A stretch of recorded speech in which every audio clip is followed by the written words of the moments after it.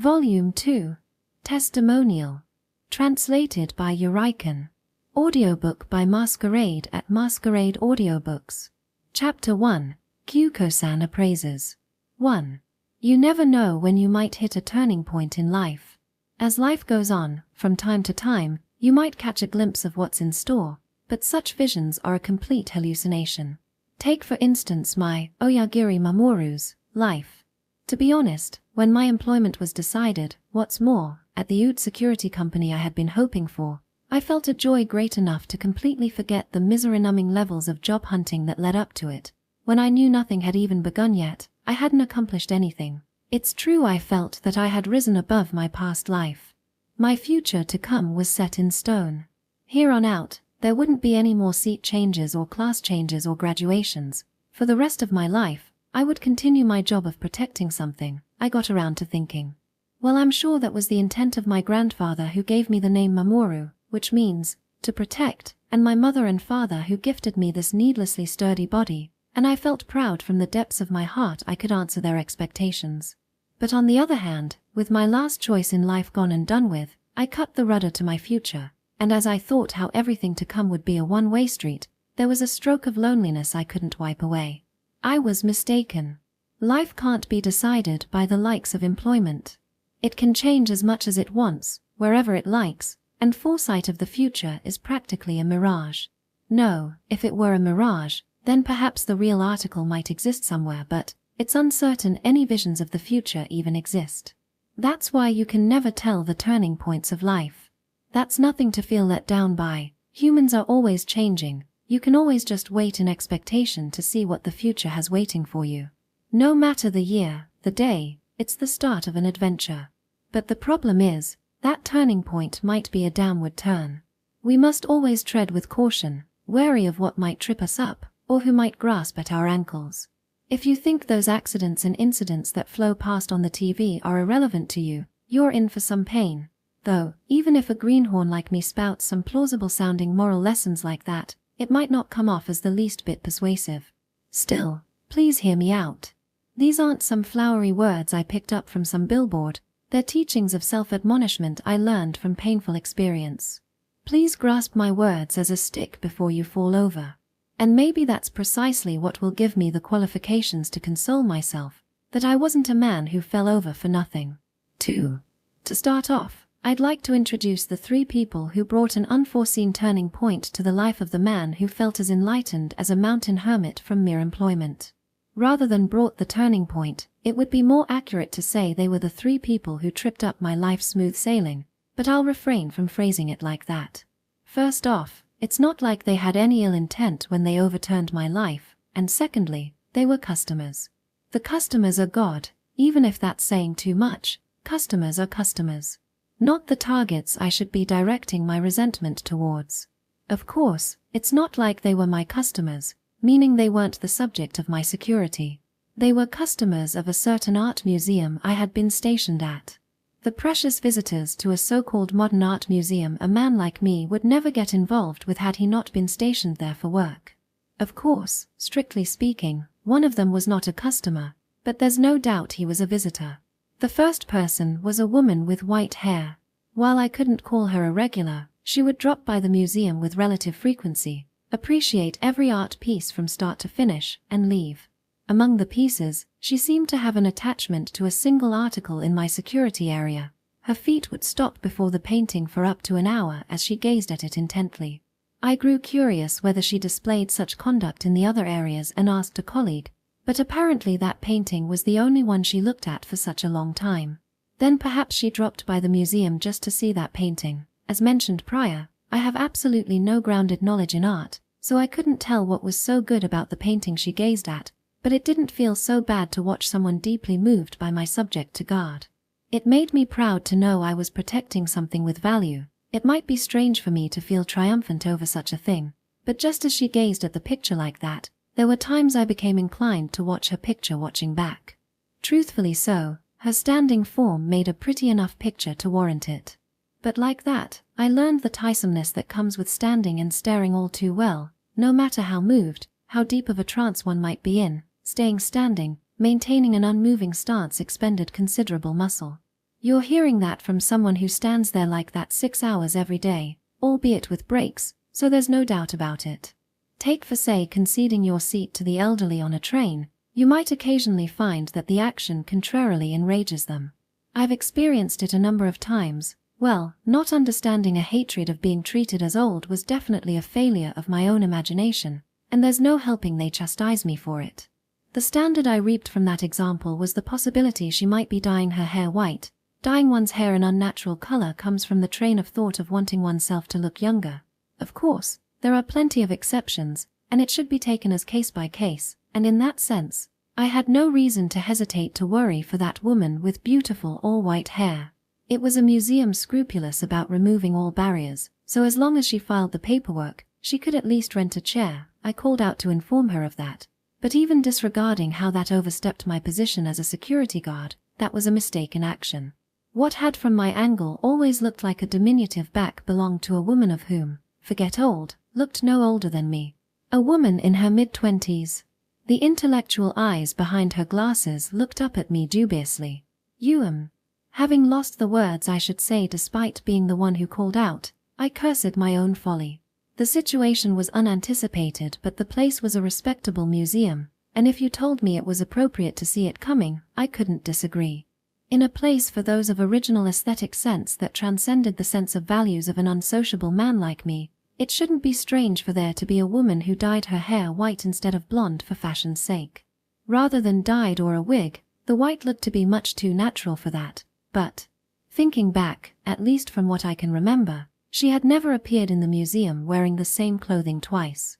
That was the first time I saw her in that turtleneck knit sweater, a stole draped over, and long skirt below. For such a fashionable lady, her white hair must be a facet of her style, though it's not like I'm some detective from a novel, and if you wanted me to make a definitive deduction, that's setting the bar way too high. Whatever the case, calling out without ever confirming her face was idiotic and overeager of me. What's more, the face that turned to me, while belonging to a cute young lady, wasn't looking at me for the better. As I panicked to smooth over my failure, I was practically a pick-up artist flurried before a beauty.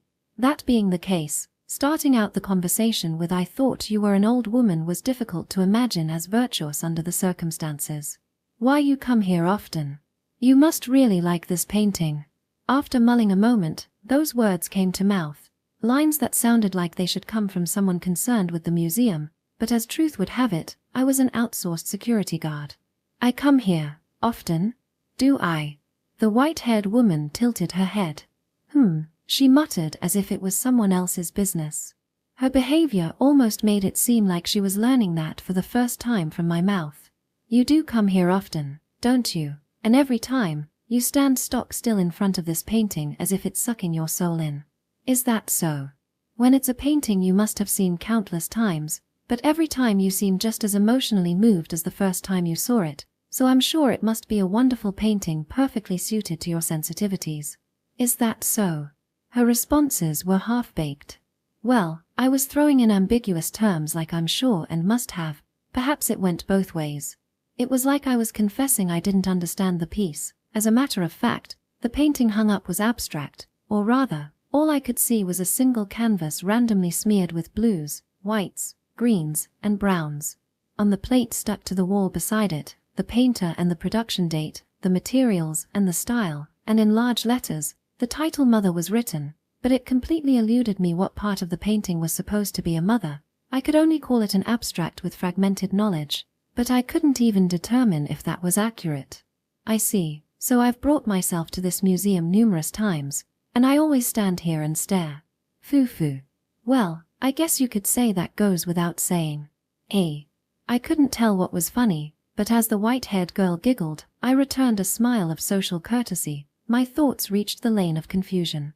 Do people with sharp aesthetic intuition hold an unconventional sense in daily conversation as well? Also, I thought, when? Around how long do I usually stand here? She asked something even stranger than before.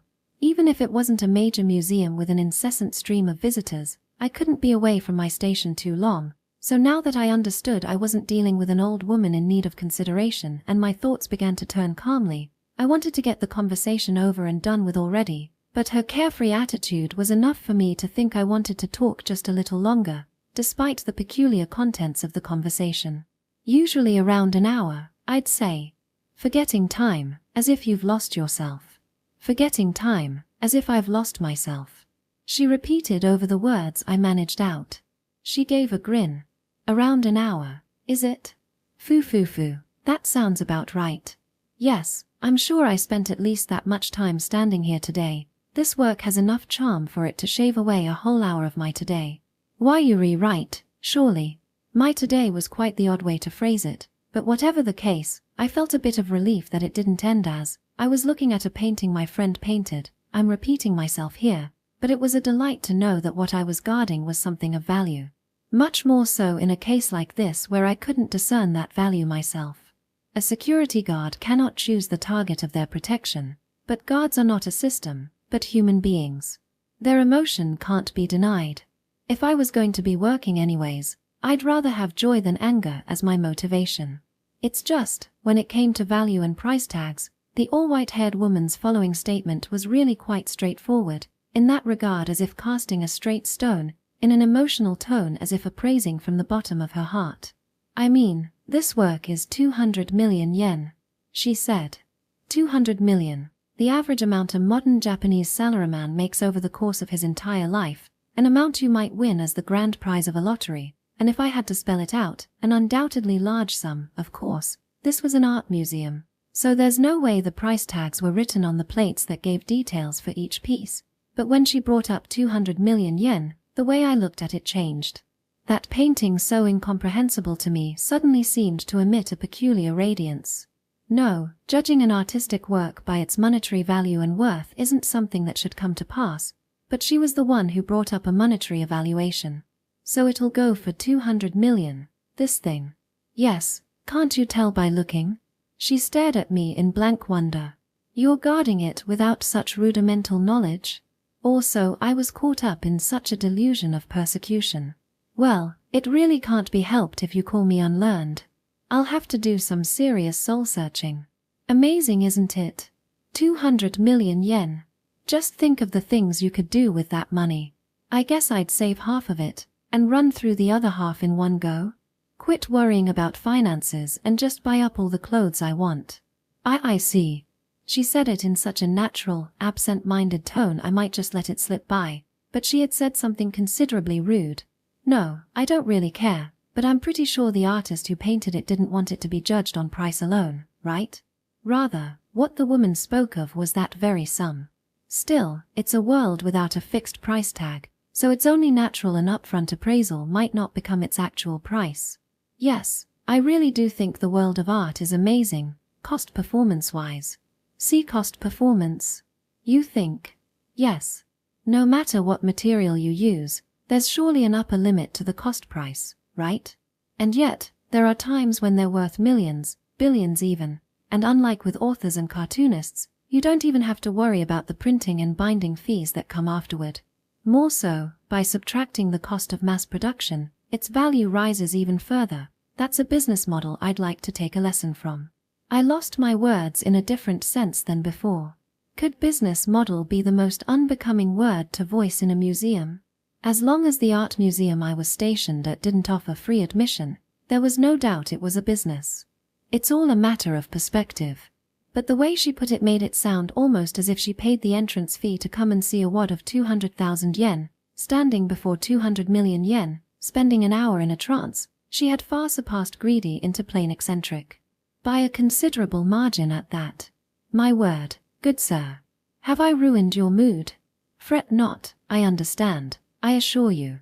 In order to preserve its value in being the only of its kind in the world, the cost this institution must pay to maintain it, it's not as if I could ignore that. While I'm not sure exactly what way she took the confusion that apparently showed on my face, she followed through in a manner missing the mark. Rather than miss the mark, it somewhat felt like she was playing dumb.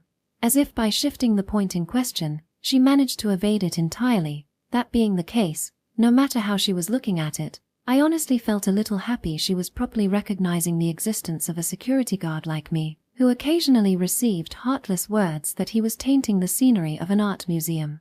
Still, it really is nice. 200 million yen. 200 million, that truly is wonderful. There's no other replacement for 200 million yen than 200 million yen. And now that I've been able to see such a beautiful 200 million yen, I get the feeling I can do my best today. See, could you please stop repeating 200 million yen? So what exactly do you do for a living?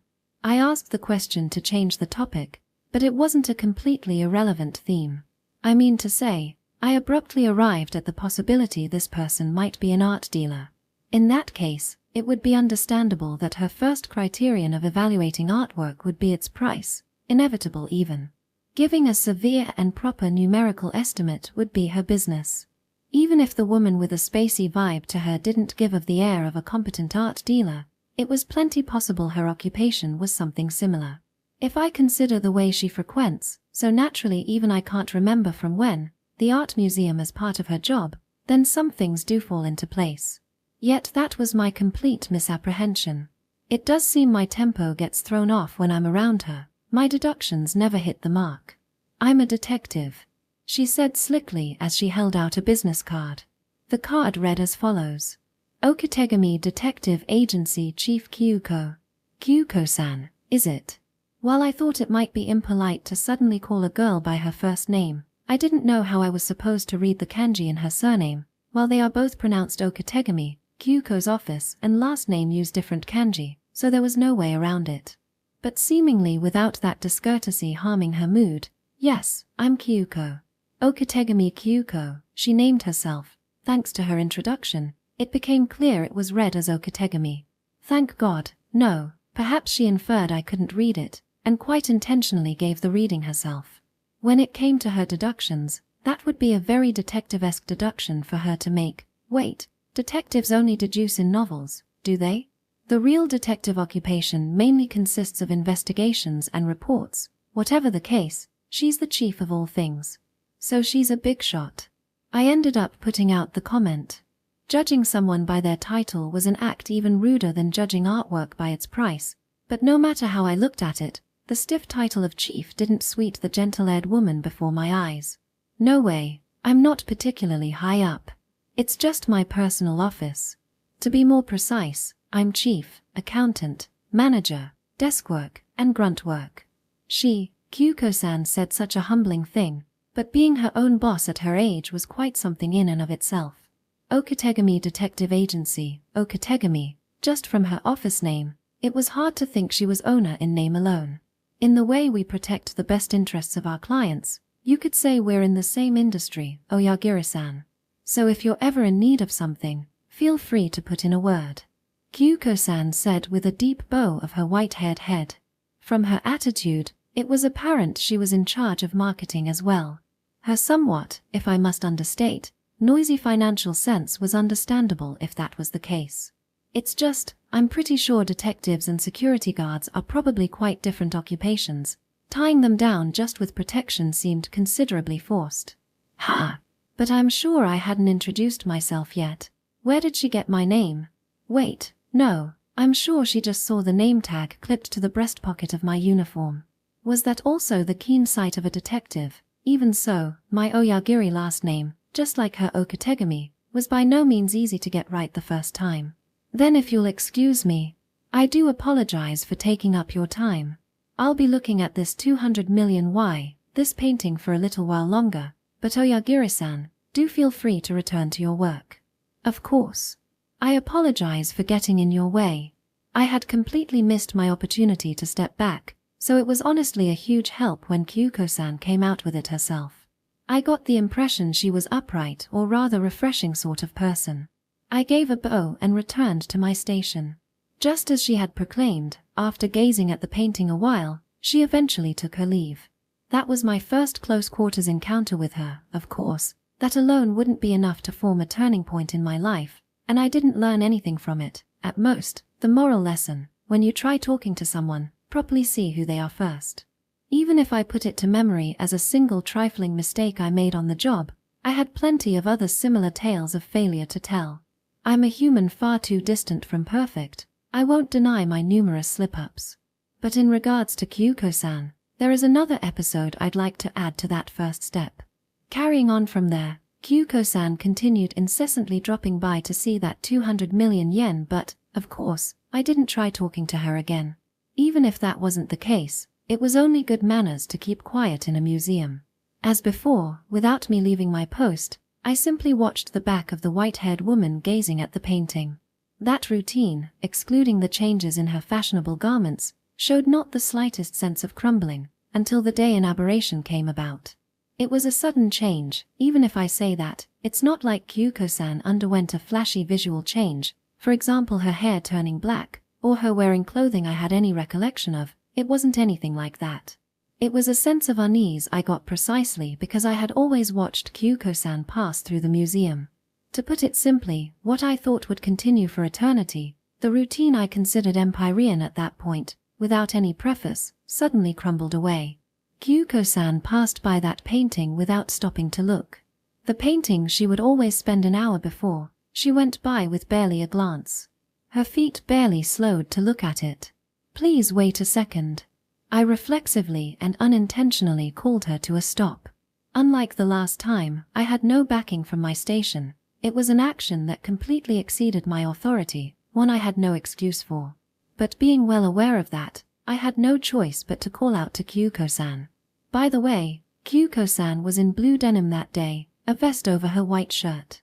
In regards to that, she's a person who looks good in anything she wears, but every time I meet her I have to reimagine just how giant of a closet she must have at her home.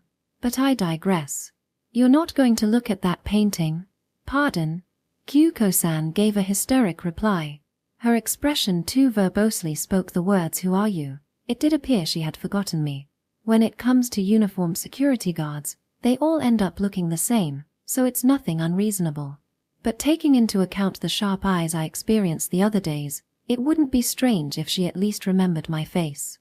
Contrary to her intellectual air, perhaps her memory wasn't actually that good. Regardless, it's not like I spoke to her with any ulterior motives, and I really couldn't care much less for the color of impression I left in Kyuko-san's recognition. The problem was the shade of impression that painting left on her. Why was it that the painting she always appreciated without exception, today of all days, was passed without stopping? I was so curious I couldn't help myself. It was the idol she had been devoted to all the while, though you could just call it 200 million yen at this point, but without treading on a single step down the stairs, was it really possible for her to abruptly lose interest? I did see it. So what? Kyuko-san kept up her guard as she answered so. The gears weren't meshing, or rather, what I wanted to say wasn't getting across in the slightest. Thinking back, I get the feeling our previous conversation was also spotty at best. That you did? No, I mean, aren't you going to stare at it like you usually do? You usually admire it for a much longer period of time. And yet, I'm practically sounding like a stalker, I reflected as I spoke. For me to approach as if to lecture her because her routine work collapsed, my actions were far from a security guard. It was almost as if she was a potential danger I'd marked down. For a woman, it wouldn't be strange for her to cower and flee. My attitude was the epitome of suspicious, and yet Kyuko-san showed no hesitation. More than that, she spoke with great intrigue. The corners of her mouth rose. It was very much the smile of a great detective encountering a fascinating mystery, her gentle atmosphere inverted to an expression I might even call aggressive. "That sounds interesting. Could you give me the details?" "Even if you ask me the details, as I was saying, why did Kyuko-san, who would usually take her sweet time looking at that painting, suddenly ignore it today? When the other party had clearly forgotten that we'd talked before, it was hard to step in from my side. Therefore, I completely skipped over that part and gave just the main points. Albeit, at Kyuko-san's bearing as if she had even forgotten she usually looked at it, I couldn't help but feel something off-putting. As we were talking, I started coming under the impression it was much stranger to be captivated by the same painting every time she dropped by, but it didn't seem that was the point the person in question, Kyuko-san, was caught up on. Yes, you might be wondering why I ignored this piece today of all days, but what's on my mind is why this piece deeply touched me to this day. You see, we've talked before, have we?" She suddenly pointed out. When she jabbed at it, it made me feel insincere for trying to play dumb. It's not like I have any confidence in my acting ability, more so, I have zero confidence in it, but I wonder how she saw through me. "No, I mean, you just called me Kyuko-san when I had yet to introduce myself." Ah, crap. To a cliché extent, that was from my own boneheadedness. Whatever the case, this was a problem that sprung from her own deficiency in forgetting someone she had talked to before, so I did get the feeling she stirred up trouble just to solve on her own. Yes, we have. At the time, you spoke heatedly about this piece, making me find it all the more bizarre. Heatedly, is it? Knowing me, it wasn't the artistic technique, but the price of this work that I spoke so heatedly over, correct? Knowing me, she said, making it sound like someone else's business. She did seem to have a tendency to cast away her past self as a stranger. I found it hard to say she was right. But she had repeated the painting's price so many times that day it would feel too insincere to say she was wrong. At the end of my hesitation, meaning at the end of my failure to think up a means to play it off, you said it was 200 million yen, I answered idiotically honestly. Well, it's not like anything would start by haggling down the price to 100 or 50,000, and inflating it would be just as pointless. 200 million yen. This piece is. As she said that, Kyuko-san stood before the painting. Looking at her pose and position, it was the same picturesque Kyuko-san as always, but when it wasn't as if anything had changed, it was as if the nuance I could feel from her had taken on a complete shift. Eyes appreciating eyes, that they were not. As if to bluntly interfere with its contents, to outspokenly force their way into the secret private lives of another, they were like the eyes of a detective. Wait, that's wrong. She's not like a detective, she's a detective. Foo-foo. Indeed, this is a wonderful piece the artist must have put his soul into, but 200 million is going a bit too far. 3 million. No, if you want me to be realistic, I'd say it's around 2 million. She said. I was taken aback to think the price would fall to 1/100th of its original value. For an investment, that's great enough decline to hang yourself over. Just what could have happened? From what I could see, it's not as if the canvas was damaged, or the colors were stripped. No damage visible to the eye had happened to the painting. Granted, different appraisers might come out with different prices, that was within the realm of possibility, but the one who said 200 million was none other than Kyuko-san. I couldn't understand.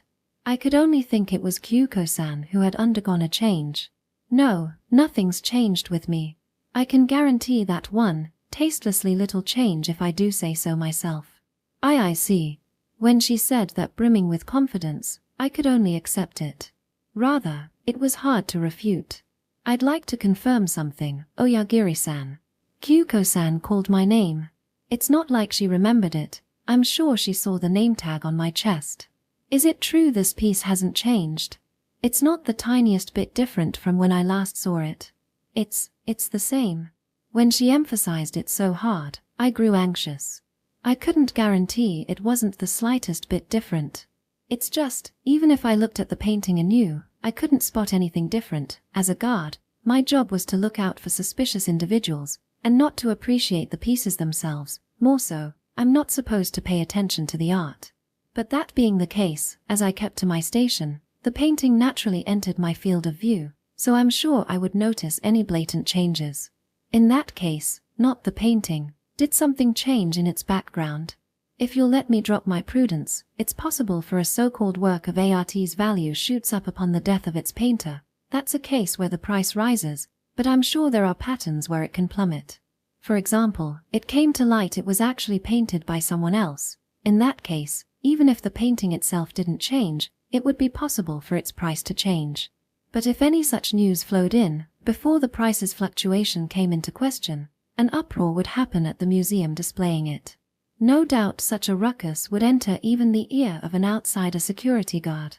If it became public the history of a painting they'd always displayed was wrong, the display would be put on hold. It might even become a scandal on the scale of the museum taking a temporary holiday. Yes, I see your point. But a difference in the background is a good train of thought. Art is only art with everything around it. Though they do say a creator and his work are different matters. Ahaha. If you're looking at it for enjoyment, it's perfectly fine to detach them, but if you want to look at it as fine art, the partition is difficult. An art piece can sometimes be seen as the main essence of the artist. Though that's irrelevant right now, said Kyuko-san. It's irrelevant. But she was speaking with a strange sense of confidence, So perhaps Kyuko-san already had a rough idea of why the unchanging painting's price changed. I wrung out my courage to ask. Well, if I had to say, I do have an idea. I don't have any evidence, and it's just a notion that struck me without any basis. Kyuko-san said after all. And parting from the space before the painting, well then, I'll be taking my leave. She gave me a bow and walked off.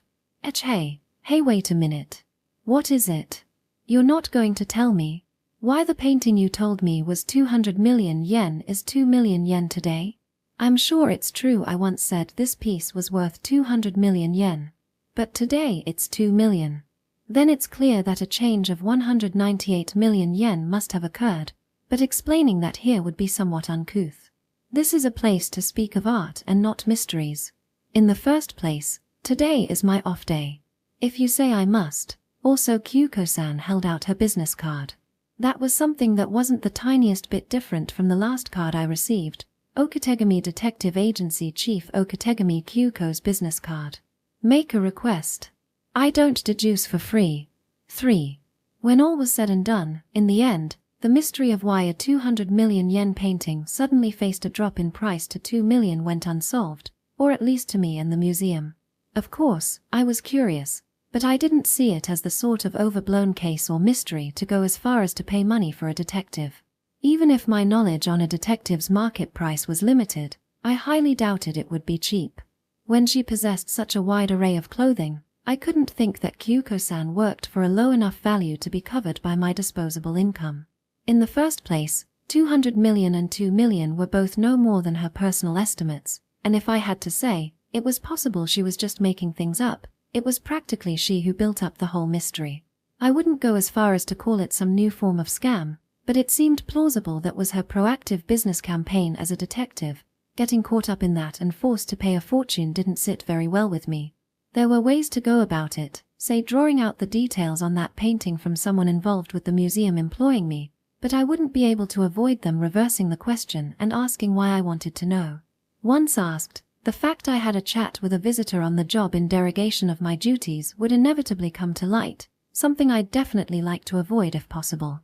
So when all was said and done, I held on to some hazy thoughts as I continued to work my unchanging job, with the unchanged painting in my field of vision. I spotted Kyuko-san's figure a few times in the museum after that, but she would never rest her feet before that painting in question again. Nor would I call out to her. Naturally, she didn't speak to me of her own accord either. Perhaps she had already forgotten me again. That's why my only point of contact with her, the 2 business cards I had forgotten to take out of my uniform pocket, only returned to memory after the incident had occurred.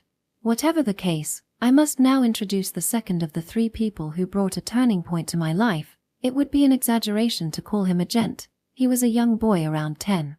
For a child to grant me a moral lesson makes me feel like a disgrace of an adult, but he was a so-called prodigy, so it's not particularly like it was a complex I was alone in feeling. It's occasionally the case that someone with talent comes to despise those without it, and perhaps owing to that, the young boy took on an impertinent attitude with me from beginning to end. In that sense, I don't hold a very good impression of him, but I have no choice but to recognize his talent. His artistic talent, that is. I first came to recognize him shortly after I first spoke with Kyuko-san, after she told me the painting was worth around 200 million, I suppose. As I recall, it was around the time the curator's negotiated works came in, and there was a bit of a ruckus over how they were going to be exhibited. The new exhibit attracted attention. My surveillance area was even quieter than usual when the crop-cut boy appeared with his sketchbook. Of course, he was a visitor who paid the standard fee, child's fare, so I had no complaints in that regard.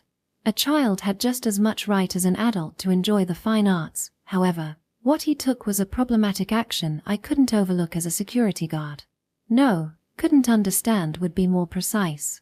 But it was the sort of problem for which a single security guard tasked with a single area in the corner of the museum was supposed to make a decision on the spot. No food and drink, keep quiet in the building, don't touch the art pieces, no photography.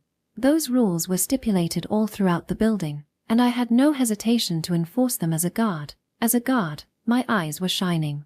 Especially in the present age, where the diffusion of cell phones has made photography a part of everyday life, Cautioning the visitors who tried taking pictures without any ill intent could be called my main job. But what about in that circumstance?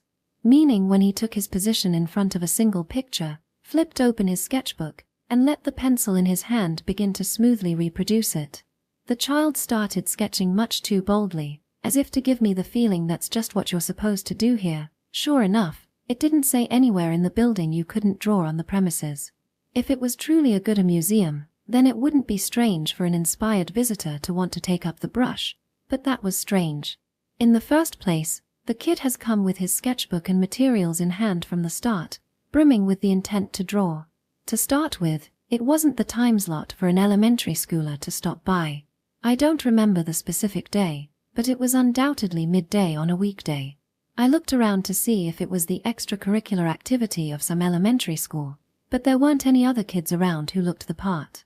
No teacher taking command either. That being the case, disciplining a child wasn't part of my job. If he wanted to come to a museum instead of going to school, I could feel some extraordinary circumstance after all. Now then, what was I to do?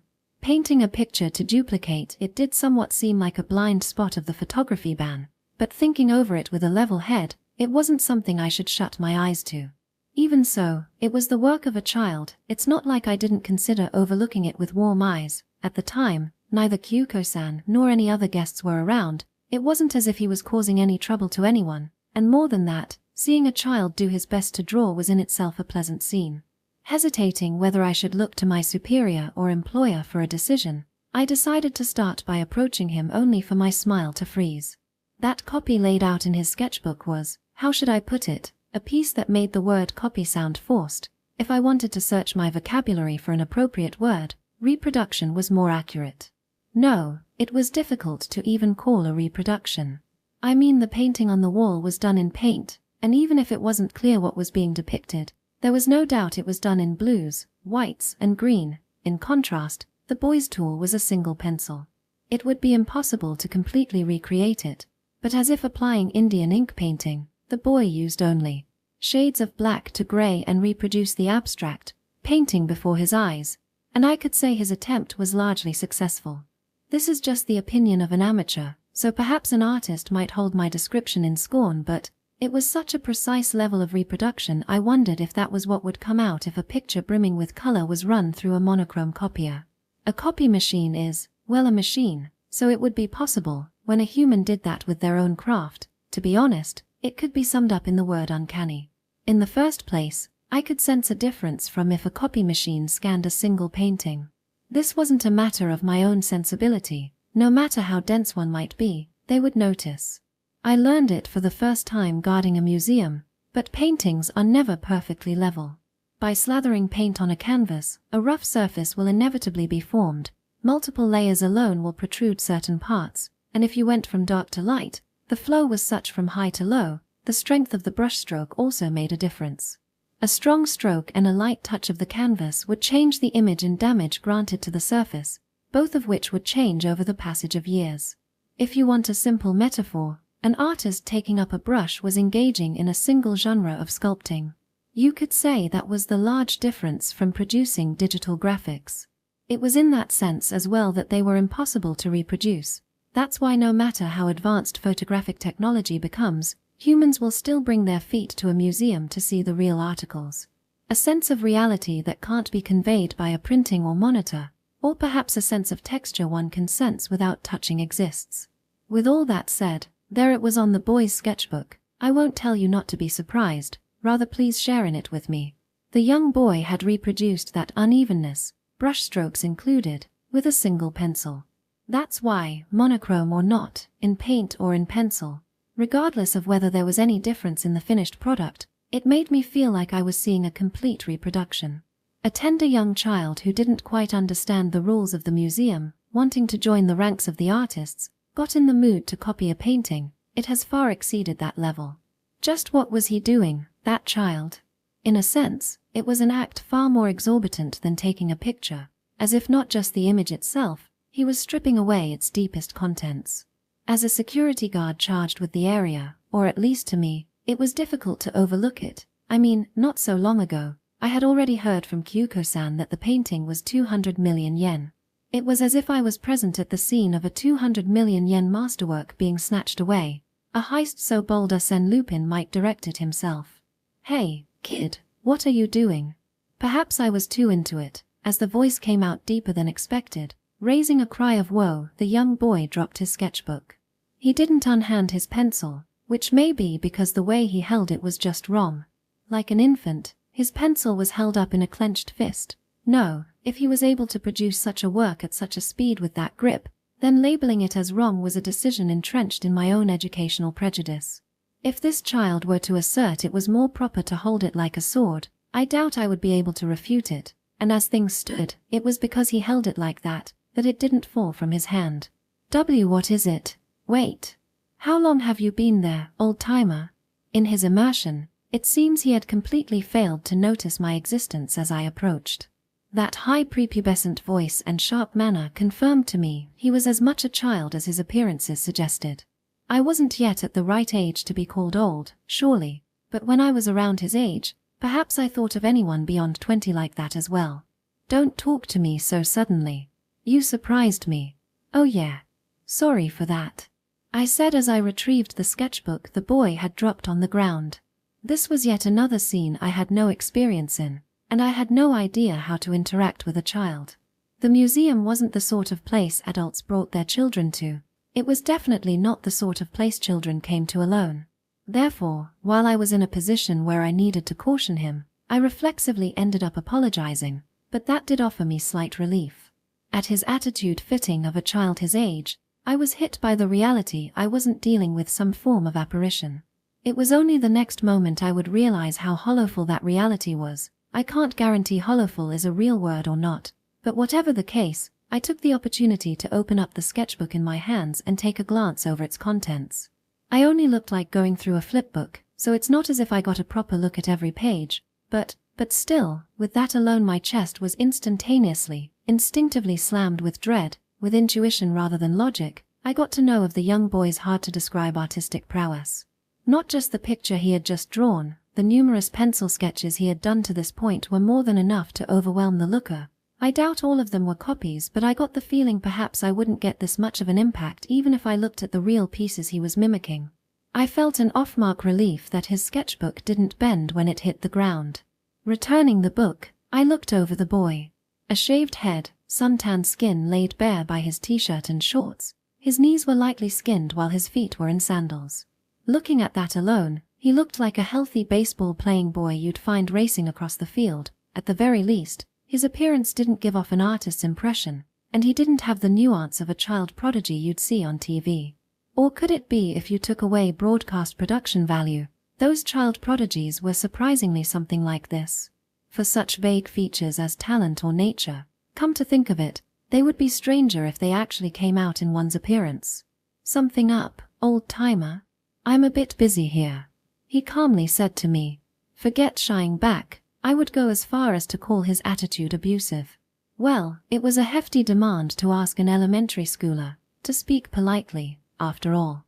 For a boy who could draw such pictures, the main problem was how I was supposed to make him respect me in the first place. You're causing trouble, drawing here. Could you put away your sketchbook and pencil? Really? Where does it say I can't? The boy sounded displeased. I never expected him to accept it and stand down so easily. It never is that simple, and things were proceeding as iffy as I thought. It's not written, but you'll bother the other guests so. Other guests? The young boy looked around. As luck would have it, it was around noon on a weekday, and at present, there wasn't another guest in sight.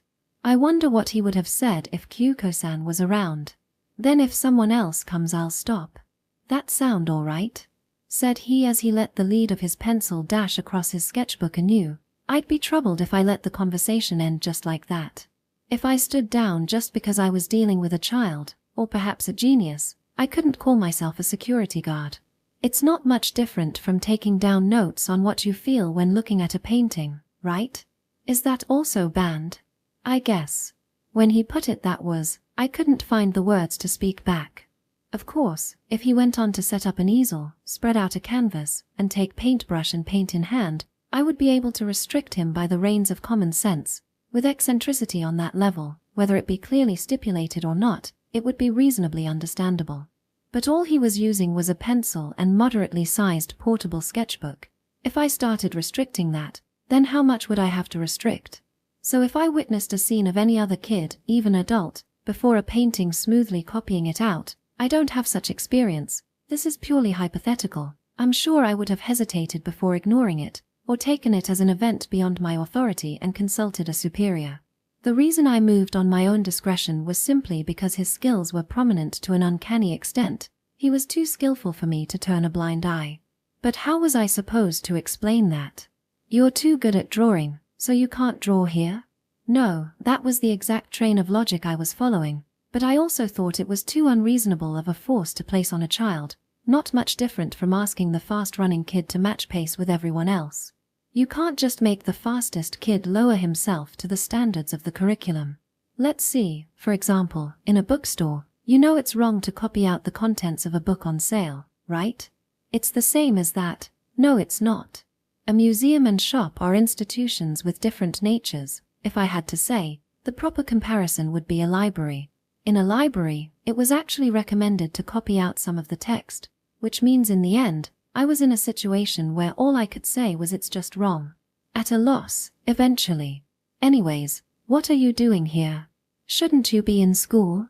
I was forced into approaching from a different angle, the logical route of, quit drawing in a place like this and properly get yourself to school. Well, I had a vague understanding there was some circumstance to it, but even if that wasn't the case, I had a hard time believing a kid like this could fit into a normal school. I don't have to go. You know the thing with compulsory education? The parents have a legal obligation to send their children to school. The children aren't obligated to go. That was definitely how the law worked, but it was a childish argument. If that sophistry actually passed, I get the feeling we wouldn't have so much trouble. Then where are those parents? Somewhere around. Did you come here together? You've got eyes, Don Cha. Keep it down. Even as he said that, the boy raised his pencil. The sketchbook was dyed a deep black as the 200 million yen painting was reaching its completion. As long as I had no means to stop it, I could only watch over the trace's completion. It's not like I could use force against a child. I mean, he wasn't even half my size, so if I wanted to take away his pencil, it would be easy enough. But if such extreme protective measures developed into a problem of responsibility for the museum, that really would be putting the cart before the horse. I wouldn't be protecting a thing. I can see just fine. Then they're not with you. What's your name, kid? Determining it was a subject beyond my reach, I decided to get more details on the situation. The plan was to at least make a report to give to my employers. With a child of his skills, it was quite possible I just happened to be oblivious, and he was actually a famous name in the museum. In that case, this sort of questioning might be routine. Without stopping his pencil hand, the young boy curtly responded. It's Hakui Riku. Hakui? As if disappointed by my repetition, almost as if he thought it was uncultured for someone to not know his name, he silently wrote out the kanji on the next page of his sketchbook. Hakui Riku. In contrast to the brushstrokes he penciled in, it was somewhat rough, crude handwriting that took some effort to decipher, but... I see, so it's Hakui-kun. I said it because you asked me. But could you not call me so casually? It's not a name I'm fond of. Neither Hakui nor Riku. He said in scornful routine, returning to his sketchbook sketch page. His actions showed he was upset I had thrown off his rhythm. But even if his movements were flustered as he put pencil to paper, his pencil mastery remained as precise as ever, as if he had 2 chains of command in his head. If he didn't like the name Hakui, then what was I supposed to call him? As I mulled over how to respond, Hakui-kun spoke up. Hey old-timer. What about you? You asked for someone's name, so you've got to give your own. He said. I highly doubted Hakui was interested in my name, but, well, perhaps it was some revenge for getting in the way of his art. Unlike Kyuko-san, it didn't look like he had the sharp eyes to identify my name from my name tag. While artist and detective are 2 completely different occupations, wouldn't he need an appraiser's eye? No, barely knew anything about Hakui, so there was no helping it. My name is Oyagiri. Oyagiri Mamoru. Oyagiri? What sort of name is that? Exactly as it sounds. To cut your parents. It's a name I like quite a bit. You like cutting down parents? Ah, no, so you write it as kindness? The word for kindness is composed of the kanji for parent and the one for to cut. This does not have anything to do with cutting parents. It is because the kanji for parent has the meaning of intimate, and cut is used in a strange phrase that translates to close enough to cut you. Not in a bad way. So it means close and intimate. Oyagiri's name is spelled kindness, but read as the literal interpretation of parent, oya, cut, kiri. Upon turning, he finally noticed my name tag. He gave a nod before flipping his sketchbook again, and underneath where he wrote Hakui Riku, he wrote Oyagiri in the bad handwriting I'd come to expect. It did appear I had succeeded in giving the boy wonder and impact with my surname, though he ignored my commonplace given name of Mamoru. And all too easily, as if to say our business was finished, young Hakui returned to his painting. I also didn't have anything more to say or ask him. Returning to my station, I would simply report the order of events on my radio. I would seek orders, and wait for someone who could make a proper decision to put out a proper order. Just as with Kyuko-san, the museum was visited by all sorts. I can't say much, but perhaps that's how a future artist would be raised. No, from how he seemed to think it was strange I didn't know the name Hakui Riku, perhaps not just the museum, he was already a child known to the world of art. It sounds all profound to say art has nothing to do with age, but I heard Pablo Picasso was painting from 6 after all. But there I suddenly grew curious and came to a stop. I had nothing more to say or ask, but there was something I wanted to know, one thing I wanted him to tell me. Kyuko-san had such a charm and radiance to her I couldn't bring myself to ask. Meaning, just what was that painting supposed to be? That was the question.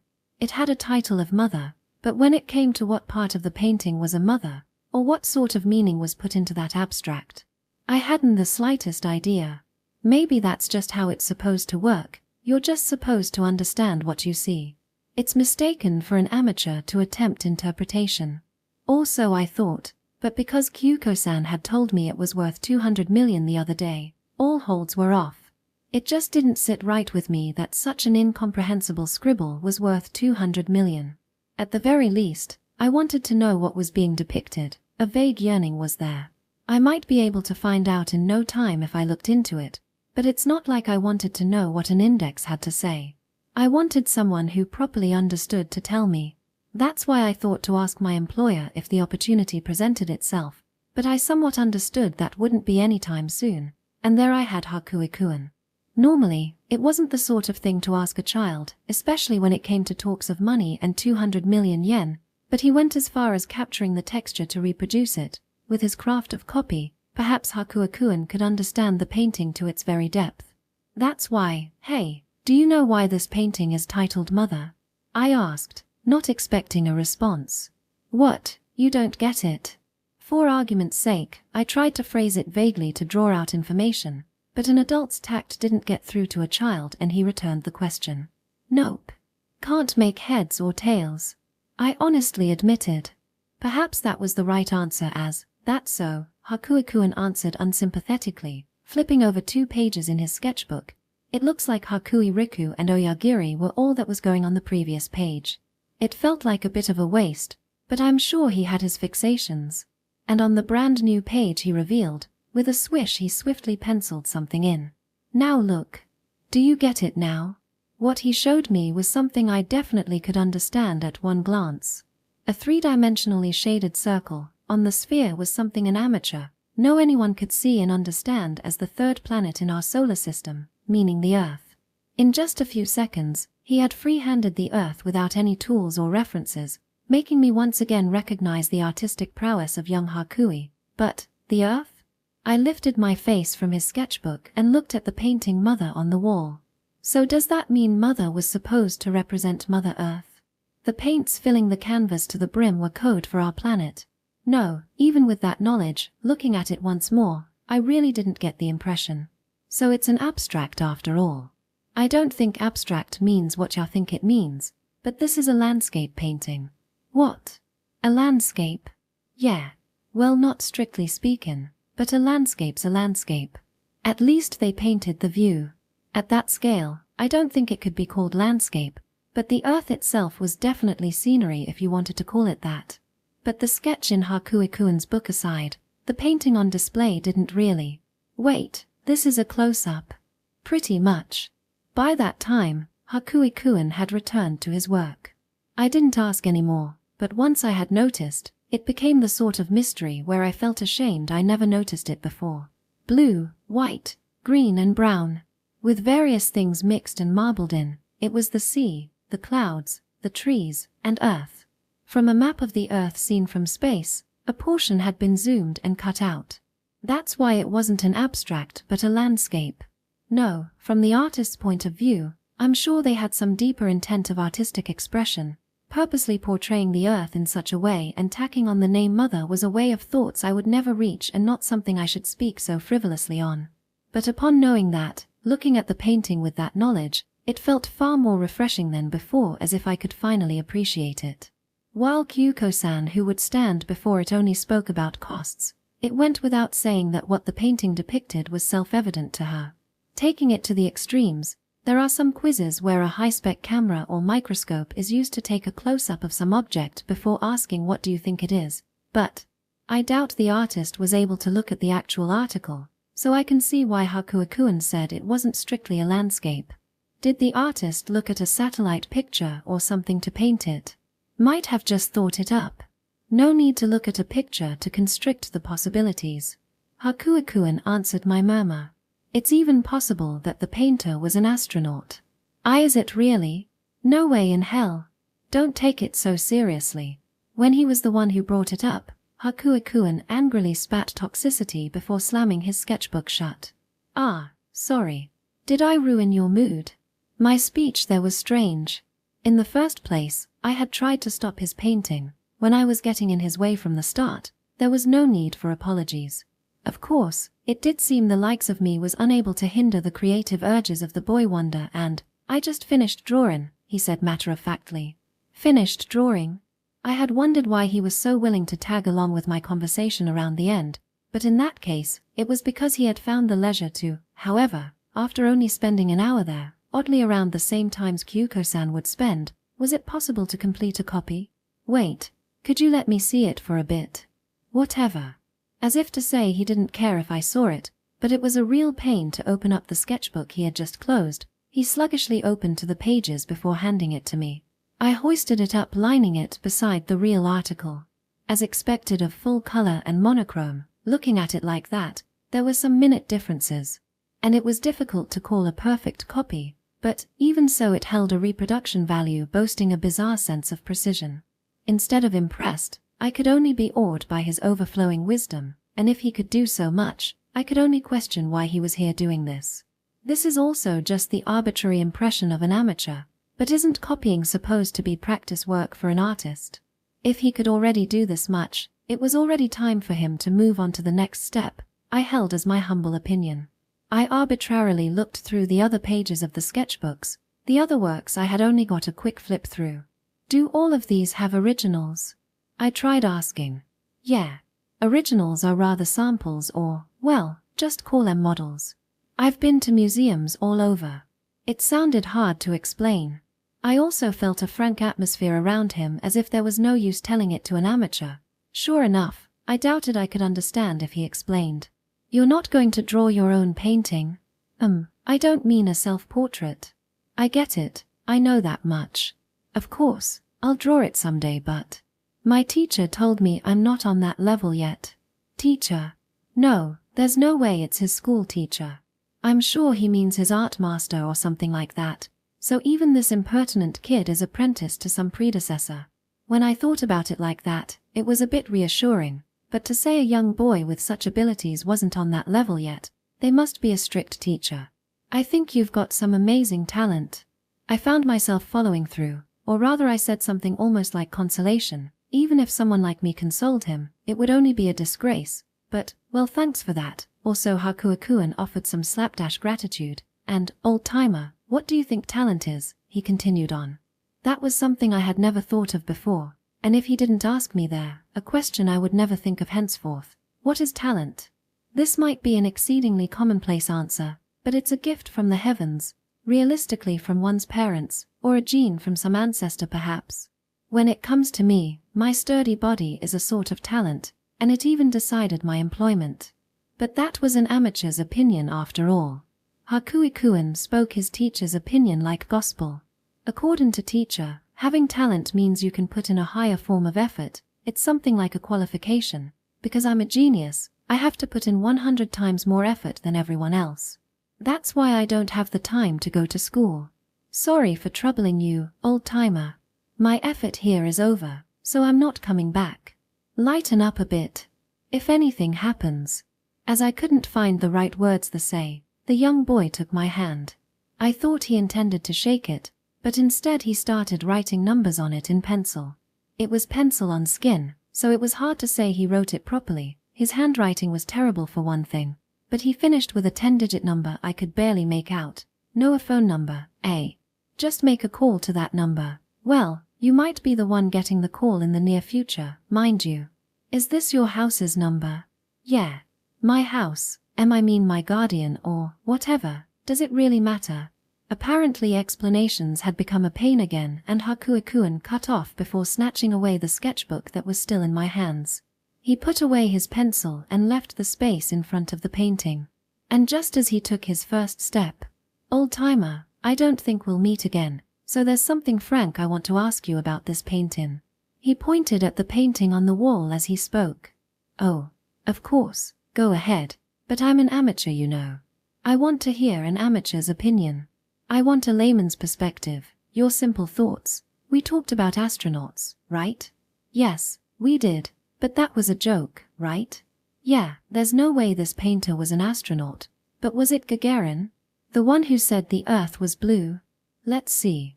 I think so. What about it?"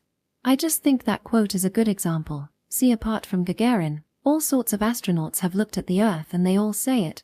They go on and on about how it's a beautiful planet. What do you think about that, old-timer?" "What do I think? Well, I'm sure that's just how it's got to be. I don't think they were lying when they said it. I'm no astronaut, and I can't say if it's even remotely the same, but when I look at satellite images, I do get a similar impression. If the time comes when everyone can go to space, and everyone can see the whole Earth as the astronauts of yore, once they learn the beauty of the Earth, then environmental pollution and destruction might screech to a halt, or so the theory goes. I think there's some sense to it." But with a whom, Hakuikuan ignored my response that could only be called commonplace before unveiling his own view that ran in full opposition. You see, the first time I saw a satellite photo of the Earth, my first impression was how filthy it was. Filthy? Right. Filthy. He spat out the word. Speckled with all sorts of colors getting all jumbled up like mud. Just how dirty can it be? Why do all the astronauts call it beautiful, let alone blue? Why do they praise it like that? I don't get it at all. If it were me, then the moment I see it, I'm sure I'll throw up. The moment I first saw that, young me firmly decided he would never become an astronaut. A child was intentionally saying something edgy to tease an adult. His cynical tone was too close to sincere for me to interpret it that way. It's not like he was hooked on the sense that his values ran contrary to the rest of the world. This child really couldn't understand what the astronauts were saying. Just as I could barely understand what he was saying. That sensation is also the origin of my art style. I'm not doing everything in black pencil because it's a rough sketch. I find colors disgusting. Go for monochrome over color. Come to think of it, I think Hoffsan said the way we view scenery differs from person to person. I think I'm like that. In which case, that's also a talent, I guess. If it's about the various theories on Van Hoff's sense of vision, he's famous enough that even an outsider like Ms. heard them. More importantly, I was sure the young boy who added sand to Hoff was using a single pencil because it was just barely within the bounds of what was, maybe, permitted in the museum, but it seems he had a fundamental repugnance for color. There's no way of telling if the landscape someone else sees matches up with what's in your eyes. Paintings can be copied over however many times you want, but you can't share their field of vision. I think about it regularly, but you can sympathize with the astronauts so easily. What I'd give for that. I wonder how much effort a genius has to put in to catch up to the common man. Saying only his last line in jest, the young artist left the museum. 4.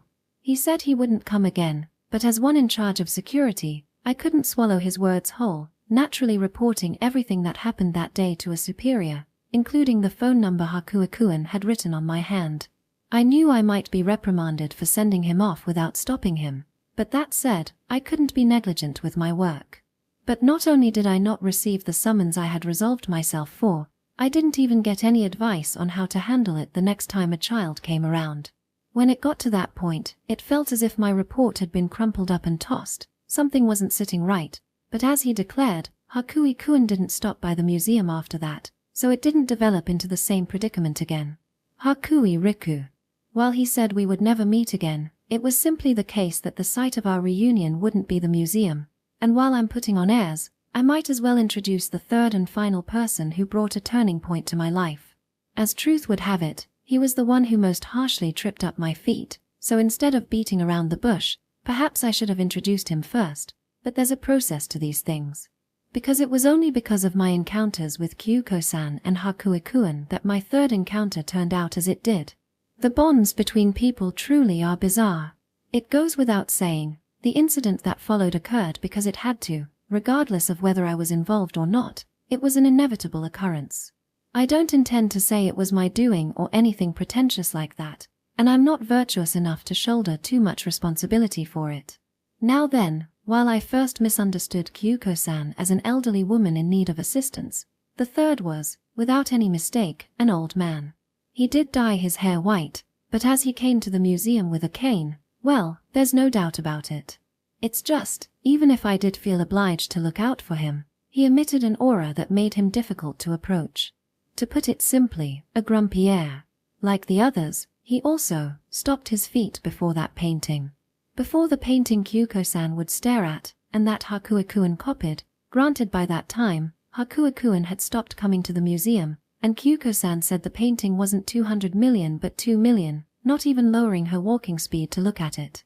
As always, I had no choice but to stand there, so whether I liked it or not, the painting entered my field of vision. But what had once been an incomprehensible abstract when I first took this position had become a 200 million yen masterpiece, after which it became clear what was painted was a landscape of the planet Earth, and after that, for some reason, its value bombed to 2 million yen, 1/100th of its original value. Unsure of how I was supposed to face it, my position in the room was becoming unstable. So when the old man in a hakama came to a stop before the painting, I won't deny I curiously looking forward to what would happen this time. I ended up hoping for the next plot twist to come. Those aren't the right feelings to hold on the job, and I know I should reflect on that, but that being the case, the retribution bestowed on me was simply too great for the sin. Undue suffering. No, if I wanted to bring up suffering, the painting mother suffered a far crueler fate than me.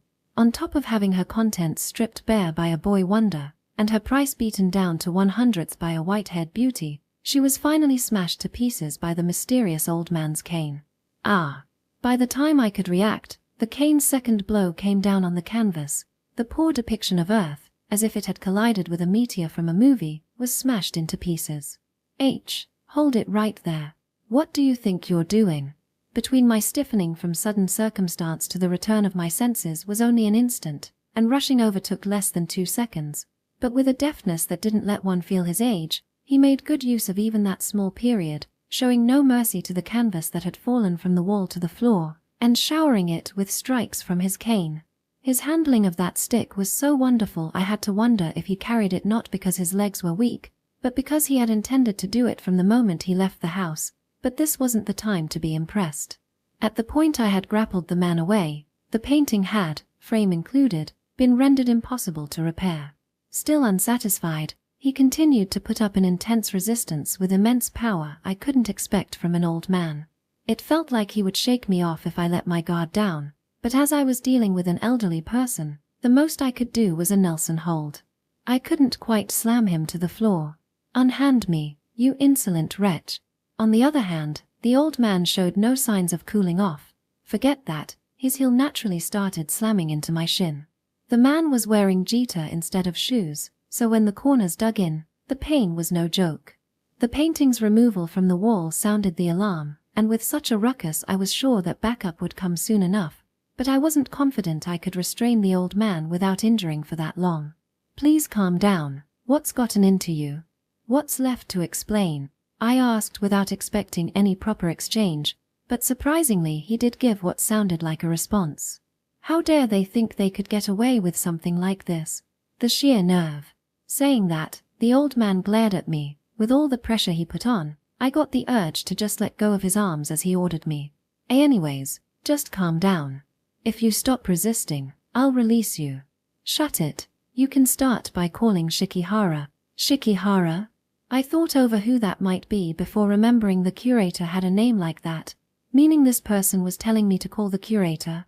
If I had to say, the one who was going to be called somewhere was the old man who had committed such violence, but the man's overbearing way of addressing the curator without honorifics wasn't easy to ignore. He had too much dignity in his rage for me to write it off as an old man's hysteria, and I felt like I might end up obeying him if I was caught unprepared. I was on the verge of calling the curator, but if I just did as I was told there, it would be the same whether a security guard was stationed there or not. Now that he had destroyed what I was to protect, there was already practically no point in my being there, but even so, I was unable to abandon my station. If you want to say something, I'll hear you out. Bollocks, I say. It's a waste of breath on a knot-eyed amateur like you. Knot-eyed. By knot-eyed, you mean? I could understand if he said an outsider security guard was a waste of breath, but what did he mean by a knot-eyed amateur? As if to take a stab at the moment I spent pondering, the old man rapidly untangled one of my arms, holding his cane aloft. His dynamism unfit for his age astonished me. At the same time, I couldn't help but question what sort of impulse was driving him so far. I seized the cane he was about to lower. Do you have some bone to pick with the planet Earth? I cried, and suddenly, all of a sudden, the old man went docile, draining his power. He also stopped stamping his feet. With his 180, I was about to fall over from my own leftover momentum. Speak. Quietly this time, the old man spoke. Just because he had stopped resisting, releasing the perpetrator of such violence was crazy, but he had already preceded me and released the cane from his hand. He discarded his armament. I was half lifting him up in that air, and once he had stopped thrashing around, precisely because we're practically stuck together, the feel of his slender light constitution was conveyed to me. My respect for the elderly that had turned off in crisis came back to me. At the end of my hesitation, I let go of his withered branch, though from his previous rampage it was surely too powerful for that label of a body. Of course, keeping myself ready to cope if he started going at it again. Chemph. But for now, it looked like my worries were undue, and all the freedman did was straighten out his disheveled traditional clothing. Looking at him like this, even retracting my own build from mind, he was a small-built old man, though his eyes were too sharp for me to think of him that way. I wonder what it is. He didn't give off the slightest sense he had given up resistance and surrendered on my intervention. You mentioned the Earth. Can you understand that painting? I was perplexed by the question he tossed over. Really, what was it? Was he referring to my "do you have some bone to pick with the planet Earth" line? No, if he asked whether I understood the picture or not, I could only say I didn't. All I had was hand-me-down knowledge from Hakuikuan. If I was told 200 million, it looked like 200 million to me. If I was told it was the Earth, it started looking like the Earth, and if I was told it was 2 million, it started looking like 2 million. That was the extent of my eye for appraisal. But even if he was calm for now, thinking of the old man's temperament, I couldn't imagine answering honestly was the appropriate response. So while it was far from sincere, yes, it's a landscape of Earth seen from space, isn't it? That's why it was given the title Mother. I'm surprised a child's opinion helped me to such a degree, but the deed was acknowledged and, I see, the old man gave a profound nod. It looks like they're not complete knotholes, but in that case, you're even more of a dullard than I thought. It's all the more sorrowful to see you had a discerning eye on you. What do you mean by that? All right. Without answering any of my questions, after taking a scrupulous rude look over me, "Welp. What's your name?" he asked. Welp, owing to my height over 180 centimeters, I had never been referred to as such, and for a moment, I couldn't tell he was talking about me. In the end, it looks like Kyuko-san was the only one who could discern my name from the tag on my chest. Could it be my name tag was completely meaningless? Oyagiri Mamoru. I see. Then Mamoru, I'm going to give you a test. Despite being a ruffian taken in, despite being someone who would be turned into the police, the man spoke with a majestic, imposing air. His tone overly condescending, he had shown strong enough resistance to warrant it. But at the word test, for some reason, I felt some intrigue. What did he bite onto? I couldn't tell, and as I couldn't tell, the old man pointed at the fragmented canvas strewn across the ground. Try putting a price on this painting. A price, is it? Yeah. It can be a general estimate. Nearest whole, just give me the first price that comes to mind. With the eyes of a true appraiser strongly trained on me, he issued me an order. I looked at each piece of the dispersed canvas in turn. Price, on that question, I naturally recalled Kyuko-san, the white-haired woman who first appraised the painting at 200 million, and after that, as if forgetting that episode entirely, she revised it to 2 million. Just as I jumped onto Hakuikuan's opinion, could I ride aboard Kyuko-san's take there as well? But even if I wanted to, Kyuko-san had given two. The 200 million she would spend an hour admiring, or the 2 million she barely glanced at. Which price would be right to say in this situation? Before right and wrong, was there even a correct answer to the eccentric old man's query? I got a feeling he would take offense to whatever I said and call it wrong. Perhaps he even had a vague sense that the answer "it was a landscape of the earth" wasn't an answer of my own.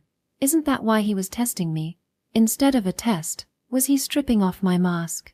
In that case, I couldn't carelessly be caught up in his trap. But even if I wasn't going to borrow Kyuko-san's words as is, I would have to give my own honest opinion. Problem being, I didn't have one on the matter. What's wrong? Can't answer. If you don't know, just say you don't know.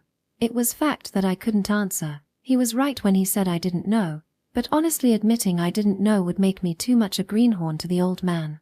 I still had some will in me. I tried thinking. I didn't have to appraise. I just had to deduce. If hypothetically, I used Kyuko-san's estimate as a base, the options would be 200 million or 2 million. In that case, just considering it in turn, the obvious choice would be the latter. That went without saying. It was a problem of chronological order. The day Kyuko-san said 200 million yen, and the day Kyuko-san said 2 million yen, the problem wasn't which day Kyuko-san's eyes were more trustworthy. The main problem was which one was the latest information. Putting aside whether Kyuko-san's opinion changed after that, she never stopped her feet before the painting again. If its value had returned to 200 million yen, then surely she would have spent an hour admiring it as she did in the days of yore. With her detective insight, she had noticed the price plummet of something I couldn't detect any change in, and if there were any further changes, she wouldn't overlook them. But if I had to be pedantic, it wasn't as if Kyuko-san came by the museum every day. In essence, she hadn't stopped by in the past week. I had no guarantee the painting hadn't changed in that time frame. At the very least, if I knew what basis Kyuko-san used for her change in price, I would be able to proceed without hesitation, but she wouldn't tell me, and I had no developments myself. She said she wouldn't deduce for free. In that case, should I have made a formal request? No, at that point, I had no telling the information would be necessary, and in the first place, there was no finality to Kyuko-san's pricing. To the end, that was her personal opinion, there was no guarantee this old man would take to it. Rather than saying something stupid to send him on another rampage, keeping silent or lowering my head and saying I didn't know would be the adult decision. It was disgraceful and an option I resented, but in all honesty, I didn't know the price of the fragmented painting, and regardless of how it was in the corner of my field of vision for months, I couldn't notice any changes with it. No, wait. Change? If we're talking about changes, there was a bigger one than any in the months I've been here. A dramatic change making it impossible to even compare to how it was before just happened.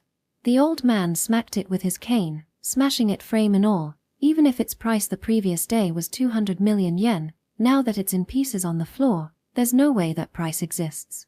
Kyuko-san had said something about the cost paid to preserve its value. 0 yen. In its current state, it is no longer possible to put a price on it. Far from it, in the current day and age, its disposal might not even be free of charge. Of course, it's not as if the pains and zeal the painter put into it have become worthless. More so, because the actual article has been lost, they might actually rise in value, but its physical price as a painting was completely lost. While changes can occur over the years, There are instantaneous changes as well. There's no need to say all things in life are transitory. There's no way anything can preserve the same value forever. Just as turning points in life can come at any time, an item's value, the values of society can change. There's nothing that doesn't die and nothing that doesn't break. The moment the old man hit it, the painting had lost its value, whether it be 200 million yen or 2 million. It was also a form of proof it had a definite unyielding value up to that point. The old man grinned. He gave a wicked smile. "Each. I'll admit you've got some wit to you. I'll have to give you a pass," he said as he turned his hand towards me. It appeared he was demanding the return of his cane. I had some hesitation, but come to think of it, I had no basis to determine the cane was only carried to destroy artwork. If his legs really were weak, depriving an old man of his cane would be horribly mean-spirited. I held out the cane. Seeing how, after taking it, he immediately pressed it to the ground and entrusted his body weight, my decision was not mistaken. That aside, judging by the old man's remark, my answer was by no means worth 100 points. It felt more like I had used some clever loophole to barely pass. Well, he did call it for what it was. It was a scene where it wouldn't be strange if he screamed out that wasn't what he meant. I was just happy the old man had completely calmed down. And in his plight, he decided to return some wit for wit. "Now then, you must let me take my leave. All I did was smash a painting worth nothing, so naturally, you have nothing to fault me on." He made a grand show of using his staff to walk off down the museum's recommended route. No wait, there's no way that logic would ever pass. I hurriedly circled ahead of him, spreading both arms to block his way. "Something the matter? The one who said it was 0 yen was you. Why you rewrite? But you know that's not it. Anyways, don't move. I'll call someone in. You're a hard shell to crack. That's what I've been saying from the start. Just call Shikihara in. Tell him Wakui came by, and he'll understand." "W. Wakui, is it?" "That's right. Now get to it." "Oh, on it." The old man's name had finally come to light, but more importantly, from his manner of speech, he made it sound like he was an acquaintance of the curator. In that case, it would explain his unchanging arrogant attitude, but could it be the old man? Old Wakui was a mainstay of the world of art. He definitely looked the part, but would a prominent artist make such a mess of an art museum? Thinking about it logically, I couldn't imagine it so, but at present, it was impossible to think of that person as being within the bounds of logic. As that was going on, the security guards from the other areas and the museum employees finally rushed in from the ruckus. As I reported the turn of events to them, old Wakui was led off to another room, and by the time I noticed it, he was gone. None of the guards knew him, but it seems some of the staff were aware of who he was, and looking at their courteous attitude that went a little beyond caring for the elderly, I was sure he had to be someone big. Whatever the case, as the one charged with the area the problem occurred, I was charged with cleaning up the mess. So the identity of the old man and what motives he held in his destructive actions, in the end, I could only come to know them on a later date. Also, despite the gravity of the situation, I was still trying to keep optimistic. I never saw it coming. To think the events of that day would be cause for me to lose my job, that's why it became a turning point in my life. A turn for the worse. 5. When you really boil it down, my hopes were too sweet. On top of the sweetness, perhaps I had simply yet to have a proper taste. It's not like I had ice cream dangling in front of my face, and I wanted to chastise myself for how much a sweet tooth I had been. Well, I don't hate sweets, but I never thought that would force me to taste such hardships. If old Wakui was acquainted with the curator, it seemed he was receiving special treatment after all. I won't deny I had some light hopes things could be settled internally. Even if I couldn't escape punishment as the one charged with the area, at most I'd be transferred out of the museum or get off with some disciplinary action, or so I thought. Who would have thought I'd actually get sacked for it? I couldn't believe a moment of negligence had cost me the job I had so longed for and put in considerable work to obtain. It felt as if I was trapped in a nightmare. But thinking about it calmly, it was only natural to fire a security guard who couldn't protect what they were supposed to. All the more that I failed to prevent the destruction of a painting momentarily valued at 200 million yen from so close. What reason did they have to continue hiring me? It was a tale where it wouldn't be strange if they demanded reparations from the security company. It was stranger for me to think they would cover for me.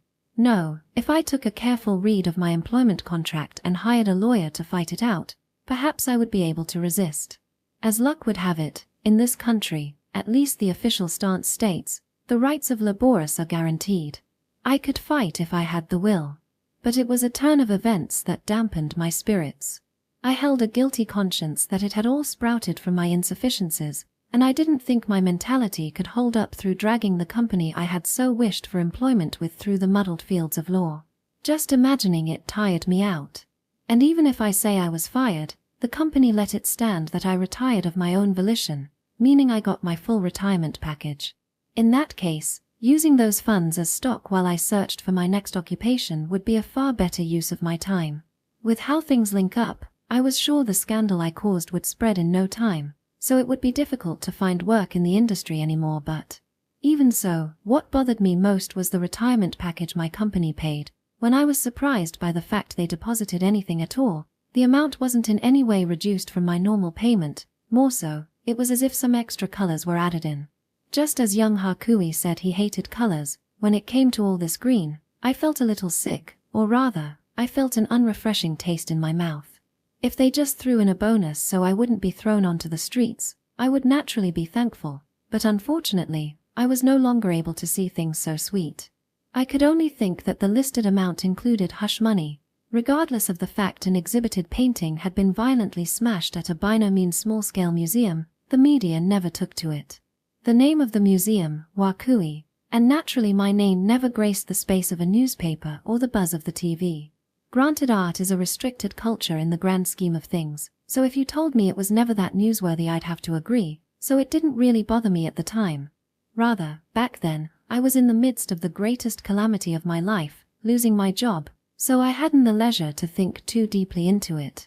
But as time went by and I started to reflect, when I thought about it alongside the sum of retirement money I received, it was a strange tale indeed. Some large power had moved to end things peacefully. Maybe it truly had been solved internally. But in the circle that excluded me, it was too late to say such things, and if I realized it sooner I doubted I would have done anything about it. But when I thought it seemed obvious, to end matters peacefully, a scapegoat was necessary, and I was given the grand honor. Since large damages had actually come out, someone had to be punished. Perhaps the large sum the company paid came from the guilt and pity they harbored towards me. I didn't have any evidence, but if I deduced it that way, it fit into place. By cutting off only me, the person in charge of the site, they managed to settle it. And they all lived happily ever after. I don't know that much, and there was no way I could shake off the feeling I had pulled the short straw. But even so, it was true the company had given me as much consideration as they could. What's done is done. That being the case, if I wanted to change gears and head forwards, I still had my lingering regrets. I didn't have any resentment towards the museum, security company, or old Wakui, but even so, I wanted to know what had been put into this bitter situation. If I didn't know, then I wouldn't be able to handle it next time this happened, next time I was put through it. For what reason did that old man so incessantly smash the painting to pieces? And in the end, how much was it worth? In the first place, who was the old man, and why did everyone try to cover up the ruckus? There were too many mysteries. No way in heck was I going to live the rest of my life taken up by such impenetrable enigmas. I needed a staff. Not a staff to violently smash them to bits, a walking stick to prop me up met time I fall for a turning point in life. When I thought that, what came to mind were the words of the all-white woman. I don't deduce for free. Right. Everything has an appropriate price, whether it be paintings or work or retirement or mystery solving. Back then, I didn't think unraveling the painting's mystery was important enough to pay money for, but seeing how it all turned out, I was wrong. Because I pigeonholed a mystery I should have set straight, it straddled along the clock and came falling from above. If I got her to say the reason for the plummet in price, it wouldn't have come to this. Of course, I could only say that in hindsight, and in the first place, at the time I didn't have the money saved up to hire a professional detective like Kyuko-san, so it was a talk that went nowhere. But whatever the case, the current me had the savings. The hush money I couldn't bring myself to save, a sum far too great to call consolation. Of course, whichever it may be, they were important capital until I found my next place of employment, and not something I could use up, from dusk to daybreak. It was something I should properly keep tucked away. I was well aware of its importance, but even so, I took out the 2 business cards. All crumpled up in the pocket of the uniform, I missed the opportunity to return the 2 cards I had forgotten to take out. Okategami Detective Agency Chief, Okategami Kyuko. My second bout of job hunting could only start after I made a call to her. 6. Sorry to keep you waiting, I'm Okategami. You're my client, Oyagiri-san, right? A pleasure to meet you, she said as she appeared at the cafe. It had been a while since I last saw her face to face, but there way I could mistake her all-white hair. Still, her pleasure to meet you meant she must have forgotten about me again. Did I really give off such a light impression? Whatever the case, this made for our third conversation, and if I properly explained, I was sure she would remember. Kyuko-san's fashion that day consisted of a light blue shirt and jacket, a tight skirt, stockings, and pumps, a formal ensemble. Was it because, unlike when she came to the museum, she was on the job? Perhaps she was a person with a clear on and off switch. When it came to me, if I took off my guard uniform and spent a whole day off, I felt as if I would lose sight of myself. Maybe that's why I never got around to returning it. I couldn't help but wonder. Yes. I'm Oyagiri. It's a pleasure. Whatever the case, I wasn't wearing a name tag, and of course, in my unemployed state, I didn't have any business card to give her, so as I stood, all I could do was name myself. Haha. As you said, you do have a wonderful build. I could pick you out at a glance. Oyagiri-san, are you doing something to train? Giving a carefree smile, Kyuko-san offered some flattery. Her atmosphere hadn't changed from when I last saw her at the museum. Since it seemed there was a considerable change in fashion between her work and private life, I thought her manner of speech would change as well, but that didn't seem to be the case. I'm not doing anything special at the moment, but, well, due to my job I don't have that job anymore. When we spoke over the phone, I hadn't told her the details. Rather, the talks proceeded at such a rapid tempo, it was more accurate to say she didn't afford me the time to say the details. When I resolved myself to call the Okategami Detective Agency, I ended up with an evening appointment on the very same day. I was only told to wait at the designated cafe. Naturally, I had intended to make a booking on some later date, and the rapid tempo did put me off, but as far as I can tell, it seems as if the Okategami Detective Agency only handles same-day appointments. Isn't that practically the same as not making an appointment at all? Could one really set up a detective trade on that system? While I held some questions, it was best to get it over with as quickly as possible, so I got my appearance in order. After waiting for Kyuko-san to finish placing her order, contrary to her white hair, she turned down sugar and milk, ordering straight black coffee. Truth be told, we've spoken on this matter before. Do you have any recollection of that? I got right into it. Kyuko-san blankly tilted her head. She didn't have the slightest idea. See, there's that museum you often go to, right? I was working as a security guard there. Since I'm not wearing my uniform, is it hard to recognize me? Kyuko-san silently stared at me. I wondered what she was thinking. Was she trying to imagine me in a security guard uniform? There's a museum I go to. Why yes. There's this painting of the Earth you always used to. No, it's not on display anymore. Did you notice that? My word. Some circumstances have forced me to quit my job at the museum. But have you been around lately? Oh, I wonder. The gears were more misaligned than I thought. Perhaps I had a strong impression of it simply because it was my workplace, but to Kyuko-san, her visits to the museum were simply a portion of her daily life not important enough to commit to memory. No, at the very least, back when she used to stand stock still an hour, that couldn't have been the case. That was no way to express what would shave away 1/24 of her day. It was difficult to say it left a light impression on her. Oyagiri-san. For now, I'm fine if you keep speaking on the matter. Please ignore if I'm personally involved with any of the contents of the request. If possible, please explain it as if you're spelling it out to someone you're meeting for the first time. While you're at it, please forget for a moment that I'm Okategami Kyuko, and tell me all the calamity that has befallen you, down to the last detail. Her black coffee arrived, and Kyuko-san said such a thing after taking a mouthful. With how slow the talks were going, she was pretty much sending out a lifeboat, but that didn't detract from how strangely she put it. Forget for a moment that Kyuko-san is Kyuko-san. I doubted I could reset my cognition of her so conveniently, but I presumed that as a detective, she hoped to obtain an objective grasp of events. The observer effect, was it? I don't have any study in that field, so I don't really know, but whatever the case, I shouldn't stick my mouth into the methods of a professional. So I spoke about the events surrounding my last few months on the job. I didn't think I had to touch on Hakuokuan, but she demanded down to the last detail, so I decided to throw it in just in case, even if she didn't ask. He was a boy who left too large of an impact to ignore. I concealed the fact I thought Kyuko-san was an old woman when I first met her. It was too untactful to look her in the face and say it. Still, that left me without a reason for calling out to her, so, "Your back was simply so charming, I couldn't help but call over," I said to cover it up. When it comes to a security guard who ditches work to hit on someone, it would be inevitable they get sacked, but in regards to that, it would still be more flattering than the truth. Luckily, it seems I didn't give her a bad impression and, "Oh my, you're quite something," I got off with some light scolding. From her gentle smile, perhaps she had unexpectedly seen right through my deceit. The woman had a certain something to her that made me second guess. And on her further urgings, I continued on to tell the full story.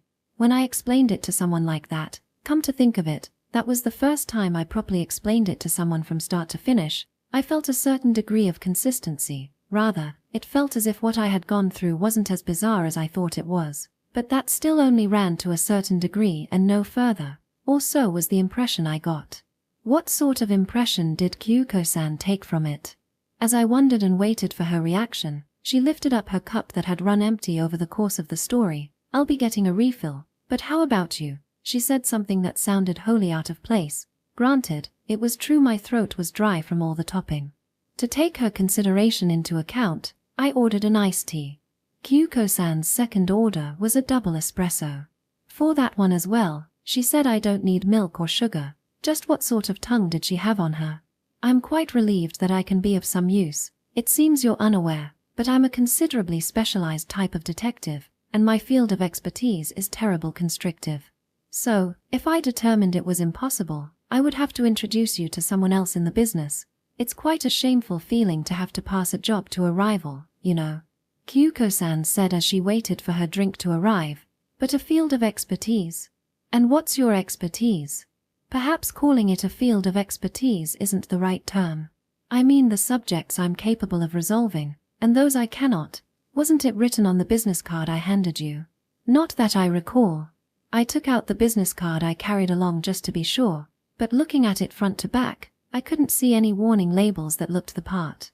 It's definitely on it. See, it's right there. Leaning over the table, Kyuko-san pointed it out. She got closer than I had anticipated, startling me into bending my back in the opposite direction, but I could make out the words she pointed out. "We'll solve your troubles in a day." I hadn't paid it much mind, but under the Okategami Detective Agency logo, such a vigorous sales pitch was laid out. But just what sort of specialization did that point to? It sounded like simple enthusiasm, or a declaration of conviction, maybe even the catchphrase of the office. While it sounded a little too boastful to go and say she could solve your troubles in a day, forget warning, it was even reassuring. You're wrong about that. It means I can only take on jobs that can be solved in a day. I'm the forgetful detective, after all. 4. I hesitated at that term I wasn't used to hearing. Forgetful. Detective? Yes. For some reason, Kyuko-san gave a triumphant nod. My memory is reset each and every day. Every event that has happened today will be cleanly forgotten by tomorrow. 7. Kyuko-san only has today.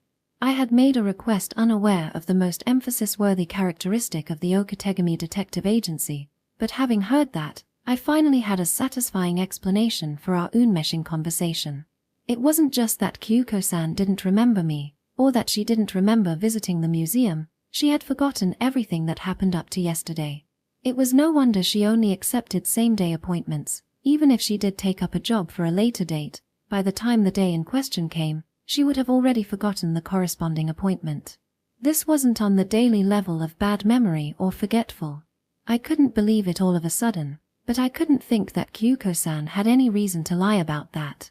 There would be no need to indicate that demerit on her business card if it wasn't true. For the detective trade with a premise of prolonged investigation, was that not a fatal attribute to have? Don't worry about it, it's not all bad. More than that, it's apparently been treated as a priceless treasure before. To a detective, behind that premise, there's an even bigger premise of preserving confidentiality and adhering to secrecy. Looking at it from the perspective of protecting privacy, there's nothing more trustworthy. Oh, I see. Sure enough, the person investigating would forget, so there were no means for information to leak. Not only the contents of the investigation, the fact they took a request, and who the client was would be forgotten by the next day. It went both ways, and even if Kyuko-san herself learned national-level secrets she should never find out, she would never have to feel in danger. If she was simply going to forget it in a few hours, she wouldn't have any need to brave the risk. If a detective came around who could brazenly step right into any classified scenario, I could see why she'd be classified as a priceless treasure. I had made the request oblivious, simply listening to her words. It did seem that contrary to her gentle air, Kyuko-san's style and stance made for a sharp detective separated from the sort I'd imagined her.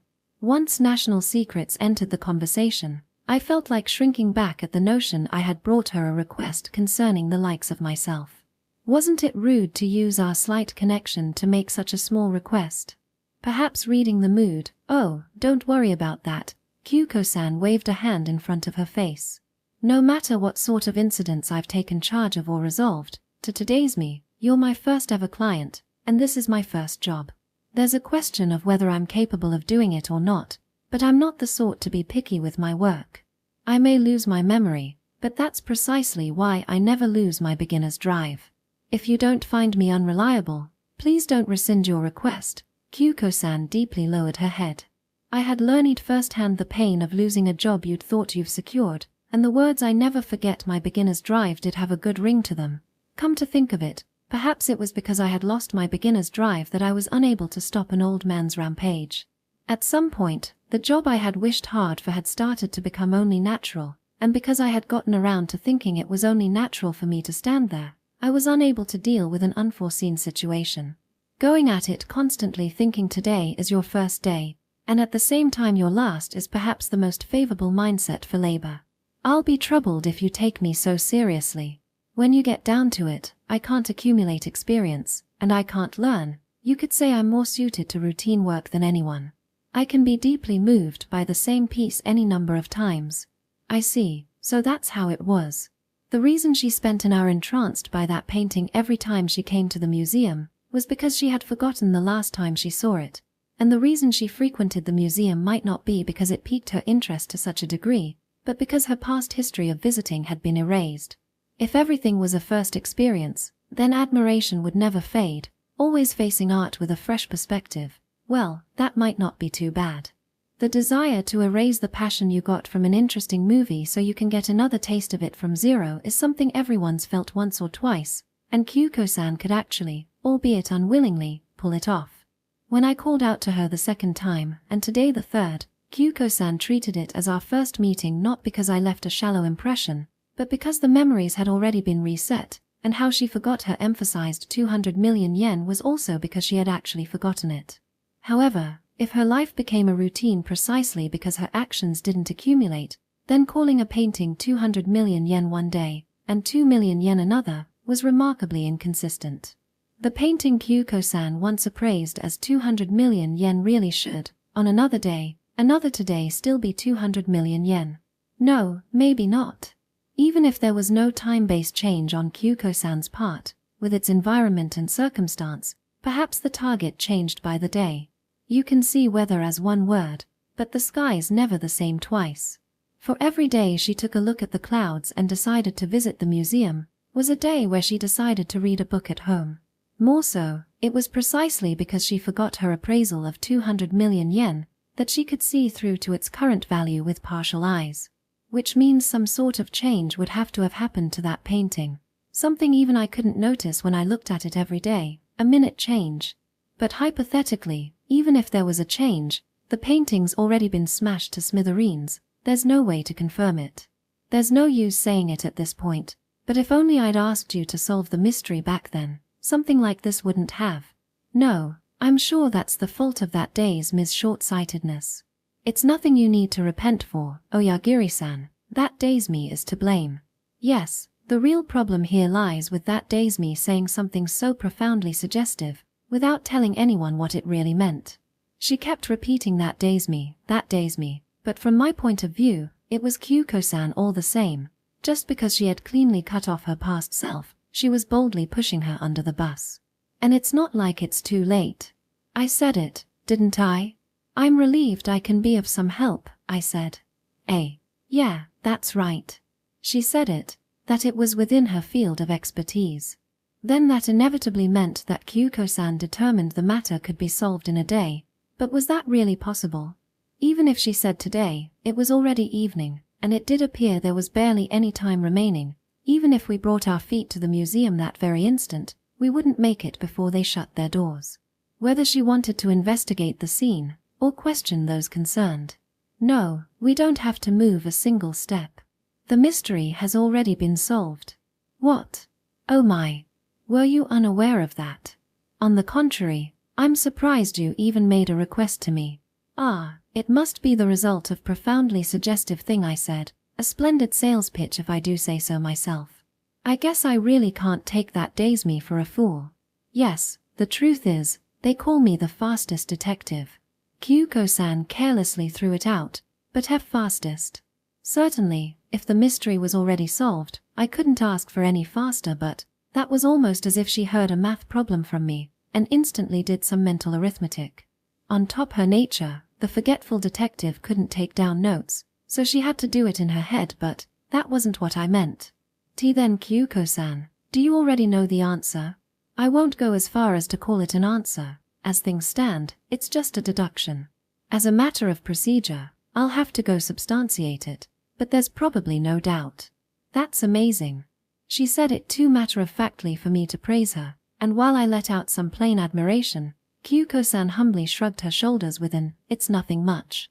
It just goes to show your provision of information was detailed enough for me to picture the scene and scenario just from your words, though you could also take it as me skipping some crucial steps as the problem solver. If I had to say, an armchair detectives means go against my principles. I'm thankful to be a detective who shaves down her soles visiting the crime scene 100 times. Well, in this case, it sounds like I've already been to the scene, the museum enough time, so let's just make a special exception. Her saying my detailed account solved the mystery was probably just social courtesy, but I did feel some pride in my chest. Old Wakui had called me a not-eyed amateur, but at the very least, this showed I wasn't not-eyed as a surveillance guard. Of course, if I myself didn't notice the answer, I really can't evade the label of not-eyed. But in that case, Kyuko-san, what could it be? Could that possibly mean the deduction you wouldn't give for free that day will be provided free of charge today? That's really reassuring. I had intended to continue, but... What are you saying? Kyuko-san put her hands to the table in abject astonishment. The one surprised by her threatening air was me. That's not what I meant when I said it was nothing.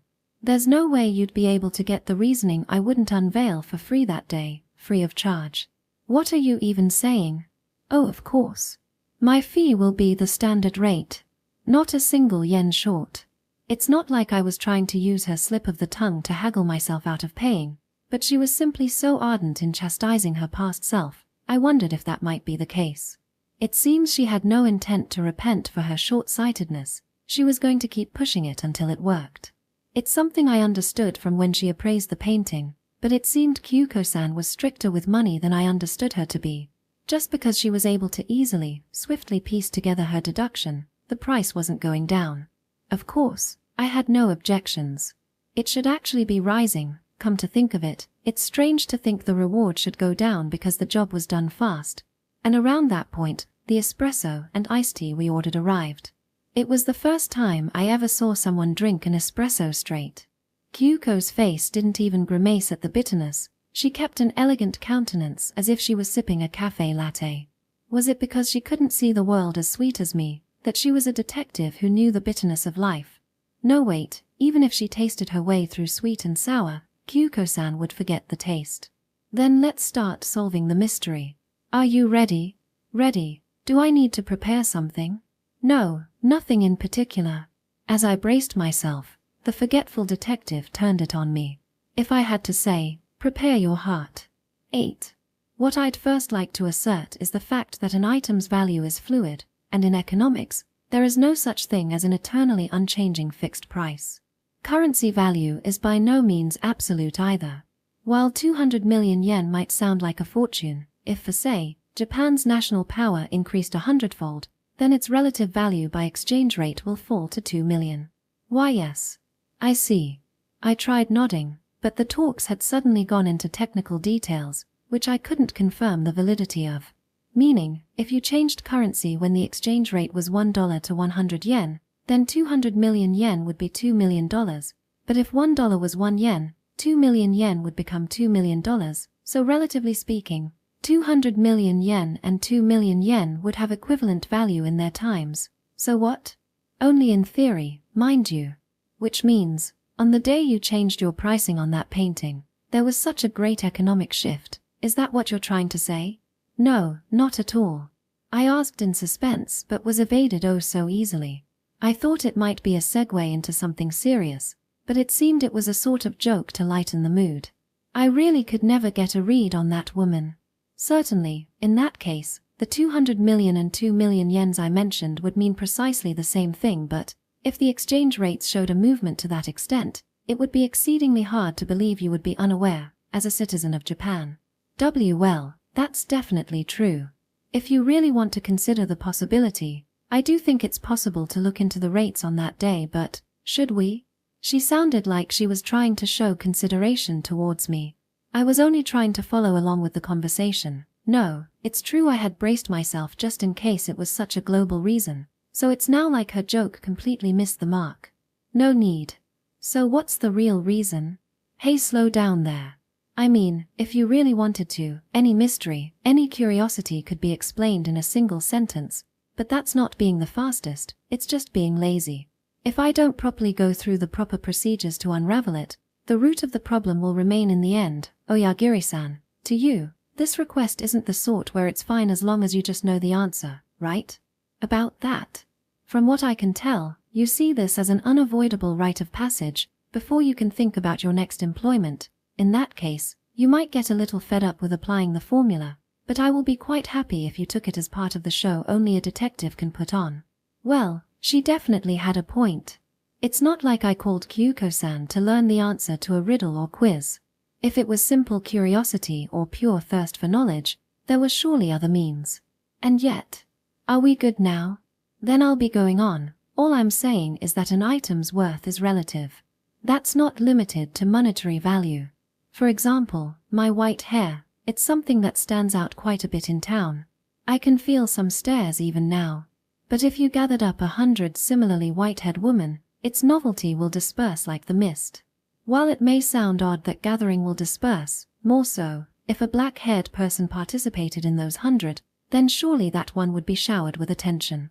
The majority and minority, is that what you're getting at? It seemed we were still a long ways away from the main issue, but if she called it proper procedure, I couldn't let it slide by. If I didn't treat everything she said as necessary, I couldn't connect to the next point.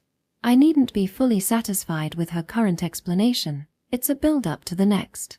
Which means, I shouldn't simply listen to what she has to say, I need to do some thinking on my own part. I'm sure Kyuko-san's urging me to do so as well. Meaning, the price, and meaning can change based on the surrounding circumstance. Supply and demand, market principle, it's a world I've no connection to, but there certainly are people who buy paintings as an investment. Ahaha. If they did, I'm sure they'd be quite shocked to find their 200 million became 2 million. It would be more than a shock. But while Kyuko-san got to passing by it without a glance, if I was a visitor, the very fact such a massive price fluctuation had occurred would be reason enough for me to stare at that painting. A spirit of curiosity, or perhaps even a sense of schadenfreude to look over such an unfortunate piece. And swift was heaven's vengeance. No, that's the normal way to look at it. You don't need to feel more guilty than necessary. A plummeting price gathers attention, and that attention rebounds it to the top again. Those shifts in gravity occur here and there on the market. Kyuko-san kindly followed through. While I was thankful, I couldn't let her pamper me. But Oyagiri-san, it's not as if anything of the sort happened at the museum, right? There was no sudden increase in visitors to the museum or anything like that, which means, paradoxically, there was no grand news of a change in the market value of that painting. Yeah, that's what it would mean. Even if that talk of currency rates was an exaggerated hypothetical, that day when I talked with Kyuko-san, the conversation also turned towards the background. If at that time, a truth that would drop the value of the painting came to light, it would surely have become the sort of ruckus the museum would have to take off for. There's no way a professional couldn't see what Kyuko-san could. Taking that into account, it seemed only appropriate to discard the theory that the painting's relative price changed because of a change in societal circumstance. If I had to nitpick, it could simply have not been made public on a need-to-know basis. There may be some backroom reasons only the well-informed had a grasp on, but I really can't think the Kyuko-san of that day could have had any knowledge of them. Not recording any such confidential matters to memory was precisely why she was the forgetful detective. Meaning, the 2 million yen Kyuko-san appraised it for wasn't a relative judgment, but an absolute judgment. She had judged it on nothing more than the painting itself. There's no guarantee on that one, Oyagiri-san. Really, as I was saying, and I'll be repeating myself here, but making an absolute judgment of an item on its own merit is difficult. Even if you try to look with unclouded, unbiased eyes, an objective point of view isn't something one can consciously hold. That's the same for someone who doesn't carry on memories up to yesterday. Observation is difficult, even for a pro detective, said Kyuko-san. And when it comes to appraisal, that adds another layer to it. Is that how it works? But as a matter of fact, you went and appraised it in the blink of an eye. Both when you said 200 million and 2 million inch. It does seem that the way I stuck prices on them has become a baseline for you. It seems that's become your prejudice. Please remember that. From what you could see, there was no change to the painting itself, was there?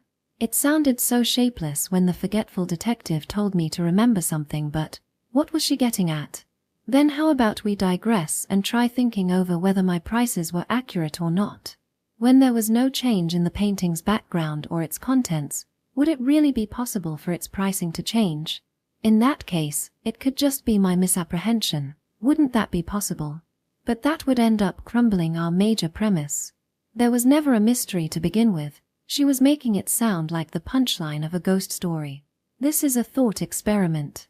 A round robin of possibilities. Just wrestle with it as a warm-up. A warm-up, is it?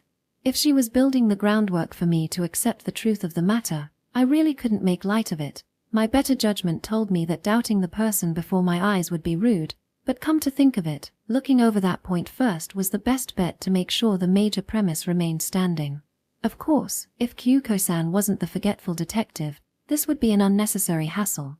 But, to today's Kyuko-san, the women I met on those 2 days were both strangers. Those were affairs she was unable to take part in, and she was, to the end, a third party. I simply don't think you had the necessity to tell a lie. That's how I see it. People do lie without a necessity. But would someone lie to a security guard they've coincidentally just met on the spot?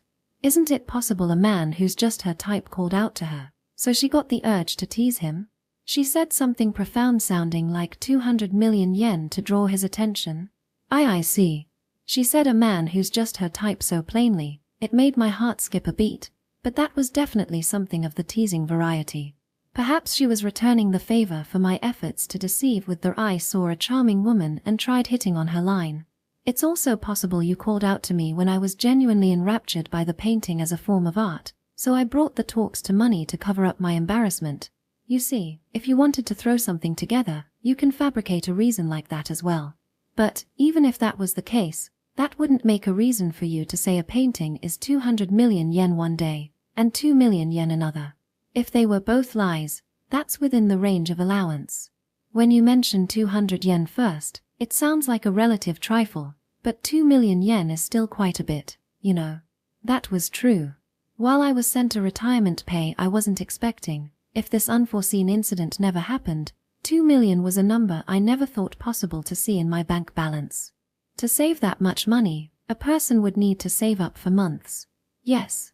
If it were me, I'd do anything for 2 million. Anything? That's also an amazing sense of values. It was undoubtedly the sort of someone might bring up as a joke. Taken the other ways, if I imagined having 2 million yen in debt, just imagining it would make me want to take flight. Ahaha. Right. If I wasn't the forgetful detective, but a competent swindler, perhaps I'd have done something like that. By calling the painting I initially valued at 200 million yen the first time, 2 million the second, it might have stirred your urge to buy. Sounds like a real bargain, right?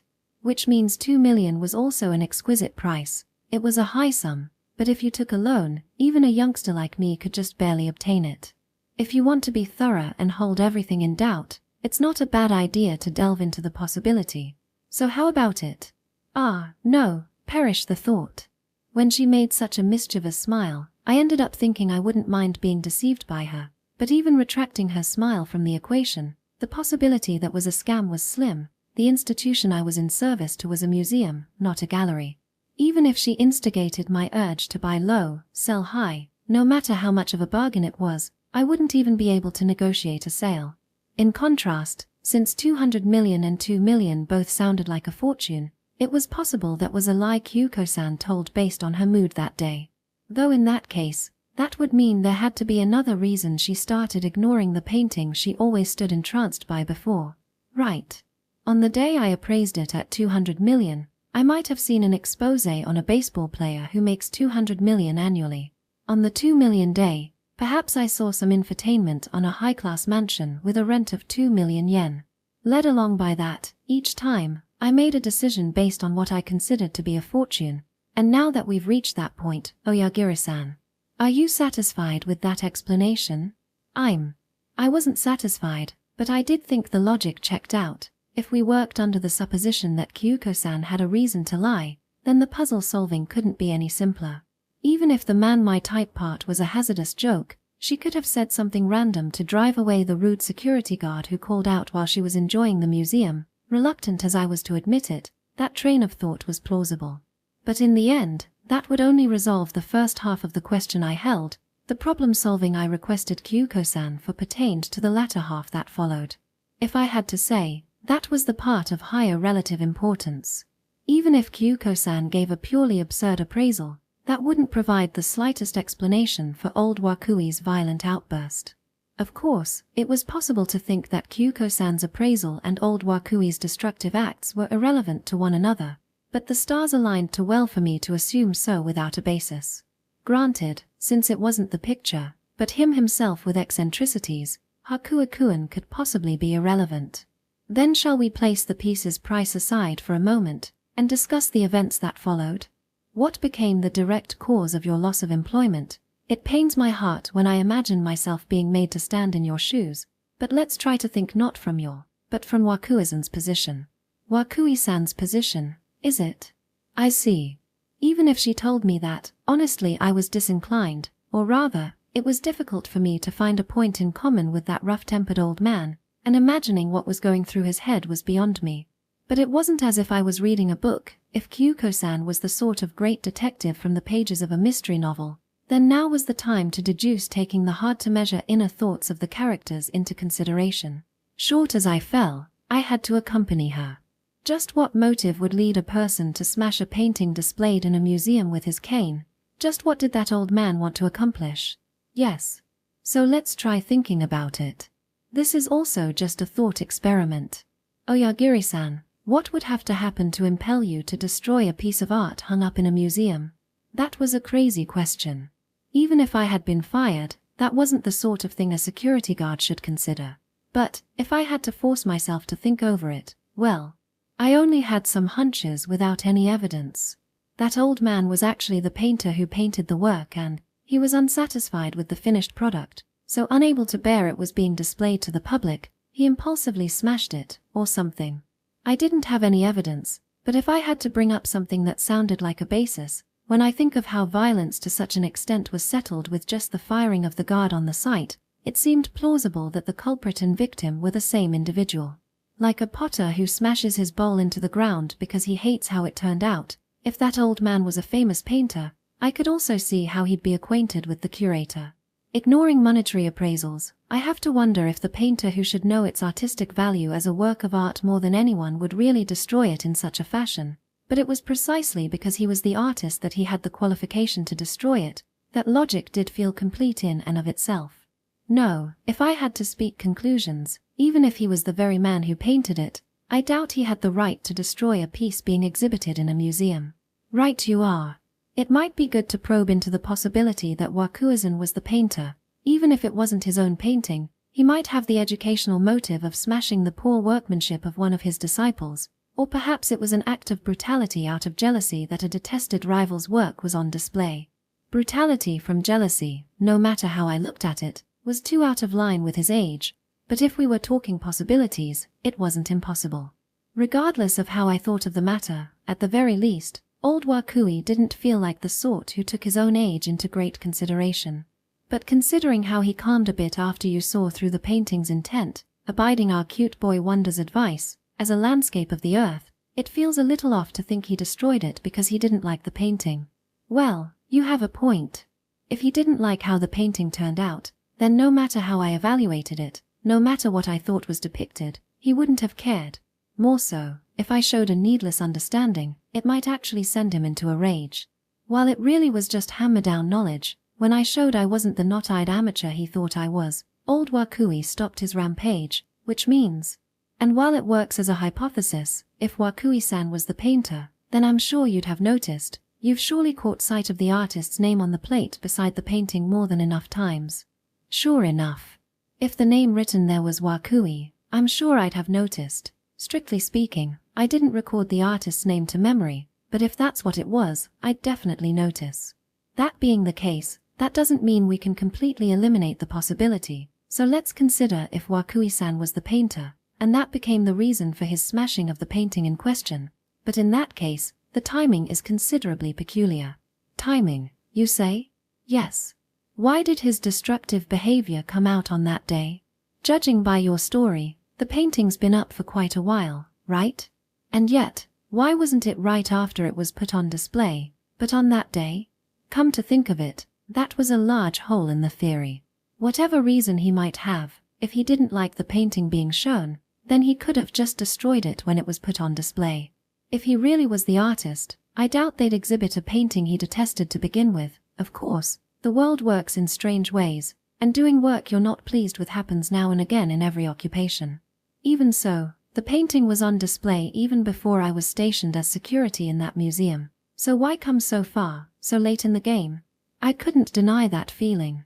Not long left on Earth, he might have gotten the urge to take care of his last regrets, but Wakui-san sounded too vigorous for that. It was hard to tell from her grinning mouth, but Kyuko-san calmly said something quite dark. Not long left on Earth, is it? I had my suspicions since I first spoke to her, but now that I was sitting down, speaking face to face, but this person was just forming a gentle smile to play it off. The things she said were severe, and she didn't seem to ever be carried by feeling.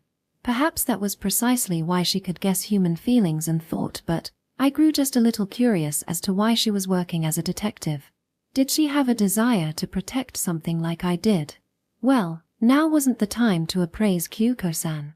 Then let's put whether Wakui-san's real identity was as the painter or not on hold, and pose the question of why he attacked at that timing. How does that sound, Oyagiri-san? Sounds fine. It's not like that day was any special day, it was a normal weekday, and the museum hadn't held any particularly large event. This will be backtracking a bit, but are you sure it wasn't because there was a change in the painting being exhibited? Meaning, he didn't have any dissatisfactions when it was displayed in its original state, but as time went on, something in the painting changed, and he couldn't contain his urge to smash it. It made some sense, but if I were to take on that perfectly logical supposition, then it would come to heads with the theory there was no actual change of 200 million to 2 million, Kyuko-san's faucet. In the end, the painting would have to have changed. More than that, a change of 200 million to 2 million hit the mark perfectly, or at least sounded appropriate. It's plenty possible there was some inadequacy in the display. In truth, it happens now and again with abstracts. Like the painting being put out upside down through the museum's lack of knowledge, angering the artist. Yes, but as far as I remember, there was never a change in the painting's orientation. If there was any change like that, I'm sure I would know. You foo-foo. The problems are going round and round. Is this what you call going around in circles? Kyuko-san seemed to be enjoying herself a bit. Well, from the point of view of someone who had already reached the answer, perhaps my flailing was interesting to watch. You could call it in bad taste, but I was already aware she wasn't a person of perfect virtue. For example, you actually mentioned this one, Kyuko-san. Oh, I did. You did. What a strange conversation.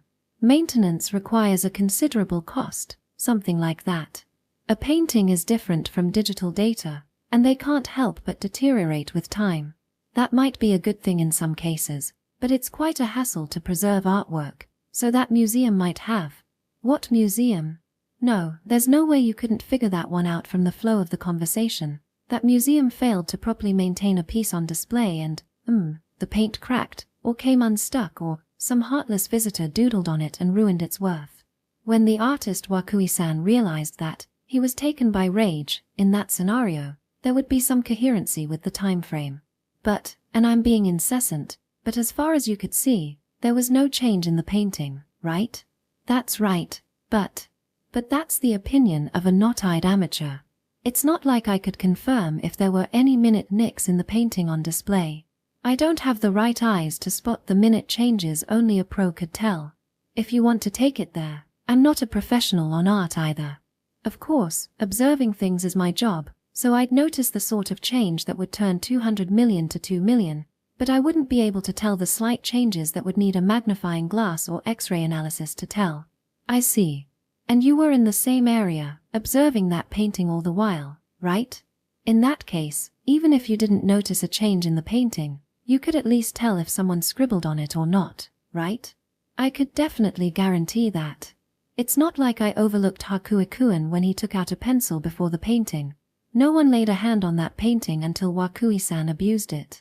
And if I had to give testimony as a security guard, I couldn't say that painting's management was particularly bad, even if there was an oversight in its preservation. The other paintings displayed in that area were in the same conditions.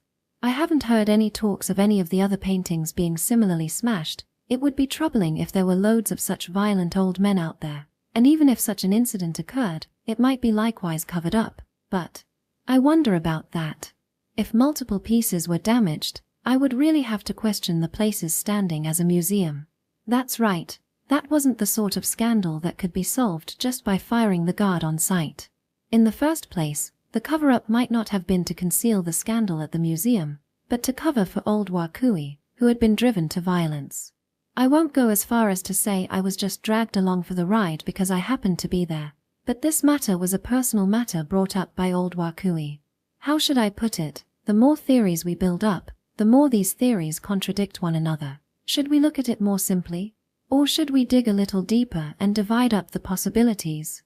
No, with this, we have the important theories all roughly gathered up. It's enough. Good work, Oyagiri-san. As I held my head, Kyuko-san offered her gently gratitude. For a moment, I thought she was being sarcastic, but that didn't seem to be the case. Meaning, Kyuko-san had finished treading over the proper procedure for her deduction. The forgetful detective's detective ceremony had concluded. It was like I had done a good once-over on the peculiarities of the case. I didn't feel any sense of achievement. Rather, with my thoughts dragging on and over one another, I got the impression the puzzles and mysteries had multiplied. Why, you mean the right answer lies among the theories we've put out to this point? And by gathered up, you mean the options are gathered. There is no right answer. Through our scrutinization, we have found them all to be false. There is no room for re-examination. In the words of a detective among detectives, who all detectives may admire, once you eliminate the impossible, whatever remains, no matter how improbable, must be the truth. Apparently. Of course, there are some exceptions, and this is one of them. That's so. If it's that aphorism, I knew it as well. After hearing my story, I thought Kyuko-san had immediately come to a watertight conclusion, but this meant that in that slight space of time, she had concluded this many thoughts. Apparently, it wasn't just the request resolution speed that made her the fastest detective. Her natural thought speed was also too fast. When all was said and done, in her ceremony, she lowered her pace to lead me along. But Let's say our discussion up to now served as process of elimination and wasn't completely pointless. I really have no idea what remains. More than a process of elimination, it was reductio ad absurdum. Whichever the case, it's a standard technique in detective novels. Then let's put it simply.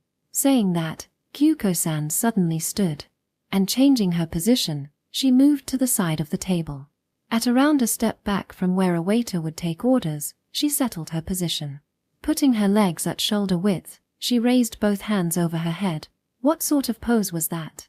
If I had to say, while I'd never been in that position myself, it was similar to the pose one took when having their belongings checked upon entering an area of high security. Regardless, it wasn't a posture one often took in daily life. What is it? That. Are you mimicking some sculpture? The museum I worked at centered around paintings, so the only sculptures they had were around the entrance, but, at the very least, they didn't strike such strange poses. Though it wasn't crowded, it's not like we left the cafe for secret talks, so of course, Kyuko-san's actions attracted some eyes, not that she seemed to mind. Did she not pay attention to other people's eye? When standing as a security guard, exerting a sense of presence is part of the job, but attracting so much attention is still embarrassing. Perhaps because she had the premise I'll forget it by tomorrow, she was able to numb her sense of shame. It's not a sculpture. I just thought you'd be able to see my full body better this way. Your body? Yes, I definitely can see all of you. Since she was lifting her hands up, I could see everything apart from her back. In that sense, much like the sculptures at the museum, Kyuko-san's, somewhat comical, posing did enter my eye from the top of her head to the tips of her toes. Her formal attire didn't particularly have much exposure, but without anything special being anywhere, her standing form looked somewhat sensual for some reason. Well, if a person just normally stood, I doubt they'd garner that much attention. And what about it? Kyuko-san, if possible, could you sit down already? Have you noticed something? Completely ignoring my advice, Kyuko-san asked in a nonchalant face, as I failed to grasp the meaning of her question. Have you noticed any large difference from when you talked to me in the museum? She specified. Difference? Since her memories reset, wasn't she not supposed to have any change from the passage of time? Of course, her hair would grow, and her nails would grow, such minute differences would surely come about, but it would be difficult to call those large changes. You don't get it. Take a good look. You want me to take a good look? I really don't get it, but is there really a difference? Under a circumstance where Kyuko-san would continue taking center stage in the shop if I didn't answer quick, my impatience jumbled my thoughts, but once it hit me, the answer was simple. Forget simple, it was the first thing I thought when I saw Kyuko-san in the cafe. Your clothing? Yes. That's right. I presented it right when I thought the waiter might come to caution us, and it seemed my not particularly unexpected answer was taken favorable, as Kyuko-san easily stopped posing and sat back in her chair. I pat my chest in relief. And wait, if that's all it was, then instead of purposely showing her whole body, if she just normally asked from her seat, I think I'd have been able to answer much faster. Even if you retracted her trait of forgetting everything by the day, she was a somewhat defenseless person. It seemed dangerous, and a little fearful to watch.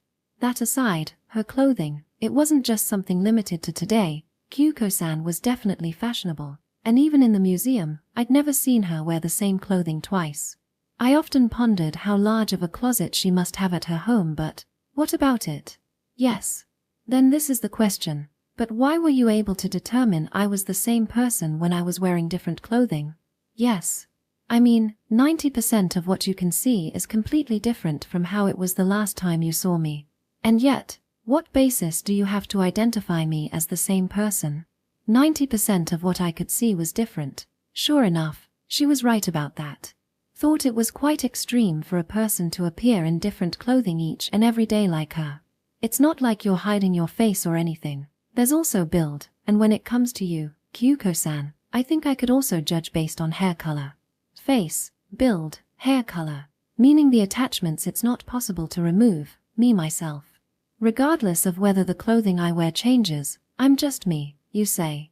Of course. I didn't mean to say anything so Aesop, but that was the gist. The world would be so much easier if changing clothes was all it took to become a different person. But Oyagiri-san, you said it first, right? Since I'm not wearing my uniform, is it hard to recognize me? You asked, is your uniform an exception? Yeah. Well, when it comes to security guards, they're often recognized by their clothing. If they wear that, then anyone can give off security guardish signals. It's not limited to guards. I'm sure uniforms ought to work like that in most cases. Yes. I'm sure. There are times the clothes one wears can define them, while I'm me no matter what I put on. For example, I'm on the job today, so I'm in formal wear, but when I'm off, I might possibly go all out and wear short shorts. Short shorts, is it? I couldn't really imagine it. But what was she talking about? Wasn't she supposed to be giving hints to resolve it? Checking up on Kyuko-san's fashion was interesting enough as a topic, but I did think it wasn't fitting for work. You don't get it. Even if there's no change with me, by the clothes I wear, I can become various forms of myself, a so-called image change. On the contrary, if I always wore the same clothing, I might not be able to change for the better, but I'll preserve an immutable value. And this isn't something limited to humans, it's the same for art. The same, MN. I could see what she was getting at. But wasn't that theory already mentioned and denied? Even if the painting itself didn't change, the artist could have died or been someone else.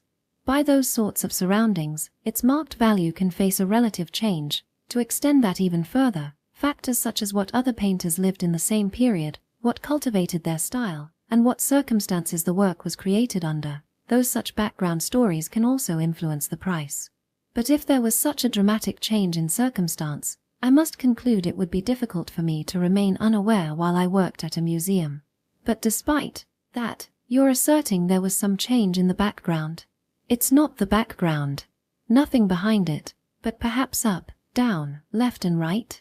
At Kyuko-san's blanked-out answer, I tried to catch on, up and down, left and right. Did she mean the other paintings displayed in the same area? Would that change its relative price? No, left and right aside, there weren't any paintings exhibited above or below it, and I didn't hear about any paintings being swapped out in the area I was charged with. Kyuko-san, please quit putting on airs, I'm begging you, just tell me the answer already. Pitiful as it was, I had to raise the white flag. Just what could have made the painting's price change? Why did you frame the price at 200 million one day and 2 million the next? It was framed differently because it was framed differently. And I'm asking. It was framed differently because it was framed differently. As if to evade the question, Kyuko came out with such a tautology. I felt I might almost close in on her for it, but then she repeated the exact same words, her intonation changed. It was framed differently. Frame? Then she wasn't dodging it as well. It was just as she said, completely straightforward. Was that the answer to the riddle?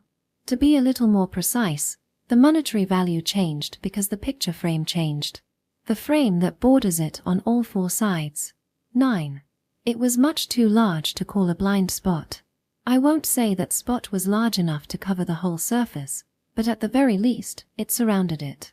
But sure enough, when appreciating a work of art, the sort of frame it's in is often unconsciously omitted. Just as when watching TV, it's not the TV itself, but the scenery displayed that you see, however. The sort of frame a masterpiece is in is actually quite important, you know. It's not like there's any change to the painting itself, but the frame around it can largely change how you look at it, as a person can be defined by what they wear. Taken to the extremes, a painting might be defined by its frame. Your neighborhood forgetful detective remembers Oscar Wilde once said, "It is only shallow people who do not judge by appearances," but that doesn't mean appearances are always so straightforward. What makes an appearance? To what extent were the contents the criterion for judgment? It was certainly a difficult problem. For example, I doubt it would work if I told people I didn't want to be judged by appearance while wearing my security guard uniform, but that being the case, I doubt they'd think I'm a different person just because I changed clothing. Even if the frame of a painting on display changes, I can't think anyone would notice there was a change from afar.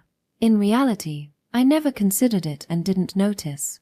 What I don't want you to misunderstand here is simply the fact I'm not referring to the price of the frame. When criticizing a shoddy painting one might say, even the frame's worth more, but in this case, the matter in question is still the piece of art itself. It's not that a 200 million yen frame was switched out for a 2 million yen one, it's a question of affinity with the main subject, the artwork. In fashion, there's clothing that suits you, and clothing that doesn't. And there's no one out there who looks good in anything, right? Yeah. I wondered if she actually fit the bill for that one, but that would change the topic of conversation, so I held my tongue. I mean, I doubt even Kyuko-san could wear clothing the wrong size, or so, I forcefully interpreted it. On the contrary, if a professional stylist selects the clothing, even if the subject doesn't change, it might be possible to observe an unthinkable transformation. Entrusting it to the store clerk when buying clothing is also an option. From the point of view of a guy used to wincing from overbearing clerks, it was a sense of values I found hard to nod along to, but now that she'd mentioned it, perhaps there were some things that couldn't be understood just by looking at a mirror that inverted left and right.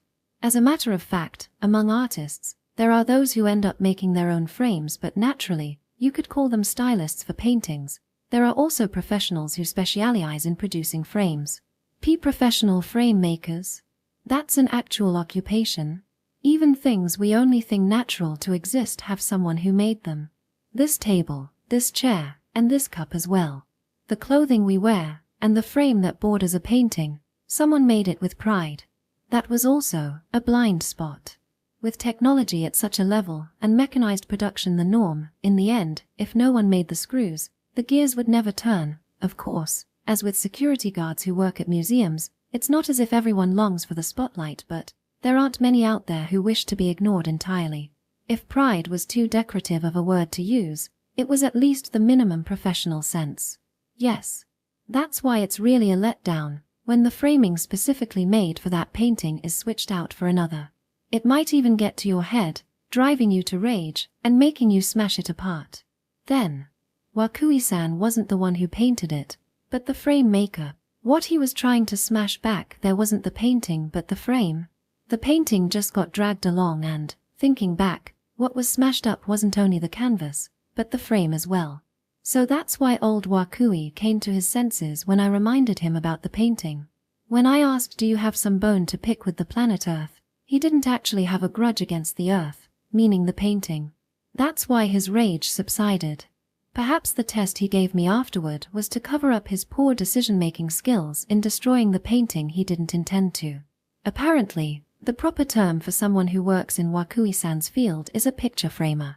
A job to draw out the value of a masterpiece as much as possible, or perhaps to make frames that enhance it. A framer.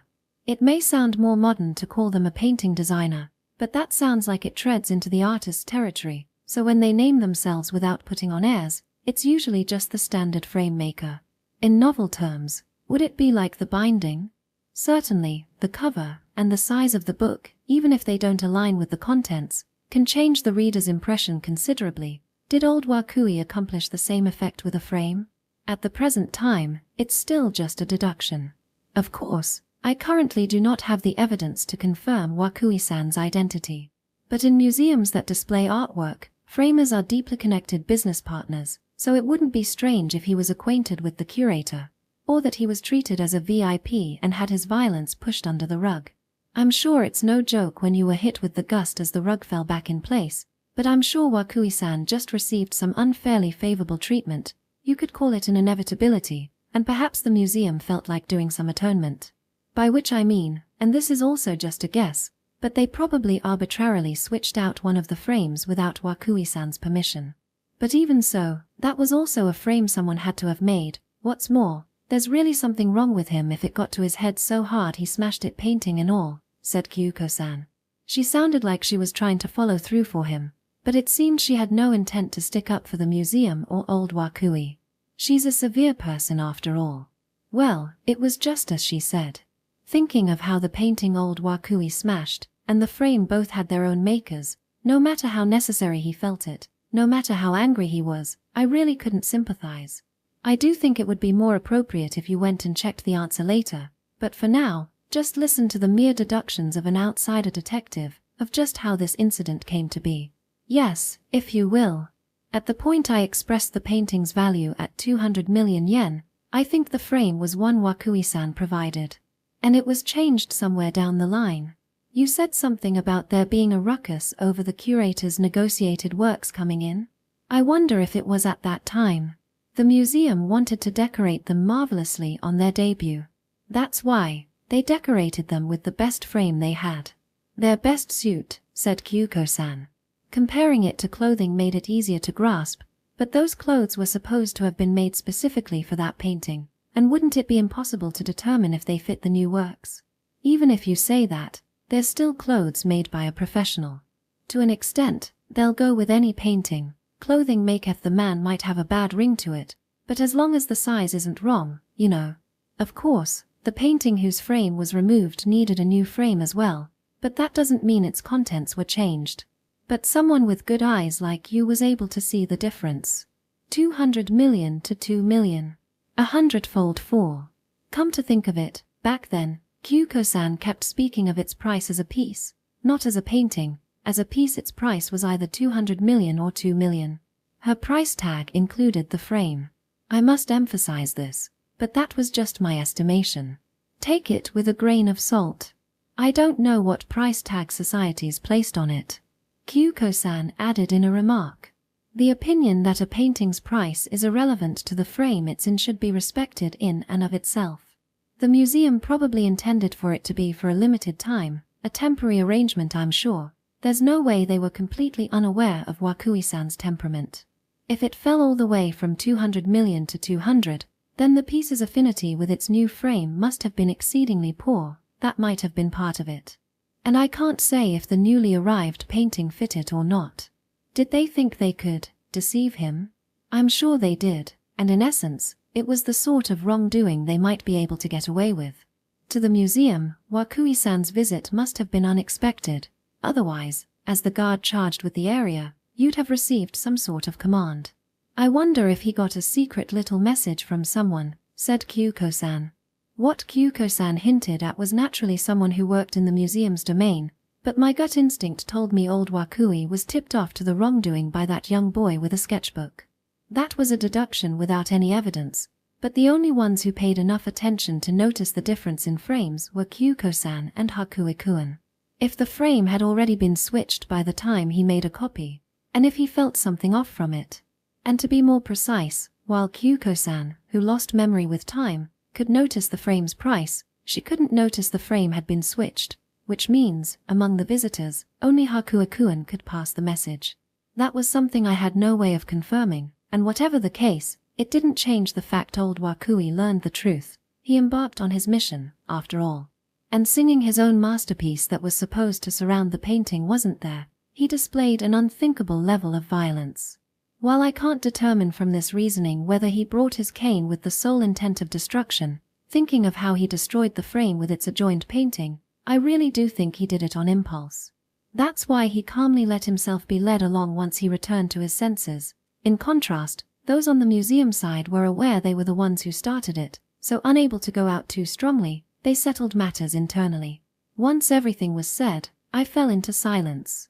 As one who worked at the facility, I couldn't say Kyuko-san's deductions were right down the finer details, but at the very least, the questions I held and my suspicions were almost all wiped away. They were wiped, but... So, Oyagiri-san, what are you going to do now? Asked so suddenly, I responded blankly. The deductions were over, meaning Kyuko-san's job was supposed to be over, but as if to say the real problem started now, she stared straight at me. It was a piercing gaze. What do you mean by that? I have hereby unraveled the reason for your dismissal, but upon hearing that, what do you plan to do? Is my meaning. Because you feel guilty for your inability to protect the painting, it looks like you've accepted your punishment, but I wonder. If you trace it back to the source, the museum's frame swap brought on Wakui-san's destructive behavior, so I do think it's a little inappropriate for you to be the one punished for it. If you say you want to fight against the organization's unfair treatment of you, I wouldn't mind lending my power. In that case, your foe won't be the security company, but the museum, so I doubt you'll need to show the restraint you spoke about. I can introduce you to a skilled lawyer, and if it's simple legal procedures, I can also act as your agent. I can even accompany you to the museum after this to confirm the truth. I see.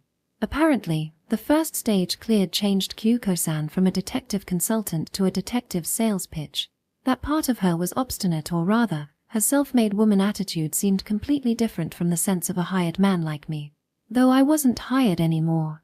I had intended to request the job to Kyuko-san so I could get to finding my next occupation, but the path I hadn't anticipated, back to my original position, was coming into sight. Still. No. I do not intend to return to my original position. Oh my, is that so? Can I ask for your reasons? Reason?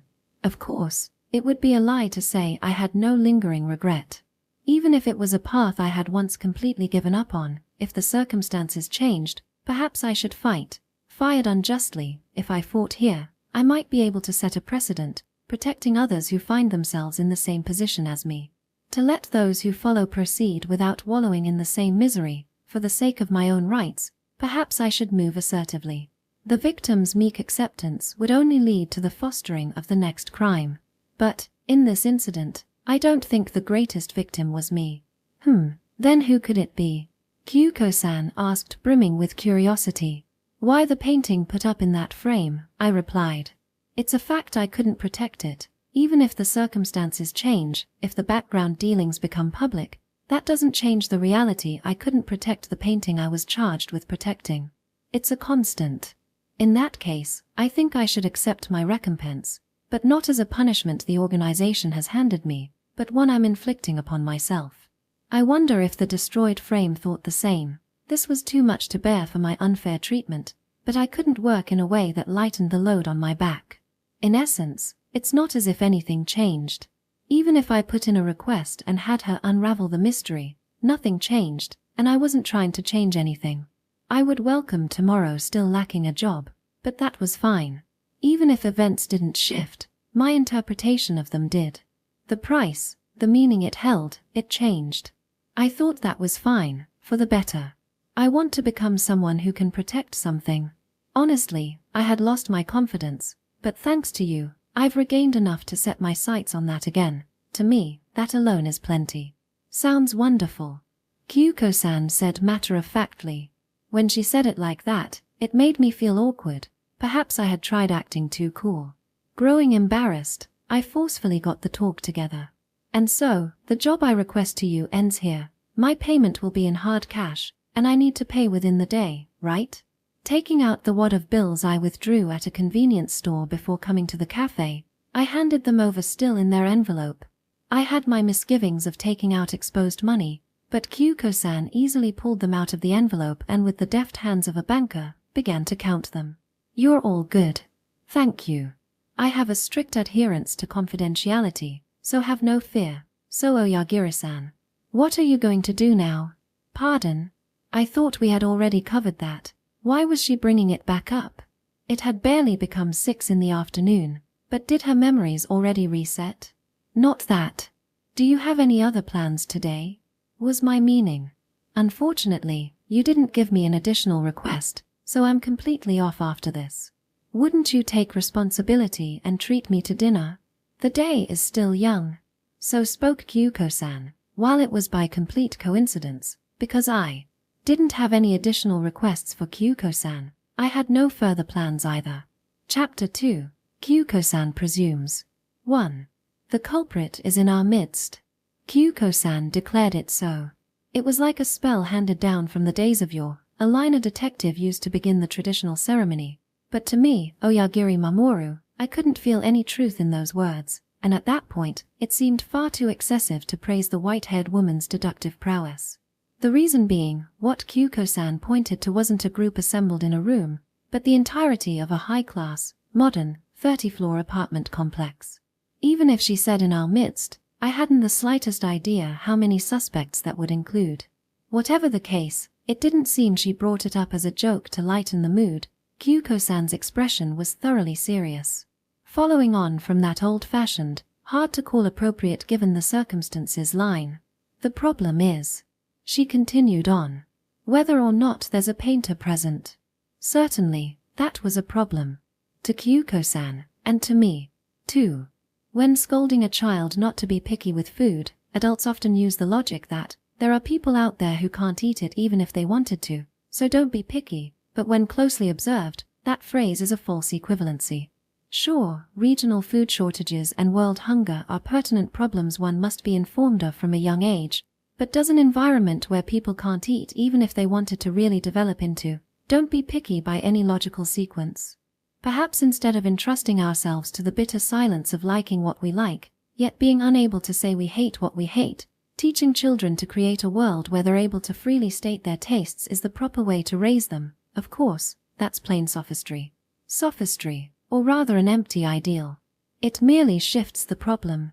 Realistically speaking, the world isn't a place to speak with such top-down morality, but also realistically speaking, the real reason an adult tells a child not to be picky is to make sure they get a proper nutritional balance to ensure healthy growth, or otherwise to restrain them from excessive nutritional intake, having absolutely nothing to do with fear for societal food problems.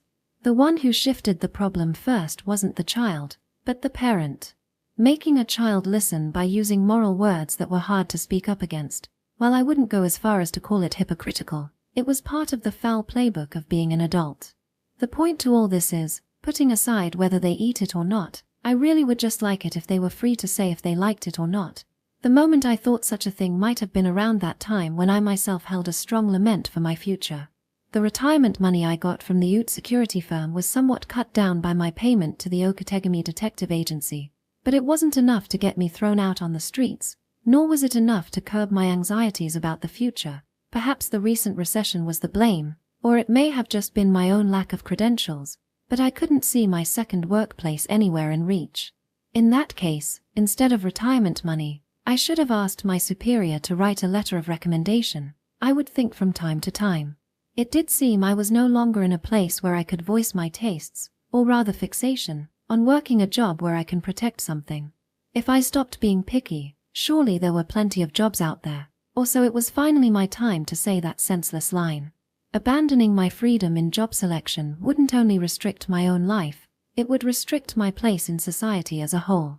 I knew I shouldn't submit to the dilemma, but the way things were going, forget having a choice of job, I would be cornered into a position where I couldn't have a choice of the food I ate. Unlike a child, the grown adult me doubted he had any more to grow, but no matter where I worked, my body was my main asset, so I had to take a nutritional balance into consideration.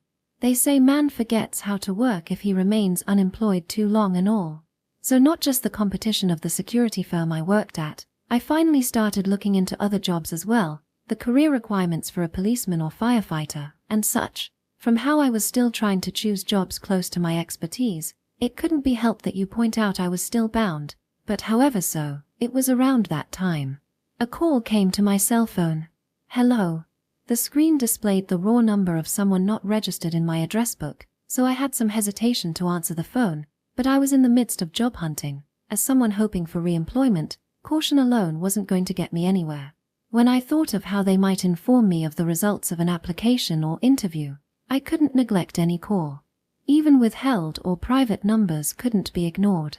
While it was a territory distant from the crime prevention sense I was supposed to hold, it's true that my wariness wasn't very active on that call. The reason was simple. I had a slight recollection of the number displayed. To be more precise, at the level of, I think I might have seen it somewhere before, and truly an unreliable sense, mind you. While a phone book makes a clear distinction between the numbers it's registered and those it has not, the human memory is a peculiar thing. To register, even if I didn't remember the number itself, I could recall things like the fact I had seen it before. Though there were people who could cleanly forget like Kyuko-san, those were a rare case. I knew it. I knew that number. It was a number that tugged at my heartstrings with such uncertainty. The memory ran so thin that a light tug was the perfect way to describe it. Where had I seen it? If I had, then where? It wasn't a 090 or 080 number. In Japan, cell phone numbers begin with 090 or 080, instead of having an area code. So it seemed to be a landline, but what region was the area code from? I thought as I took up the phone, but, so it's that whelp from before. On the response I received from the other side, I understood who I was speaking to in an instant. In that regard as well, the human memory is peculiar. Such slight triggers can suddenly revive memories so vivid. No wonder Kyuko-san, who could forget all the previous day's memories, would be a national treasure. Anyways, I had to confirm it. So, is this Wakui-san? I replied. Indeed. This is Wakui Kazuhisa, the man named himself. Right, it was that old man who went on a rampage in the museum and cost me my job. Rather than vigorous, I could remember his violent form all too well. Of course, at the time he only gave his surname of Wakui. His full name was something I learned after hearing Kyuko-san's deductions when I went to confirm their validity. Apparently, I was just ignorant, and framer was a traditional occupation that had existed for ages, and while I investigated into that occupation, I reached old Wakui's name without even having to look for it. The industry's old man of the mountain, a mainstay among mainstays. Providing frames that fit paintings better than any could dream, he was known as the most prominent framer. The number of painters who wished for him to make them a frame was beyond count. I see, in that case, there was no way a single museum could stand against him. No wonder they'd go take an interest in cover-ups. He wasn't a mainstay artist, but a mainstay craftsman. Nay, the voices who claimed the frames he made had already reached the realm of fine arts were in no few numbers, apparently. Meaning back then, I got an outrageous big shot into a full Nelson. As long as they wish to violate the target, then the sort of VIP they are is irrelevant. That's the main essence of a bodyguard, or at least the official stance. But why did that old Wakui put in a call to my line? I didn't remember exchanging contact information with him. Mamoru. Paying no heed to my confusion, with a tone of dignity rather than familiarity, old Wakui called me by my first name and asked, "What have you been up to lately? Safe and sound?"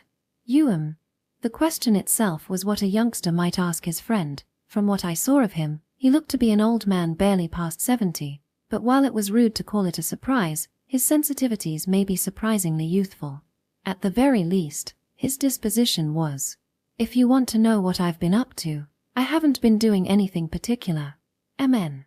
That's no good at all. A youth at your age, loafing around, not working in the middle of the day, that's a real waste. I didn't say anything about loafing, and whose fault did he think my predicament was? If he wanted me to answer the safe and sound portion, the terrible calamity that visited me was too recent for me to laugh about it. In the sense I was locked in place and complaining, I definitely was in a safe making sound, and I was running out of air. Come to think of it, a sound's a body of water surrounded mostly by land. Seeing how I'm not getting anywhere, there really wasn't any better phrase to describe me. In self-admonishment for failing to prevent the painting's destruction, I didn't seek re-employment, but that doesn't mean humankind is constructed such that they could hear it directly from the culprit who caused it all, and back then I was in front of Kyuko-san, so a part of me probably just wanted to look cool. I was almost about to roughen up my voice and shout back at him, but as if to promptly restrain me. I get it, said the old man, his voice tinged with a laugh. Welp, I heard you got fired from the security company because of me. My bad. When he apologized that easily, it was a real underhanded tactic, or rather a letdown. More so, it felt more like he was just pouring oil onto the flame. He really was in for it bad. Hey, I gave that fool Shikihara a stern talking to, so cut me some slack. You'll find fools who don't understand art in any generation, any age. You can also say it's people like him that raise the value of art. The fewer people fighting over the pie, the better. I see. What's more, while just barely accepting his responsibility in the matter, in the end, he pushed it all onto the curator, Shikihara-san. I was taken aback. It was a shifting of responsibility so idiotic that it felt stupid to get angry. Well, it's true the root cause was with the museum for arbitrarily changing out frames. And there it hit me. It wasn't as if I held round-robin deductions like Kyuko-san, and it was a flash of inspiration from my own complete lack of thought. Did you get my contact information from curator Shikihara? My gut told me. The security firm was also a possible route, but to that company, the museum was only a single place they were charged with, and it was hard to say old Wakui's influence, or perhaps intimidation, would have a direct effect. I couldn't think they would leak the personal information of a former employee. But the museum kept their staff's direct contact information in case of emergency, and finding it out from them wouldn't be difficult for the man. Yeah, that's right. What about it? Showing no signs of apologetics, the old man brazenly replied, "If I was that shameless, then my life would be much easier." But when I considered how many people I'd have to collide with to maintain that shamelessness, it didn't make me envious. "No, nothing at all," I evaded. "Do you have some business with me?" I pushed the talk forward. How should I put it? He went as far as looking into my number to contact me, so normally I'd deduce the old man got in the mind to apologize to me after reflecting on his violence with a level head, but from what I could tell from our conversation, it was clear that wasn't all. This person was definitely not reflecting, first off. I'm sure it wasn't because of his obstinacy that even let one feel a form of conviction growing into that personality. Rather, I should see it as him climbing all the way up to his arrogance. Business? Yes, of course I do. There's no way I'd call a whelp like you without any business. I'm a busy man, you know. I see. Mamoru, do you want to come work at my place? While I was quite fed up with the old man's haughtiness, those words instantly sobered me up. What? Don't turn me down here. It's not like you've got anything better to do. I'm free I answered on reflex, but strictly speaking, I wasn't free.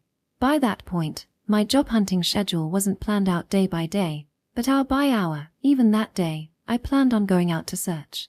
When I plainly informed him of that. "In that case, it works out perfectly. Because I'm telling you I'll employ you," said old Wakui, ever triumphant. While he sounded boastful of his own foresight, he was the very one who made me unemployed, so there was nothing for him to be proud of at all. I highly doubted he was employing me to atone for anything. In the first place, he said employ, but what did he intend to make me do? If he judged me highly for my ability to see through that painting's intent as the earth, and he wanted to invite me to the world of art, then he was overestimating me. That was a complete second-hand opinion. Ha! Wrong. What are you misunderstanding? I don't need any disciple like you. The old man gave a hearty laugh. I was the one who didn't want a master like old Wakui, but in that case, what was he trying to put me up to? That goes without saying. You're a security guard, aren't you? In that case, what other job would I have besides security? Those were strong words. As one who had started job hunting with other occupations in my field of vision, they were especially painful on the ears. At the very least, this was not the time to assert I retired, so I was no longer a guard. Security, is it? Yes, that's right. You'll take it up, right? He seemed impatient, one step away from telling me to just accept it already, but no matter how I turned my head, I definitely wasn't getting the full picture. I was much too lacking in information to simply nod along to the word security. If it's an official job, I think you're better off asking a proper company. Like I could trust an organization. The old man spoke disparagingly. They were words mingled with a harsh prejudice. But as the organization of the museum had just betrayed him the other day, I couldn't rebut it so suddenly. Well, I was also abandoned by the organization I was employed by, so even if I didn't sympathize, a part of me got where he was coming from. No matter what it is, I'll see with it my own eyes and make a decision. I'm placing my hopes on you. Think of it as an honor. Why, yeah. So he really was judging me for seeing through the earth. Or perhaps he was referring to the price appraisal I did on that painting. While that one wasn't second-hand, it was hard to deny the hint of desperation in my response, so even if he appraised me for that, it didn't feel much different from being appraised on coincidence. So, what sort of painting do you want me to protect? Take it or not, I needed to ask. Unless I heard that, I couldn't make a decision. No, if I had to say, the side of me asking in order to decline was stronger. The old man criticized organizations, but there was a limit to what an individual could protect. In the end, what opposes violence isn't a single hero, but a faction with organizational capability. When he called it security, even subtracting the fact of my unemployment, I felt I would latch onto it by instinct, but not doing what you're incapable of is also part of the job. Who said you'd be protecting a painting? Said old Wakui. I'm not a painter, you didn't know? No, of course, I'm aware. You're a framer, right? Though I only became privy of their existence quite recently. Sure enough, it was too early to conclude I'd be protecting a painting. Which means I'm guarding a frame. Yeah, something like that. But it doesn't exist yet. I'm going to make it now. So you're going to make a frame?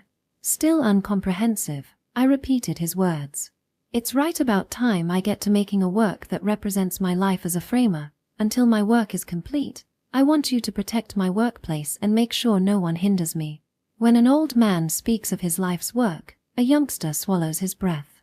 It practically meant it would be the last work of his life, a word too heavy for someone in his 20s.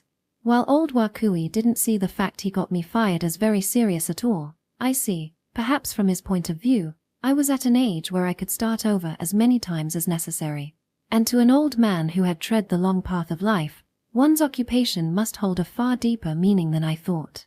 Protecting paintings, protecting frames, and protecting workplaces, the amount of work for an individual didn't change much, but when it came to that point, it was difficult to decline his invitation. At the very least, hard to do over the phone, and honestly speaking, I was simply interested. By a detective's evaluation, he was a craftsman who could make frames that dragged the price of a 2 million yen painting to 200 million. Just what sort of piece could be his life's work? Even if the world of art was dark to me, as a person who worked at a museum for a period of time, I couldn't help but be somewhat curious. While at the current point, I couldn't decide whether I'd take it up or not, I wanted to prolong the talk as long as possible to hear the details. The probability I would decline in the end was stronger, so I told him not to get his hopes up as my form of consideration, but, "Oh, I see. The old man innocently rejoiced. Rather than old, his conduct was like a child's. "Then we have to meet up and talk. We won't get anywhere if I don't have you see the workplace you'll be protecting. Oh, it's nothing so grand. It's not like I'm trying to decide your life with this job. Think of it as a temporary part-time job." "Part-time, is it?" "Yes. Of course, I'll up your wages. You'll get around double what you made working. Your period of employment will be a few months, half a year at most. For a youngster like you, that's no time at all," said old Wakui.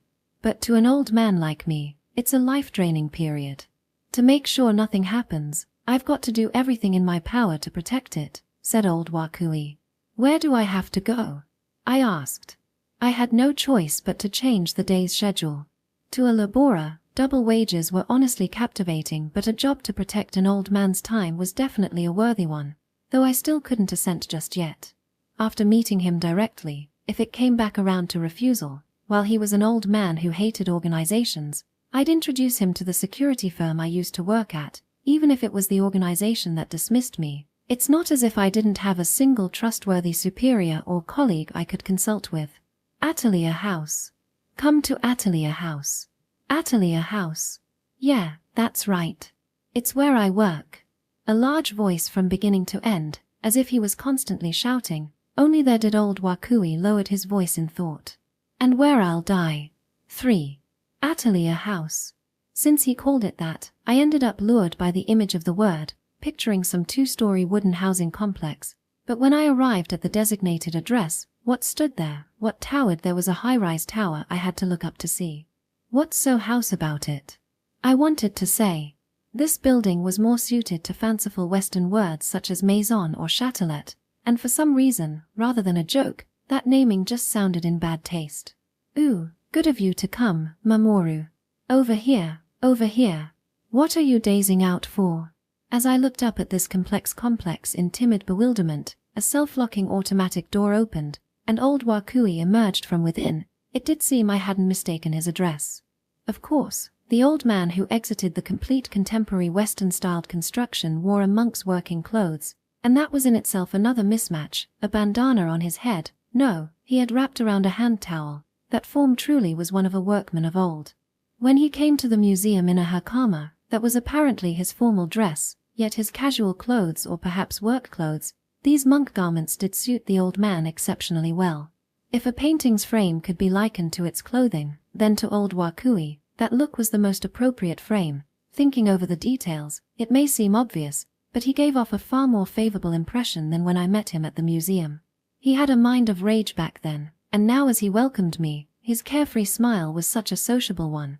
I almost carelessly forgot it was thanks to him that I was driven into unemployment. I had to take care that, led along by the mood and led along by emotion, I didn't thoughtlessly acquiesce to his job offer. I focused my mind. Is this your workplace? I asked the old man. Yeah, that's right. A bow, ain't it? Yes, a masterpiece. But Wakui-san, telling me to protect it, no matter how you slice it, it's too much for me. No worries, no worries. It isn't like I'm asking you to guard this entire mansion. The old man said, before forcefully shoving me into the building's entrance. The auto-locking automatic door came undone with a no-touch card key. On brief inspection, there was a dome-shaped surveillance camera in a corner of the ceiling, keeping watch of people coming and going. Just from what I could see, this didn't look like a complex with lax security, but, also, as a habit from my security guard days, I carried out checks as I arrived at the elevator hall. When old Wakui pressed the button, the elevator immediately arrived. What's this? The point that caught my attention was that he had pressed the down button. My atelier's in the basement. While I doubted he sensed my question, old Wakui said it anyways and boarded the box. I followed behind. The elevator's insides were expansive enough for me to wonder if it was a service elevator. If they were packed in tightly, it looked like it could board more than 20 people. Old Wakui pressed the B1 button. From outside, the towering apartment complex looked to have too many floors to count, but now I was sealed away in this box. From the number of buttons lined vertically, the story was clear: 32 floors plus one basement. Once again, the building went against the name Atelier House, I thought. No, when you got down to it, at present, the only contrary portion was the single-syllable house, and I wasn't yet at a stage where I could say anything about their atelier. The elevator came to a complete stop. Once we stepped down and opened the door beyond it, what lay in wait was truly an atelier. A construction site, as if the complex I saw from outside was a lie expanded before my eyes. Across a full wall of the extensively vast entrance parlor, various tools and materials were narrowly packed and lined. On the steel shelves lining the wall were various documents, binders. 2 large work desks in the center of the room, on top of them the paint supplies to draft, and all manner of stationeries, bar and bench, rasps in shapes I'd never seen before, and vice. If I had to say, it had the air of an art room from my student days, but I had to guess the tools assembled were of a standard several tens of times higher.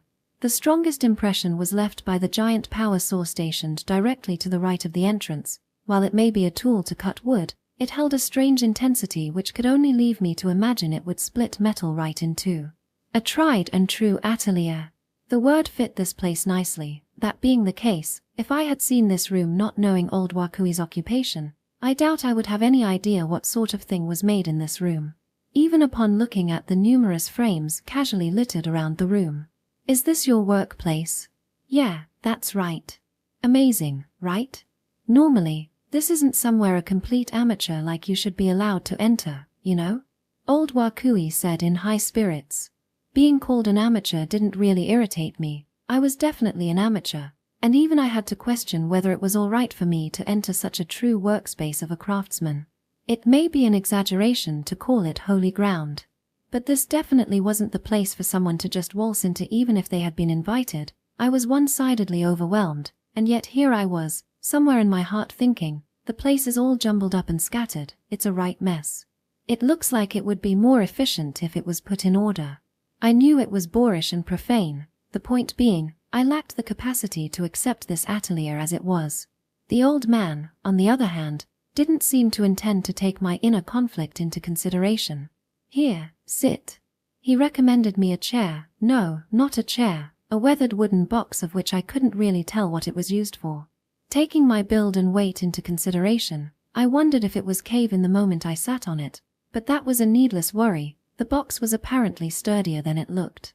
Of all else, after old Wakui himself lowered his hips down onto a box much the same, I couldn't quite complain. His offer to give me tea wasn't just social courtesy, and as truth would have it, he brought out 2 teacups from the back room I assumed to be old Wakui's living quarters and placed them on a work desk. The liquid inside of them was pitch black. It seemed to be coffee. Recalling Kyuko-san who enjoyed her share of coffee, I held it in my mouth with a thanks for the treat. While this was a practical room that could be called a land of dreams, it had some sort of otherworldly element to it, or perhaps I should say, struck by its atmosphere, my consciousness had grown hazy, and I wanted to stabilize myself through caffeine intake. After drinking that hot coffee and cooling down a bit, I grew curious about something realistically. They don't get mad at you for overhauling the apartment's basement like this. You've properly received permission from the owner, I'd assume? The owner is me. The old man answered simply.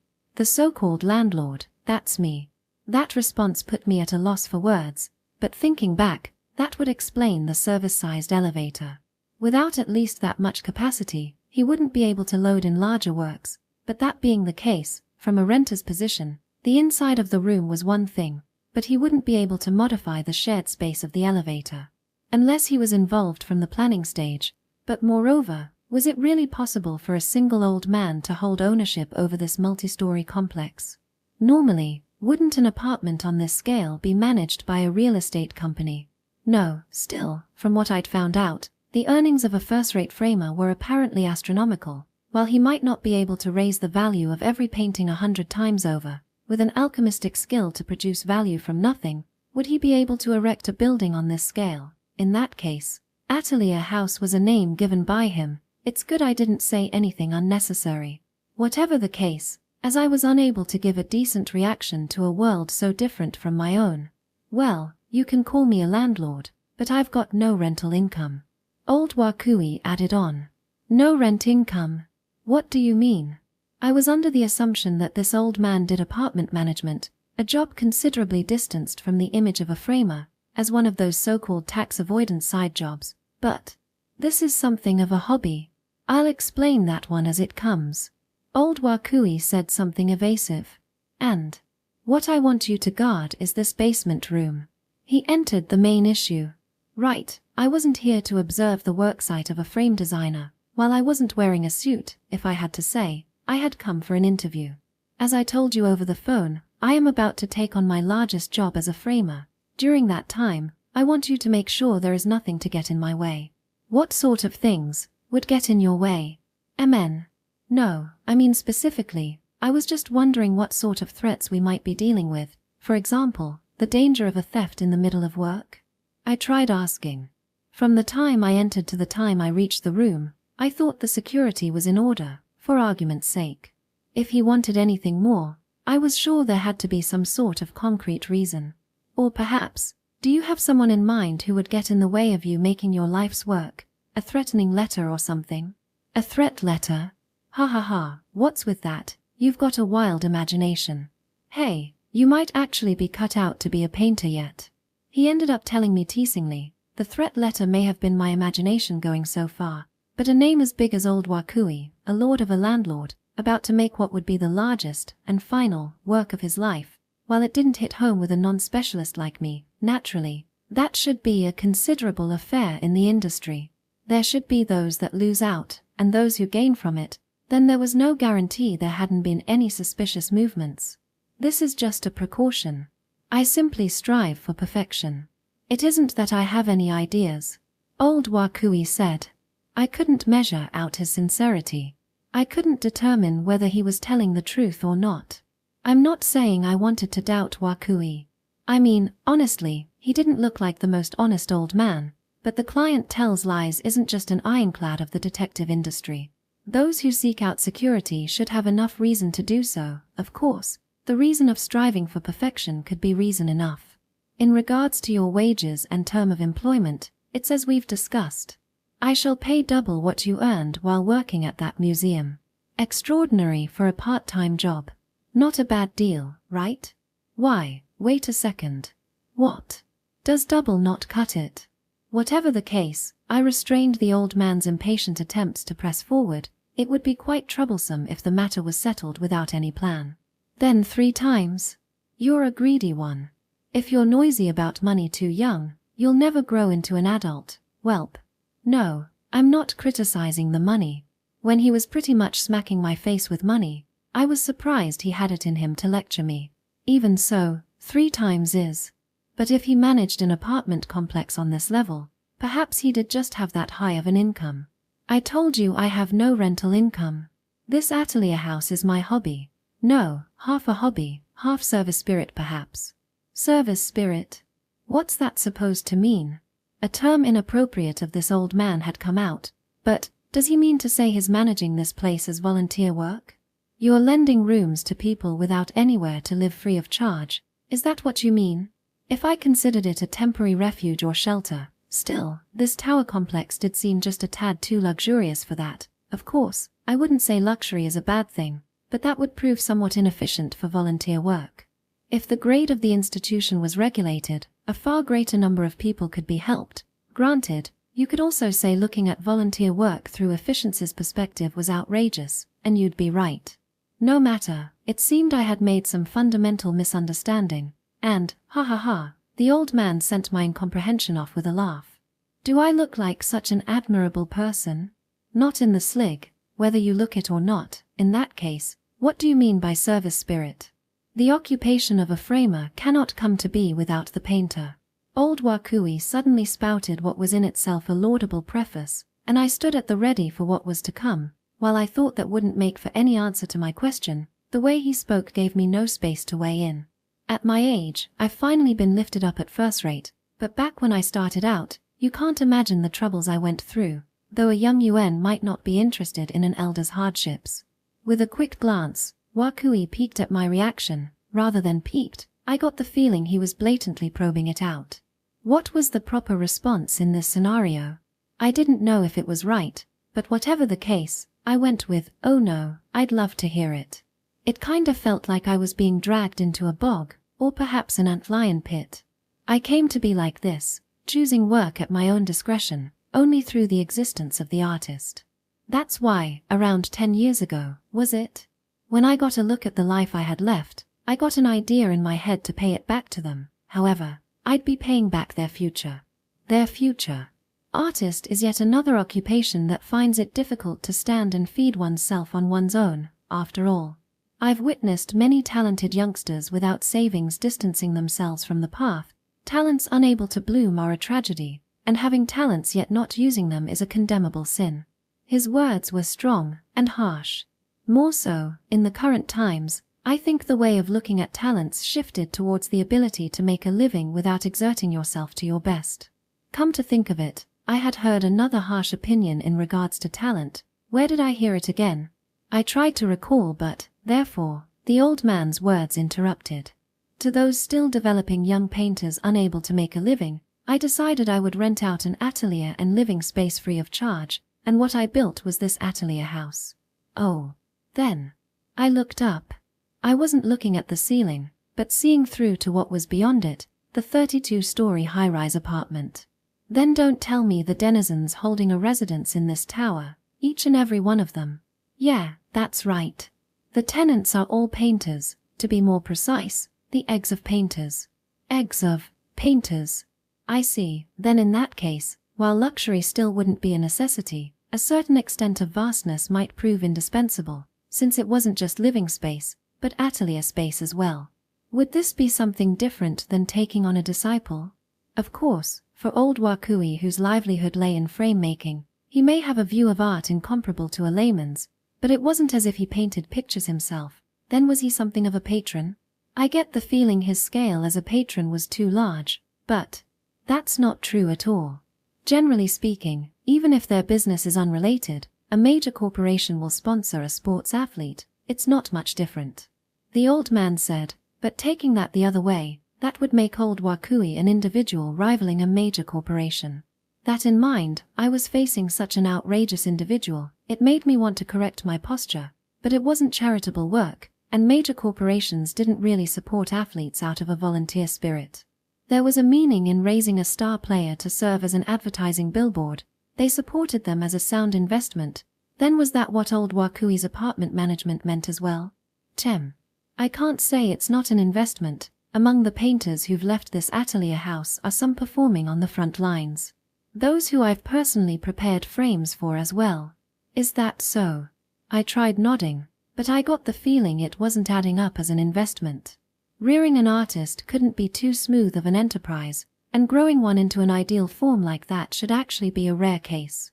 But, well, in this case, perhaps not making a profit was better. As a framer, providing such selfless investments towards artists with a future would improve his image considerably.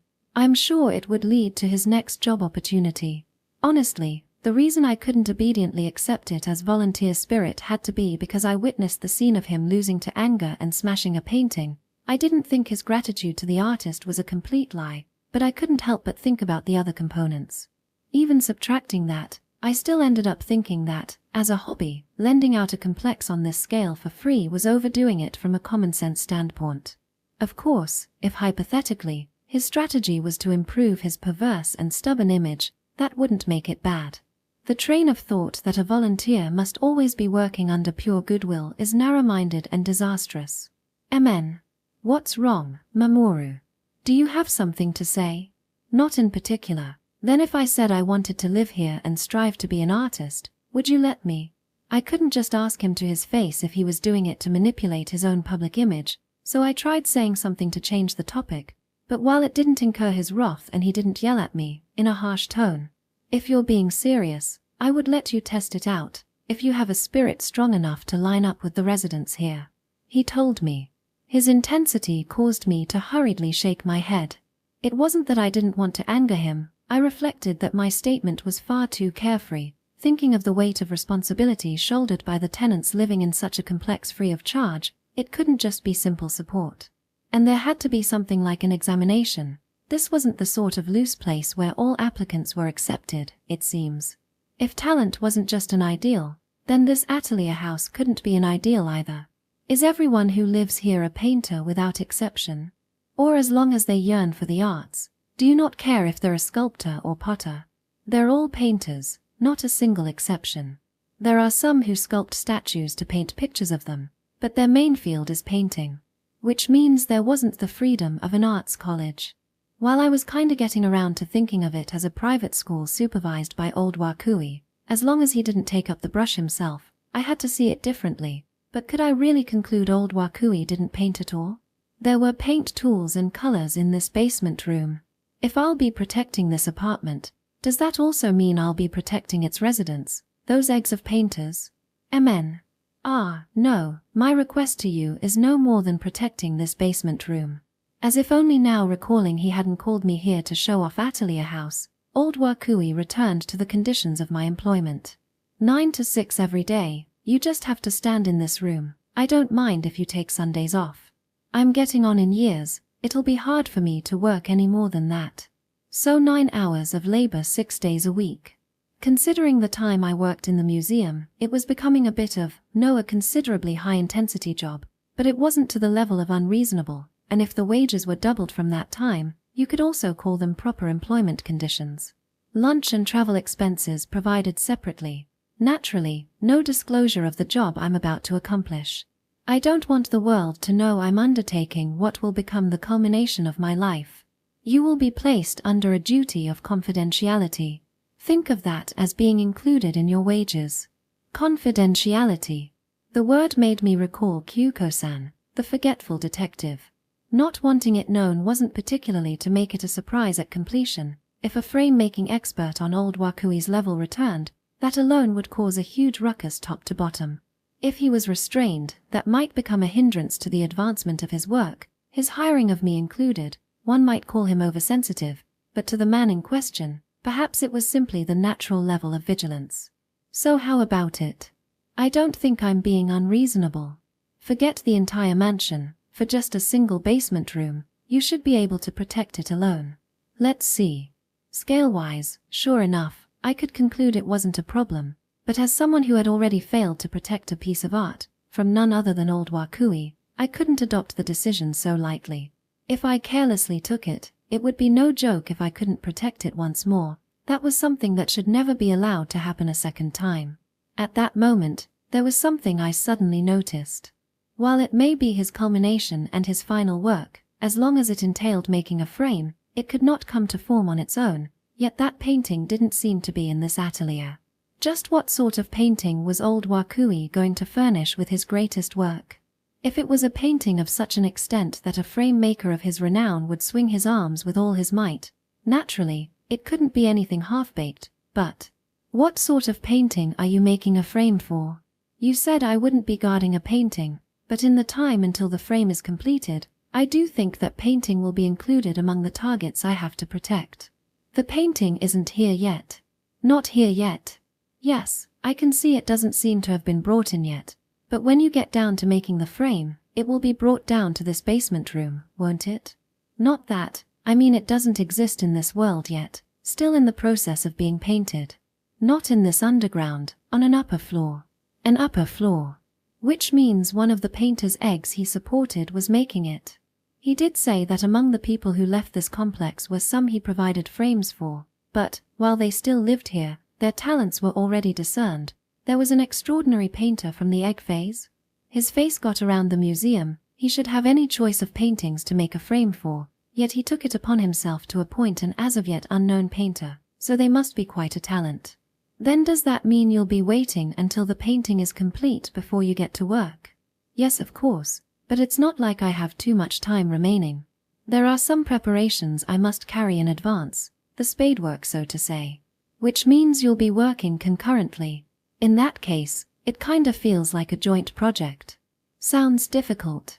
If you look at it as a joint project, it might actually be easier. I mean, I get to see it being painted with these very eyes. I get to know just how the creator painted it. To a frame maker, this is valuable material. He had a point. If the object was in an incomplete form, that the outside border couldn't be made was just my thoughts as an amateur, and if he could see it mature from its incomplete, rough unripened form from the very first step, that might increase the perfection of the frame he ends up with. So personally, as fast as possible, tomorrow even, I want to get to work. I've already ordered the materials. All that's left is your response. If you're unsatisfied with your terms, I'm willing to negotiate to an extent. Say what's on your mind. It seemed we were already at a point where I had to decide, so I thought. Well, from what I had heard, in the end, whatever institution this atelier house may be was irrelevant to the job I'd been given. What I had to consider was whether or not I as an individual could protect this workside. Judging by the conversation, it was hard to think there was any definite threat. This was just the caution of an old man, an investment so old Wakui could concentrate on his work, and my actual job would probably entail gazing at him making a frame over the course of each day. Following the logic that the frame wasn't a complete piece on its own, there shouldn't be anyone trying to steal it yet, but I couldn't help but remain anxious. That was of course because I had allowed a large failure once before, but before that, it wasn't as if my experience as a security guard was too long. I was more on the shallow end. Even in a job of simply gazing at this old man's final job, I wasn't confident I would be able to accomplish it, or rather my anxieties were. In that case, I just had to refuse, but things weren't so simple. I really shouldn't have come here. At the point I was offered a job with a duty of confidentiality, you could say I was already amply involved, even if I turned him down. Now that my contact information had been leaked by the museum, the fact that some request was made to me would surely get around. In that case, without old Wakui's patronage, it was unavoidable that the museum I once guarded would probe into the matter. When my employment was as of yet undecided, I didn't want to be wrapped into something so troubling. Just taking the plunge was a means around that. Not that I thought it was all right to decide my next half-year over such resignation. The old man told me to think of it as a half-year part-time job at most, but looking at it the other way, that meant my loss of employment in half a year was guaranteed, and the job searching I had to do would be half a year behind. This wasn't just a matter of half a year. Whether I shook my head up and down or left and right would swing my life. Life's turning point. In the end, would I slip up here and take a tumble? If I were to simply strip away all those calculated conflicts and weight it on pure curiosity and interest, it did intrigue me. Just what sort of job would bring a close to the life of a single human? I had only just found employment and gotten laid off halfway. It was something I had yet to see, and no matter how I worked in times to come, I couldn't think I would be blessed with too many opportunities to witness it. Perhaps these were imprudent feelings. It wasn't much different from a child saying they wanted to see the moment someone died. Perhaps they were a whim I should restrain, but, an investigator who had always probed out that single path, my desire to witness the instant they stopped in their tracks was uncontainable. The opportunity had come too suddenly. I couldn't decide whether or not to let it slip by. So suddenly. Come to think of it, I neglected to confirm that portion. Wakui-san, could you tell me why you picked me? MN. I just couldn't think of anyone else I could entrust it to. When I heard you lost your position, I thought it worked out just fine. But to the contrary, You wouldn't normally think to hire a security guard who got fired to guard a precious work. If you were using our exchange back then as a criterion, when I saw through that painting as the earth and appraised the smashed picture at 0 yen, those couldn't serve as criteria. The former was second-hand, the latter was conjecture. Being evaluated for it would be troubling, honestly speaking. Hypothetically, well, let's say luck is a form of strength, but to be blunt, you could also say that aesthetic sense has no relation to a guard's abilities. MN. Exchange. Did we discuss anything? What? Back then, the blood rushed to my head, so I don't remember whatever conversation I had with you. But, in that case, even more so. I said it, did I not? No matter what it is, I'll see with it my own eyes, that's all there is to it. Old Wakui said, sounding irritated, but to me, that was the most important point. Unless you tell me why you can trust me, I won't be able to work. I hung on. To not even know what you're being appraised for, you're a pitiful one. Even the painter's eggs living in this atelier house, they all each have an understanding of their own worth. It's because it's my fault you were fired. Old Wakui said. Then in the end, was he atoning? No, there's no way with that laudable personality of his, as I quietly waited for his words to continue, reluctantly, as if not wanting to go out of his way to say it. It's because, while unreasonable laid off because of me, you accepted it. He tried to make it easier to understand. Does that mean you thought I was biddable? Sure enough, from the hiring side, a laborer who didn't complain and just left when they were fired was a thankful thing to have. But if I was being hired under reasons such as easy to discharge and will fold to irrational orders, I'd much rather not. Wrong. But old Wakui refuted my question. I don't know how it really is. But I determined the reason you went with your firing to be because you accepted it. To you, that discharge was not unreasonable at all. I thought you had punished yourself for not protecting the painting you were charged with. That is the sort of person I can trust. Everyone fails, but it is in how they face that failure that a human shows their worth, old Wakui declared so grandiosely I could no longer grasp the truth of the statement. I couldn't react. By which I mean, I kinda felt like I'd been seen through. Perhaps he really did evaluate me, but at the same time, it was the same as saying I was an open book. In the first place, that was again hard to label as my own achievement. It wasn't as if I had accepted being cornered into unemployment so easily. Before I accepted it, I needed someone's help. I could only call it shrouded in mystery. I didn't know what was going on. It was unreasonable and irrational, and it was precisely because a great detective pulled me out from the bottom of the bog that I got to face my own failure. However, if I said that here, it would only sound like an excuse. I now know what connected where, but it did seem I still had to give an answer here and now. No matter how I might regret it later, either choice would be shadowed by regret, which in that case might mean what I was really choosing was what regret I wanted. With this decision here, just what sort of regret would I be satisfied with? You said I could negotiate my employment terms, did you? Yeah. Got something in mind? I'll swallow down most conditions. The scope of my guard duty aside, realistically speaking, I think it'll be difficult for me to guard this basement room alone over the space of half a year. There will definitely be things I fail to see, and there's no guarantee my health will never take a turn. At the very least, I want you to hire one more person and set up a shift. It seemed my request was unexpected, and the old man shut his mouth. Before he said anything, I pressed for an answer. If you say you can triple my salary, then you're better off using that amount to increase the number of people. If you swallow down that condition, I'll happily work for you. Looking at it the other way, if that didn't work, I planned to decline. That point was the common ground. You've put out quite a difficult one, he said. A little time passed. He wasn't saying it as a negotiation tactic. He really did make a difficult face. If you're striving for perfection, I do think you're better off the more people you have. The problem's not so simple. I said I'm imposing confidentiality. Unless I know I can trust them, it's out of the question, and I don't have anyone in mind. I told you, I don't have any other candidates. I do have an idea. Are you taking recommendations? MN. Some connection from the company you worked at? I told you that too. I can't trust organizations. It's all right. The one I want to introduce isn't an organization but an individual. An individual? Doubtfully, old Wakina looked over me scrutinizingly, while losing mentally to his dubious eyes. Of course, I guarantee the height of their abilities, I continued. I think they're far more reliable than myself. If I have their support, I think I can face this guard duties with no qualms whatsoever. Chemph. In that case, I can't say I won't consider it, but before their abilities come into question, tell me if they've got a tight lip.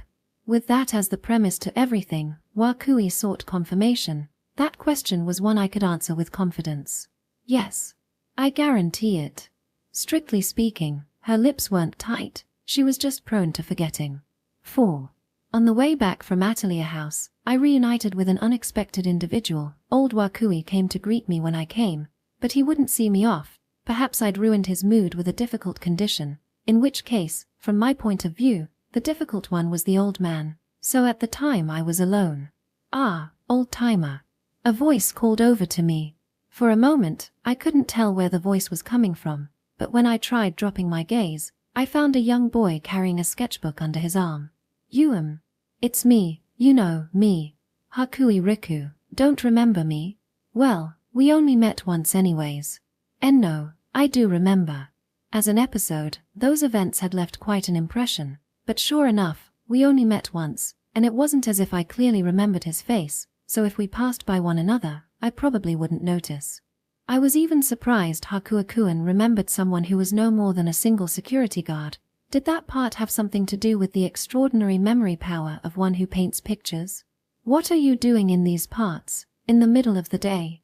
Shouldn't you be at work? Hakuakuen brazenly asked. It was quite apparent he had yet to develop the tact to understand an adult not working in the middle of the day usually involved some circumstances that should never be asked about. Yeah, truth is, I left my job at the museum.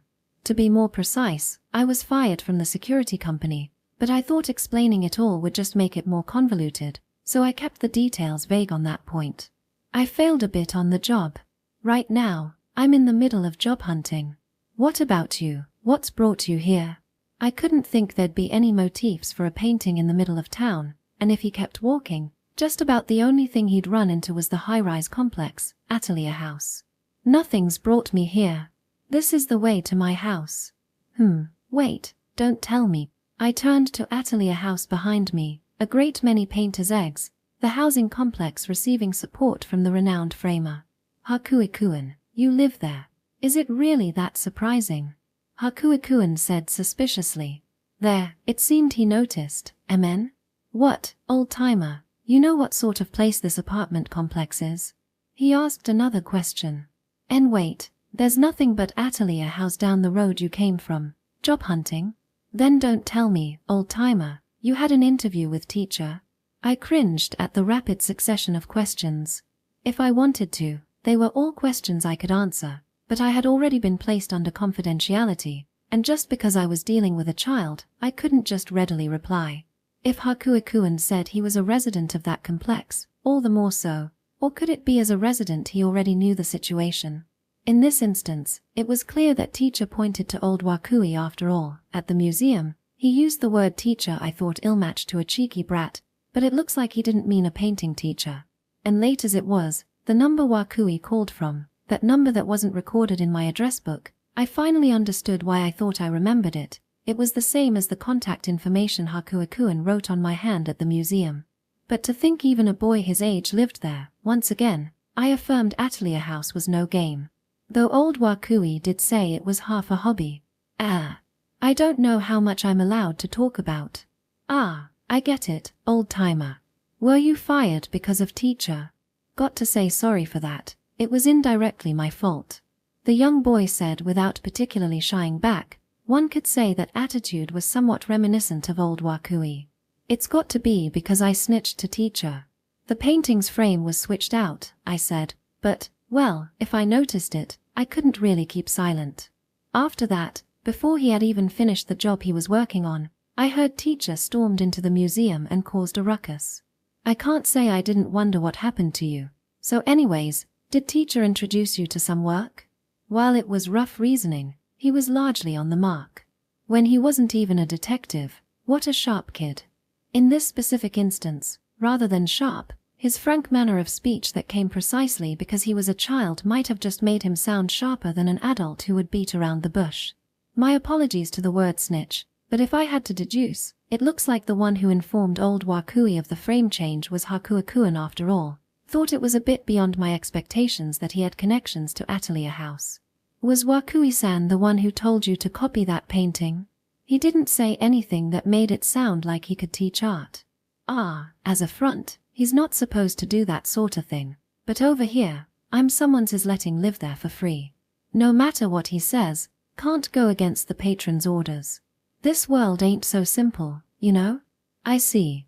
That was something I experienced all too recently. The world was detestably convoluted, and you never know what connects where. And for the artists living in Atelier House, having teacher furnish them with a frame is one of their goals. Learning from a picture teacher actually framed before is like a compulsory subject. Hakuakuen said, flip, flip, flip, and showed me the contents of his sketchbook. The pages had increased from the time he showed me that day. Then the paintings in that sketchbook are all right. I guess I've pretty much finished copying all the ones open to the public, but, see, I can't spot a single point in common. Haven't really learned anything, Hakuakuen sighed. He was cheeky, he didn't go to school, and he was liable to look insincere, but his posture was earnest, and he seemed very serious. To think a person with talent who confronted that talent head-on could appear so radiant, without any particular reason, I fell into self-loathing. And the fact that violent man was, at the very least, considerably respected by these painters, it was pretty obvious if you thought about it, but I fully came to realize. In that case, perhaps it was best I didn't say anything rash. That Wakui was thinking of retirement, and that he was about to embark on the last job of his life. No way, but didn't he say someone in Atelier House was painting it? At the very least, that tenant should know the situation. Could it be that painter was Hakuakuen? My intuition led me along that tangent. The logic that he was just a child couldn't apply the moment he was allowed to live in Atelier House. With all the talent he had, what's more, if he said old Wakui was treating him specially, then couldn't he have the qualifications to tag along on the man's final job? I thought, unconsciously staring hard at the boy. He must have been well attuned to that look, as sure enough, "It's probably not what you're thinking," came his bored-sounding words. What could you be talking about? No, I mean what teacher wanted. The reason he called you after you'd been fired, I've got a hunch, including the reason you'd want to keep it hidden for me. But I'm not even a candidate for that one. It was exceedingly difficult to maintain my poker face. Of course, it wasn't as if Hakuakuen was saying he had seen through everything, but at the very least, he knew the circumstances, apparently. But still, you're not a candidate for it. What do you mean by that? While my guess Hakuakuen would accompany him seemed to have missed the mark, candidate was quite the peculiar word. Judging by old Wakui's tone, I got the feeling he'd already decided who'd be painting the picture. That all comes down to teacher's secretiveness. There was no way he could hide the fact he was going to get into a large job, so he had various residents get to painting paintings that fit the part. Call it a secret project if y'all want. But the walls have ears, so by putting out orders in bulk, he made it so even the one painting it doesn't know which one is the real one. That's how he set it up. Well, that's. I heard something like that happens in the filming of mystery and suspense dramas. By filming the last scene along numerous routes and numerous patterns, they make it so even the performers didn't know which plot is the real one. By doing so, they're able to prevent the information ever actually being leaked before release, if I had to say a risk that came with the production process. He put painters up to it. While he called them candidates, the ones who weren't the real McCoy were painting pointless pictures and, from the way he said secretiveness, you could also say it was already impossible to cover up. To not even tell the one painting it, as a patron, he wasn't being frank to the people he supported, and when it came down to it, it became hard for me to think that old man was managing Atelier House out of honest goodwill or repayment. What's more, that Hakuakuen wasn't even included among the fake candidates was a shock that made me shudder. Just what terrifying level were those painters' eggs living in that complex at? Well, he's going a little too far, is what I humbly think. I admit, just cause it's art, doesn't mean it's got nothing to do with competition. Having us all live in the same place, and cultivate ourselves to set out for number one is a good idea. A management policy I'd even call too respectable for teacher. But when it comes to his handling this time around, in the opposite sense, I think it's not like him, cuckoo, though it's got no persuasive power coming from a kid who they wouldn't even let into that battle.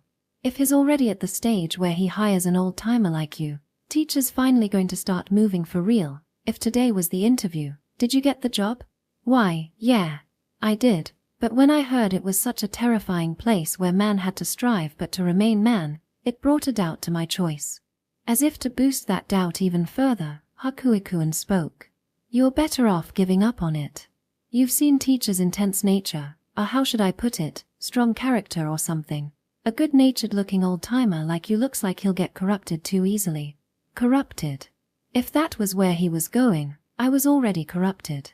Without any major experience, forget that, nothing but experience of failure. For me to personally take up the guard of a very important person on their very important job wasn't a sane state of affairs, corrupted by the sort of VIP who could hold clout against a single museum on his own. Perhaps I had also come under the misunderstanding I would be able to accomplish something on my own.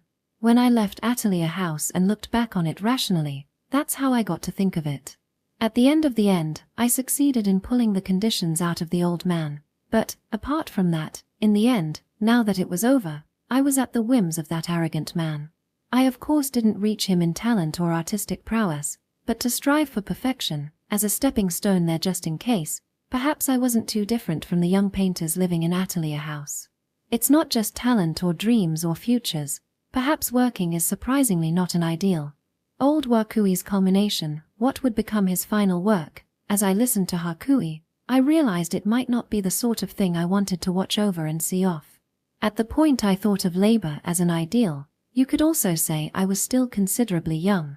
Haha. Because the ulterior motives of all sorts swirl around. From my sense, it's definitely not an ideal. It's dirty and stained. Makes me want to paint it all over in black. Whether you're working or not, old-timer, if you think that Atelier House is where youngsters dreaming of a future gather, some group of creators overflowing with a creative spirit, then you should at least know that's completely wrong. More than youngsters dreaming of a future, me included, this is where the monsters who live devouring dreams come together. Get it in your mind there's no telling what that lot will do, okay? Well then, I'll be off, Wakuikun said passing by my side. Just as he said, he was returning to Atelier House. For argument's sake, he did try to stop me, but he didn't have a particularly strong opposition to my employment, it seems. I guess that part's how kids are these days, a dry sort of feeling. I simply saw him off. In the first place, even if it was still an oral promise at present, as I had already exchanged a contract of employment with old Wakui, it was impossible to scrap it. At the risk of my own livelihood, it would be possible to overturn it, but when I thought of my mental state, in a battle of lawsuits against that rough-tempered old man, that alone made me fed up. If I had just met Hakuikun before Wakui, and heard what he had to say, perhaps it would have been different, but come so far, I couldn't take his advice. Well, if I commuted here half a year, I would surely have another chance to meet him as a resident, so when the time came, I'd ask a bit more in depth. Thinking back on it later, that was quite an optimistic notion, and far too late, yet I had not the sense of an artist nor the reasoning of a detective. No, on the contrary, as a security guard, I couldn't even watch over the job of the old man who trusted me. Without being shrewd, if I properly took Hakuikun's warning there, perhaps a different future would lay in store. But such a future wouldn't come upon me. The state of affairs developed rapidly, it developed, and fell. 5. While my final conclusion was that I never should have taken up the guard request, my calculations fell off on other finer details as well. The sole right I won in my negotiations with old Wakui, it was the right to invite a capable person to help me out on the job, but it wasn't long before I came to know I wouldn't be able to use it as I wanted. My apologies, but our office will not be able to accept that request. While still listening to the important points of the story, the head of the agency, Kyuko-san, went beyond polite to respond in a tone as if it was someone else's business.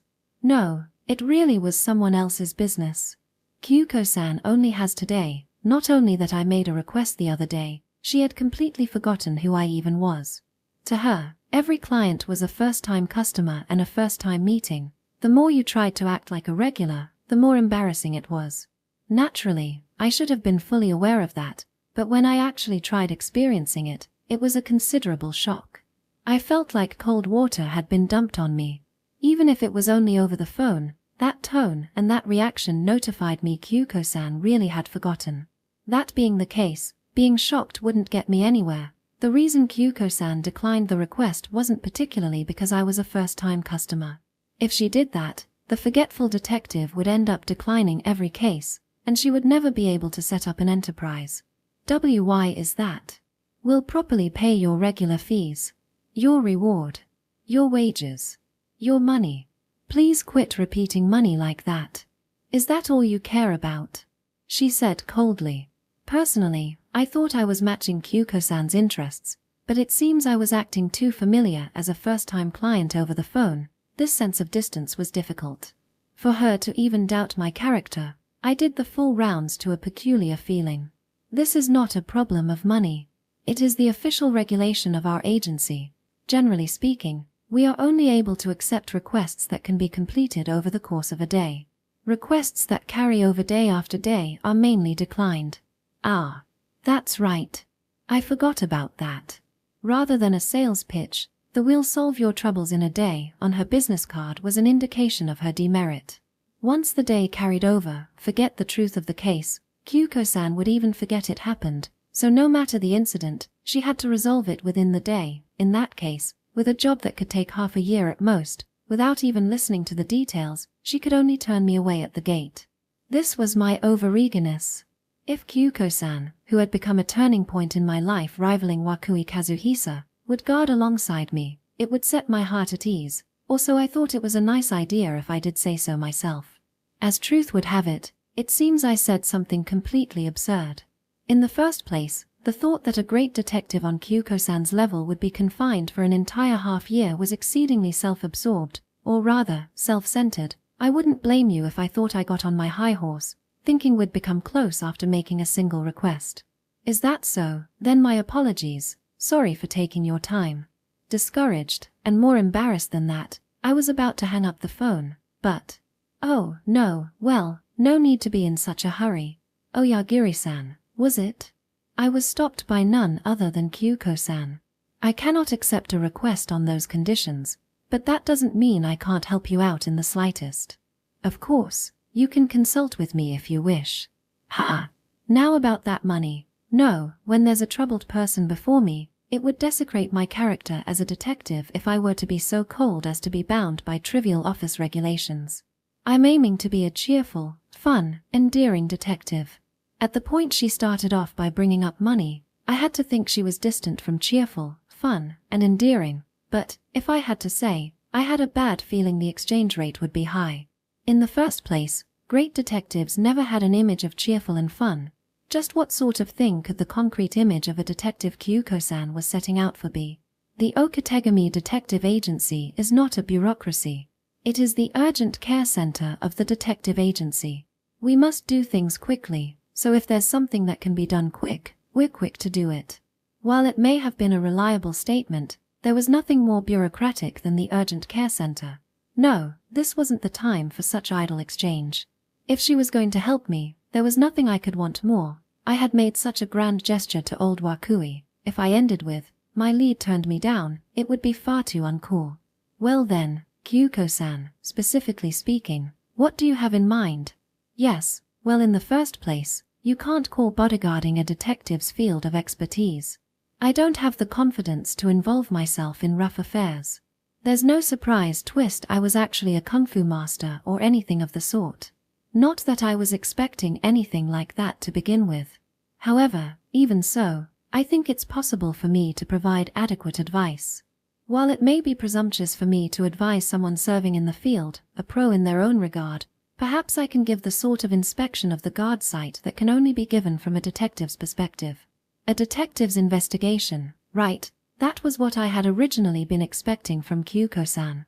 Even if she didn't guard Atelier House with me for an entire half-year, at least the first day, or perhaps, if I could indulge myself, she could periodically check to see if there were any holes at the scene, any openings in my guard. That would be enough.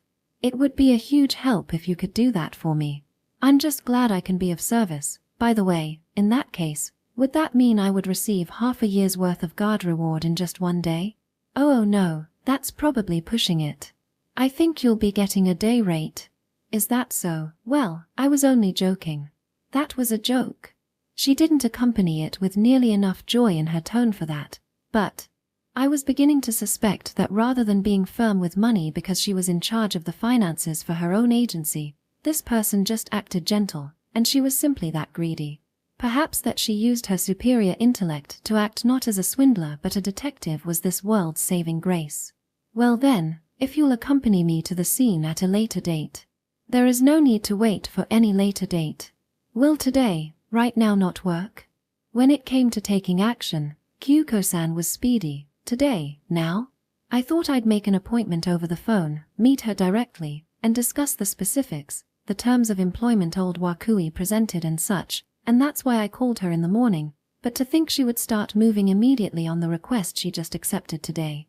Even if it was bad for a case to cross dates, I'm pretty sure she'd be able to manage without too much hassle if appointments straddled different days, but when I heedlessly began thinking along those lines, the thought struck me it might be to prevent double bookings.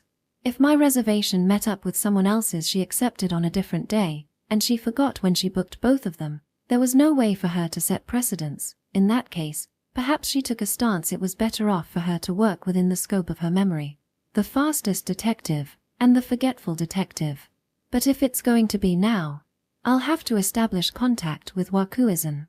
Just leave those formalities to me. Setting aside the fact I am the forgetful detective, I think we would be better off examining the state of Atelier House as soon as possible. While I don't have any definite basis, when I was hearing your story, I felt a somewhat unrestful air. An unrestful air, is it? Yes, thought I can't say it's anything concrete. However, I feel it's dangerous to take Wakui-san's notion of hiring security because he's undertaking his final job at face value, Kyuko-san said. The clients do lie, after all. Of course, Wakui-san himself might not be aware he is lying. Perhaps he sensed some unrest with his sensitivity as a framer, a so-called bad premonition. If he just wished to strive for perfection, instead of hiring temporaries this time around, he should keep security guards employed on a regular basis and all. That definitely made sense. For a framer on old Wakui's level, apart from his grand culmination, in his standard work as well, shouldn't he keep security in mind, yet this time specifically, that he strengthened it should be seen as him sensing some sort of risk. If I had Kyuko-san reason out the reason to push his way through, taking in unreasonable conditions to hire me at urgent notice, I think it would make my job considerably easier to do. Yes. I think I can prove useful in that regard. If can I speak with Wakuizan directly and listen to the circumstances, that is a detective's field of expertise. But he is an elder of harsh temperament, so if you try forcing it out of him, he might fly into a rage. He might end up screaming you out. Ah, I don't care about that. No matter how he screams, no matter what reckless words fly, in the end, I'll have forgotten it by tomorrow. When she declared it quite indifferently, I had no words to return. Still, as the forgetful detective, that forte was definitely a large potential advantage when hearing people out. In communication, not giving a damn about the other person hating you was practically a monstrous strength. I thought that brazenness ran contrary to Kyuko-san's calm, gentle demeanor, but rather than contrary, perhaps it was two sides of the same coin, and that nature surprisingly gave rise to Kyuko-san's bafflingly strange shows of composure. To add on to that, apart from listening to Wakui-san's story, I'd like to see Atelier House itself, the sooner the better. Ah, you're right. If you can see from a detective's perspective if there are any gaps in security as a whole. I answered, but it seems what Kyuko-san was about to say meant something else entirely. From a more fundamental level. I think is an underlying factor. Factors. Yes, the conditions to bring about an incident are all together. I don't think that complex is the best of places. Not the best of places. What did she mean by that? She sounded like she was speaking off of intuition, but it was unclear where her misgivings were coming from, or rather, far too vague. Oh no, I think it's something you've somewhat picked up on yourself. That's why you hesitated to accept the extraordinary conditions he scouted you under, and why you thought to make a request to me. From what I have heard, that building is an extreme, with an immoderate inclination, Kyuko-san said. While that was also a vague expression, this time, I kinda understood what she was refraining from saying. A high-class apartment complex with nothing but painters' eggs living there, no matter how anyone looked at it, was extreme. It was inclined. But is having an incline a bad thing? I think that's something Wakui-san intentionally inclined it towards. When it inclines, it makes it easier to collapse. Easier for an incident to occur. The detective said, definitively. That is what I mean by underlying factor. Offering a living and atelier space to youngsters aiming to be painters free of charge might look like an entirely good thing, but I think it's considerably risky. No choice but to become a painter. Excuses don't work. Placed in such a situation, sure, it may be easier to become a painter, but it becomes hard to become anything else. But everyone moved in because they wanted to become a painter, so doesn't it work out? If the painter's egg fails to incubate, that means it can't hatch into anything. You can't imagine how dangerous that is. They should be left with spaces for excuses, a path to run away. I see. What Kyuko-san said didn't hit right with me. The problem wasn't evident. What speculation old Wakui made when he erected Atelier House, that idea in itself should be something desirable by youths aspiring to be painters. Don't you think youths with a future should have other choices prepared for them as well? Even if a painter has talent, it is fine for there to be the path of not being a painter. That's what I'm saying. Did you get that? I did not.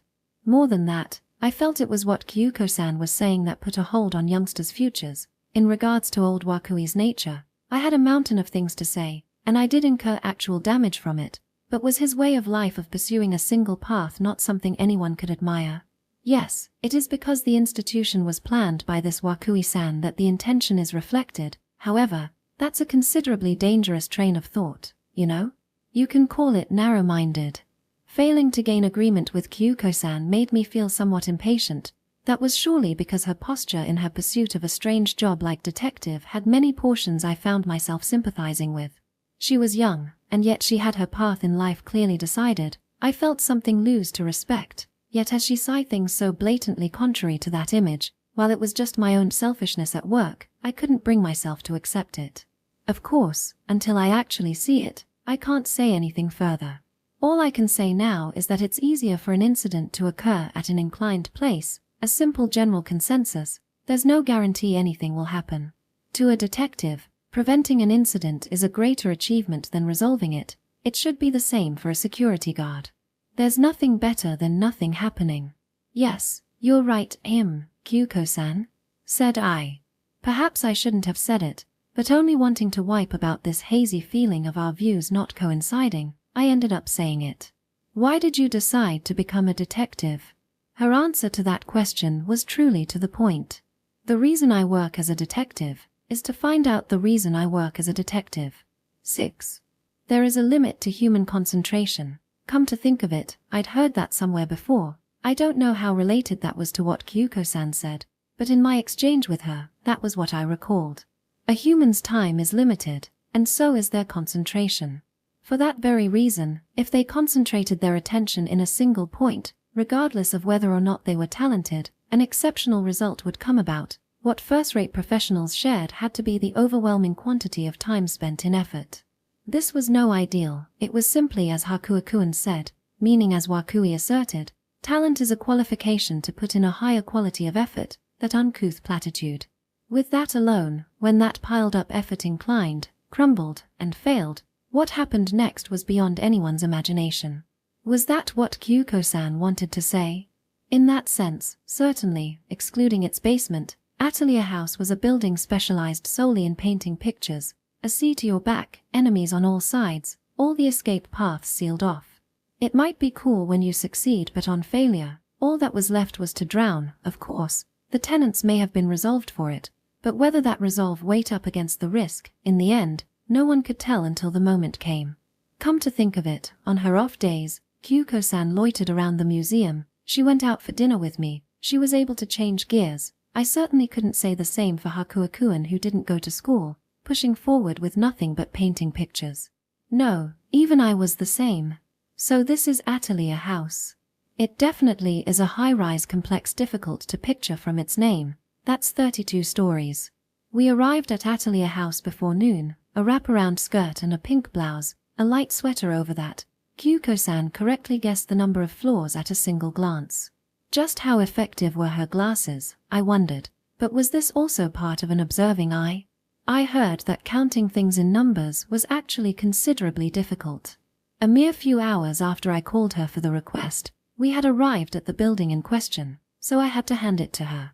She really was the fastest detective. Her speed even dragged me into the midst, and not getting shaken off was the most I could manage. To this point I had, put poorly, evasively, cautiously dealt with old Wakui's offer, but the developments after consulting with Kyuko-san were terribly swift. Perhaps her claim to be the urgent care of the detective agency wasn't necessarily a joke. No, in all actuality, when I'm the one who brought the talk to her, a part of me couldn't keep up, and belated as it was, I reported. Kyuko-san. I know I should have said this sooner. What could it be? This is all happening so suddenly. I was unable to secure an appointment with Wakui-san. No matter how many times I call, he won't pick up, so it's possible he's out at the moment. He didn't carry a cell phone, it seems. I did put in a message with the answering machine for what it's worth, but, well, he was getting on in years, so he couldn't take long trips too frequently. I arbitrarily convinced myself and came all the way here. Is that so? You can't get in touch?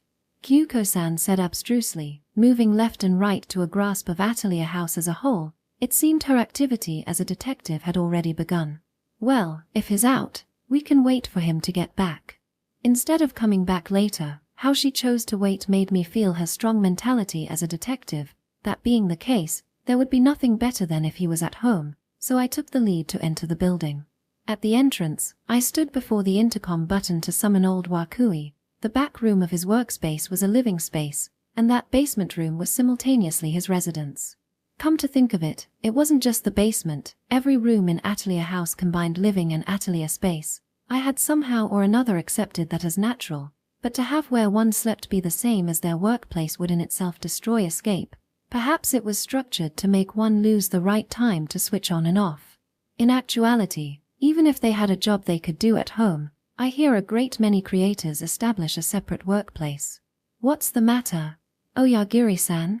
As I indulged in thought before the intercom, Kyuko-san urged me from behind. Perhaps that was also the fastest detective at work, but I got the feeling she was pushing it a bit too far. Rather than the fastest detective, was she the fastest detective? Also, I thought something stupid as I pressed in the number of the basement room. I tried waiting, but no response. Once again, I repeated and tapped in the button, but the result was the same. My misgivings were on the mark. It did seem Wakui was absent. Or possibly, he's so enthused in his world, he's pretending he isn't there. From the side, Kyuko-san pointed out a possibility I didn't even think of. Even if it isn't a job, he could have a previous visitor. I see. For now, I'll try calling again. I took out my cell phone and redialed old Wakui's landline, but there was no response, and only the answering machine I'd grown sick of hearing played back. Then, let's wait. If there's a cafe or something around, we're in luck. From what I can remember from the way here, there wasn't. Kyuko-san said, looks like she properly remembered the way. This was my second time coming, but whether there was a cafe or not, I didn't remember in the slightest. What she forgot was only the events up to the previous day, and for the happenings of the day in question, she boasted memory capabilities far exceeding the average, it seems. It isn't just cafes, there were barely any amusement facilities. In that sense, these are some harsh conditions. Harsh, is it? If you think of Atelier House as a company, they haven't invested anything into their welfare plan. Just where could the people living here be taking a breather, I wonder? She muttered as, not the road she came down, she began circling around the building. Judging by her tone, she didn't have a very good impression of Atelier House itself after all. Not a place of dreams where youths desiring the arts gathered. She spoke of it almost like a slave labor camp. While Hakuakuen said something similar, I had to think it was pushing it to look at effort for the sake of dreams as slave labor. Whatever the case, she looked like she'd disappear the moment I took my eyes off of her, so I frantically gave chase.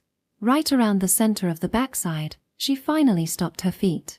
It looked like a parking lot attached to the complex. I never noticed there was a place like this behind it. Of course, if you wanted to get in from here, you still had to clear a security check. Oyagiri-san. Can you stand in front of that fence for a second? Pardon? Well sure, I don't mind, but even with my height, I won't be able to see inside. I don't mind. Just stand there, and take a stance as if you're about to receive a volleyball. Like this. Kyuko-san's starting dash came faster than my question. She charged straight at me, and when I thought she jumped off her right foot, she used the hands locked in front of my stomach to jump another level higher, passing right over my upright head. By the time I turned in surprise, her body had already disappeared into the parking lot. No, strictly speaking, she hadn't disappeared yet. From the opposite side of the wall, she hung one arm over. Oyagiri-san, please take my hand. I'll pull you up. From across the fence, I heard an at-ease voice I couldn't imagine from someone who just pulled off such acrobatics. From my point of view, I had no idea what was going on. More so, I wanted to pull her back, but I couldn't leave her hanging up over that wall forever. Hurry up, hurry up. Why yeah. Under her urgings, I clambered up the wall. I did try taking her hand, but to be blunt, her slender arm was of absolutely no use in pulling me up, and I scaled the wall pretty much on my own strength. I landed first, and upon that, Kyuko-san let go of the wall. There we go. She landed on her feet. In short, all too easily, the two of us succeeded in infiltrating the parking lot, yet my heart wasn't dancing at that success. More so, I was left wondering what the hell I'd let myself be drawn into. What are you doing, Kyuko-san? This is trespassing. In that case, you're complicit, Oyagiri-san. Kyuko-san smiled sweetly, not one to shy back. It's a security check, just because there's an automatic auto-lock door. As long as it's not perfectly sealed, there are going to be gaps to exploit, aren't there? A security check was definitely what I asked for, but if she was going to do that, I'd appreciate if she told me first. What was I supposed to think when she suddenly charged at me? I mean, if I told you, you'd stop me. Of course I would. But even if she said it as if it was the natural order of things, I couldn't accept it. When I made that request the other day, and we finished matters talking in a cafe, I couldn't tell. But it did seem this person boasted an unexpected degree of dynamism. Climbing the wall was one thing, but would you usually consider jumping over a man of my height? She seriously jumped over me in a skirt. This way, right? No time to stop in the parking lot. Kyuko-san rapidly moved into complex. In the end, we reached the elevator hall, avoiding going through any locked doors.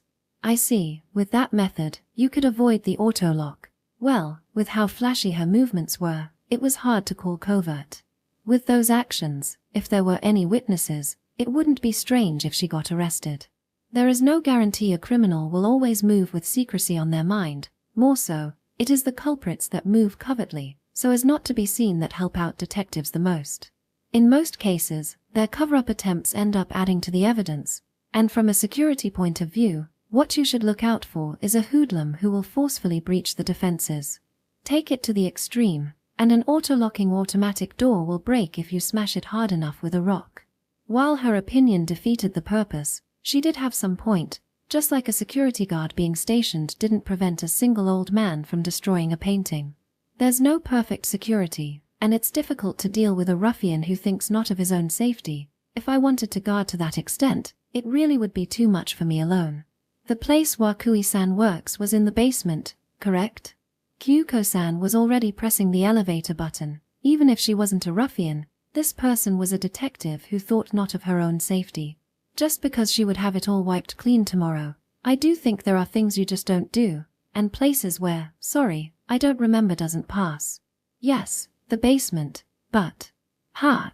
As I answered, Kyuko-san pressed the down button again, but that didn't make it light up, it was reactionless. Ha! Ha! She mashed it, but still no response. It wouldn't indulge her in any way. Is it broken? It looks like the elevator isn't moving. I recalled the service-size elevator I rode yesterday. At the time, I didn't sense any defects. It would surely be inconvenient if the only elevator broke down. I had nothing but sympathy for the residents, while feeling somewhat relieved, while Kyuko-san's dynamism at a level that made me draw back, drew me into lending a hand in her trespassing. The elevator not working here could be interpreted as God telling us to go away. I returned my eyes to convey it to her. She was already gone. She had already gone and opened a door at the side of the hall. Blending in with the marble wall, that door, whose existence was hard to make out, led to an emergency stairway. Her eyes were way too sharp. She had no mind to lend any ear to God's warning. "This way, Oyagiri-san." She invited me without turning around, before immediately descending the stairs down. She didn't even give me the opportunity to stop her. Looking back on it now, at the time, Kyuko-san must have had a premonition. No, to speak of premonitions, at the point I made a request to her, she already had a sort of premonition. Could I call it foresight? A knowledge of the dangers contained within this building called Atelier House. By that point, she had already noticed the underlying factor. Come there, perhaps she felt something serious at a situation where it was impossible to contact old Wakui, and forcefully breached the security, lending no ear to the divine. Of course, speaking of possibilities, the probability that foresight ended in vain was far higher. The presumption she pierced forward under was based in an unreliable premonition barely worthy of consideration. That day, the process of elimination, scratch that, reduction ad absurdum she showed at the cafe, no matter how trivial or small it was, it should have been part of her style to destroy possibilities one by one in turn, and yet, only at a time like this, she hit the mark in one shot. The door at the bottom of the stairs was thrown open. In the basement room Kyuko-san had reached not as a detective but phantom thief. Old Wakui was collapsed, lying on his side, a painting knife stuck into his lower abdomen. 7.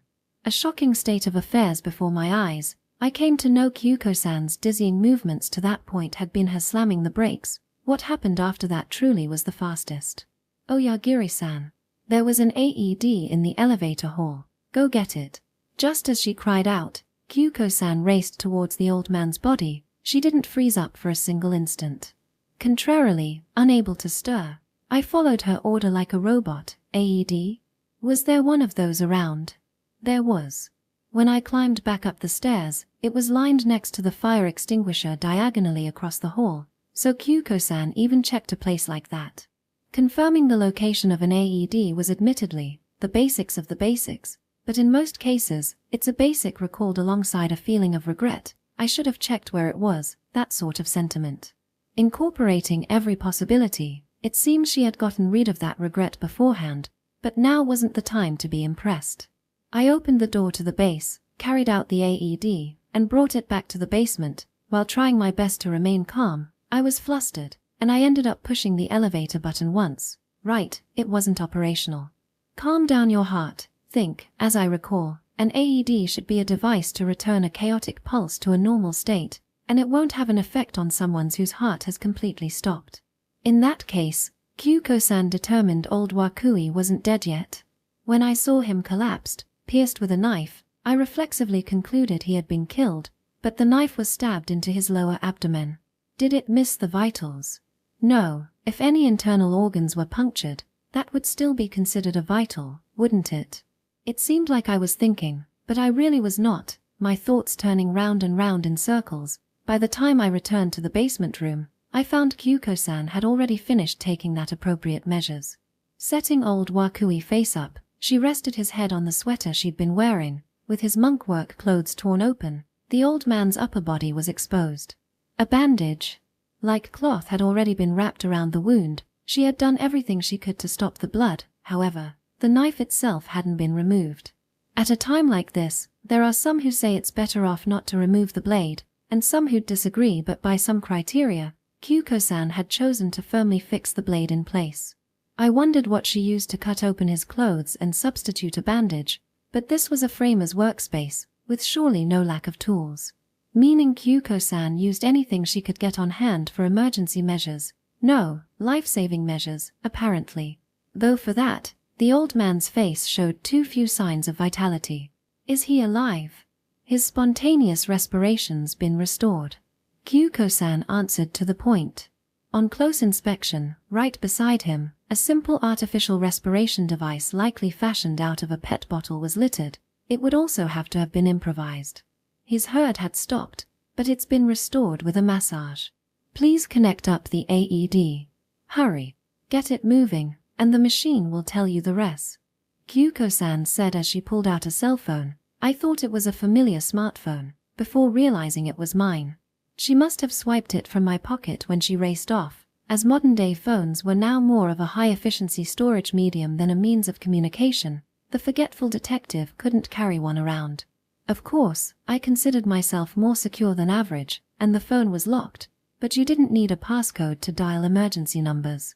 While Kyuko-san placed a call to the fire department, I hastily stuck the defibrillator parts onto the old man's body. At the time, my hands touched him, and from his heat, I finally knew for sure old Wakui was alive. But something felt strange. It probably happened when Kyuko was giving him a heart massage, but his ribs were broken. It told me just how much power Kyuko-san must have put into those slender arms when she massaged him. When there's such a large wound in his stomach, is it all right to send electricity into him? I raised my face to ask her, and she wasn't there. All that remained was my phone, discarded on the floor. It's made to not flow a current if it's not supposed to. You're fine. The answer returned from a different direction. When I looked, Kyuko-san was restlessly moving all over the basement. She did seem to be gathering timber, but I couldn't tell what exactly she was doing. Just looking at her, it could also look like she was simply confused and taking meaningless action, the sort of panic that would have one make off with the blanket from the scene of the fire. But when she had taken such pertinent emergency measures, there was no way I could shout something as off the wall as calm down. More so, the one who needed to calm down was me. Believing she was surely doing something meaningful, I entered the AED procedure, of which this would be the first time I conducted in a real situation. Right, back when I worked at the security firm, I'd experienced it in practice. This was a device made so anyone could use it without specialist knowledge. Preparing shock. Please move away from the patient. The sound played, as I quickly abided. A sound similar to hitting the floor with a blunt weapon resounded, the sort of sound that, forget his ribcage, made me wonder if old Wakui's slender body itself would break. Even if I knew what I was doing, I flinched, wondering if I might have used it wrong. Heart rhythm restored. The sound flowed from the AED, putting me at ease. Of course, it didn't change that he was in critical condition, but whatever the case, if his heart was beating at a regular rhythm, it was certain we'd crossed one peak. The rest had to be wagered on old Wakui's life force. In the time I pat my chest, over here, Kyuko-san cried. Her orders were to the point, with no space to mishear. While it was as if she was accustomed to this sort of situation, was it even possible for the forgetful detective who didn't pile up experience to grow accustomed to anything? I moved as instructed, then doubted my eyes. Something that made me doubt my eyes had been completed. A stretcher made out of cloth and wood that had been lying around the place. It wasn't put together with nails, but with rope and thread, firmly fastening each part in place. It looked sturdy enough. You're telling me she made that in the few minutes I took my eyes off of her? No, it was definitely a simple construction, but there should be a limit to DIY. No matter, in the present state where the elevator was unusable, it was an absolute necessity. Where we were in a race against every minute, every second, did she plan to get Wakui's body above ground before the ambulance arrived? Hey, quit spacing out. Gently place Wakui-san on top. We'll be climbing the stairs, so you take the feet, Oyagiri-san. To make sure his body didn't fall off by any mistake, Kyuko-san fixed it with spare cloth strips. She was too dexterous. At a level I couldn't capture her speed with my eyes. So expedited one was better off calling it violent. But at the important parts, she came with a carefulness that would certainly never rush. And when less than 10 minutes had transpired since we discovered a collapsed Wakui, Kyuko-san succeeded in carrying his serious condition body above ground. It came at practically the same time as the ambulance. He's 72 years old, blood type A. It seems he has a number of chronic ailments. Here's his medication. Just when did she find that?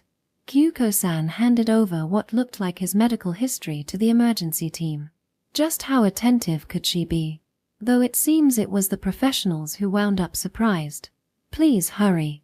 His consciousness level is dangerously low. There is no telling what will happen with Wakui-san's condition. Kyuko-san urged them on. Thus, with a flashy blaze of sirens, the ambulance with old Wakui took off for the nearest hospital. Phew. Kyuko-san finally took a breath. Perhaps with the recoil for moving at full speed, it seems she could no longer stand on her own. I'll be borrowing your shoulder for a bit. She leaned against me. With a plop, She wholly entrusted me her white-haired head. Whoa. As I hurriedly supported her up, I braced my legs, but there was no need, her body was too light to require it. To think this small body showed such movements, such specs, such performance. While I do think I placed some part, I was fundamentally just following her orders, and I probably wouldn't have been able to do much alone. No doubt I would have panicked every which way before a collapsed old Wakui, not to mention, if I were alone, I wouldn't have even been able to discover him in his predicament. Do you think he'll be all right? I spat the phrase with a sense of powerlessness.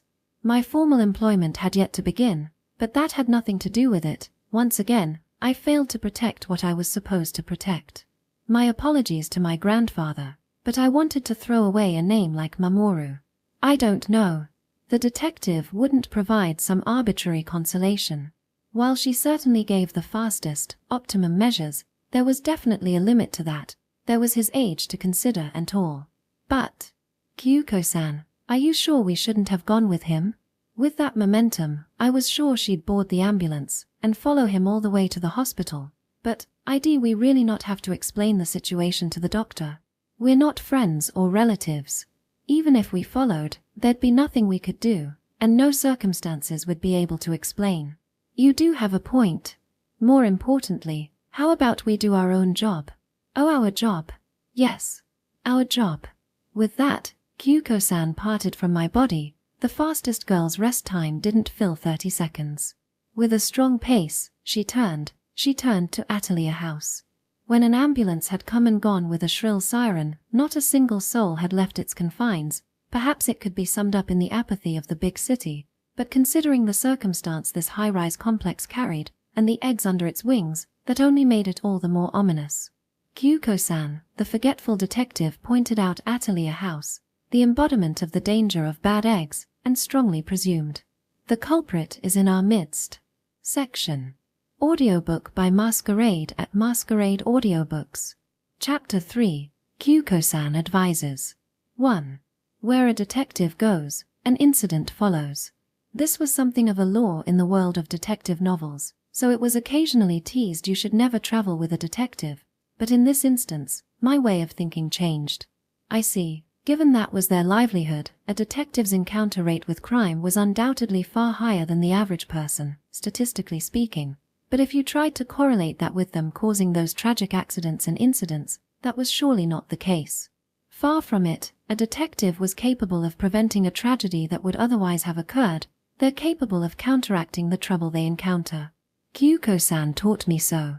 From my heart, I was glad she was there with me. I doubt I'd ever be able to deal with this time's circumstances on my own. Unable to think of the measures to save Wakui's life, the blood loss would already conclude him as deceased, and flustered in a feverish haste, I might have remained there unmoving on the spot.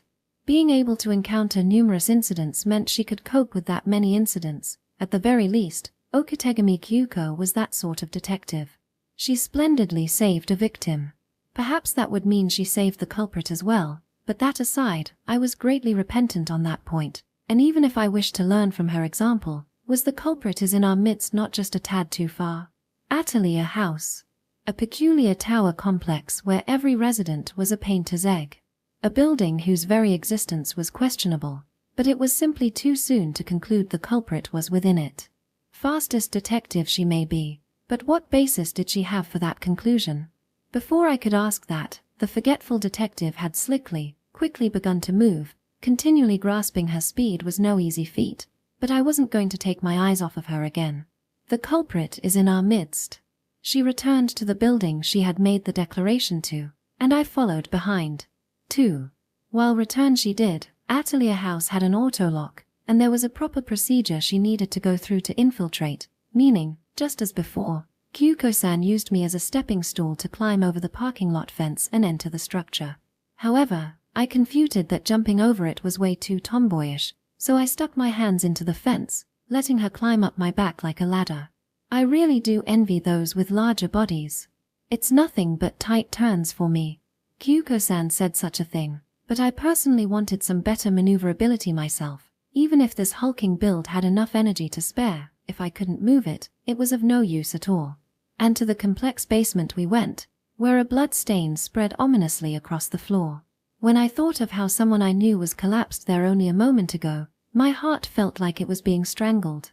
He had a bad mouth. I couldn't say he left a good impression. He was the person who created the reason I was fired. Up to this moment, I was in a confused panic, but now that I could calm down a bit, I felt crushed by the scale of the incident that occurred. As a guard, and as a person. Despite that, it seemed I was the only one growing so sentimental. Kyuko-san had promptly gone into an on-site investigation. Thrusting her hands all over as if it weren't already enough, flipping things, making a mess. That state of affairs really was more of a burglar than a detective. Kyuko-san. Yes. Continuing her search without turning around, Kyuko-san responded. She wasn't just swift, it seemed she could multitask. Certainly, when rescuing old Wakui, she was performing 2 or 3 tasks at once. In that case, holding conversation with a giant as she investigated a scene might be right in her ballpark. Emotionally, I'd have liked it if she at least looked at me, but there's a time and place for everything. Are you sure it's all right to scatter everything like that? When an incident occurs, I've heard it's vital to preserve the scene. That wasn't something anyone taught me as a guard, it was just knowledge from cop shows, but I think it's classified as general knowledge. On my question, Kyuko-san pulled her hands out of the wall-side shelf, raising them up high. When I wasn't looking, she had put on gloves.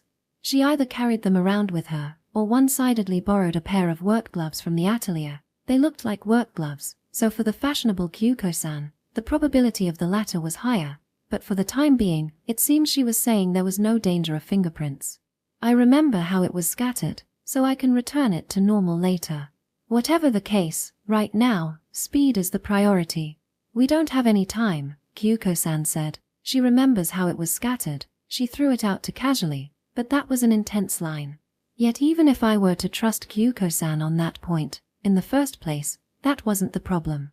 It wasn't whether or not she could return it to normal afterward. I was trying to say Kyuko-san had no reason to investigate the basement like that. With saving a life, yeah, that was an emergency, so I could consider it natural no matter what she did. But after that was a different story. The investigation of the incident should be left to the police. Kyuko-san's speed, meaning her momentum, had dragged me into the mix, but what we had to do now was preserve the crime scene to the best of our abilities until the police arrived, and definitely not turn all the room's drawers inside out. The police aren't coming, you know? Kyuko-san said. I mean, I didn't report it. I see, is that so? I guess that works out then. What? Of course it doesn't. She didn't report. I mean, what do you mean you didn't report it? No mystery about it, I said. What? I meant. There we go. She wasn't answering rhythmically. At that time, she was meeting some difficulties in her work. Rather than having difficulties, she was taking care of difficult work just fine. Of all things, she was picking a locked drawer. Opening drawers was one thing, but when she started opening up closed locks, she was finally just a thief. She had tread into a domain where, as her compatriot, I had to stop her for real. I raced over. It was too late. Kyuko-san succeeded in her picking, took out a clearly important-looking file from inside, and had already opened it at her chest. This is seriously bad, Kyuko-san. I spoke belatedly. And why didn't you file a report? Did you forget? That was hard to imagine. After such perfect life-saving measures, while carefully contacting the fire brigade, for her to forget to report it to the police, there was no way such forgetfulness could come to pass. It was quite clear Kyuko-san intentionally didn't report it. Though that'll only buy us some time. Kyuko-san finished reading the file, and reached for the next document. Even if she was speed reading, that was way too fast. She was probably just skimming off just the main points. But skimming off art-related documents she was surely not an expert of was still considerably extraordinary. The wound in his stomach was clearly a stab wound, and the painting knife was left in. When the treatment is over, naturally, the hospital will direct the proper report to the police. With a hopeful estimate, that buys us half a day's worth of time. In that space, I want to investigate as much as possible. But Kyuko-san, shouldn't you leave the investigation to the specialists? I am a specialist. I'm a detective, after all, Kyuko-san said. I mean, yeah, a detective's also an investigation specialist, but even if that were the case, she didn't have the authority to investigate this one. That was likely precisely why she bought time without reporting, but the problem was why she went that far. It was certain what she was doing now would get her told off later, played poorly, and it wouldn't just be a scolding, it was a deed that would grant her legal retribution. Tentatively, as the one who found the body, and as a co-worker of me, Wakui's bodyguard, perhaps this was an extension of the duties she was supposed to conduct anyways. Even so, intentionally not reporting was in error of being the first responder, and at the present point, Kyuko-san had yet to be directly hired by old Wakui. Meaning, when no one even asked her, she hadn't received a request, she had arbitrarily begun investigating the case. That was nothing praiseworthy. What's more, something felt off. Among the detectives who appeared in novels, there were some who immersed themselves so much in a case they surpassed the boundaries of the law, and those with nothing but solving the mystery as their objective who wouldn't seek police cooperation, but that was only permitted in the world of fiction.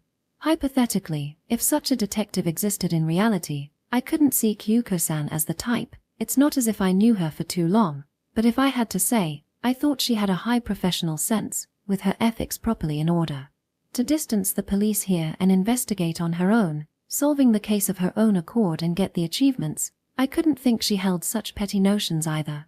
In the first place, this case didn't look like such an appealing mystery to me. A break-in burglar stabbed the man he happened to run into, got cold feet and ran. Couldn't this just be one of those tragedies that unfortunately plague the world? At a glance, there didn't seem anything missing from the basement, but if it were a burglar who ran in fear, it wouldn't be strange if they ran without taking anything. There were no whimsical mysteries to pull at the instinctual heartstrings of a detective, if I had to say. The old man who suddenly destroyed a piece displayed at the museum with his staff was far more mysterious.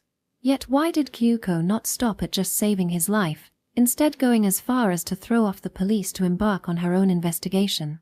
Even if that culprit lived at Atelier House, that didn't mean, all right, Kyuko-san. Can I ask you one question? I do believe you've been doing nothing but asking questions for a while now, but, please, do go ahead. Why is the culprit in our midst? She declared it so naturally I felt overwhelmed, and I felt a considerable amount of persuasiveness, but come to think of it, there wasn't a single bit of evidence pointing it to be so.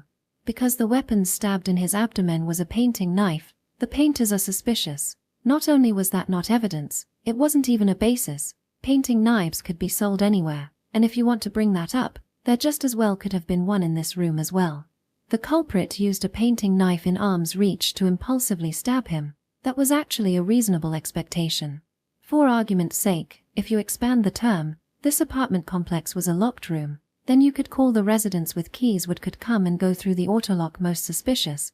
But just as Kyuko-san and I were able to infiltrate, it was hard to call the security of this complex solid by any stretch of the imagination. If I really had to say it, then the ones with the deepest suspicions as candidates to the crime, rather than the residents of Atelier House, were the intruders, me and Kyuko-san.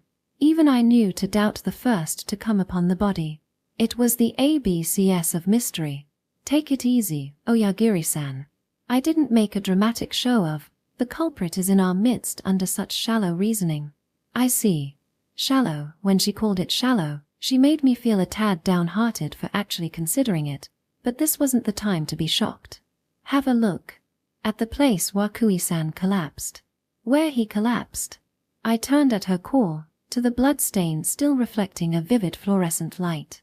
I felt I would reflexively avert my eyes. Was it because I couldn't look right at it, that I overlooked something? If you're not feeling well, I don't mind if you take a rest somewhere. Perhaps sensing my mentality, Kyuko-san spoke mindfully. I appreciated the sentiment, but if I went all groggy while Kyuko-san was hard at work, just how shameful would that be for a professional security guard?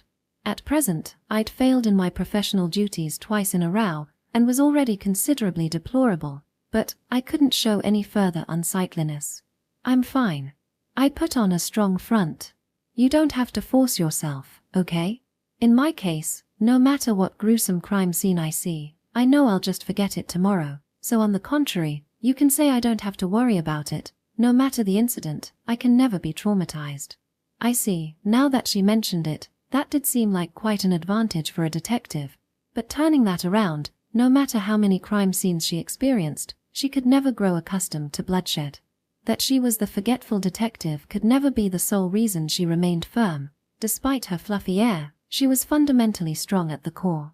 I wasn't irritated to compete with her, but I really had to learn, that was what I thought. But Kyuko-san, I can't see anything strange about the spot Wakui-san collapsed. Are you sure you're not mistaken? Yes. I don't think I'm mistaken. I lost some confidence when she insisted it, but from what I could see, there was nothing but a tragic trace of blood, just from the present state. It was a scene that made it possible to think someone had just spilled paint over the area. Is that so? I think so too. Kyuko-san answered like it was a trick question. Then what? I thought and turned back to Kyuko-san. At present, she had a binder open, with her eyes focused on that. I thought she had already reached for another, but I recognized it at the same one as before. There's nothing strange about it, that's why it's so peculiar. What does that? He didn't leave any dying message, did he? Kyuko-san said. A dying message, is it? I hesitated to answer. As I recall, it was a mystery novel term. A message left at the time of death, something the victim leaves at the scene to signal out the one who harmed them. Was that it? Yes, that's it. You're quite knowledgeable. We can't make any guarantees, but for now, Wakui-san's life has been prolonged, so to be more precise, it might be a near-dying message, but at the place Wakui-san fell, there was no message left behind. Don't you find that strange? Strange? Well, no, I wouldn't think so. Knowing she was looking for a different answer, I still answered honestly. I mean, even if he wanted to leave a message, if he didn't have a pen or pencil, he had no way to leave it.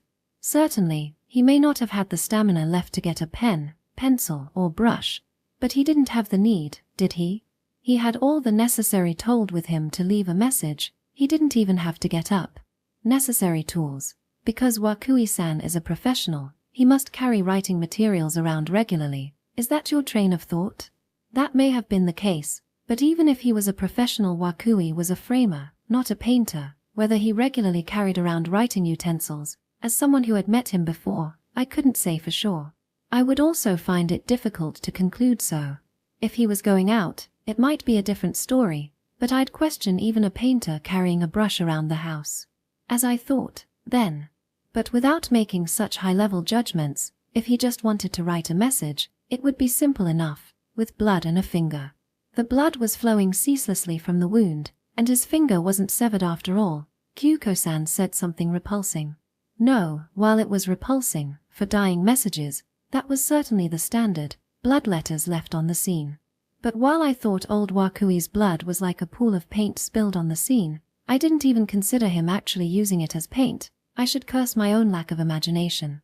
But while discerning what was left in blood letters was something even an amateur could do, discerning something from the lack of blood letters was something even a detective couldn't. He had the chance, he had the means, yet he didn't leave anything to signal out the culprit. What do you think of this, Oyagiri-san? Didn't you ask me? It was hard for me to think of it as any particular problem. Just because they had the time and means, a dying message wasn't something just anyone could leave. Even if the wound wasn't one that would kill him on the spot, it still should have been considerably painful. I think that could have been the last thing on Wakui's mind. Yes, if you put it like that, there's all there is to it. But what if that wasn't the case?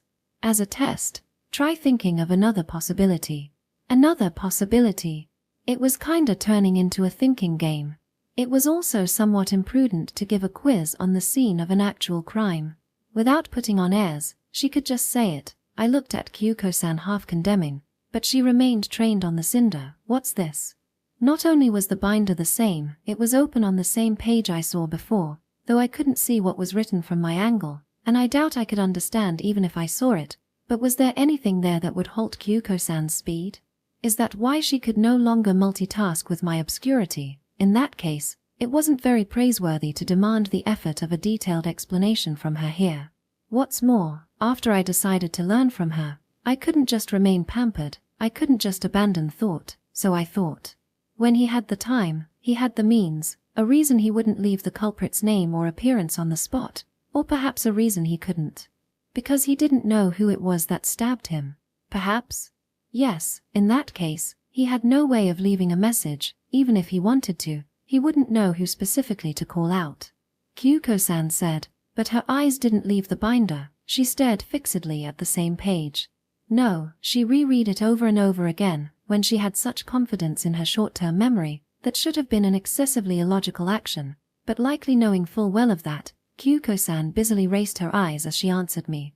However, while that would hold up if he was stabbed or hit from behind, Wakui-san was stabbed in the stomach. I don't think there's any mistake in assuming he was stabbed from the front. It's hard to think he didn't see the culprit. Right, but is there a possibility they were wearing a mask? He didn't know who it was. To adopt the line of reasoning he ran into a burglar, it was possible enough, though I did feel something off about a burglar who prepared a mask beforehand, but not a weapon.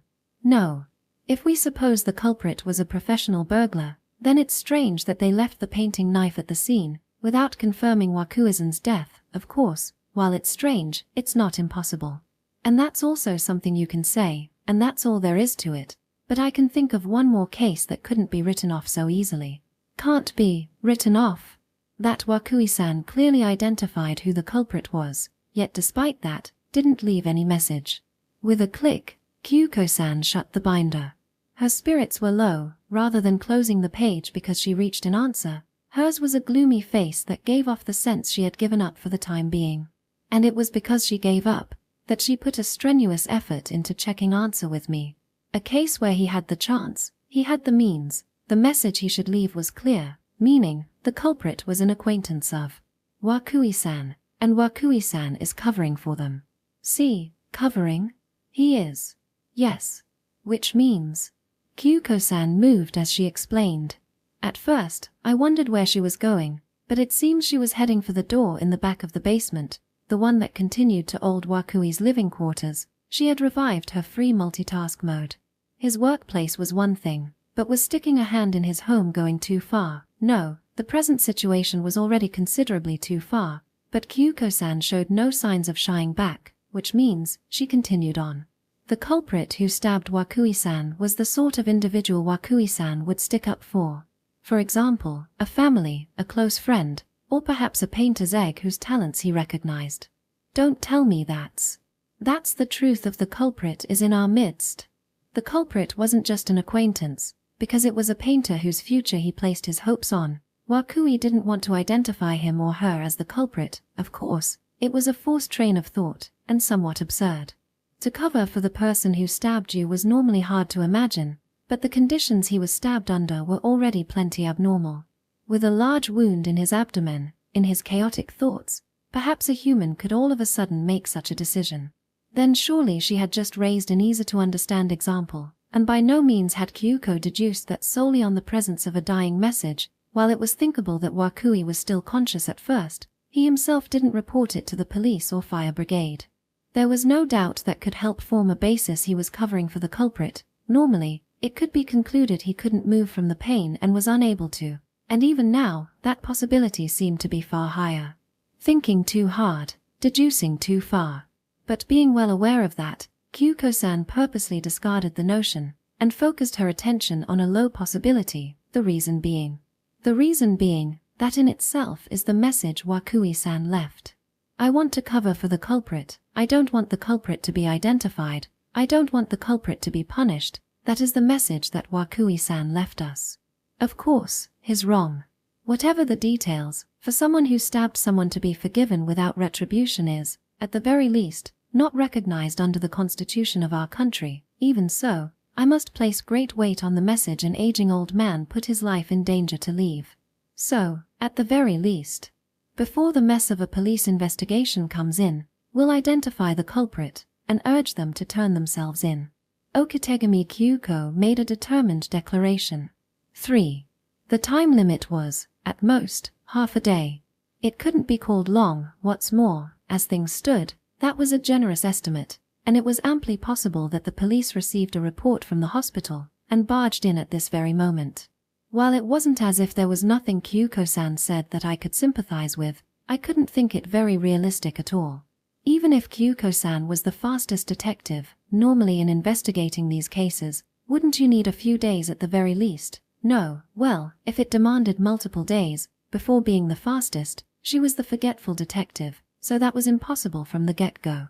In the end, receiving old Wakui's dying message, scratch that, near-dying message, and inheriting what could possibly be his will, it looked like it would be quite difficult for Kyuko-san, an individual with no organizational power, but the woman in question didn't seem ruffled. Don't worry, Oyagiri-san. It'll be all right. Even if it was a provisional contract through oral promise, an employment relationship was established between you and Wakui-san. Unfortunately, you were unable to protect Wakui-san, but if you succeed in identifying the culprit and having them turn themselves in, I foresee it being plenty possible for you to cheat, negotiate the job payment from Wakui-san. She said. Not that anyone here was worried about working for free. What's more, for a moment, she used quite an improper word there. It was almost like a high-pressure sale, and a right mess.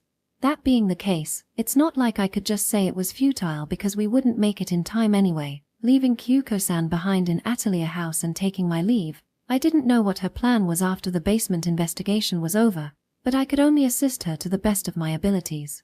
Possible or impossible aside, there was no doubt I resonated with Kyuko-san's behavioral principle of succeeding old Wakui's will. It wasn't like I would be able to do much. A match of endurance aside, mental labor was out of my expertise. Whatever the case, it was thus impossible to determine when the bells would ring. A case investigation with a time limit had begun. Naturally, when that happened, I thought Kyuko-san would move to her next action non-stop. But, well then, Oyagiri-san, please wait here a moment. Before we get into a full-blown investigation, I'll go take a shower. She said something so carefree my ears might come off, and of all things, she entered the bathroom in the inner living space. When the place she headed was a bathroom, there was no possible way I could chase her. It was a surprise that the searches to that point hadn't been full-blown, but she was going to take a shower in this situation.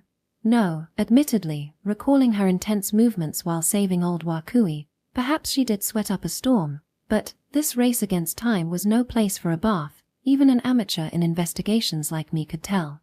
Just how did Kyuko-san plan to explain herself if the police arrived at this very moment? As a detective, she might be able to stand her ground, but I couldn't think anyone would be able to provide any logical explanation as to why they were taking a shower in the victim's room.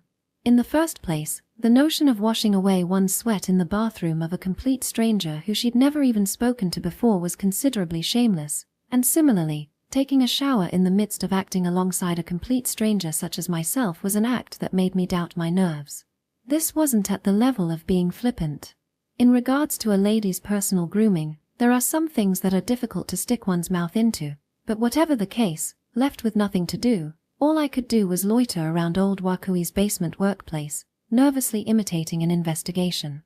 What's more, it was after Kyuko-san had finished without oversight, so I couldn't find any new lead or piece of evidence. In the first place, it wasn't as if Kyuko-san even found anything while making a mess of the whole room. I didn't have the tools for a scientific investigation, nor the know-how for a formal one. There was, of course, a limit to the information that could be obtained with the naked eye, and, as things stood, my deductions hadn't progressed. If there was anything it had to be then, that binder she had open when she explained how she concluded the culprit is in our midst. When her on-site investigation had gone on at a pace I couldn't follow with my eyes, only once did she slam down on the brakes. What was that? In that regard, Kyuko-san didn't tell me anything.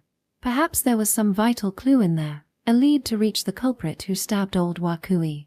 The culprit was a resident of Atelier House, that's why Wakui covered for them. Kyuko-san's reasoning, now that I was here, calmly thinking about it on my own, while it wasn't an impossible route by any means, it still had to be quite forced.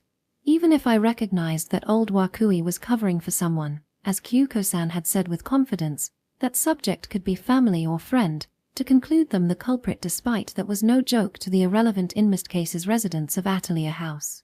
Was there some basis apart from that? No, there probably wasn't. Kyuko-san wasn't a god or anything, and it was precisely because she was no god, she did only what she could. Perhaps she had decided so. Whatever she could, as best she could do it. In the case the culprit wasn't a resident of Atelier House, they would be out of Kyuko-san's range, there would be no choice but to leave it to the police. Although, if the one Wakui wanted to protect was an Atelier House resident, at that time, if hypothetically, it went as Kyuko-san deduced, and the culprit lived here, In that case, what would the motive of the crime be? Why would an art-aspiring resident receiving financial support from Wakui stab a painting knife into him, their so-called benefactor? It was simple if I was it as a burglar after his money, but in this case, the motive was a complete unknown. Talk about paying back the favor. While I didn't know what the culprit intended, stabbing old Wakui, he was injured in such a way, it wouldn't be strange in the slightest if he died had Kyuko-san not found him, and even now, we couldn't get our hopes up. At the point they left an old man in that state and fled, it was inevitable I assumed they intended for him to die. What sort of circumstance would have them want to kill someone they're so greatly indebted to? Was I being too rational? This wasn't a detective novel, and it could be at times impossible to decipher everything logically. In reality it was, well, possible to impulsively harm someone who's taken great care of you. And calling Wakui the grand benefactor of the residents, what is this feeling? Come to think of it, I was unilaterally taking his side. He was also an individual of fierce temperament, the sort who would fly into a rage and destroy a work of art. While living in the art world making frames, he was the one to impulsively destroy art and frames. It was hard to think he didn't incur any grudges with that personality. To take that to the extreme, old Wakui could have been the one to smack the culprit, and the culprit fought back. That line of legitimate self-defense was plausible. Albeit, there were no traces of a struggle at the scene, but considering his possibility, at least I thought it was plenty possible.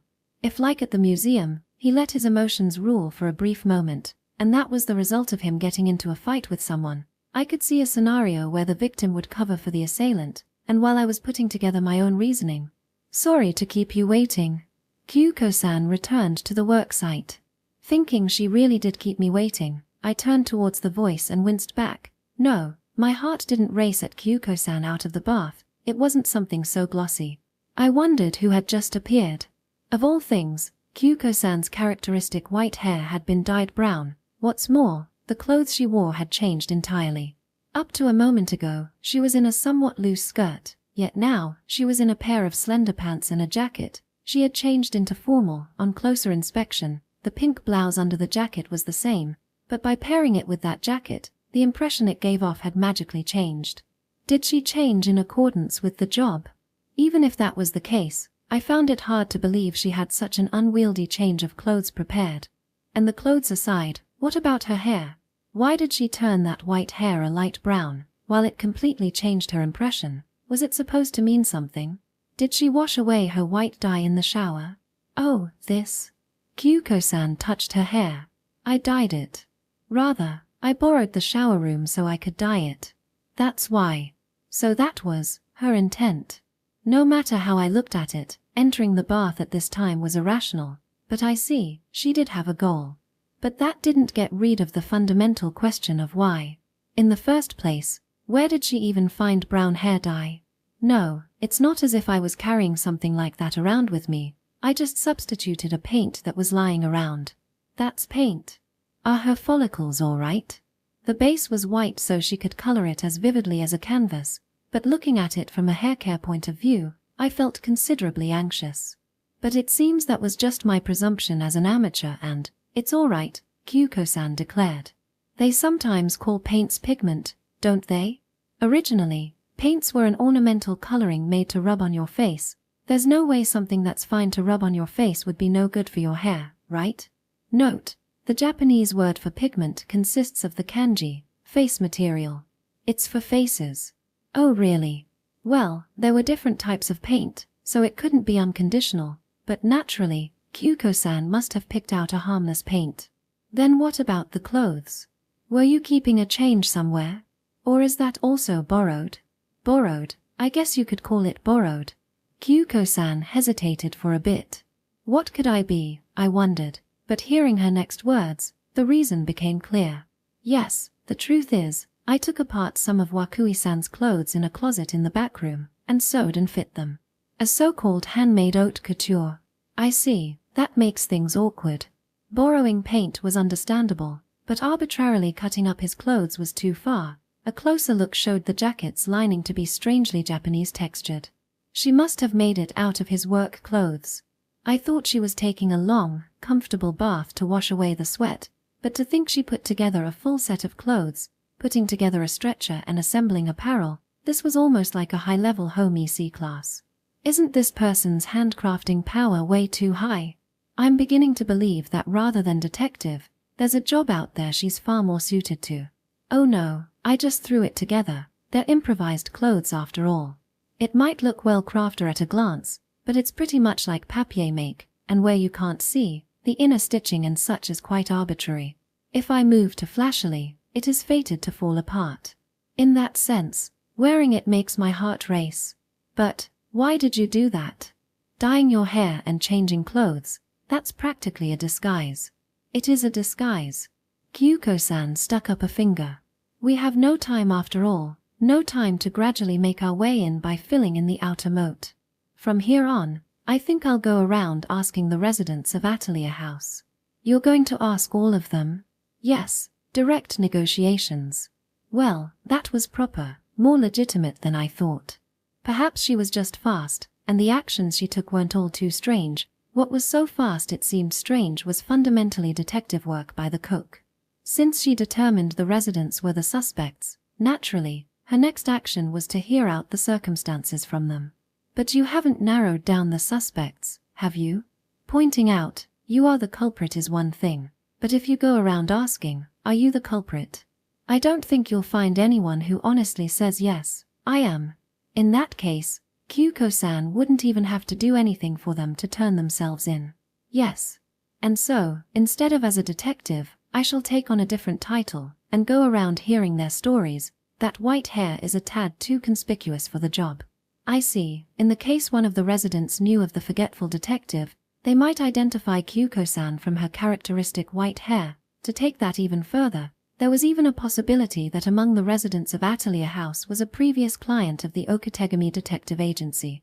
In that case, Kyuko-san would be the one who couldn't tell, she'd have forgotten them. In that case, even if she feigned her standing, she'd be seen through too easily. That white hair was better off kept hidden. The formal wear was because she planned to impersonate that sort of occupation. Was she taking some form of public survey or something? If I can hear them out 5 minutes each, it should be enough.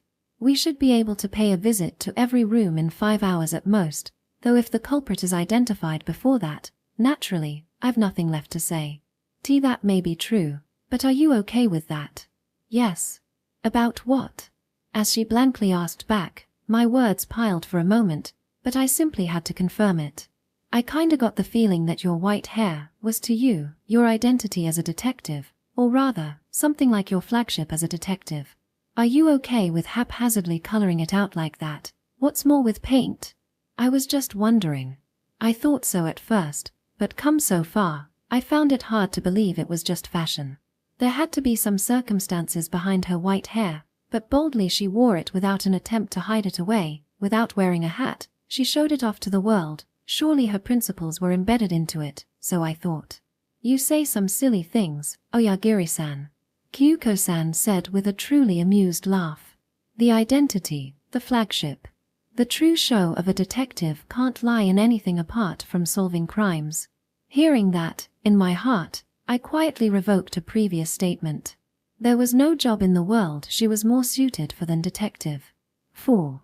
We're saved, I honestly thought. It struck me when we climbed above ground from the basement atelier and found we could use the elevator. This was a 32-floor tower apartment complex, after all. If we were to visit every residence, that alone would be a great amount of labor, and if you added climbing the stairs to that, it would be nothing to scoff at. Confident as I was in my stamina from my occupation, even I'd find it harsh. Kyuko was tougher than she looked, but her build was slender. There wasn't much to say about that, at the time. With an innocent look, well then, let's get going, she set out on the stairs. When Kyuko-san made the move, I couldn't whine myself. I made my own resolve and followed behind her, but once we'd gotten a floor up from the basement. Pardon me. Kyuko-san opened the door to the elevator hall. She never waited for my opinion before taking action, and she wouldn't explain anything either. Not only was she speedy, she took arbitrary action skipping over the process, so when her route suddenly bent, I asked after the fact to find out she heard a sound, apparently. My mind was already on the 2nd floor and beyond that, and I was devoted to climbing stairs so I didn't hear it, but Kyuko-san's antenna was perpetually directed in every direction. Beyond the door were 2 men in workers' clothing, with stepladders and such. They held large parcels, their preparations to leave already over, as they were already set to depart from the complex. I'm a resident of this complex, but, pardon me, is the elevator working now? Kyuko-san struck up conversation with them. She was brazenly lying from her very first word, and listening to her from the side, for an instant. Oh, so Kyuko-san lives here. I was in danger of accepting it. What's more, my mind taken by the lie, it was hard to pick it up, but the way she asked was clever. Instead of asking the workers, "What are you doing?" she asked, "Is the elevator working?" a question quite a few steps down the road. It was a casual fine play, or rather, from the moment she lied she was a resident, it would be unnatural for her not to know about any work being done inside and would give rise to a contradiction. The greatest necessity of a liar wasn't the ability to skillfully lie, it was the ability to never forget a lie told. The forgetful detective Kyuko-san, while only restricted to the span of a day, held an exceedingly high capacity in that ability, it seems. Yes. The inspection's over. Sorry for any inconvenience. One of them said. I see, no, thank you. Oh no, this is our job. By the way, from when were you working on it again? I think you started earlier than scheduled. No, just as scheduled. We've been here since 9 in the morning. Is that so? It must have been my mistake. I apologize for holding you up here. Kyuko-san lowered her brown-dyed head. Oh, not at all. Well then, if you'll excuse us, with some sociable greetings, they left. Apparently, the elevator was unusable due to a scheduled inspection completely unrelated to the incident. The apartment I lived in was 2 floors, and it didn't have anything as extravagant as an elevator installed, but I see, it was a mechanism that couldn't risk the 1 in a million chance of an accident, so it would need that sort of maintenance every few months. If the only elevator was unusable thanks to regular maintenance, during that time, the residents on the upper floors really had their work cut out for them, but, well, it was only a few hours. Whatever the case, with the elevator in working order, it looked like we could avoid the climbing that came with visiting every residence, and I was relieved. That's a relief, Kyuko-san, I said. Though Kyuko-san was curiously tilting her head, her eyes chased the 2 leaving men as she tapered her lips. In a way, she looked disappointed that the stair climbing she had decided to challenge herself with had been called off, but I didn't want to believe that could be the case. Still, then what could she be thinking about? As I was unable to keep up with her thought speed, "What's wrong, Kyuko-san?" I naturally asked. What? Oh, no, my apologies. I was just considering the possibility that those people were the culprits. I see, is that so? She answered in a maybe sort of tone, so there wasn't much weight on the words themselves, but after she questioned them like that, and carried such a friendly, good-natured conversation, casting doubt on them was surely not a light act. If you called her faithful to her station as a detective, perhaps, but with how calmly she lied, this person was definitely not as ditzy as her appearance and conduct might suggest. Not restricting her suspicious to the complex's residents, her shrewdness in properly looking at outsiders with doubt might be something to praise. But as one acting alongside her, it did make me anxious. She smiled and spoke so kindly to me, but in my heart, I ended up wondering if she was actually doubting me as well. In truth, having just met old Wakui, the possibility of us arguing over my employment terms wasn't unimaginable. Naturally, I should be under suspicion. Taking it back even further, I was sacked from my previous workplace thanks to Wakui. One might say I have a motive.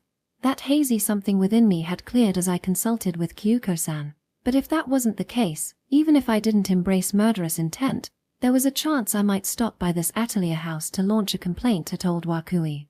Perhaps that's what it really meant when they say one shouldn't travel with a detective, not because the incidents break out, but because you're also suspect in them. But that doesn't seem likely. If we're just talking about possibilities, of course, it's possible. But if someone disguised as an inspection worker to murder him, then I highly doubt they would forget to hand up an inspection in progress sign. And Wakui-san wouldn't have any reason to cover for them. Kyuko-san removed her eyes from the automatic autolock door, walking over to the elevator that had cleared inspection. Come to think of it, if it was being inspected, then they could at least put up a sign. It was a plausible careless mistake. But if someone disguised and deliberately carried out this plan, it was reasonable to assume there was no way they would make such an oversight. It was crude, as far as deductions went, but that was probably Kyuko-san's technique as a detective. Placing speed over accuracy, the verification could be carried out after she reached her conclusion, imprecise, yet rational and efficient. Of course, that was a rational and efficiency built over Kyuko-san's speed as a premise. From my point of view, that was a crude deduction in and of itself. At the same time, I felt relieved. Even if Kyuko-san suspected me, I could be taken off the suspect list for the same reasons. Old Wakui had no reason to stick up for me. Oyagiri-san? If you don't get on fast, the door's going to close. On her urgings, I hurriedly boarded the elevator compartment. Kyuko-san didn't hold the open button for me, so if I was late, perhaps she intended to leave me to my own devices. Hup. She stretched out quite a bit and pressed the button for the top floor, button 32. Oh. Just from what I'd heard, I thought she was going to make her rounds starting from the second floor. But, was there a change of plans? Top down or bottom up? If she was seeing them all anyway, there really wasn't much of a difference. Oh no, I just thought of something. And because of that, starting from the top and starting from the bottom are no longer the same. I see. She said that which I couldn't understand. But when she spoke incomprehensibly like that, I was kinda starting to understand. Those were the times when her mind was working on that, and that alone. It was the same when she was looking at the binder in the basement. Come to think of it, that binder, what even was it in the end? I was so taken aback by Kyuko-san's transformation I forgot to ask. Even if I did, she might not answer. But a confined elevator was an awkward space to be, and seeking a conversation to fill a few dozen seconds, I turned the talk towards it. What sort of documents were in that binder? You seemed to be paying it quite a bit of attention. Oh, that. Yes, well, I wouldn't say it's that important. Kyuko-san's response was expectedly tepid and vague. She hesitated some as, Oyagiri-san, what do you think about it? She asked back. What, about what? The culprit's motives. In my inspection of the site, rather than searching for physical evidence, that was what I was placing emphasis on. Motive. My heart skipped a beat. That had been exactly what I was thinking about. Of course, it did seem Kyuko-san had begun considering it far before that, not that I was going to be surprised by her speed at this point. We are short on time, you see. I was wondering if there was any way we could identify the culprit from a motive perspective. In that case, what comes to mind is the job Wakui-san was about to embark upon. Yeah, I'd say so too. Or so I agreed, but come to think of it, I'd completely forgotten. Wakui called me to Atelier House to guard the frame making he would set out on as his final project. With an incident happening at this timing, it was only natural to assume it had some relation. In that case, it made me sink further and further down. My failure to protect old Wakui went without saying, but I couldn't even protect the opportunity to see his final work with these eyes. Even if his life was locked in place, when he'd suffered such a large injury, there was no guarantee he'd be able to work as he had before. He would require a considerable hospitalization period, and there might be some lingering effects. Thinking about that got me down, and at the very least, I felt like carrying out his will, and Kyuko-san must have reached that point ages ago. Even if she pressed forward with hopes of a reward, she was a detective by trade who didn't move on a sense of justice or curiosity, and the fact she was moving on the fly was more than I could hope for. Or perhaps from the start, Kyuko-san sympathized indirectly with Wakui's character. She had heard from me. While they were different in form, they each waged their all on their own occupation. That she changed her clothes, dyed her hair, and pretended to be someone else as she investigated, it really did give off the feel she had deviated from the proper path. That wasn't much different from old Wakui, who felt his trade had been insulted and caused a ruckus at the museum. Birds of a feather, perhaps not, but there were some things in those that work that only fellow workers could understand. Thinking over that, and turning it over in my hands, I thought it truly unfortunate I never got to see Kyuko-san and old Wakui's discussion. In the future, sometime, someplace, I can only hope the chance arises. If hypothetically, that final job was the trigger for this incident, in that case, the Atelier House residents' involvement with the case should be obvious. Oh, of course.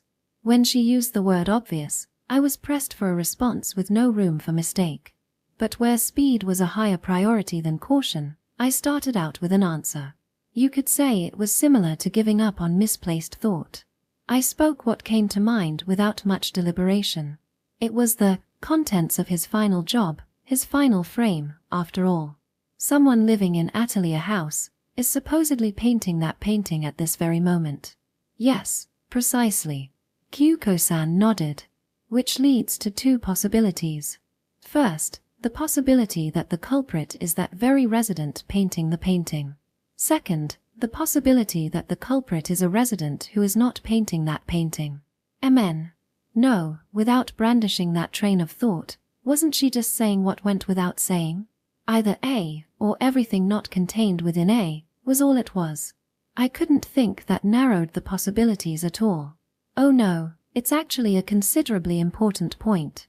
Meaning an argument broke out with the person painting the picture about its completion, and it devolved into that as one possibility. Otherwise, a resident dissatisfied that the Honorable Wakui didn't choose them for his final work and dropped down to the basement to talk with him directly, and one thing led to another, is the other possibility. These two are completely different, and based on which it is, the approach I should take will change. Well, when you put it like that. Sure enough, the former could restrict the suspect to a single person, but the later only decreased the suspect pool by one, which couldn't be called very productive.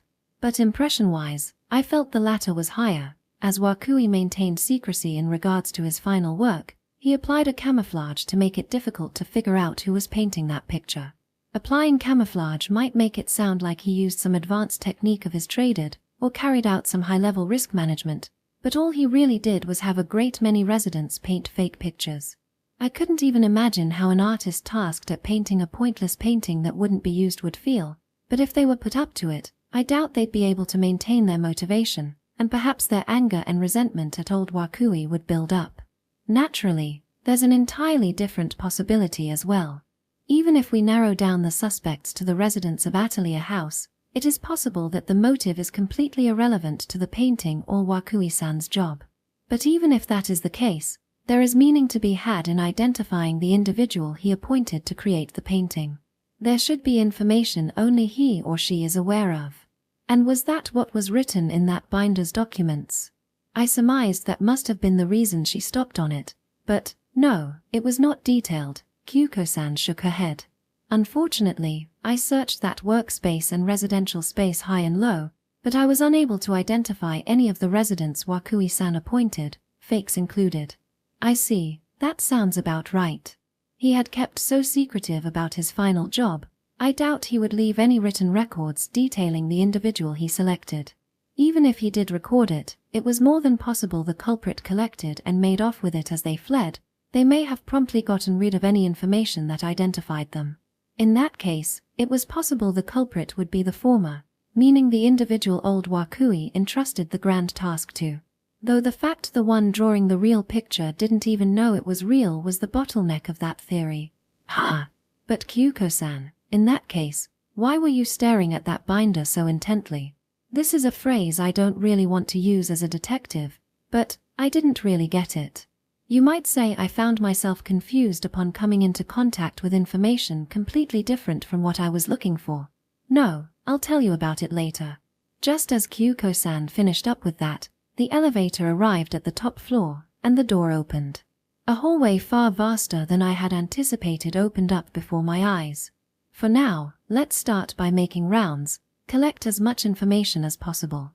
I'll change my title around a bit depending on who we're dealing with, so Oyagiri-san, just do your best to play along. My best, eh? Yes, understood.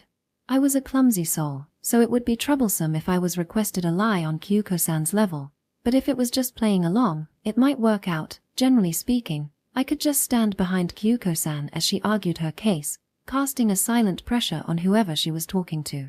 Reluctant as I am to admit it, I'm quite good at letting off an intimidating air with the size of my body. Brazenly walking to the depths of the hall, Kyuko-san pushed the intercom button without hesitation. Oyagiri-san, a step to the right please. I wondered what she meant at first, but it seemed she was contriving to put my large build outside the range of the fisheye lens. Certainly, while it was a complex with an auto-lock, for there to be a direct visit on each individual room would, in itself, flare up the suspicious of those inside, Laying down pressure before the door had even been opened might have them pretend to be out. On the contrary, if all they could see through the lens was a single small-built lovable brown-haired woman, there was a higher likelihood they would lower their guard and open the door. In that case, perhaps that was the purpose of the disguise. Sometime later. Who is it? Without going through the intercom, a response came directly across the door. The resident had undoubtedly taken in Kyuko-san's form through the fisheye lens. Whether mindful of their eyes or not, Kyuko-san held up a writing pad she must have swiped at some point from the basement room as a prop in one hand and smiled. "Pardon my visit, I'm with City Hall." She greeted them. Naturally, she was no civil worker, nor has she come from any official channel. 5. A visit to every resident of the complex. Where just imagining it tired me out, just mentioning it made me reluctant. Such plain, honest work. It was like busy work, or rather, as work goes, it was honestly considerably labor-intensive. I mean, yeah, unlike detective novels, a majority of real detective work consisted of these sort of investigation and listening duties, requiring a great deal of patience. It couldn't be carried out with a straight face like a machine. How Kyuko-san adapted herself to every encounter really wasn't normal. To speak from conclusions, there was nothing to end the visit to every door along the way. It finished in just under 4 hours, I estimated around 5, so my plans were just compressed a bit. Of course, there were people who were out, and those who were, probably, pretending to be out, but we managed to meet the larger majority of over 50 residents. We met and heard what they had to say. I'll say this, it was a job that could only be done with Kyuko-san's character, of course. The fact we were unable to end it along the way came as a set with a futility that we didn't gain much information. Perhaps I should be thankful just that the police didn't barge into the complex from a police report in the middle of investigations. We were hiding our identities and the incident itself to question, so perhaps there was a restriction on the questions we could pose. What we heard from each resident was their relation to old Wakui, and about his work these days, then about their personal life habits. Kyuko-san was able to nonchalantly draw out information, yet you could say we barely gained anything. At most, that old Wakui had a considerably pure reputation among the residents. To think, without knowing the one in question was at present wandering the boundary of life and death at the hospital, those residents would unveil such language and vilification without reserve or consideration to Kyuko-san, someone they were seeing for the first time. He was supposed to be their patron, and someone they were indebted to, but should I say surprisingly, or should I say I saw it coming, he was quite hated by his tenants. That being the case, just from what I'd heard from the side, it was hard to think that was connected to murderous intent. I can't say what Kyuko-san thought about their words, but as one who looked after them, and someone they shared a house with, it was foul language that came with a sense of closeness. I'm sure there was that side to it as well.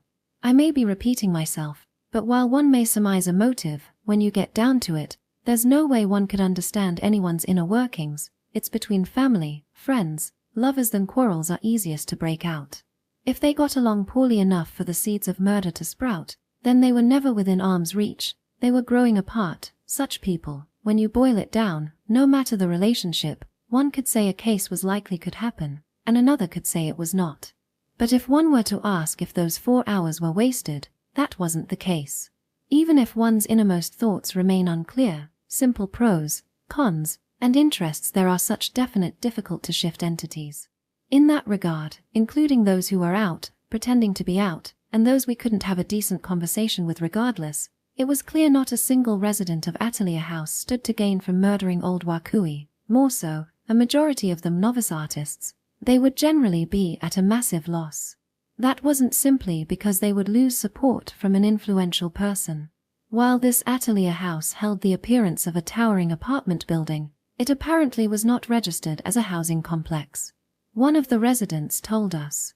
On paper, this place was treated as Wakui's personal residence.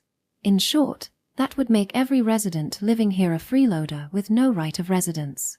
If it was a housing complex, a lease contract would have been exchanged, and even if the owner of the complex were to change, even if there was a problem in paying rent, at the very least, they'd be able to live there a while longer. But in the case old Wakui died, and the complex's owner changed, they would be promptly driven right out. Even if we were in a recession, it was a generally prosperous country we lived in, albeit even if they didn't end up on the streets, they would be placed in quite a painful position.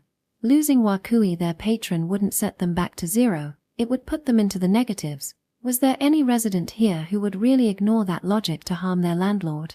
Would they really grow so emotional that such profit and loss calculations stopped working?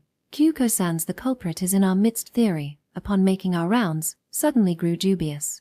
You mustn't jump to conclusions, Oyagiri-san. They could also see it like this. Say they're a resident who chose to give up on their talent, and were to soon have their support cut off. If they were going to be driven out regardless, they decided to bet it all and resort to violence in the end, bringing about such a tragedy. How does that sound? Kyuko-san said, it was certainly possible. Rather than betting it all, that was practically desperation. But, if we surmise they wanted to clear up their resentment at the end, that would make it easier to reach our current predicament. In that case, the following deductions would be simple.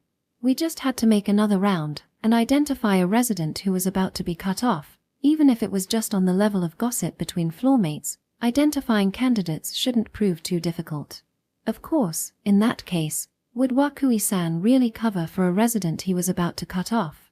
That births a new question. Kyuko-san turned over the deduction she made herself. It did seem that was one of her specialty shows of round-robin reasoning. We already spent too much time to go through every possible theory. And of course, there's also the possibility of complicity, isn't there? 2. Maybe even more people tried to kill Wakui-san. It's possible. But the residents are all rivals, and as long as they were urged into a competition, it's hard to think it would be easy to form a complicit relationship on the level of conspiring. Competition, is it? Right, even if they had to mingle to an extent, living in the same complex, as they were peers holding the same title, they couldn't grow any closer than necessary, or rather, in the first place, there were signs old Wakui measured it out so they wouldn't get along too well. The way he stuck up camouflage for his final job was the same, with no one knowing who was real and who was a fake. A certain seed of paranoia would sprout. This was something one of the residents we heard out, anxiously, spoke of, but old Wakui apparently preached the harm of fellow artists getting together at every opportunity. There is nothing that degrades art further than artists colluding, apparently. While those words were harsh, I could see what he was getting at. Rather, it was a single possible outlook. If aspiring artists gathered to simply form a group of friends or support circle, that would undoubtedly differ from the atelier house old Wakui had in mind. Though was it excessive to purposely produce an environment where they'd hate one another? To add to that, in each house visit, we could see through the gaps the residents' living conditions. To an outsider like me, I thought them severely limited. Among those interviewed were friendly and sociable ones and, perhaps feeling an intimacy with the visitor Kyuko-san, though never with me. Quite a few of them let her into their room. But while the room's make itself was luxurious, their state was specialized to paint pictures. It was a space for that alone. Put simply, excluding the minimum necessary essentials for life, only art supplies were left around the room. Old Wakui's support seemed to be limited to art matters in the strictest possible sense. He would always oblige requests like "I'm out of paint," or "I need a brush," but his support for food and clothing expenses were drops in a bucket. When he was told it would be used to paint, he bought bread. When he was told it would be used as a motif, he bought fruit. There were residents with episodes that brought tears to my eyes, old-fashioned episodes I couldn't think would come from any human living in a high-rise complex. To add on to that, pets were prohibited, living with family was prohibited, letting friends or lovers stay over was prohibited. It had rules set down like a strict student dorm. No hunger or cold. If you ignored the luxuries, it didn't lack any freedoms. But if you lived here, taking any action apart from painting paintings was quite difficult, considering how Atelier House was old Wakui's private residence. There was a time I held an impression of a salon where artists gathered to hold an exhibition, but hearing of the real conditions from the one in question, I was even leaning towards calling it a forced labor institution. Of course, it wasn't as if there was any quota, and in the case their paintings sold, he wouldn't even take a commission, the artist would simply receive the money. So calling it forced labor might be going so far, but if one spent too long under these living conditions, there was no doubt in my mind it would place a burden on the heart. At the very least, looking at it from the perspective of a welfare program, it was wholly inadequate. The outside might be splendid, but the contents weren't fit for life. No, there were kitchens and bathrooms, so perhaps only the blessed could say it wasn't fit for life. But still, it was undeniable that rather than living, it was a space where art was placed on a higher plane. With that rose another possibility, that mentally cornered, no longer able to discern what was what, and unable to distinguish profit or loss, a resident might have murdered with no motive at all. So the only definitive thing that became clear after the visits was perhaps that the residents of Atelier House were generally not living in any decent environment. To be honest, I didn't get it. When Kyuko-san deduced that old Wakui was covering for the culprit, I felt like she had seen his aptitude as a landlord, but in his management of Atelier House, that sweetness and calmness was nowhere to be found. More so, it was terribly cruel. With such reverence to the artistic attributes, the human attributes were sacrificed. Do you mean you can't tell if Wakui-san is a good person or not? Kyuko-san asked, seeing through my hesitation. I could only nod. It kinda made me feel embarrassed I had tried to classify him under an infantile black and white scale of good person and bad person, but it was an honest point I couldn't cover up. How should I put it? I ended up wondering if you really had to put in so much effort to succeed his will, if this situation was brought about by him reaping what he sowed. You're kind, you know that, Oijiri-san. I'd call you a good person. Kyuko-san gave a peculiar laugh. Then why not try thinking about it like this? If you don't know if Wakui-san is a good person or bad person, for now, why don't we continue investigating until we know for sure? If he is a bad person, you can just stop then. But if we stop now, in the case Wakui-san is a good person, there's no way to turn back. That was definitely one way to look at it. That so-called better to regret doing than to regret never having done, I didn't like the words too much, but to Kyuko-san, the forgetful detective, that strategy was exceedingly effective and applicable. Regret or not, once tomorrow came around, Kyuko-san would forget everything she did today, do it or not, there were no regrets. Then she just had to do what she had to. Even if the result had it all end in vain, that was fine in itself. If it went well and she forgot, it was quite much the same. Because she couldn't regret, she could bravely challenge things at full speed, thinking about it normally. Only having a day's worth of memory looked like nothing more than a huge demerit in the detective agency. But the more I thought about it, the more of an advantage it was to her. Of course, there were surely things she could do precisely because of who she was. There was no guarantee anyone could do the same. And, no matter what job she accomplished, just as there was no regret, there was no achievement or worth in doing it. I wonder how that balance was settled in Kyuko-san. Kyuko-san, what do you think at the moment? Meaning? About whether Wakui-san is a good or bad person? There's that too, but about the environment of Atelier House itself. I can't really tell if this environment is a good thing or not. That's the difficult part. I personally think leaving myself to this environment would be too tiresome, and I'd have to take a pass. But for one with artistic inclinations, it is unknown how they would think. Everyone, despite what they said, didn't seem to have the slightest intentions of leaving this place. Perhaps to an aspiring artist, this place is a heaven, and also a hell. Once you station yourself here, you can never get a break even if you want to. Kyuko-san put it together. Putting it all together, for anyone aspiring to be an artist, being able to receive unlimited support undoubtedly made this a dreamlike environment. There was also no doubt the environment itself was making them spoiled. Good or bad, vice or virtue, it depends on the person experiencing them, I would say. It's like appraising a painting. Having long since forgotten the happenings of that day, Kyuko-san might have said it without any particular intentions, but those nonchalant words had me recall how the same picture's value could change between 200 million and 2 million. That appraisal, that pricing was Kyuko-san's personal opinion, and once again, I priced the smashed painting at 0 yen. Yet back then, perhaps I was the one who was truly being appraised, insisting he would judge everything with his own eyes. With his question, old Wakui surmised the human known as Oyagiri Mamoru. Someone who tried to see value in me. Someone who tried to know my worth. If that was the underlying reason behind my hiring, then that was similarly the reason Kyuko-san was here. As a result, that decision was the one that saved his life. But how to see old Wakui, and how to see this Atelier House, I couldn't determine what decision I'd reach after that, but perhaps that conclusion would paradoxically manifest my values, my value as a person. And also, Oyagiri-san. Kyuko-san said. For a while now, you've been speaking as if those visits were a wasted effort, but that wasn't the case at all. Don't tell me you've forgotten the 2 large gains we made. When she urged me, I see, sure enough, it wasn't like the investigation ended with nothing at all. There were 2 special mentions. It's just, I couldn't determine whether to call them large gains or not, especially when one of them was just a trouble that put the progress of our investigation in danger. For the other, not only did it complicate our outlook on the case, it was hard to say it got us any closer to a resolution. That's not true. Try remembering, Oyagiri-san. When the forgetful detective was telling me to remember, there wasn't much else to do. I reflected on them one at a time. Right, that one happened not long after the investigation had begun, on the 30th floor if I recall correctly. 6. That's a lie. He immediately told Kyuko-san, when she went the standard route of introducing herself as a city official. Right, among the over 50 residents of Atelier House, only a single person saw through Kyuko-san's false self-introduction.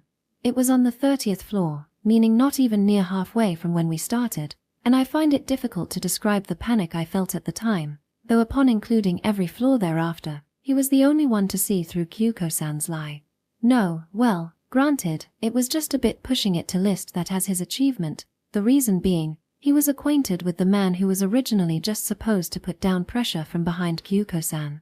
If he knew my identity, then it was understandable that he doubted my compatriot Kyuko-san's introduction. If a former museum security guard about to be employed by old Wakui accompanied or worked from City Hall, anyone would find it unnatural. Meaning, the him I'm talking about, the resident of that room, was a certain young Hakui. Right, an oversight on my part. I should have properly informed Kyuko-san there was someone who knew me among the residents. If she knew, she might have put up proper countermeasures in advance.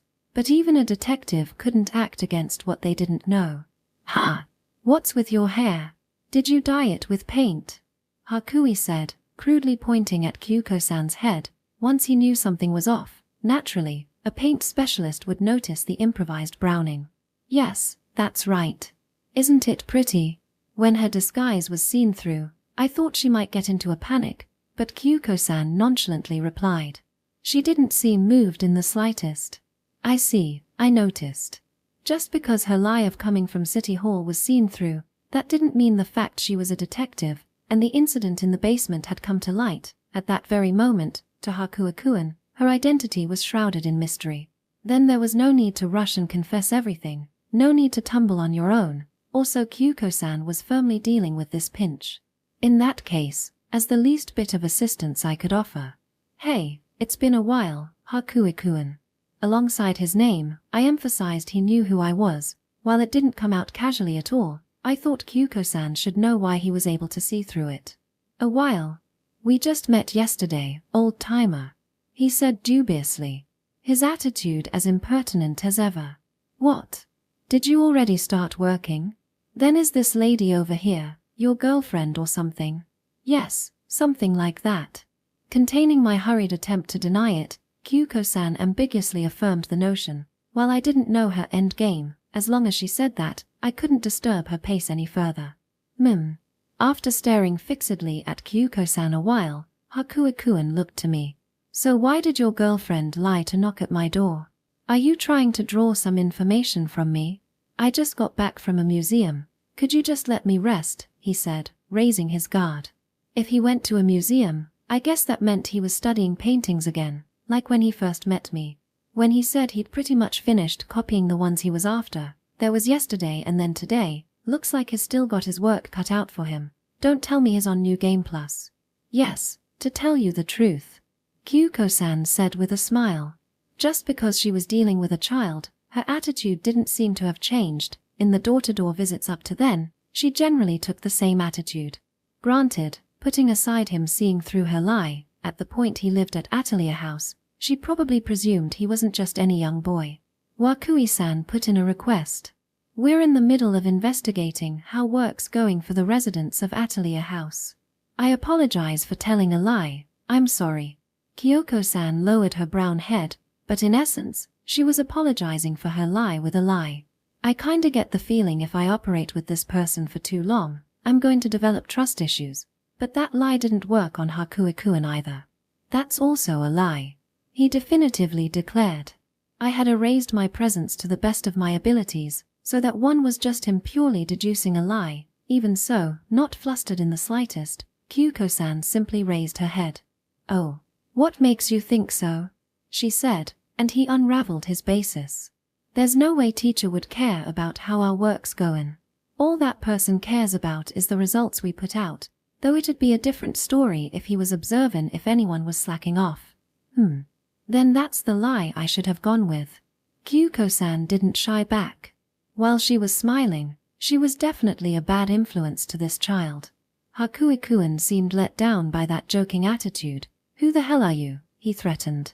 Though his age chipped whatever intensity the threat might have. "Who knows? Who do you think I am? I'm the one who wants to know my identity the most." That evasive phrasing sounded like it was meant to rile Hakuei-kun even further. But, surprisingly, that may have been her honest answer. As the forgetful detective with no memories beyond today, there was no greater mystery than her own identity, her own past.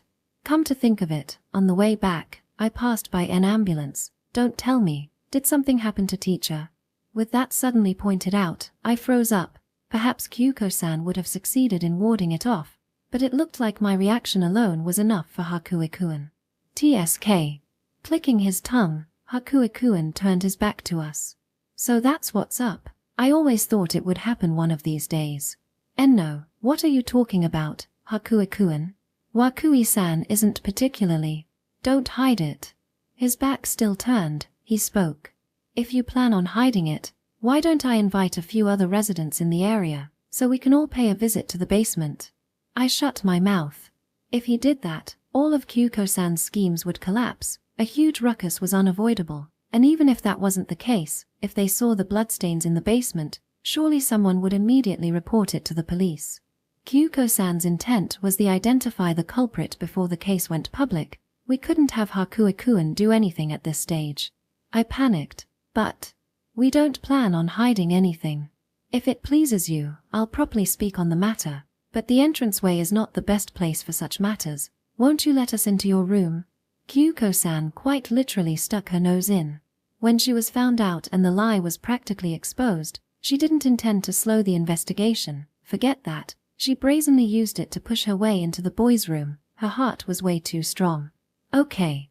Get in," Hakuei-kun said, before walking right off into the room. Kyuko-san followed behind, and with nothing else to do, I trailed her back. In the process of visiting every apartment in Atelier House, there were a few others who invited her in, as I've said before, but even among them, Hakuei-kun's room was strange. A child was living alone, so you could call the mess inevitable, but without much exaggeration, there was absolutely nothing that wasn't a painting too. The trash cramping up the floor space, nothing but crumpled up balls of paper, broken pencils, old art magazine. It was a room that made me anxious at whether or not he was properly eating. "Make somewhere to sit on your own," said Hakuei, lowering himself into a seat before an easel. Despite his invitation, this was a room I didn't feel like sitting in. With barely anywhere to step, it was a chaos I didn't want my shoes mixed up in if I could avoid it. After intently observing the room, Kyuko-san reached a hand towards the floor. I thought she intended to clear away things to make a place to sit, but instead, she began separating garbage. It seems she had arbitrarily begun cleaning the room. Is she supposed to be his mother or something? Her dexterity was impressive when she was inspecting the basement room, but it seems she was good at keeping things tidy to begin with, or perhaps misophobic. Fitting of a boy his age, Hakuei-kun grimaced at having his room cleaned up, but after he had said, "Make somewhere to sit on your own," he was unable to stop that action. At most. "It's almost like desk laniaces." He spouted some incomprehensible insult. Certainly, as she slouched over to clean the room, Kyuko-san's form was quite like that painting even I knew about. "So, what's going on? What happened to teacher? Down from illness? Don't even go there. In that case, you wouldn't go around lying and investigating, would ya?" Hakuei-kun spoke with detective-like deductive reasoning. As someone who saw his sketchbook at the museum, I knew I couldn't make light of him for being a child, but was an artist's sensitivities really something so sharp? Kyuko-san said she wasn't going to hide anything, and as things stood, even if she did, perhaps Hakuei-kun would perceive it again. The owner of this atelier house, Wakui Kazuhisa-san, was stabbed by someone with a knife. Perhaps thinking the same, Kyuko-san clearly started out with that, though her cleaning hands didn't stop. Even if he half expected it, it must have been quite a shock. Hakuo-kun was silent.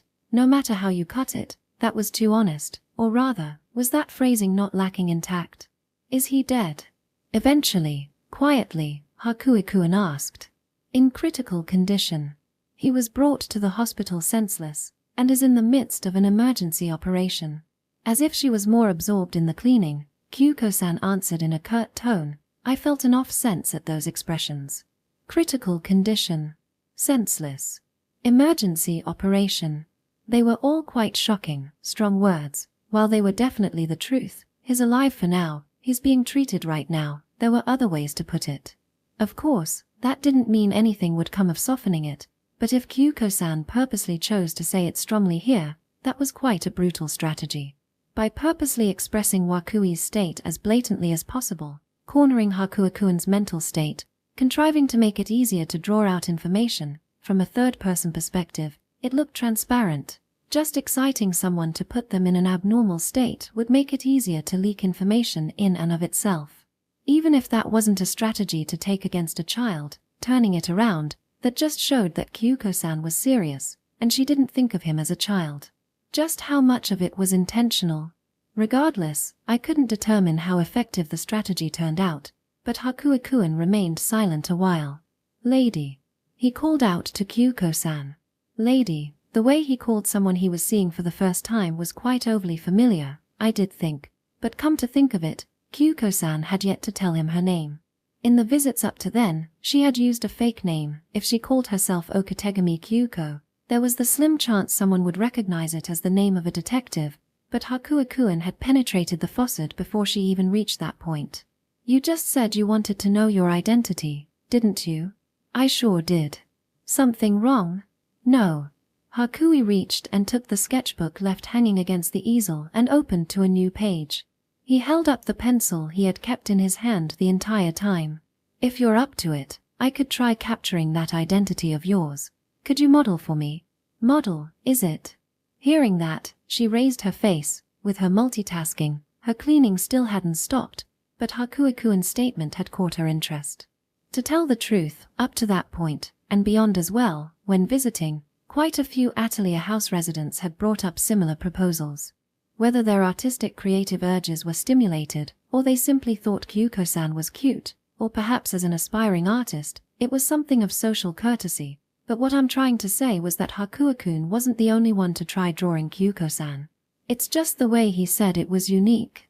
Capturing her identity, of all things. All requests of that sort had been softly, yet immediately declined, but perhaps the reason Hakuo-kun was the only one whose request she showed interest towards lay in his phrasing. Just a rough sketch, it'll be one in no time. I won't hold you up, 1 minute. As he said that, Hakuo-kun's pencil was already racing around his sketchbook. Those movements closely resembled the day I first met him at the museum. He had finished forging a painting on display before I could stop him, those speedy pencil strokes.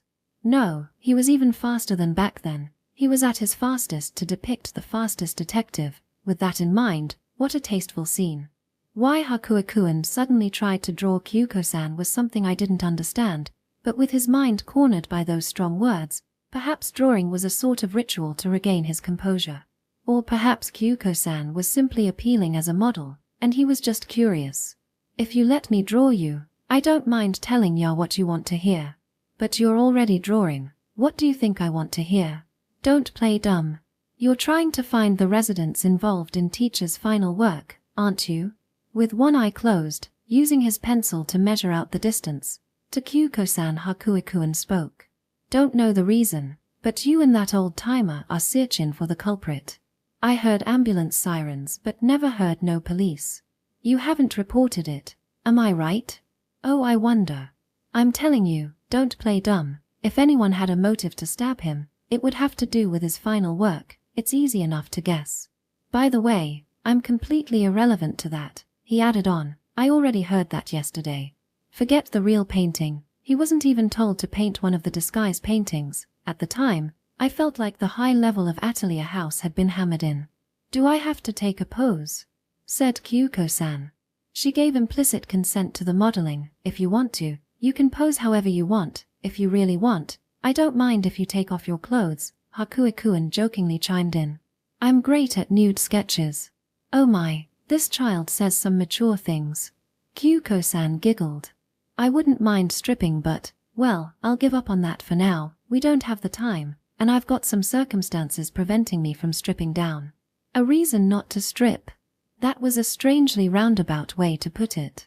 Just like this, if you will. Don't tell me you're to stop at a rough sketch, are you? If you think you can capture my identity. Chempage.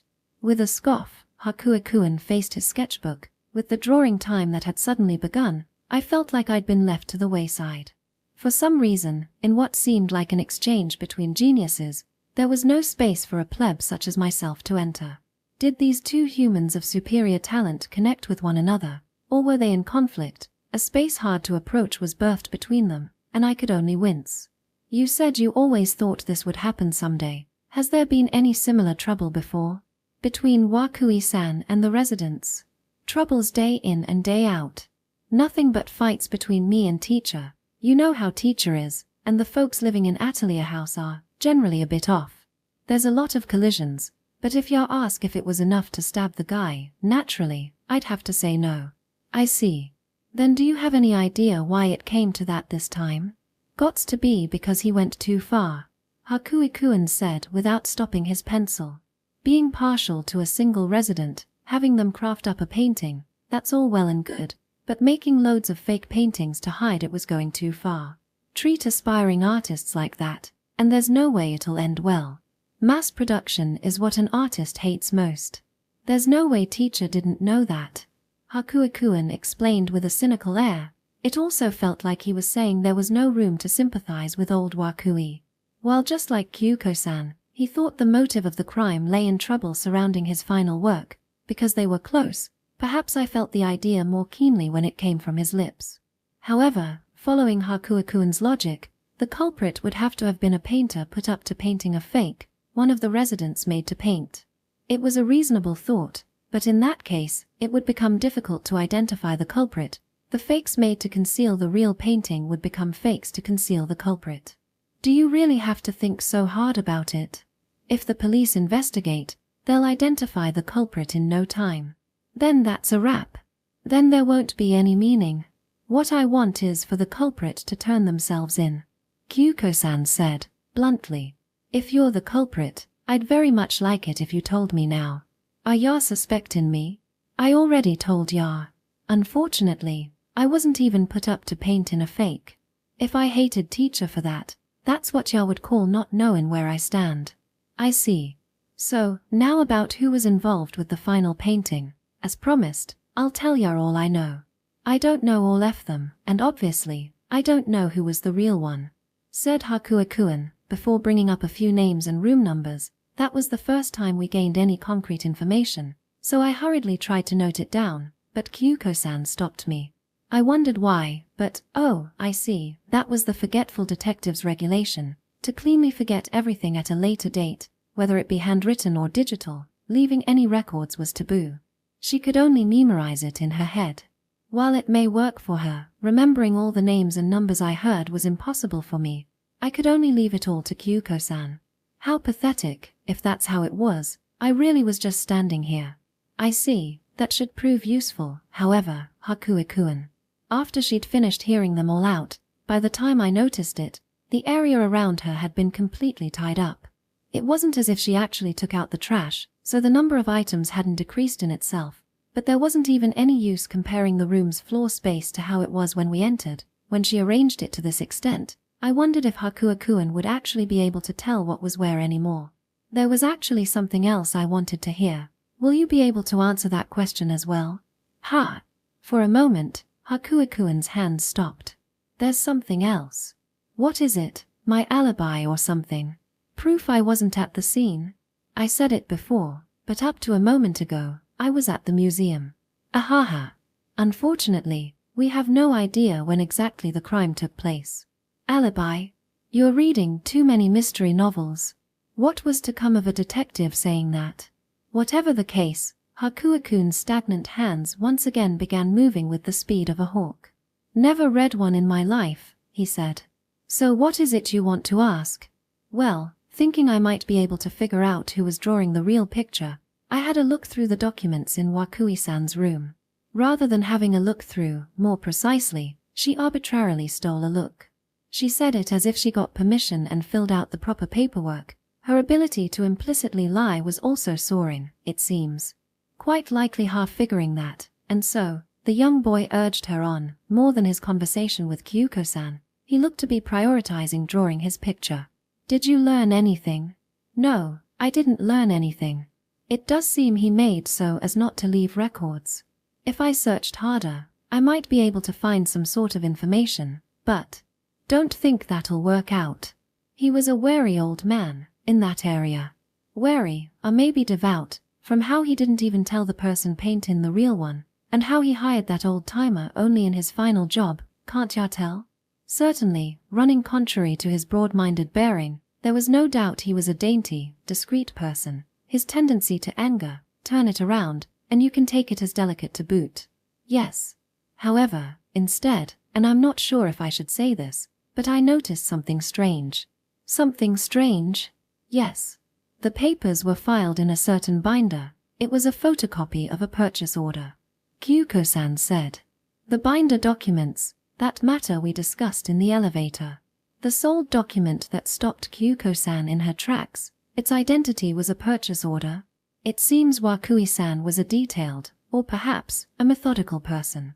He bound his purchase orders chronologically, and what caught my eye was the latest entry. I presume it was meant for the final project he would start on, an order for the materials and ingredients to make the frame. Though it seems it hasn't been delivered yet. What of it? Yeah, of course he'd be methodical.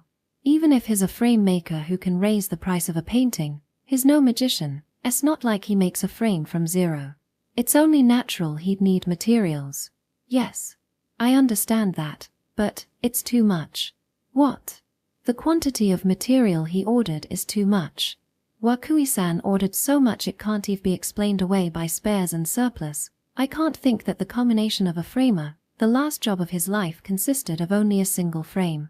That's the part one don't get. Kyuko-san raised her face, by stopping her cleaning hands, and looking straight at Hakuakun, she changed from her multitask to her single focus mode. Similar to how she fixated on the binder. At the time, it looked like Kyuko-san was reading the same document over and over again, but it looks like she wasn't just reading it, she was mentally calculating out the quantity of material ordered. It was like a single question had thawed, but then the question she presented was a plausible one. Ain't that also just a camouflage? If he just ordered exactly what he needed, it'd get out what sort of frame he was making. By purposely ordering unneeded ingredients and meaningless materials, maybe he was trying to make it so even the company he ordered from would be ambiguous on what he was planning on marking. Teacher has the financial power. You can already tell by the size of Atelier House. This mansion he built on a whim, right? Yes, of course. Of course, I thought so too. And naturally, I'm sure he included that in his intentions. But even subtracting that, it's still too much. An order of that degree wouldn't even fit in that basement room. That definitely is startling. Kyuko-san, who was placing things so orderly as she tidied, as if deliberately forming a wooden mosaic, was the one saying it. So if she predicted it wouldn't fit in that basement room, it was probably all right to trust her. On top of having financial leisure, he was the one who actually did have Atelier House's residents paint numerous camouflage paintings, so it was hard to think he would consider anything a waste. But even ignoring that, ordering so much material it would hinder his movement in the workplace surpassed the bounds of camouflage. It was only normal to think he had a separate goal. What's more, that was the main goal. At first, it seems Hakuakun classified her question as nothing special, just the usual teacher, but when she pushed it that hard, even he felt something was off. In desperation. Then wasn't it an order in error? Like he carelessly was off by a digit when he ended up placing the order. He voiced his theory. While it was a plain theory, that would be the realistic deduction. I couldn't find another answer either. On a stage as grand as his final job, I wondered if he really would make such a boneheaded slip-up. But to not know what mistake you'll make on what field is human. It wasn't good to blame it on his age, But old Wakui was at a year where it wouldn't be strange for him to make a careless mistake. That's precisely why he resolved to retire as a framer. I don't think that's the case. The quantities were far too detailed to be off by a digit. They were clearly indicated down to the ones place, so there is no mistaking the numbers were intentional. After silently thinking, "Then what do you think, lady?" In the end, unable to think up any other ideas, he returned the question to Kyuko-san. "This is also just a hypothesis, but..." Kyuko-san took the pose she was told she didn't have to take. Just because she was done cleaning, even if she took a pose not, it wasn't as if Hakuo-kun could change his composition, and as an amateur, I couldn't tell in the slightest what sort of pose that was supposed to be. I got the feeling I'd seen it somewhere before, but that pose she took back at the cafe? No, that's not it, and Kyuko-san doesn't have any memories of that day. Keeping that mysterious stance, Kyuko-san continued on. "The orders were all real, is that not a possibility?" "All of them? What do you mean?" "He intends to use all the materials he ordered." "Just how big would that make it?" "I'm not talking about the frame materials, I'm talking about the orders he issued to the residents of Atelier House. Perhaps he intended to make a frame for every single one of them." "There's no way that's true," he yelled.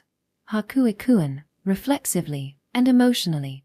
His emotions exploded much like old Wakui when he rampaged at the museum. Therefore, I thought he might have a go at Kyuko-san, so I immediately took a stance, but luckily, Hakuo-kun quickly returned to his senses.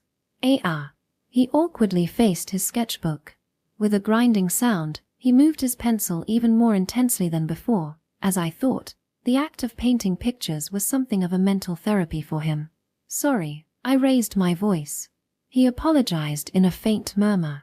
While he didn't take on an apologetic attitude, when it came to Kyuko-san, who'd just been screamed at, she didn't even stir from her bizarre pose. "Oh no, I don't mind it at all," she answered at ease. From the smile she made, I couldn't read her mind in the slightest.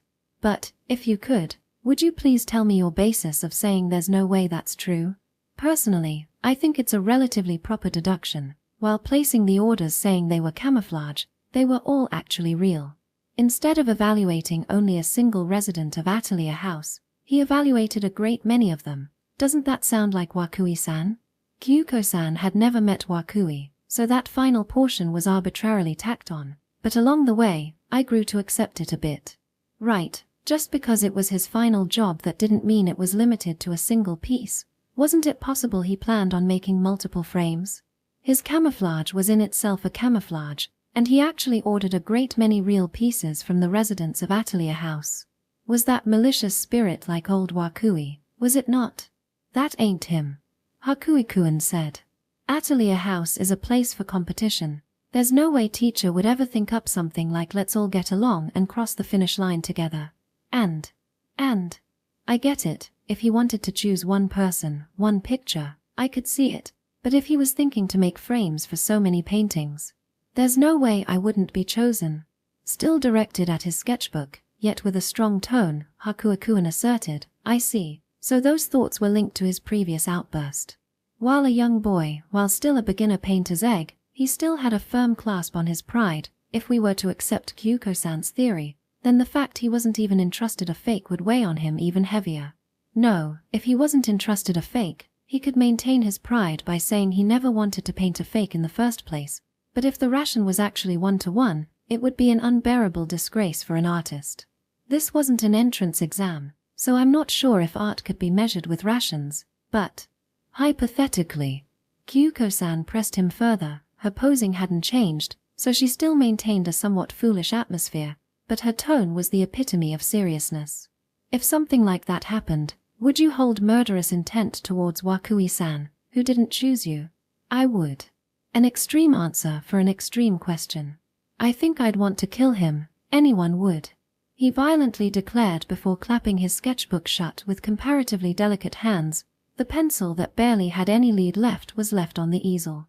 "Oh, have you finished drawing? Then let me have a look at my identity. Unfortunately, it's still unfinished. No way I could capture it in a minute. Who you are. After I calm down a bit, I'll finish it up, so come for it later." Like that, Hakuo-kun rather blatantly drove Kyuko-san out. I couldn't blame him. Kyuko-san's questions had gone beyond what was permissible in a detective's questioning. Even ignoring the fact she was dealing with a child, she was at a level that would need a warrant. Before the crime was reported, it wouldn't be strange if Kyuko-san herself was reported. From Kyuko-san's point of view, this conversation had already largely gone over the planned 1 minute. It seemed she decided it was time to pull out. Well then, I'll drop by eventually. I can't wait to see it completed. She undid her mysterious pose.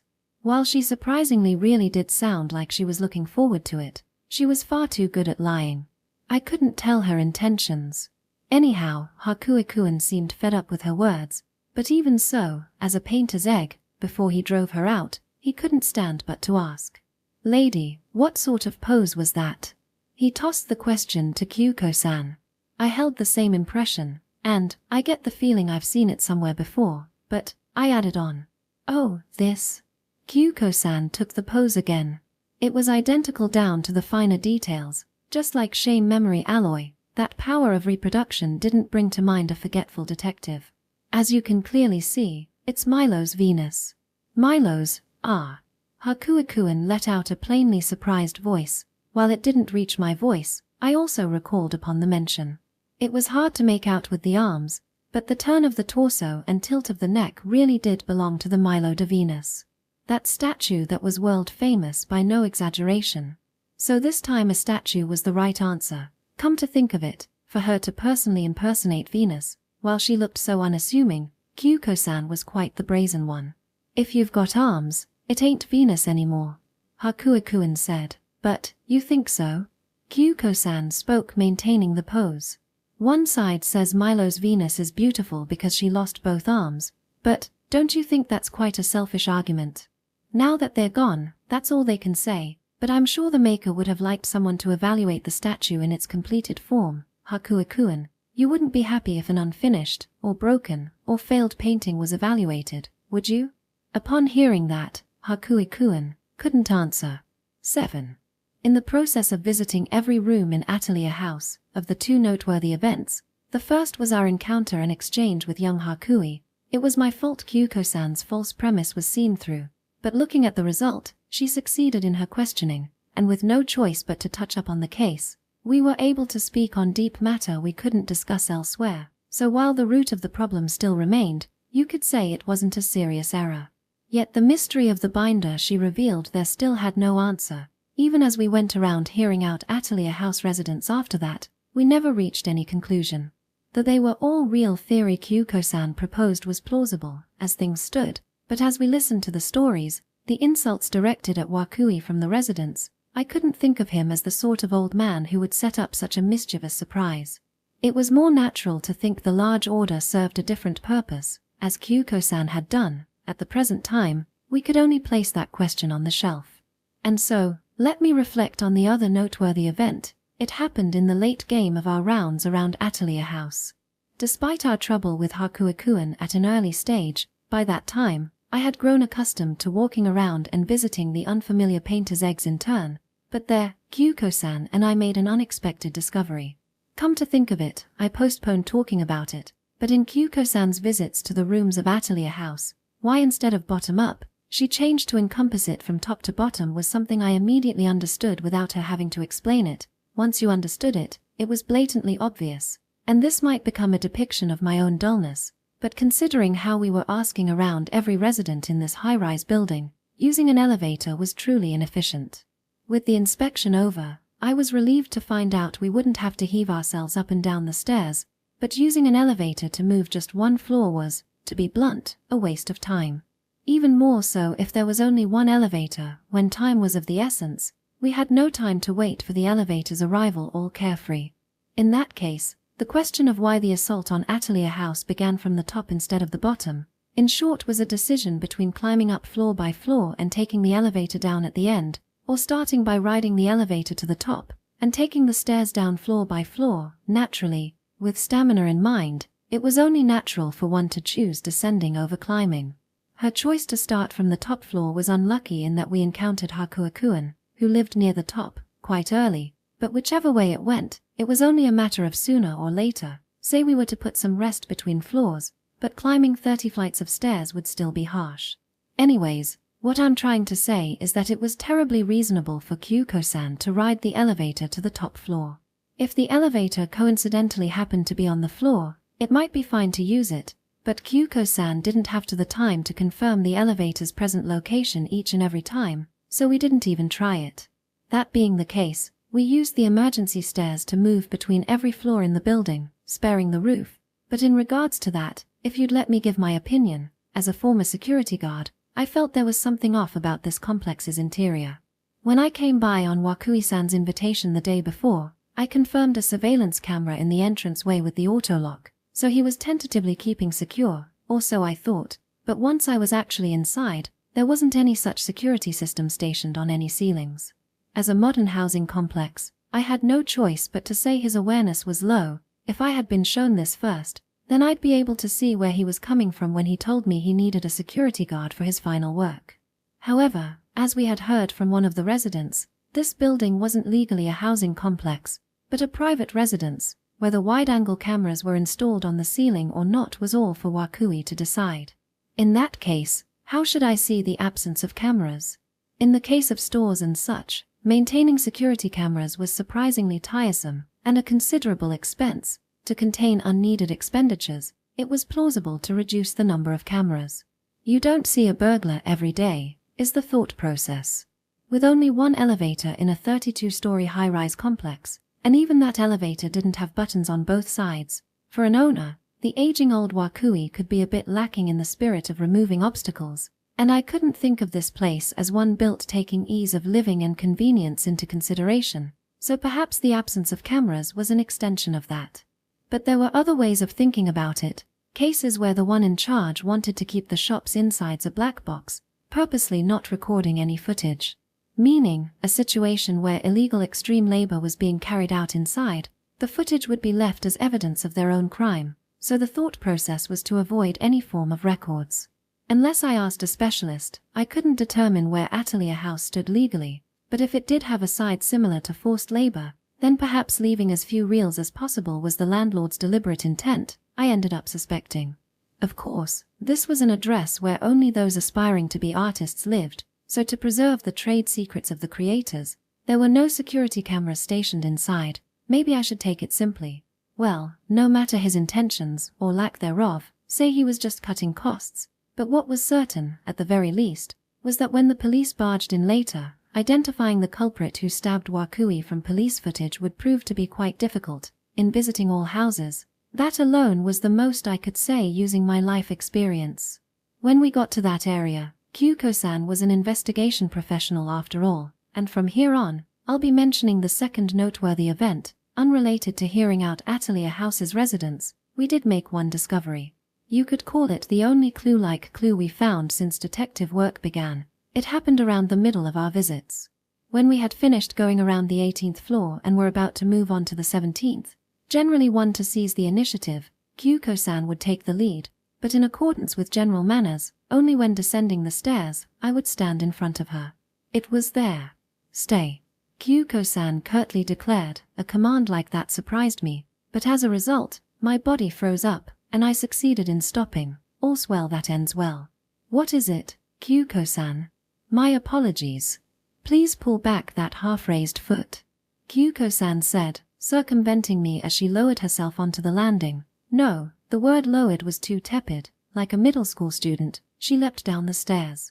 She's way too hoyden. I didn't have time to think before she turned around, crouched down, and drew her face close to the step I was about to step down on. Making sure I didn't tread my giant shoe on her face, I went back a step just in case. But rather than that, Oyagiri-san, come look at this. Kyuko-san invited me in. Right here. I leaned down over the stairs, looked at the spot Kyuko-san pointed out, and noticed a small, red circle that was there. It was so small I might overlook it, but as if someone spilled red paint when going up or down the stairs. No, could it be that wasn't paint? Is it blood? I can't say for certain, but the possibility exists. Kyuko-san said as she moved herself, looking, inspecting the bloodstain, from various angles.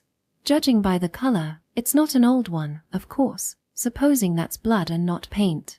Well, We're in Atelier House after all. I can't deny the possibility someone spilled paint while they were moving, but in the case this really is blood, there are two possibilities that come to mind. One, that this is Wakui-san's blood, the other, that this blood has no relation to the incident. She was surprisingly collected. I almost latched onto it as a new clue, but certainly, it was a bloodstain where so many people lived, and as we had no means to conduct a blood test, it was effectively impossible for us to identify who it belonged to. Is it unthinkable this was the culprit's blood?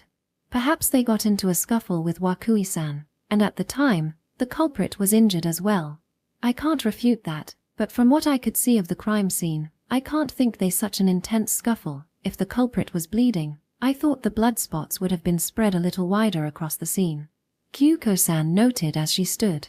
It seems she gave in. Any further inspection was meaningless. She was quick to decide that. However, this is sufficient to set up an estimate that the culprit used these stairs, meaning, when committing the offense, they were bathed in the blood spurt, and some of it dripped here. Well, rather than set up, that's the easiest to imagine. While I did immediately connect this spot to Wakui-san's blood, in essence, it was a little hard to imagine an old man stabbed in the abdomen came all the way here, left a bloodstain, and returned underground.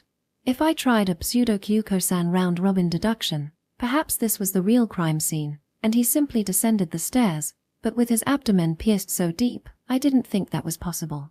The elevator was in under inspection and unusable, after all. Is it possible the culprit used these stairs to return to their room? I said as a flash hit me. No, a flash was an exaggeration. That was also something obvious, and I simply obviously noticed it, but if after the crime, the culprit used these stairs to go to their room, the fact a trace was here would inevitably mean the culprit's room was on the 18th floor or higher. Otherwise, there would be no reason a bloodstain would remain around the landing from the 17th to 18th floor, in which case, this was a large find. If it wasn't all 32 floors, but only 18 to 32, a simple calculation whittled the possible suspects by more than half. But, yes, in the case this blood belongs to Wakui-san, it might be fine to think of it like that. In contrast to my excitement, Kyuko-san played it calm. But even if this isn't blood, the possibility it is irrelevant blood is considerably high, so it is too early to make any conclusions. You're right. To tell the truth, at the time, I had a light hope by narrowing the suspects, we could cut out the process of visiting floors 17 to 2, but even with Kyuko-san's priority on speed, it seems she wouldn't be that dishonest. Of course, none of the people we've heard out to this point seem to be injured, but, granted, there's no way of knowing what's under their clothes. And another thing, there is a possibility this is the culprit's diversionary camouflage. Diversionary camouflage. So you mean the culprit really does live below the 17th floor, but they purposely climbed here, and purposely left a bloodstain, to make it seem like the culprit was a resident of floor 18 and up. Yes, that is what I mean. Is that possible? If you thought it out that far, the round-robin deductions would never end, and while the sharp-sighted Kyuko-san found it, just as I almost carelessly tread on it, first off, if you used the stairs normally, you wouldn't notice such a small blood spot. It was too plain for diversionary measures. If she wanted to call it that, wouldn't they have at least left some blood a bit more conspicuously? Yes, I think so too. The line of this being a diversionary measure is faint. But perhaps it was meant to have us think precisely that, to not make it look diversionary is the first rule of diversions. With those words, Kyuko-san moved to the side of the landing. It seemed like she was making a path for me to go down first, as we had done to that point. At the same time, it indicated there was no change in her policy to hear out the residents 17 and down as she had done before. Well, apart from confirming the suspects' identities, we were also probing out who was painting the real picture old Wakui would adorn with his final frame, so whatever the case, the questioning would continue. Yet be that as it may, while it may have been a misunderstanding, with my tensions momentarily cut by the notion we wouldn't have to go around anymore, as a result, the residents after that came with an even greater sense of wasted effort. 8. Which brings us to where we are now. A whole day spent searching and stopping by every residence in Atelier House. For a third time, we returned to the basement room. We had spent around 4 hours walking without rest, and tired out, regardless of what was going on, I ill-manneredly sprawled myself out in an open floor space of the workroom. Kyuko-san was unbelievably tough for her physique, and while she couldn't conceal the colors of fatigue, she of course didn't do something so unruly, nor did she rest. The first thing she did upon arriving at the basement space was wash off her hair in the sink fastened to the workroom wall. I guess the brown hair was no longer needed with the questioning over. If Speed Along was stressed, perhaps it wouldn't matter if her hair color remained brown, but thinking about it normally, having your hair uniformly plastered in paint must be unbearably uncomfortable. Something that would throw off her concentration, and spending her break time washing her head should serve as a good change of pace. That she used the sink meant she had determined there wasn't enough time for another shower, right? While the police had yet to arrive, more than 5 hours had already transpired since the investigation commenced. By Kyuko-san's estimate, the time limit was at most half a day, even that at most wasn't long to go. Additionally, the fact the police hadn't rushed into Atelier House yet wasn't simply something to rejoice in. It meant the hospital Old Wakui was carted off to hadn't reported it to the police yet. Perhaps that meant Wakui's emergency operation was still ongoing. If anything happened to Old Wakui, it would be hard to explain what Kyuko-san was even conducting detective work for. To add on to that, a detective by trade, if Kyuko-san lost Wakui, she'd lost a client, and wouldn't make a single yen. The investigation's progress none too favorable. The situation was reaching a dead end. You don't have to change clothes. Unable to rest forever, I raised my upper body to ask Kyuko-san. Yes, well, even if I wanted to, when I was making these pants, I took apart the clothes I was wearing and used them as material. Kyuko-san answered, having finished washing up her hair. I see. How should I put it? By that point, I wasn't going to be surprised, but she did something that couldn't be undone, or perhaps, acted without proper foresight. That being the case, those handmade clothes suit her well, so that wasn't anything major, of course. I'm someone who for the longest time thought a cashmere muffler was just a muffler that cost a lot more cash, so even if I thought it fit her, that was no guarantee. Phew. Sorry to keep you waiting. Wiping her head with a towel, Kyuko-san returned. Her hair had splendidly returned to all white. While she said that wasn't an identity or her flagship, that look really was more Kyuko-san-esque, it made me think that was Okategami Kyuko. I wasn't really waiting. I'm the one who should apologize for being of no use. Forget that. I've just been dragging your feet. I wasn't being humble. I spoke from my heart as I stood, even if there was nothing I could do upon standing. When Kyuko-san hadn't taken a seat, I couldn't just lie on the floor. Drag my feet. Oh, if you're talking about how Hakuo-kun noticed the lie, don't worry about it. As a result, we managed to hear what he had to say. That was far better than if we hadn't heard him out. I was happy to hear her so generous, but I felt guilty she was just being considerate. In the first place, I was the one who dragged Kyuko-san into Atelier House. Somehow or another, I wanted to be useful in a more proper way. But nothing begins with getting down. I forcefully shifted my mood that felt like it would keep sinking without end if I let it be. What are we going to do now? I asked Kyuko-san. Carrying out the questioning didn't really yield any progress, or did you figure something out? Any suspicious individuals among the ones you interviewed? Unfortunately, I was unable to identify the culprit. Furthermore, I was unable to tell who painted the real painting he would decorate with his final frame. However, Kyuko-san placed her towel to the side and spoke. For now, if we compare everyone's stories, while what's real and what's a disguise is unclear, I think we've managed to identify every resident Wakui-san told to paint a picture. Oh really? I was generally supposed to be around listening to the same stories as Kyuko-san, but it was impossible for me to memorize the information we gained from every resident, and to compare them in my head on top of that was an even greater impossibility. I'd already pretty much forgotten the names Hakuo-kun went to the trouble of naming. Then that also means we've also identified the residents like Hakuo-kun, who weren't even asked to produce a fake, doesn't it? Yes. You could find them through subtraction. What about it? Well, how should I put it? Even if I had forgotten the finer details, there were words in Hakuo-kun's story I definitely couldn't forget, even if Kyuko-san provoked him, and those inflammatory words were likely a tit for tat. I think I'd want to kill him, he admitted so. Oh, dear Oyagiri-san, don't tell me you're still bothered by what Hakuo-kun said. Dear me, you shouldn't take those too heavily. They're the words of a child, you know. And who's the one who provoked a child to that degree, I wanted to say, but I held it in. Well, if Kyuko-san didn't suspect Hakuo-kun for those words, then so be it.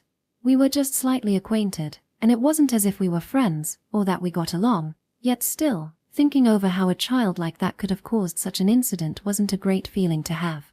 Even if the fact he was a resident of Atelier House meant he was one of the suspects. But Hakuo-kun's "I think I'd want to kill him" only holds true in the case that every Atelier House resident Wakui placed a request with his painting the real deal. There were a considerable number of people painting those real pictures, weren't there? Yes, you're right. I'm forced to say, as things stand, the possibility isn't low by any means.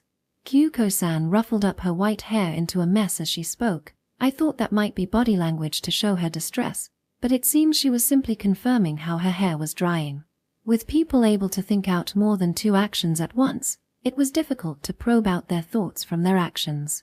I wouldn't be surprised if I found out Kyuko-san purposely never concentrated her thoughts and actions on one thing, setting multitasking as a basis so no one could see through to her real intentions. Albeit, this time she seemed to just be worried about her drenched hair. So it's not low. If the materials Wakui-san ordered are just to make a single frame, it is clearly excessive. That is a fact, something even an amateur could understand. Kyuko-san said so, but an amateur probably couldn't tell. While I had a look at the same documents, I couldn't make heads or tails of it. This theory only came to be with Kyuko-san's intellect. If it was his last job, he would want to do his best possible job as a framer. However, it's art we're dealing with, a form of culture. Best is one word, but it takes on various forms. To equate it to paintings, the best landscape and the best abstract are completely different, aren't they? Well, yeah, that's right. To take that even further, landscapes could be broken down by technique, and in the first place, whether they considered it the best would depend on the values of the beholder. Thinking about it like that, one might say there was an infinite supply of bests. To make frames of all sorts of bests, he ordered paintings of various types from the residents of Atelier House. As a matter of fact, the residents who were asked to paint pictures by Wakui-san all depicted different sizes and motifs. Come to think of it, she was right. Camouflage or real aside, unlike a school art period, it wasn't as if everyone was painting the same picture. The paintings old Wakui ordered were truly rich in variation. Among the residents, those with whom Kyuko-san could make a case hard enough they would secretly show her their half-finished pictures were in no few numbers. They all looked completely different. Just because I worked at a museum a bit, I don't intend to brag that I have a good eye, but, even so, it would be a different story if they all looked the same. But with how different they looked, they really had to be different. In that case, was Kyuko-san's theory gaining a layer of reality? Let's say Wakui-san planned something like that. That would mean the suspects would only be limited to a few. What? Just a few? What do you mean by a few? Oh, if all the residents ordered to make a painting were real, that would make the ones like Hakuo-kun who didn't even receive a request the suspects. Truth be told, there are only a few of them. That was the logical result, and I'm sure she was right. Even if we didn't take Hakuo-kun too seriously, if an adult were placed in his position, their disgrace and rage would undoubtedly be intolerable. Naturally, in order to embrace that rage, the condition would be that that unselected resident had to know what sort of plan old Wakui was advancing in secret. To be blunt, Kyuko-san, do you think the culprit is among those people? I intended to muster quite a bit of courage, but once it had come out of my mouth, perhaps it was just a dishonest question. What I didn't want to think, I was making Kyuko-san think in my stead. However, Kyuko-san didn't seem to feel burdened at all in answering. Whether I think it or not aside, I'm sure it is very possible, she said. By the way, I must mention one more thing. Of those few names, the only one who lives above the 18th floor is the resident of the 30th floor, Hakuo-kun. Of course, that won't serve as any evidence. We don't have any evidence to indicate the identity of that slight trace of blood. Kyuko-san took the lead. Thanks to that, the shock I received was suppressed at about half, but half was plenty impactful at that. On the contrary, one might conclude it was impossible for a child to carry out the crime, and that's precisely why that bloodstain must have no relation to the incident. That's one way of thinking of it. No, said I wasn't there to console Kyuko-san. I don't plan on denying the real murderous intent everyone holds sometime as a child. I'd think not. Kyuko-san turned her hand. The times one cannot control their wild murderous intent comes not with the ability to enact it. By the time they gain that ability, they are able to control those urges that stir them. Perhaps that is what it means to grow. If we see Hakuo-kun as the culprit, the reason Wakui-san's life could be saved brings about a sort of inevitability, does it not? What inevitability would that be? Oh, so even if he stabbed him in a flight of rage, the one he stabbed was his landlord he called teacher, and he immediately returned to his senses. Is that what she meant? In that case, it might be the same with any other resident. While they spoke spitefully of him, as long as they were artists, in some fundamental place, they all respected the legendary framer Wakui. Oh no, there's that as well, but it's just, even if I won't go as far as to say we should doubt him, there is another reason we can't exclude Hakuo-kun apart from him being a child. Another, specifically what? To sum it up, he's too perceptive. Kyuko-san said, pinching at her own hair. If it was just perceiving that my brown hair was paint, you could call that a pertinent observation, but deducing something had happened to Wakui-san just from our visit and passing by an ambulance was going a little too far. Really? Are you one to talk? I felt like saying, but precisely because Kyuko-san was saying it, perhaps those instincts really couldn't be explained logically. Those weren't just deductions that put detectives to shame, it was precisely because he knew about the incident in the basement beforehand that he could act like he perceived it. Was that what she wanted to say? Then why did he know?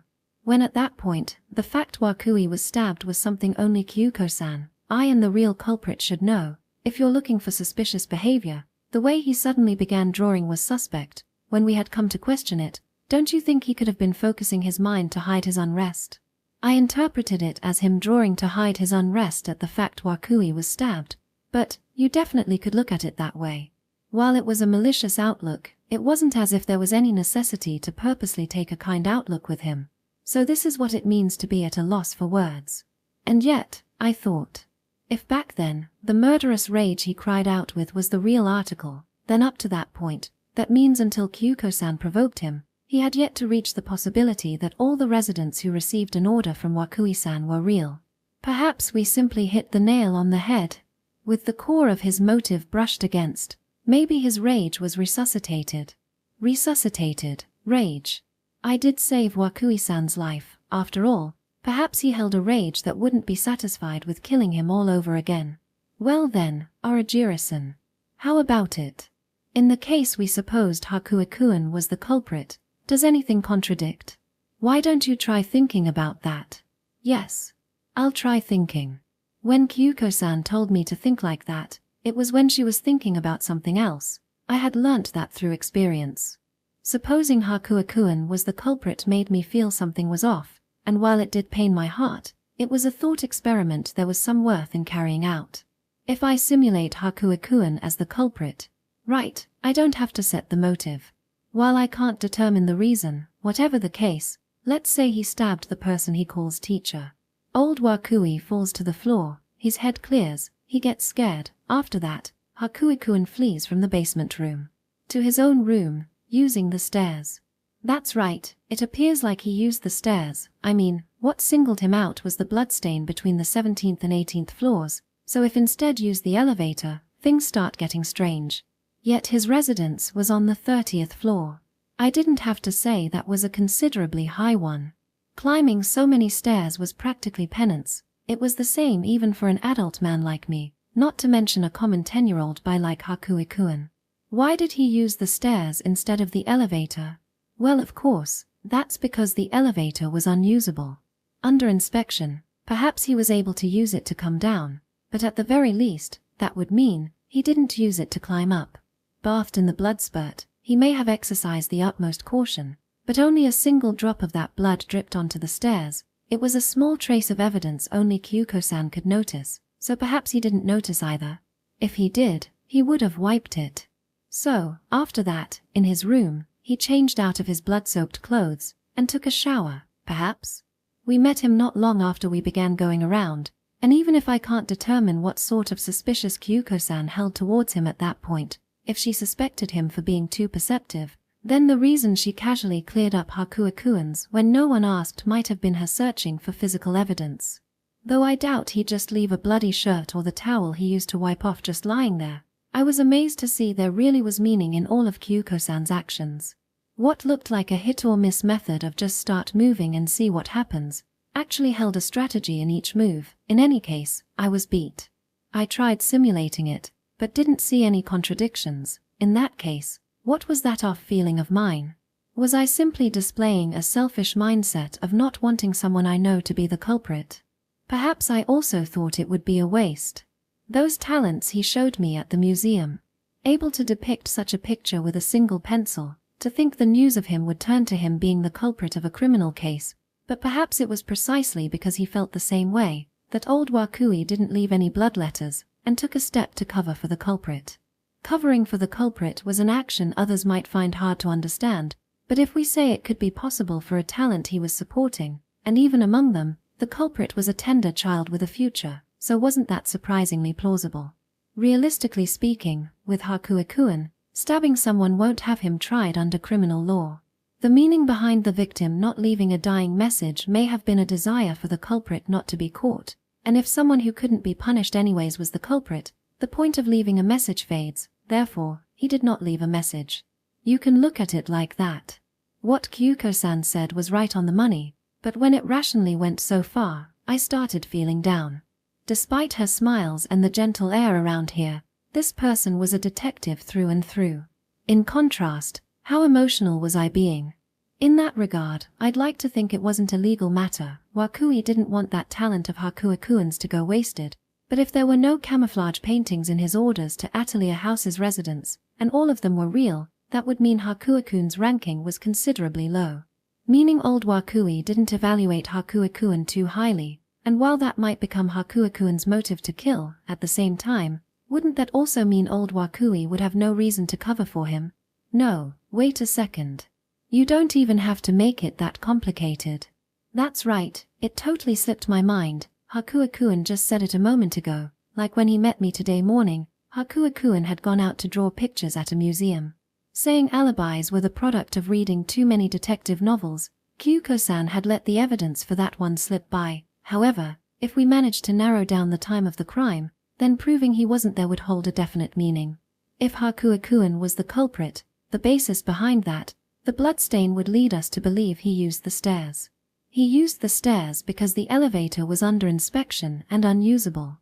And Kyuko-san had confirmed it with the two workers. The elevator was unusable from 9 in the morning, up to around 1 in the afternoon, when we met them in the elevator hall. Right, even if we couldn't identify the exact time old Wakui was stabbed, the time the elevator couldn't be used was clear. If Hakuakuan's claim he was at the museum in the morning was true, that would mean he had an alibi that was easy enough to confirm. When he left and came back, he would have been captured on the ceiling security camera near the door, and unlike Atelier House, from a crime prevention point of view, the museum would definitely have security cameras. If they captured him, that would be a tried and true alibi. Not even that, if he wasn't captured due to odd angles, he hadn't gone there to appreciate the pieces. A child copying like that in the middle of a museum would leave quite an impression. Just as I had, perhaps a guard singled him out, of course. While there was no alibi I nor Kyuko-san could confirm here and now, behind his violent attitude, Hakuakuan seemed smart enough, and it was hard to think he'd tell a lie that could be proved wrong so easily. That was the contradiction. I don't plan on saying a contradiction I had to think so hard to reach was my off feeling, but, wait, don't panic. Perhaps Kyuko-san had a different outlook. I cautiously sought the detective's verdict. Indeed, yes, generally speaking, I think that's exactly right. Kyuko-san approved. That's why I told you. They're just the words of a child. Rather than approved, it seems she had long since finished thinking over that one. Come to think of it, when we were riding the elevator to the top floor, she seemed to be absent-mindedly thinking over something. Perhaps at that time, having found out the elevator was not working due to inspection, she was checking what influence that would bring to the crime. Instead of using the elevator, we went down the stairs not only because it was faster, but because if the elevator was being worked on during the crime, and the culprit used the stairs, there might be some clue somewhere in the emergency stairwell, maybe. In that case, No wonder she didn't take a second look at the elevator. Then perhaps finding that blood spot was by no means a coincidence. From the start, she was consciously searching out those traces. She was constantly a step or two ahead of me. Anyhow, I was relieved. What was there to be relieved about? I just set up some suspicious on my own, but decreasing the suspects by one, small as it was undoubtedly progress. And Kyuko-san, there are similarly quite a few residents with alibis, aren't there? I didn't remember the details, but when she was asking around, she also questioned the residents on their lifestyles. While it sounded like meaningless gossip, wasn't she actually confirming their alibis? She said Hakuo-kun was reading too many mystery novels, but she actually had a firm grasp on that side, I see. But unfortunately, it seems the results were none too favorable. It was morning, after all. As none of them are salaried workers, they were generally sleeping until close to noon. Apparently, those zealous in their studies like Hakuo-kun were actually the small minority. That's so. It would be quicker if we could just ask Wakui-san what really happened. I said, my tone naturally grew tired. At the very least, I hope his surgery is going well. The way you're saying it, you make it sound like our reasoning isn't going well. Kyuko-san said, a blank look on her face. Let's leave that one to the doctor. We'll just do what we can, she continued. Do what we can, with all we have. And even if Wakui-san safely recovers, he won't tell you the culprit's name. Wakui-san is covering for the one who stabbed him, after all. Yeah, that's right. If Kyuko-san's interpretation of his lack of message hit the mark, Wakui-san would probably continue his silence after recovery. He might even say he stabbed himself in a work-related accident. Yes, he might. But I doubt that one will pass. A look at the wound and they can at least figure out if he stabbed himself or not. Even so, I think the culprit will still be on the edge, wondering if Wakui-kun will spill the beans when he recovers. That depends on how the culprit recognizes the present situation. Do they think Wakui-san is alive, or that he's dead? Do they think the incident has been discovered, or has it yet to come to light? No one left the apartment complex when the ambulance arrived, but did they manage to connect the sound of sirens to the incident, or did they let the sirens pass as the sounds of daily life? There are various conceivable patterns. At the present time, the only resident Atelier house with a clear recognition of the crime is Hakuo-kun, right? Strictly speaking, the only one who managed to recognize that we recognized the crime was Hakuo-kun. Kyuko-san expressed it more strictly, or rather precisely. The culprit who stabbed Wakui-san, naturally, has to be aware of the incident, but they wouldn't mention that themselves. If I was able to dig in deeper with everyone's questioning, I might have been able to probe that out, but for that sake, we would have to divulge some information from our side, and there is a danger the situation would go out of control. Yeah. I naturally found myself groaning. My hands were full just simulating Hakuo-kun alone. If on top of that, we began hypothesizing the culprit's current mental state, I was right about to burst. While she called it round-robin deduction and reductio ad absurdum, processing various forms of information simultaneously was a difficult task for me. Those logic puzzles that had one encompass every pattern at once were poison to my brain. I was even driven by an impulse to toss it all out. A logic puzzle, is it? Classic mystery novels are occasionally referred to as puzzlers. Upon receiving my words, Kyuko-san started to motion. She began dragging a thin board of wood leaned against the side of the workplace. It was probably a drawing board for working outside. The aged paint stains spread out uniformly, transforming it in itself to a single abstract piece. A marbled pattern perhaps, though you didn't have to be Hakuo-kun to simply consider it filthy. Could it be, since I said logic puzzle, she planned to use that as a backboard to map out our current state on paper? Certainly, while it might be hard to make sense of thoughts in your head, if you write out the data on paper, something might come into sight, but that couldn't be so.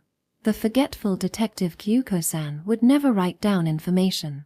When she could do practically everything in her head, was there even any point in going to the troubles of writing it out? Then what did she plan on doing with that board she salvaged?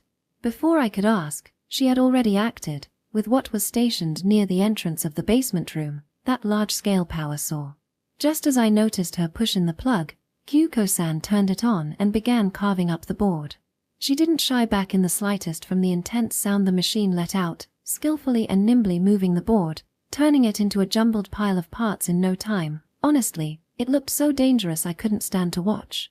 Yet, be that as it may, if I raised my voice or tried to stop her by force, it would be even more dangerous. In the end, unable to get close, I had no choice but to watch over her work. This power saw is more precisely a jigsaw, instead of a logic puzzle. If we tried solving it as a jigsaw, where would that get us? With the 20-odd parts of the disassembled board in hand, Kyuko-san returned to the center of the room. Instead of parts, would that make them pieces? Brushing off the sawdust on her clothes, "Are you aware of the rules behind solving a puzzle?" she asked me. You start from the border, don't you?" "Yes. From the border, because one side of the piece will be a straight line. The border pieces are easy to pick out. First, you place the border's 4 corner pieces and put it together in sequence. That is the first stage." As she said that, Kyuko-san divided the board pieces between the border and other. The second stage is to separate pieces by color.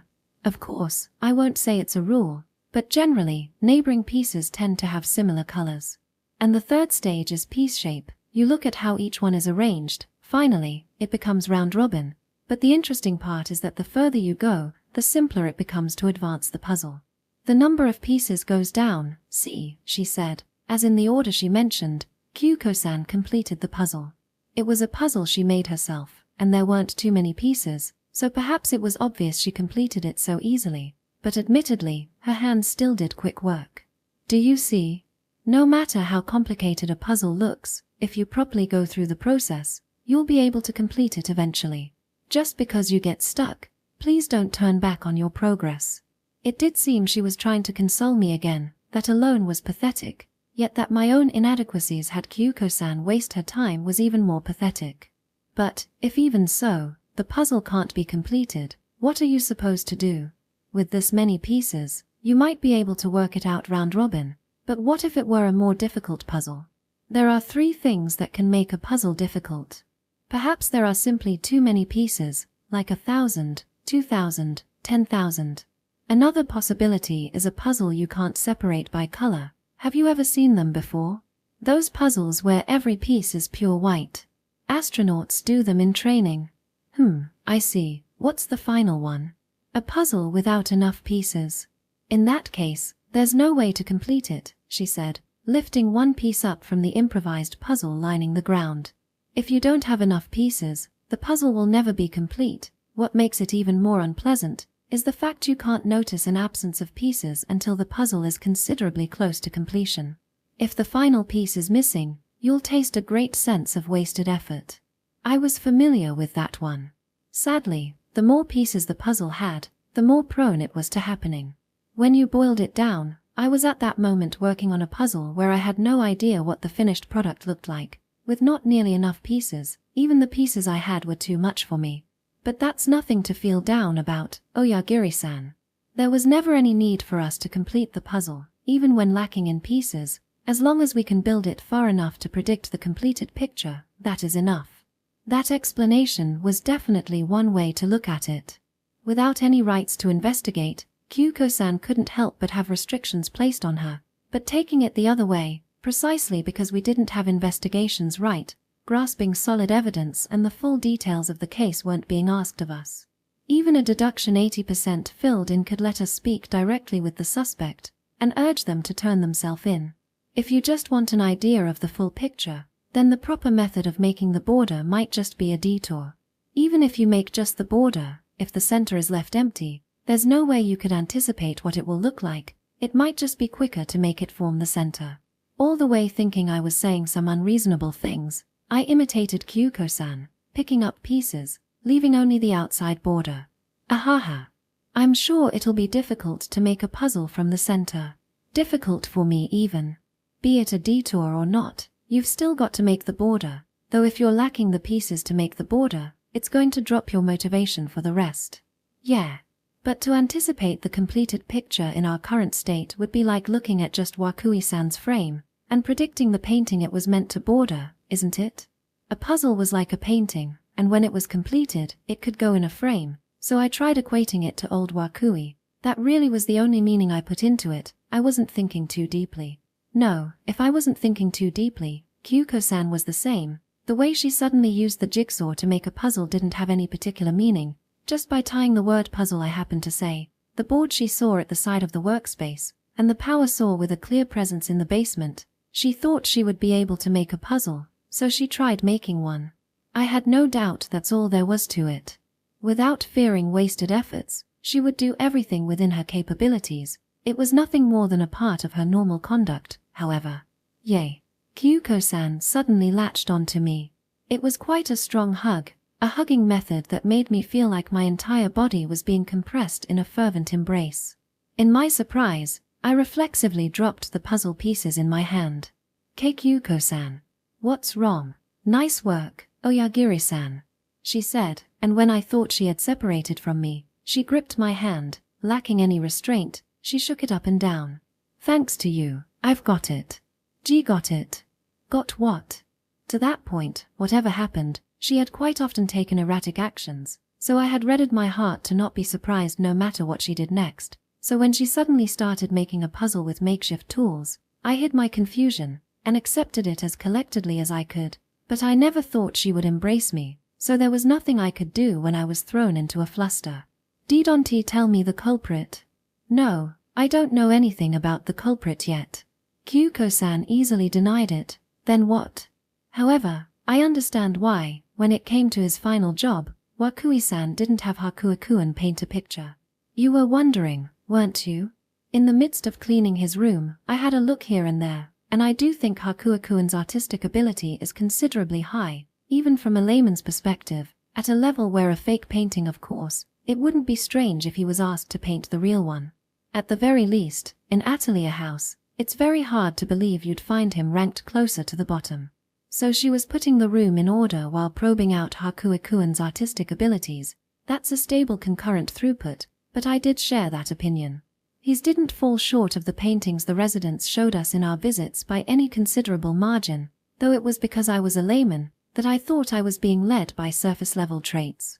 So you mean, not in regards to the culprit of this case, you've solved the mystery behind Wakui-san's final frame? The large order of materials you were worried about, it really wasn't a mistake? Yes. Nor was it camouflage to conceal what he would really be using. He may have meant for some of it to be so, but that was only secondary. And the theory everyone was real was also wrong. Really? In that case, the suspicions against Hakuo-kun would run even thinner. It would mean the reaction he gave on Kyuko-san's provocation would have been built on a theory with a mistaken premise. But in that case, that would put us back at the plate on who the real one was, and the meaning behind the mass order. And I'm saying I figured it out, all thanks to you. Thanks to me? The idea of thinking just with the border had never occurred to me. Right. The painting can't come to be with the frame alone, however, we can calculate back from it. Just by looking at the frame, it is possible to deduce what sort of painting would have gone in it. Yay. In her continuing high spirits, she demanded a high five, and I did oblige, but our hands did make a nice hand slapping against one another. But was it really possible to deduce that? Just by looking at the frame, hitting on the picture inside it felt like more of a psychic power than deductive reasoning. When I'm the one who became a hint, I didn't really want to say it, but I highly doubted she was capable of such a thing. Oh really? But sometimes, you decide whether or not to buy a book at the bookstore just by the cover, right? You can say the same for a CD album's cover art. It's one of those hopeful buys. I mean, it happens. We're not talking about a mass-produced frame. This is a frame provided by a framer. An appearance designed for the sake of its contents would inevitably point out its contents, wouldn't it? When she put it like that, I could somewhat see it. But in this case, the problem was that the frame in question wasn't even finished yet. To estimate the sort of frame Wakui would make from the materials, and on top of that, picture what sort of painting would be worthy to contain in it. If she succeeded in picturing that, she just had to identify a resident Wakui placed an order with who had a similar picture, and he or she would be the real artist. Logically, it made sense, but that was impossible to implement. A framer with a skill level equal to Wakui's, perhaps, but Kyuko-san was, to the end, a detective. Her artistic sense shouldn't exceed the realm of a spectator. Yes, you're right. I might not be able to definitively declare it, but I still have to verify, don't I? Kyuko-san looked at her wristwatch. When her detective work had been a race against time, come to think of it, this was the first time she ever distinctly looked at a clock, yet now akin to measuring her lap time. Yes. It should be done around now. My identity. What is my identity? Remember, the painting we had Hakuikuen draw up. I became a model, did I not? Ah, that's right. No matter how scrupulous he was, it should be done by now, and while I go get it, there are a few things I'll have to go confirm with him. I see, understood, we should get going then. I hadn't the slightest idea what inspiration the words I happened to say served as a trigger for, but it was certain that staying here wouldn't better the situation. If Kyuko-san's flash was on the mark, then at the very least, our current stalemate would end. If we were able to identify the resident painting the real picture. And while I knew it wasn't the time, I was also curious how Hakuikuen drew Kyuko-san. But, no, Oyagura-san, you stay where you are. I have something else I need you to do. Kyuko-san held up one hand to stop me as I was to naturally accompany her naturally. That hand wasn't asking for a high five anymore, huh? The deadline is approaching, after all. Let's split up. I want you to check the books on that bookshelf one by one. Kyuko-san pointed out what wasn't on the level of a bookshelf, a 2-row rack placed in the corner of the workplace. It was lined with large books, presumably art-related references. You can just do it roughly. Try and see if there's anything strange stuck between any of the pages. What sort of thing? I can't say yet. If you'll just perform a check with your own senses, no preconceptions, I'll help out as soon as I'm back from Hakuikuen's room, but please get as far as you can. When she told me to use my own senses, I felt like I was being tested, but Kyuko-san, who could do anything on her own, was leaving it to me, so it had to be something even I could do. Rather, what was I supposed to do if I couldn't even check if something was sandwiched between book pages? I was more worried whether it was all right for Kyuko-san and Hakuikuen to meet alone. Last time they were together, I felt an explosive presence a number of times. There's no telling what chemical reaction would occur when genius and genius meets. Though, Kyuko-san was right in saying there was barely any time remaining. How long will you be? I asked Kyuko-san. I wanted a standard so I could race over in the 1,000,000 to 1 chance some trouble broke out. Since I'm at it, I think I'll be climbing the stairs up to the 30th floor, so it might take a bit, but I'll definitely be back within 30 minutes. The stairs to the 30th floor? Since she's at what? I thought, but I immediately hit on it. Kyuko-san was trying to trace the culprit's moves. If the blood on the stairs had some relation to the case, that would mean the culprit climbed the stairs to their room. She was testing to see if there was anything to be gained in tracing those actions. When the mystery behind Wakui's final job was on the verge of being solved, she didn't forget investigation the crime. Kyuko-san was a woman of action brimming with endless vitality. Well then, see you later. Best regards. Before I could dispute it, Kyuko-san had already moved. In no time at all, she was gone from the basement. I was about to tell her going with that white hair would surprise Hakuikuen, but I didn't make it in time. She was definitely quick to move, but she was also simply quick on her feet. Well, she didn't have the time to dye it again, and her false identity was already exposed to Hakuikuen, so it probably wouldn't become a problem. With the pure white Kyuko-san and Hakuikuen who only painted in black, they seemed so contrastive, but there had to be some common ground. Perhaps having geniuses meet wouldn't result in the sort of trouble I was worried about. More importantly, I needed to solemnly prioritize the job I was tasked with. As instructed, I went over to the 2-shelf rack and started by taking out all the books in it. If it was just a book, I probably didn't have to worry about fingerprints. Come to think of it, I recalled Kyuko-san had properly looked through that rack in her noon inspection of the crime scene, but was there something she overlooked? I didn't know if I could find something that Kyuko-san overlooked, but I had to give it a try. Putting the books on their side, I got to flipping pages starting at the top. Like that, I worked myself up for the challenge, but reading through every book, no, I didn't have to read them. For most, I was just flipping the pages. It didn't take that much time. It's just, it didn't come with any sense of achievement that I was accomplishing a job I'd been entrusted, because in the end, there wasn't any strange-looking something stuck between any of the pages. I was told to look without any preconceptions, but I couldn't bring myself to believe Kyuko-san was looking for normal bookmarks or pamphlets. Just in case, I removed the covers and checked if there was anything stuck there, but to no avail. I felt disappointed. I thought I might be able to lessen Kyuko-san burden if only in the slightest, but the way things were going, it looked like Kyuko-san would have to do another check once she was back. At the very least, to make it easy for her, I thought I'd arrange the books by size. My hands stopped on a single magazine. It wasn't as if anything peculiar about it. When I was flipping through the magazine pages not too long ago, there had been a special feature that had caught my eye. It was a special on Atelier House, none other than where I was, and it contained interviews with old Wakui and a few of the residents. Rather than Wakui preserving a back issue, it felt more like the article just coincidentally happened to be in it. I only had limited information on it, but as expected, this Atelier House was a relatively famous facility in the industry. To a layman such as myself, it looked even odd and abnormal, but in a place it was naturally supposed to exist, it was considered only natural for those in the know. Strangely, when I looked at what was written in the article, that shady feeling I'd been getting seemed to clear away. Of course, it wasn't as if S feature in this sort of magazine would detail it down to its true nature.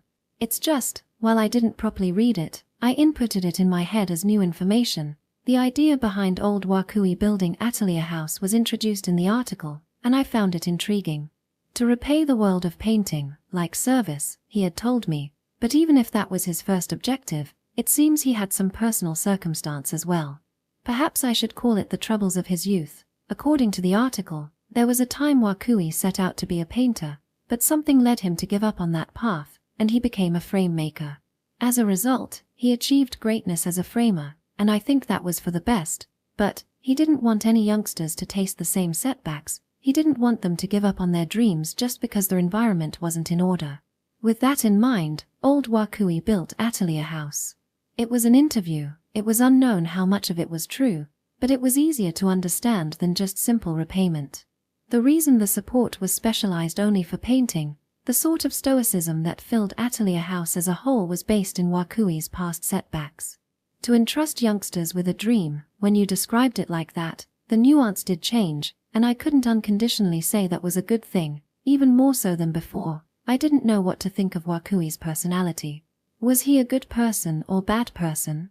Perhaps those expressions were nothing more than a label, or maybe the outside border. Nothing more than a frame to decorate a person. Just as the same action can make a good or bad person of someone, depending on the nuance.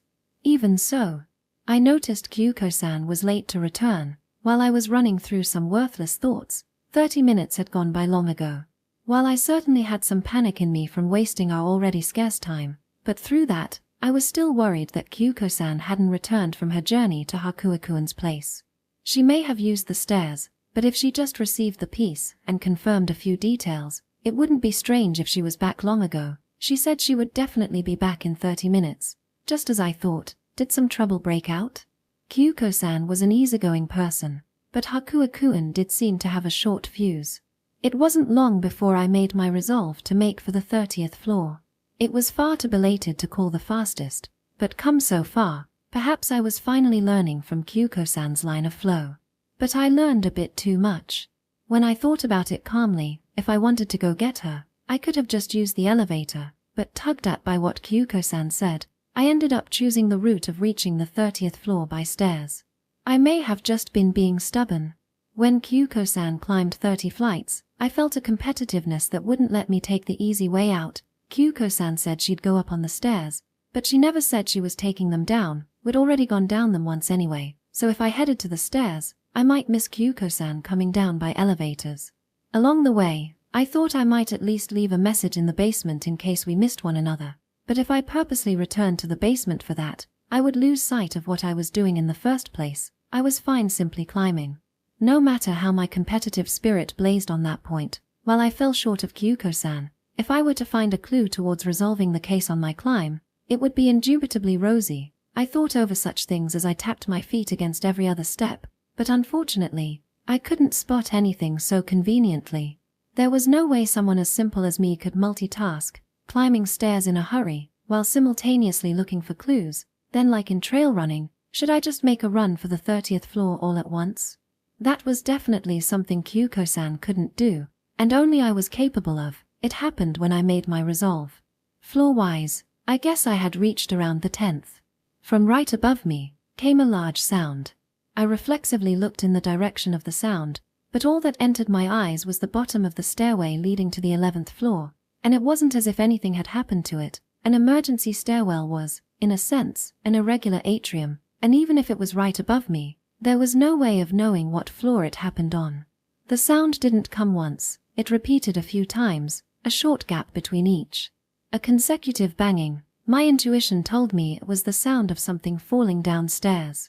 The sort of sound you hear when you carelessly drop a somewhat large parcel you're carrying.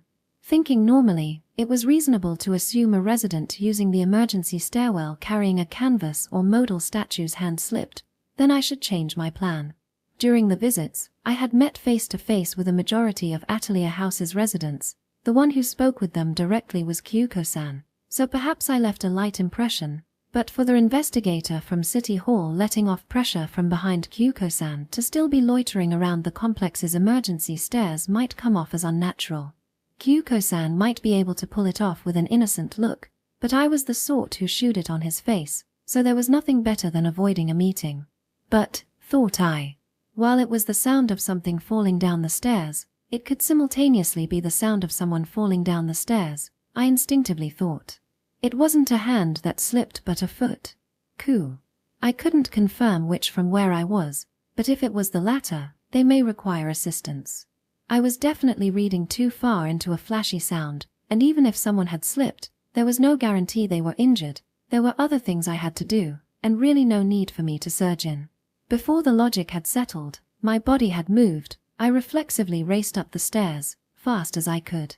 There was nothing else I could do. Once the worst possible scenario crossed my mind.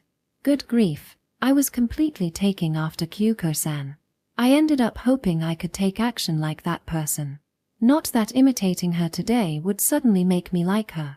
But as I ran up, those chilled feelings disappeared. That's right, I was just running up some stairs. There was nothing to be lost. If that alone could eliminate the worst possible scenario, it was a cheap buy. And if mothering happened, I could be relieved that nothing happened, couldn't I? It wasn't as if I was trying to do anything I was incapable of. I was just doing what I could. What I could, to the best I could do it. What awaited me around 10 floors up, as I picked up speed and climbed, was something greater than the worst possible situation. Not greater, should I say worse? Whatever the case, the scene hadn't crossed my imagination, that sort of scenario. Kyuko-san. In the landing between the 17th and 18th floor of Atelier House, the forgetful detective, Okategami Kyuko, had collapsed. 9. She was in a state that had me troubled where to look. The pants she had been wearing were pulled down, putting her ribbon-adorned laced panties on full display. No, pulled down wasn't the proper term. It was more accurate to say her pants were broken. The handmade Western-style outfit she made on the spot for a disguise, come to think of it, she did weigh it might come apart if she moved too vigorously. Apparently, the seams tore apart while she was falling down the stairs. Whatever happened, I rushed over to Kyuko-san. Pulling off my coat, I draped it over her lower body as I squatted down beside her. Her eyes were closed, she seemed unconscious, but when I touched her neck I could feel a heat and a pulse. When I brought my ear close, I heard normal breathing. That's good. It looks like we avoided the worst of the truly worst scenario. I arranged her into a comfortable posture. While I couldn't be as nimble as Kyuko-san, as someone who worked at a security company, I at least had the general process hammered into my head. While the landing couldn't be called vast, Kyuko-san had a smaller build after all, and I managed to lay out her legs. For a pillow, I bunched up the scattered fragments of broken pants and put them to new use. I had learned by example, or rather, I would never say something of this degree could achieve Kyuko-san levels of DIY. She had no external wounds or bleeding, no fractures I could glean just by looking. Then there was nothing more I could do. More than that, I was better off not doing anything more. Judging by the sound, it did seem she had fallen quite showily, and if I moved her here without proper planning, there was a low chance of causing brain hemorrhaging.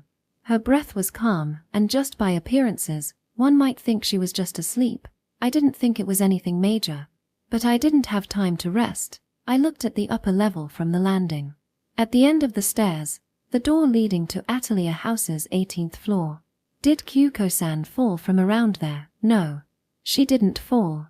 Even if it was only for half a day, I had acted alongside Kyuko-san. I knew she would let her feet slip up, by any stretch of the imagination.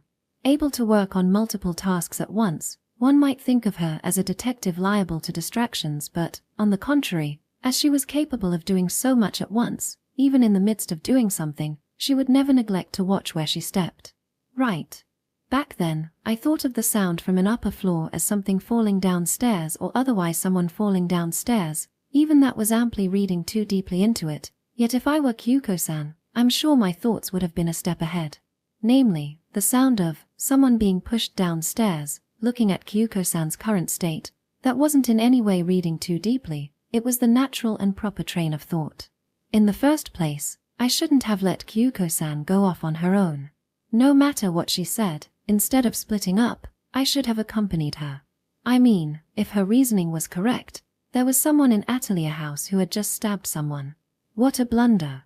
Was it because I had the preconception of Wakui trying to cover for them, that some part of me ended up thinking the culprit was a good person, as if they were harmless? Thinking about it normally, they stabbed someone, what's more, in a way where they would die if left be, where even now we couldn't be certain. Just how dangerous would it be to chase that person around? In my foolishness, I hadn't thought about it at all. To identify the culprit, and urge them to turn themselves in. While Kyuko-san's actions upon receiving Wakui's message may have been clad in a shroud of nobility, she had completely ignored the risk. Confronting the culprit who brought about the crime face to face, thinking nothing would happen was a tad too optimistic.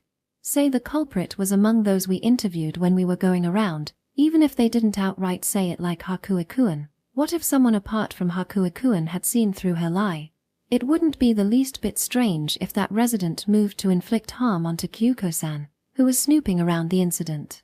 If they were under the impression they killed Wakui, one murder's the same as two, they might end up with some outrageous leap of logic. It was neither a rational or efficient decision, yet taking that action was what it meant to be human. I really had nothing more to say than that I was stupid. Not having investigatory rights simultaneously meant if something happened, we didn't have the means to protect ourselves. In such a position, conducting detective work that no one asked for, even if Kyuko-san was pushed down the stairs by someone, perhaps it could be said she got what was coming for her. Perhaps there was no space to sympathize with her. But I felt nothing but anger towards the culprit. She tried urging them to turn themselves in before the police got involved, and this is where it left her. I didn't know what details were behind the culprit stabbing Wakui, and at the present point, their motive was unknown. In that regards, perhaps I wasn't standing where I could say anything. Whether an outsider to Atelier House like me had the qualifications to stick his mouth here and there was uncertain. But at the very least, there was the culprit of this case had any good reason to inflict harm unto Kyuko-san. I wouldn't forgive them, I thought. While it might go against old Wakui's will, and Kyuko-san's will as well, since it had come to that, I couldn't persist with soft ideals of covering for them or persuading them. I immediately called 110. I phoned up the police. 2 cases of attempted murder. While Kyuko-san and I might get scolded severely for arbitrarily investigating, this wasn't a scene to hesitate. If we were considering possibilities, it wasn't like there was absolutely no chance Kyuko-san slipped, and even if she was pushed, perhaps there was no guarantee that was by the hand of this time's culprit, but if I didn't report it, the culprit might get away from Atelier House. When it came to that, whatever the case, covert detective work would become impossible. While it seemed there was some of the time limit remaining, this was the time to give up. I took out my phone. No, I tried to, but I couldn't find it in my pant pocket. Did I end up leaving it in the basement? No, that's wrong. I put it in the pocket of the coat I draped over Kyuko-san. Noticing that, I reached my hand towards it, and it was precisely at that timing. Kyuko-san quietly opened her eyes. You are. I hurriedly pulled back my hand. No way I would let her misunderstand I was trying to do something indecent while she was unconscious, while I failed to retrieve the phone. Anyways, if Kyuko-san was up, that was cause for celebration. Kyuko-san, are you all right? You don't have to force yourself up. You're better off staying in that position. If she got up like that, my coat would fall off, or so I wouldn't say, but following my orders, Kyuko-san viciously raised her eyes around as she remained sprawled out over the landing.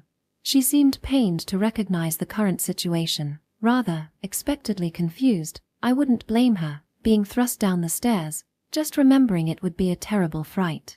No, wait. Could it be when Kyuko-san was pushed, she saw the perpetrator? Thinking about it time-wise, on the way back from dropping by Hakuo-kun, for some reason she chose to go down by the stairs instead of the elevator, so it would be normal to assume she was pushed on the back, but if she tumbled down the stairs, perhaps her posture did change, and she fell face up. Right before she clacked out, there was a high probability she saw who did it to her. In that case, we could solve the case here and now. Exposing herself to danger, Kyuko-san had grasped the means to resolve it. With that in my head, Kyuko-san, do you remember who did you in? I enthusiastically asked. One-sidedly concluding she remembered would be overeager, but still lying down, Kyuko-san shook her head and said this. Well, about that, I don't even remember who you're supposed to be. 10. Kyuko-san only has today. The forgetful detective who forgets yesterday come tomorrow, but I had terribly misunderstood the implications behind that. Perhaps I should simply say Kyuko-san's explanation was lacking, but come to think of it, she can say today and tomorrow all she wants, but the human brain wasn't made for such a mechanical system as resetting precisely at midnight every day. One's internal clock doesn't necessarily align with the rotation of the Earth. In that case, what specified today, apparently, it was quite simply defined as, when I wake up. Meaning Kyuko loses her memory when she falls asleep. That wasn't limited to pure sleep. If she fainted or swooned, lost consciousness in any way, that was included in its scope.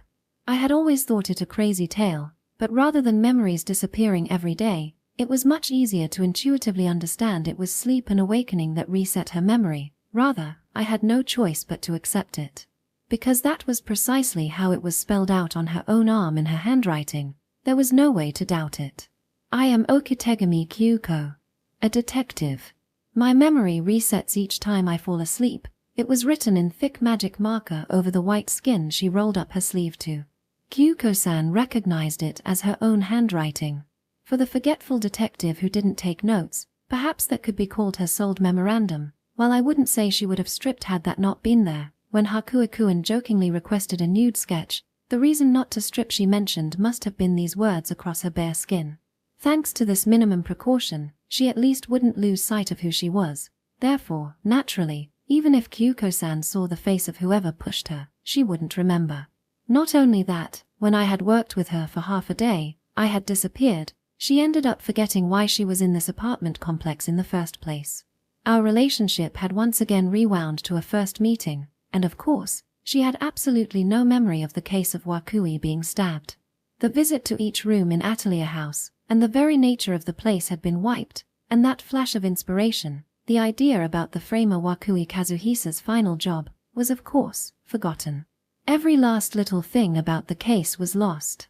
Half a day of detective work had returned to non-existence. This was an undeniable fact I couldn't help but feel discouraged at. At the very least, I should have heard out her estimate one who it was painting the real picture. The thought occupied my mind, and I also wondered if this had been for the best. Whatever the case, Kyuko-san had regained consciousness, and it seemed apart from lost memory, she didn't have any major injuries. In that case, I could call it convenient she forgot about the case, and my apologies to old Wakui, but this really was the time to pull back. Let's go to the hospital, Kyuko-san. You don't seem to hurt, but you should get a proper examination just in case. I see, you're right. Kyuko-san answered, still somewhat spaced out. While she had completely forgotten who I was, she had with her natural perceptiveness figured I came to her aid when she fell down the stairs, and she wasn't any more wary than necessary towards an unfamiliar man. Oyagiri-san, was it? May I continue to borrow your coat? These torn-up pants don't look like they'll be of any use. Please let me wrap it around my waist. Oh, sure. Go right ahead, you can have it. I wasn't in my right mind. I ended up giving a half-thought-out answer. But I think there's a phone in my pocket, so if you could just return that. I'll call an ambulance. I think you're making too big of a deal out of this, Kyuko-san said as she pulled my phone out of the coat and handed it over. Was she showing weakness at having been saved? She was acting somewhat obedient, as meek as a lamb. We went down from the landing to the 17th floor and walked out into the hall. Naturally, I intended to take the elevator to the first floor. She looked curiously around the Atelier house halls she had seen once before, following behind me to board the elevator compartment. When she wasn't working, she was kinda just a spacey person. Well, if she rushing around like that in her private life, I doubt I'd even be able to take her to the hospital. MN. I considered doing the multitasking I had picked up from Kyuko-san on the job, and thought to call an ambulance as we moved, but the elevator had no reception.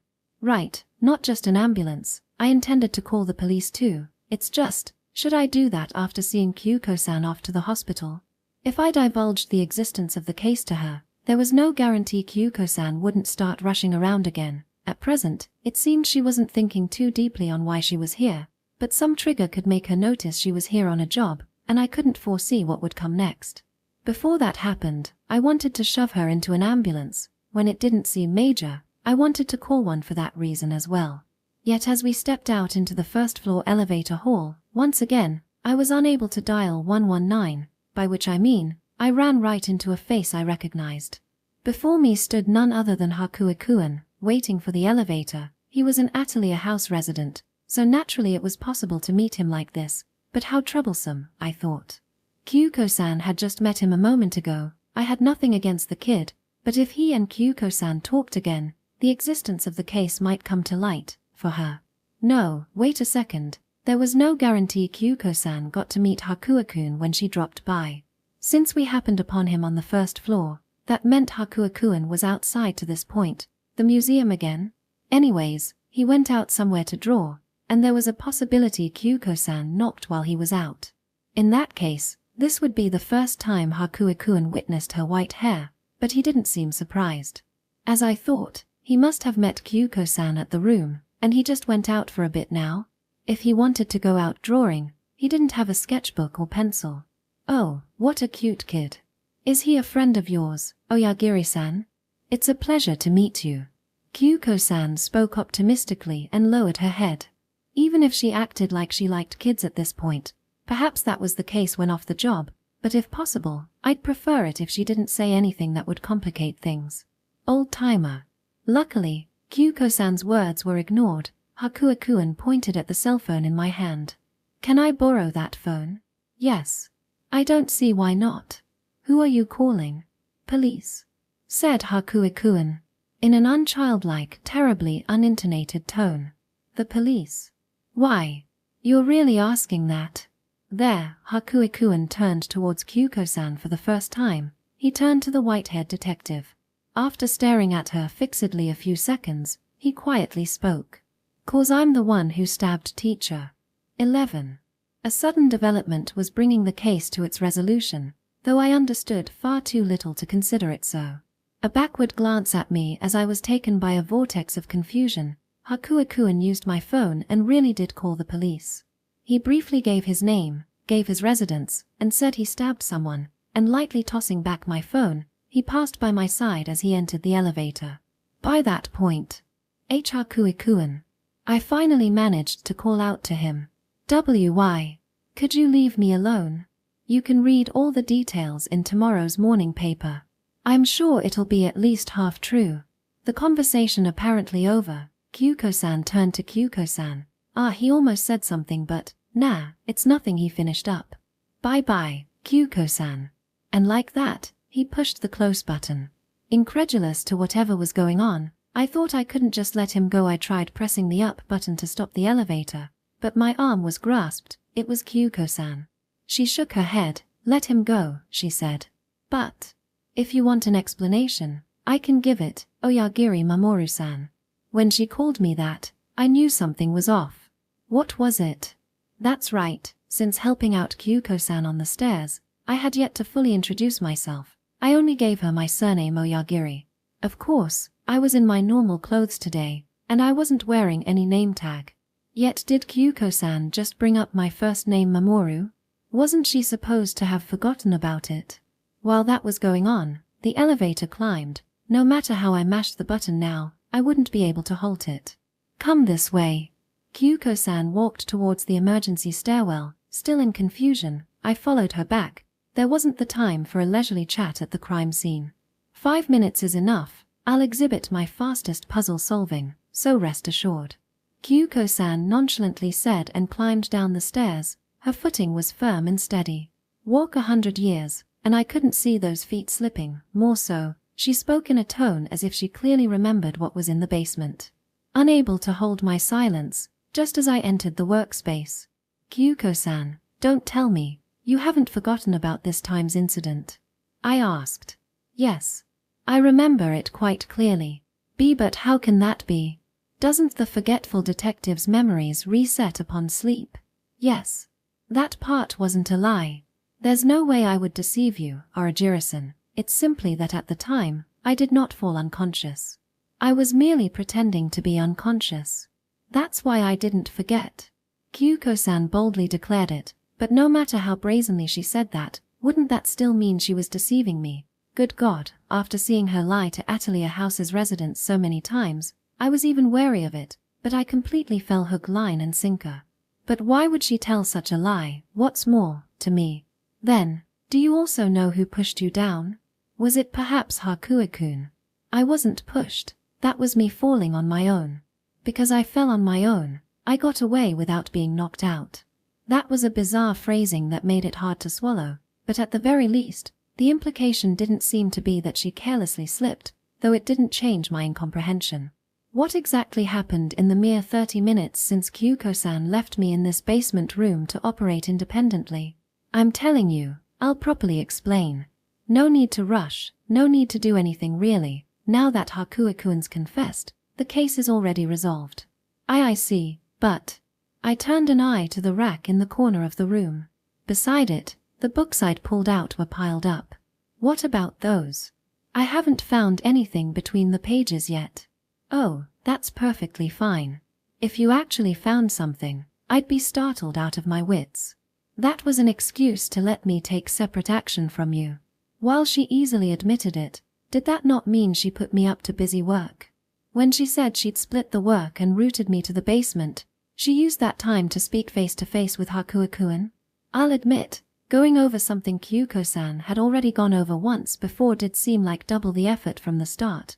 But I wanted to go see Hakuo-kun alone no matter what. By the way, I was short on time, so I took the elevator up. I see. If this was supposed to be an explanation, she was doing a good job keeping everything shrouded in mystery. I was left on the receiving end of confusion. So, in essence, back then, you didn't go up to question Hakuo-kun in order to confirm some things regarding Wakui-san's final job. You went to meet him so you could urge him to confess? MNN. Well, that's right. Though I haven't gotten into the specifics. But as I recall, Kyuko-san, you said at that point you still didn't know who the culprit was. I lied. Oh, so she lied. I was even developing a form of admiration for that undaunted attitude that wouldn't shy back from anything, of course, tired out from all the lies, and with one of them, namely her playing unconscious, seriously getting me worried. I had quite a bit I wanted to say, but more than that, I wanted to know how she figured out Hakuo-kun was the culprit. Then from when, at what point did you suspect Hakuo-kun? In mystery novels, that was a pretty standard question to toss at the detective. In most cases, the detective would answer, from the moment I met him, but the fastest detective preceded even that. From the moment I saw Wakui-san collapsed here. What? Wouldn't that mean from the moment she learned of the incident, in the course of such prompt life-saving measures, Kyuko-san had already finished her deductions? The investigation after that was all just her checking her answers. That was way too fast. She hadn't even met Hakuo-kun yet. Yes, strictly speaking, it wasn't as if I knew Hakuo-kun was the culprit yet, but from the very onset, I suspected a child like him might have done it. Why's that? The location of the wound. Kyuko-san pointed at her lower abdomen. At present, it was wrapped in my coat and hard to make out, but I could recall old Wakui was stabbed somewhere around there. The entry point was too low. If an adult was stabbing an adult, the wound would have quite likely been off another 10 centimeters up. Now that she mentioned it, it really was nothing at all. She was right, a difference in height. Just as the blade's angle could make out if someone stabbed themselves, from the wound, one might be able to determine the height of the assailant, and in her emergency measures, Kyuko-san surely analyzed the wound. That's also why we were able to resuscitate Wakui-san. With the height difference, stabbing the heart was impossible. Was that the certain inevitability you mentioned? To add on to that, as Hakui usually used nothing but a pencil as his drawing tool, he likely couldn't properly grip the painting knife that was just lying around. Perhaps that was also an inevitability. If they had a scuffled and the painting knife was stabbed in, it wouldn't be strange no matter where it was stabbed, but that didn't seem to be the case, so at that point, I estimated that the culprit was a child, or otherwise an individual of diminutive stature. I see. Come to think of it, in her visits around Atelier House, when she confronted Hakuo-kun, I placed my attention solely on the fact he saw through her lies, but I should also have taken note Kyuko-san wasn't in the least bit surprised to find a child living in Atelier House. At that point, she had already foreseen a child in the apartment complex. That's why, when I was questioning him, I tried a few things. To shake him up, one might say. Like delivering Wakui-san's condition in an intentionally negative light? Yes. And calling the weapon a knife, waiting for him to slip up and say painting knife, but that didn't quite work out, or rather, he didn't fall for it. So it seems she was doing that. I thought it was just intel gathering, but the battle between detective and culprit had already begun. Whatever the case, when the visits were all over, I knew Hakuo-kun was the only child living in Atelier House and had him pretty much pinned down as the culprit. At the very least, the other residents seemed to be taller than me. It seems she was using herself as a measuring stick. No wonder she was so fixated on meeting them in person. Are you going to tell her every action had meaning? But if that was the case, wouldn't it be all right if she told me at an earlier stage? There's no way I could tell you. I didn't particularly wish to show off my puzzle-solving abilities. To the end, I simply took over Wakui-san's will. In that case, when the time came that Hakuo-kun finally considered turning himself in, there couldn't be anyone who knew of his crime. Otherwise, he wouldn't truly be turning himself in. Neither you, Arajiro-san, nor me. MNN. What did that mean? He wouldn't be turning himself in? And I'm saying, for example, if I solidified the evidence, cornered the culprit with airtight reasoning, and told them to please turn themselves in, that would, as a matter of fact, be like threatening them with no other alternative, would it not? Unless the culprit turned themselves in under their own free will, it wouldn't make for succeeding Wakui-san's will. Well, yeah, idealistically, perhaps, but such a thing was in itself effectively impossible. Someone who would turn themselves in of their own free will would turn themselves in even if she didn't do anything at all. No, not that. It's because the culprit fled from the scene that Kyuko-san had to set out as a detective. The forgetful detective. Ah, that's right. That's why Kyuko-san pretended to pass out and forget her memory. I don't know the details, but when Kyuko-san confronted him a second time, she met Hakuo-kun as the forgetful detective. She exposed her white hair, and on top of indicating who she was, she created an excuse to call him to the emergency stairs and delivered her deduction. On top of that, she probably pretended to slip before his eyes and fell down the stairs. She lost her memory. She pretended to. When she met him in the first-floor elevator hall, she deliberately emphasized her pleasure to meet you. She played a first meeting. She made Hakuo-kun believe upon pointing out his crime, she forgot about it. By doing so, she granted him the option of turning herself in. On top of driving him into a corner, she afforded him a way out. A confession of his own free will. Foo-foo. My pants tearing up was unbearably embarrassing, or should I say beyond my calculations, but I knew you'd come around to help when 30 minutes had gone by. Though Hakuo-kun temporarily fled at the sound of you rushing up the stairs, Kyuko-san said, "But what is it?" I ended up wondering if even that much was part of her plan. Thought I think beyond calculations wasn't enough to write off her pants falling apart. Even if she wasn't reaping what she sowed, this had to be some comeuppance for all the lies. What did you plan on doing if you really did lose your memory?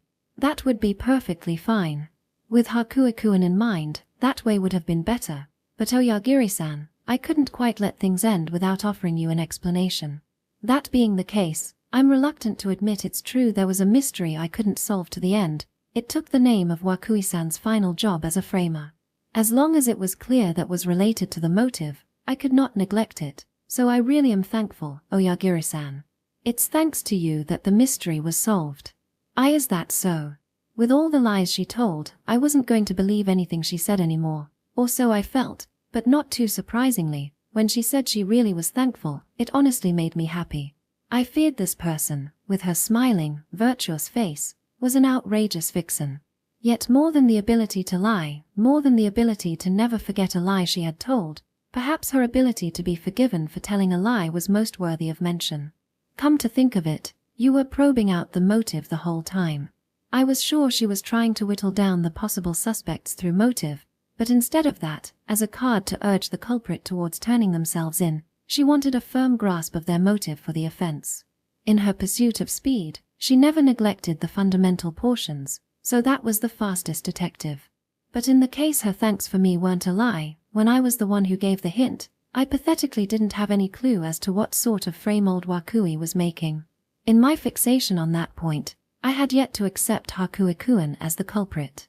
Even if I conceded he was, that's right. What about his alibi? Alibi?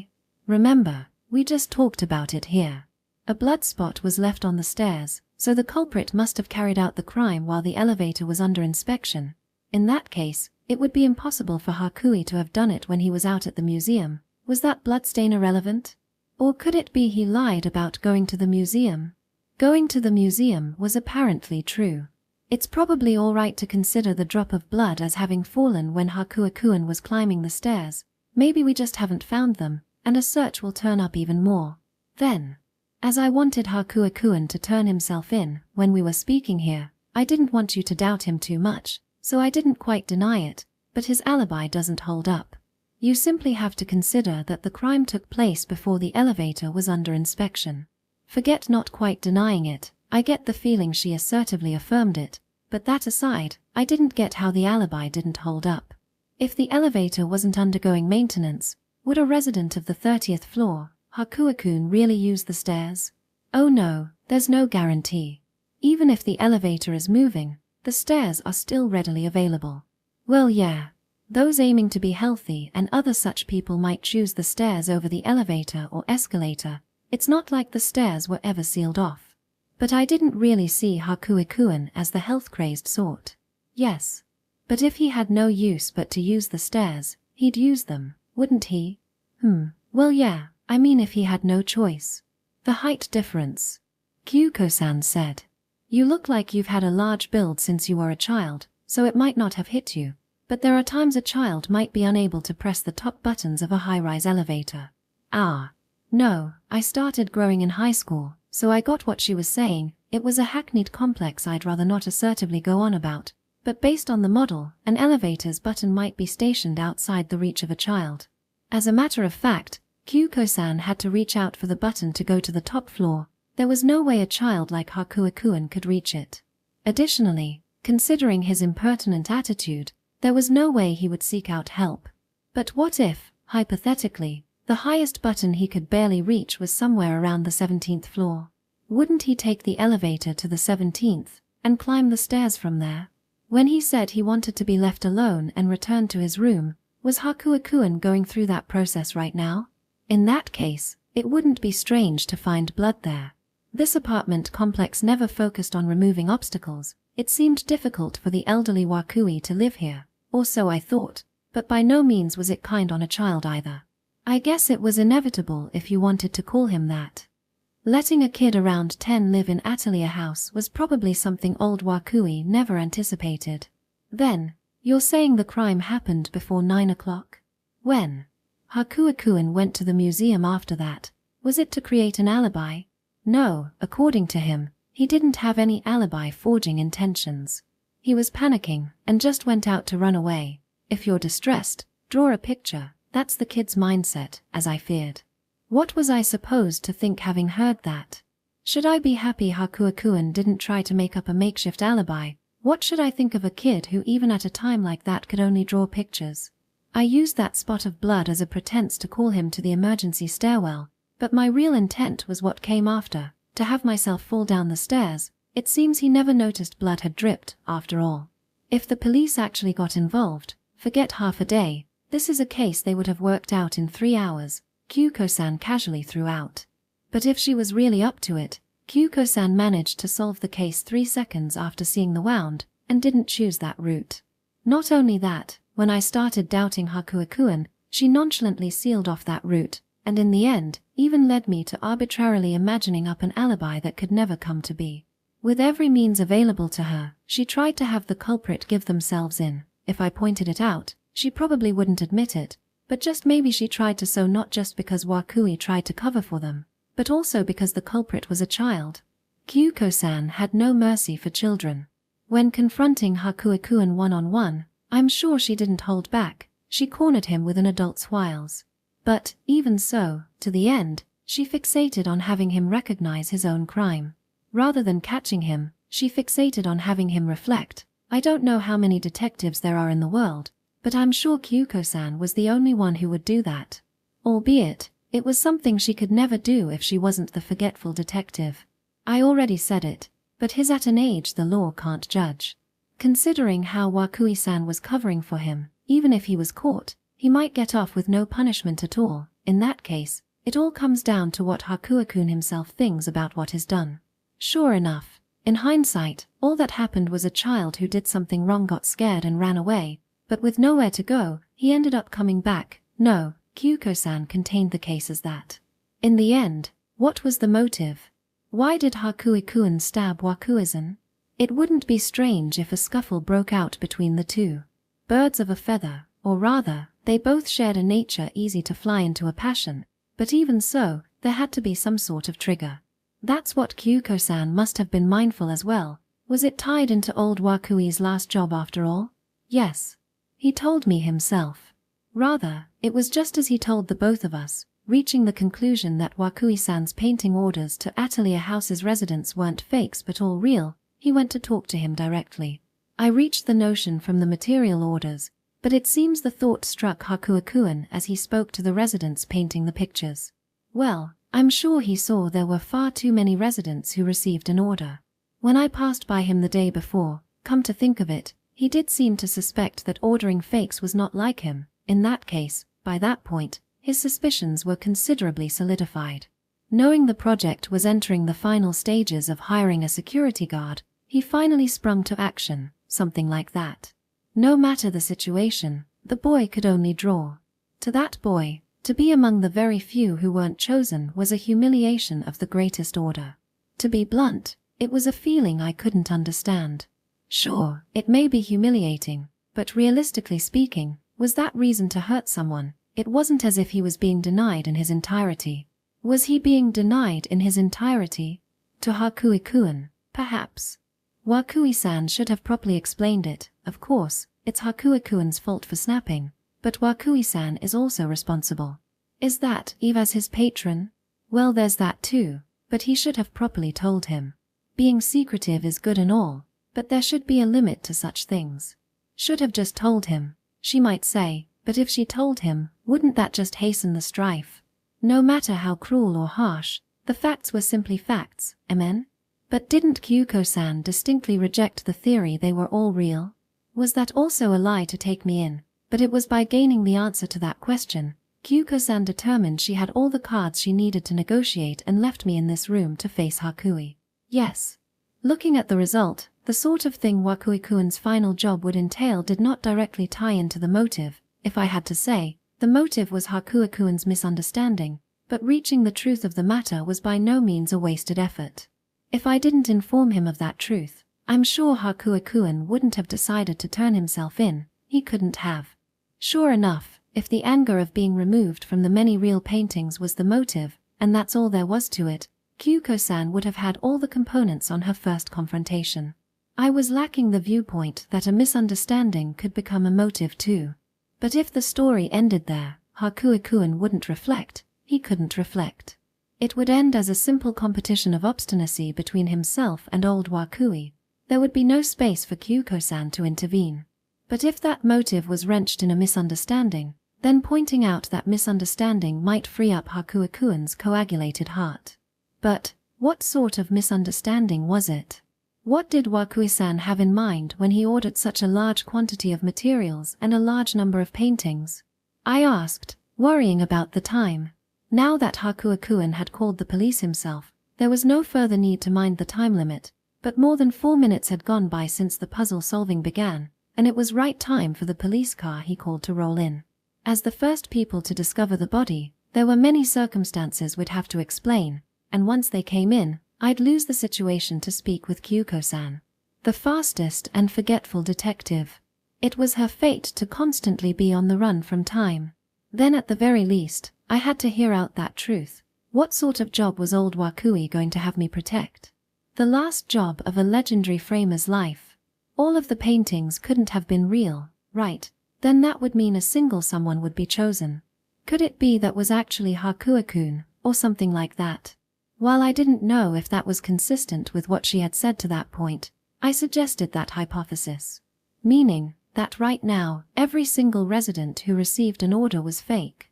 That would make for quite a moving tale, but it would make far too sad of a misunderstanding.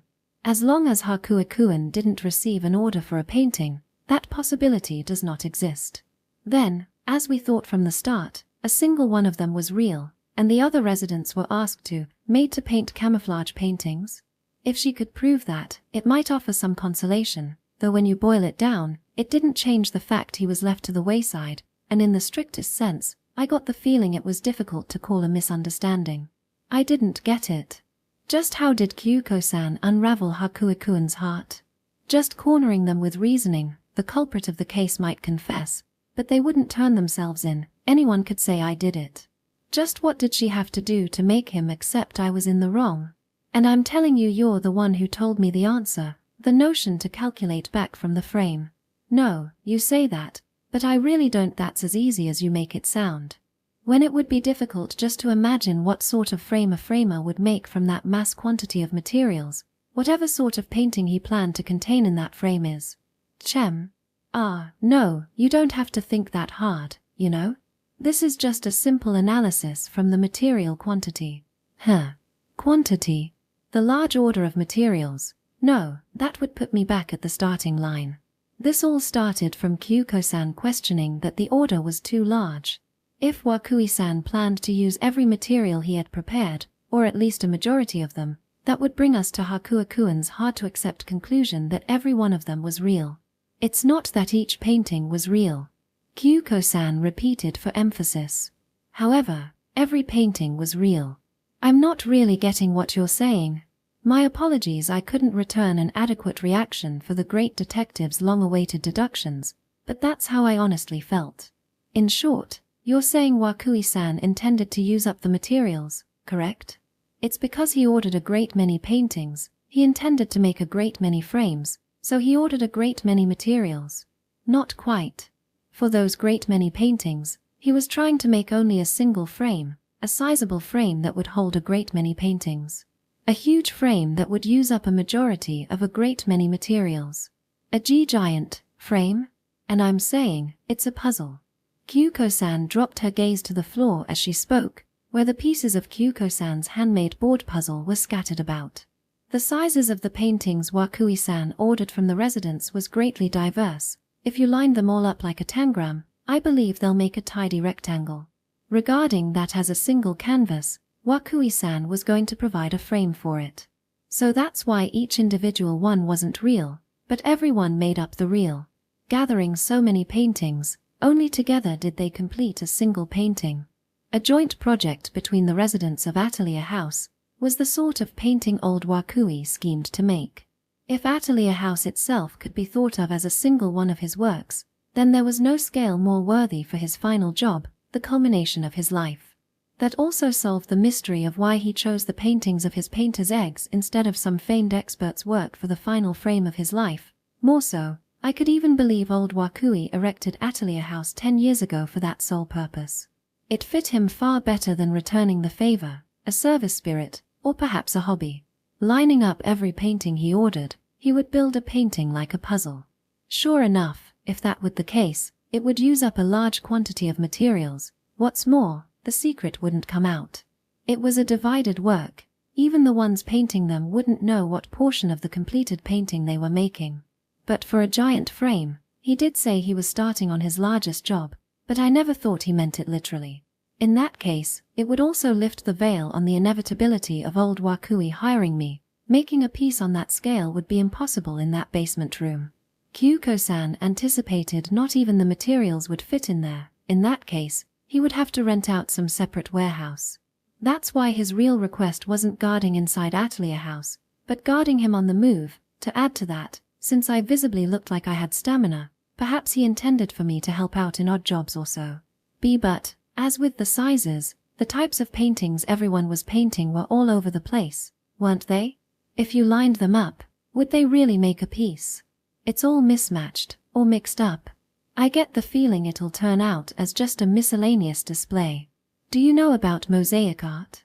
It's often done with photographs, but, by separating a great many pictures by color, it's a technique to make a single completely different picture.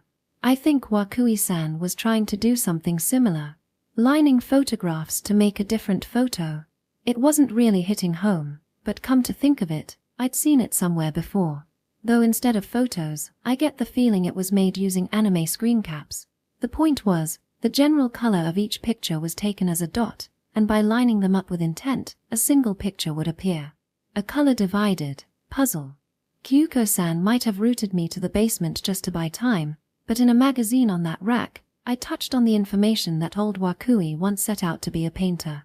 To one who had once given up on the painter's path, this may have been his final act of defiance. Using paintings themselves as the material, he was trying to make a single giant piece. That concept, and that scale, that vindictiveness impressed me. Though with my admiration, I also felt fed up. He was too out there, I couldn't keep up. To the residents of Atelier House dragged into it, it was honestly a right brother. While I could accept it at once, the way he kept it a secret from Atelier House's residents as he schemed wasn't too praiseworthy. But, well, rather than painting a fake, making a piece was an improvement. A joint project among the residents of Atelier House. If that would decorate the path to old Wakui's departure, then the residents might. No, wait. That didn't change the fact Hakuikuan was left out. Hakuikuan, and the other few residents who didn't receive an order. More so, was that not in itself a humiliation, not allowed to participate in the joint project and left out of the group? To Hakuikuan, who respected old Wakui as his teacher, as I thought, just maybe that would be even harder to forgive. Even if you told him old Wakui's true intention, wouldn't Hakuikuan just turn more obstinate? That's not true at all. He immediately accepted it. He was, in his own way, quite ashamed of jumping to conclusions. Oh really? I'm pretty sure 10's around the age where one hates being left out the most. 10 or not, he's an artist, after all. Kyuko-san shrugged her shoulders. It was the same when he had me model. See, whenever Hakuikuan paints, he only uses black. Yes, that's right. When I first met him, he said something about colors being disgusting and filthy. While the words were on my lips, I belatedly noticed, and yes, that's how it is, Kyuko-san nodded. Wakui-san had no plans to use black in the work he was trying to depict. It seems the other residents who didn't receive an order generally had similar circumstance. When painting a painting, there were colors that occurred with low frequency, and those that weren't used at all. It wasn't a matter of ability, but a matter of color. With a backward glance to Kyuko-san, I recalled how old Wakui put Hakuikuan up to drawing that marbled view of Earth. Even that ended up in monochrome, but would it be reading too deeply if I saw his orders as trying to get Hakuikuan to paint other colors up to the very last moment? As I recall, black is quite unmanageable when painting a picture. It kills the other colors, and strictly speaking, they say it's a color that doesn't exist in the natural world. But that didn't mean he could match the other colors solely to compensate for it. If he forced it, it would end up as a single dead pixel. If Hakuikuan truly set out to be a painter, this was truly a truth he could have nothing to say against. That's right. And so, I offered him some advice. Advice? Yes. He seemed oh so surprised and depressed at what Wakui-san had schemed. My apologies, thought up, so before I slipped myself, I went just a little beyond a detective's reach and gave an amateur's advice. In that case, why don't you work with the other residents who weren't chosen for the final stroke? You can just sign at Atelier House, can't you? I told him, if it's a signature, I'm sure black won't be a problem. I see, that statement did go beyond a detective's reach, But Hakuikuen resolved to turn himself in, not because of the truth or the puzzle solving, but perhaps because of that amateur advice.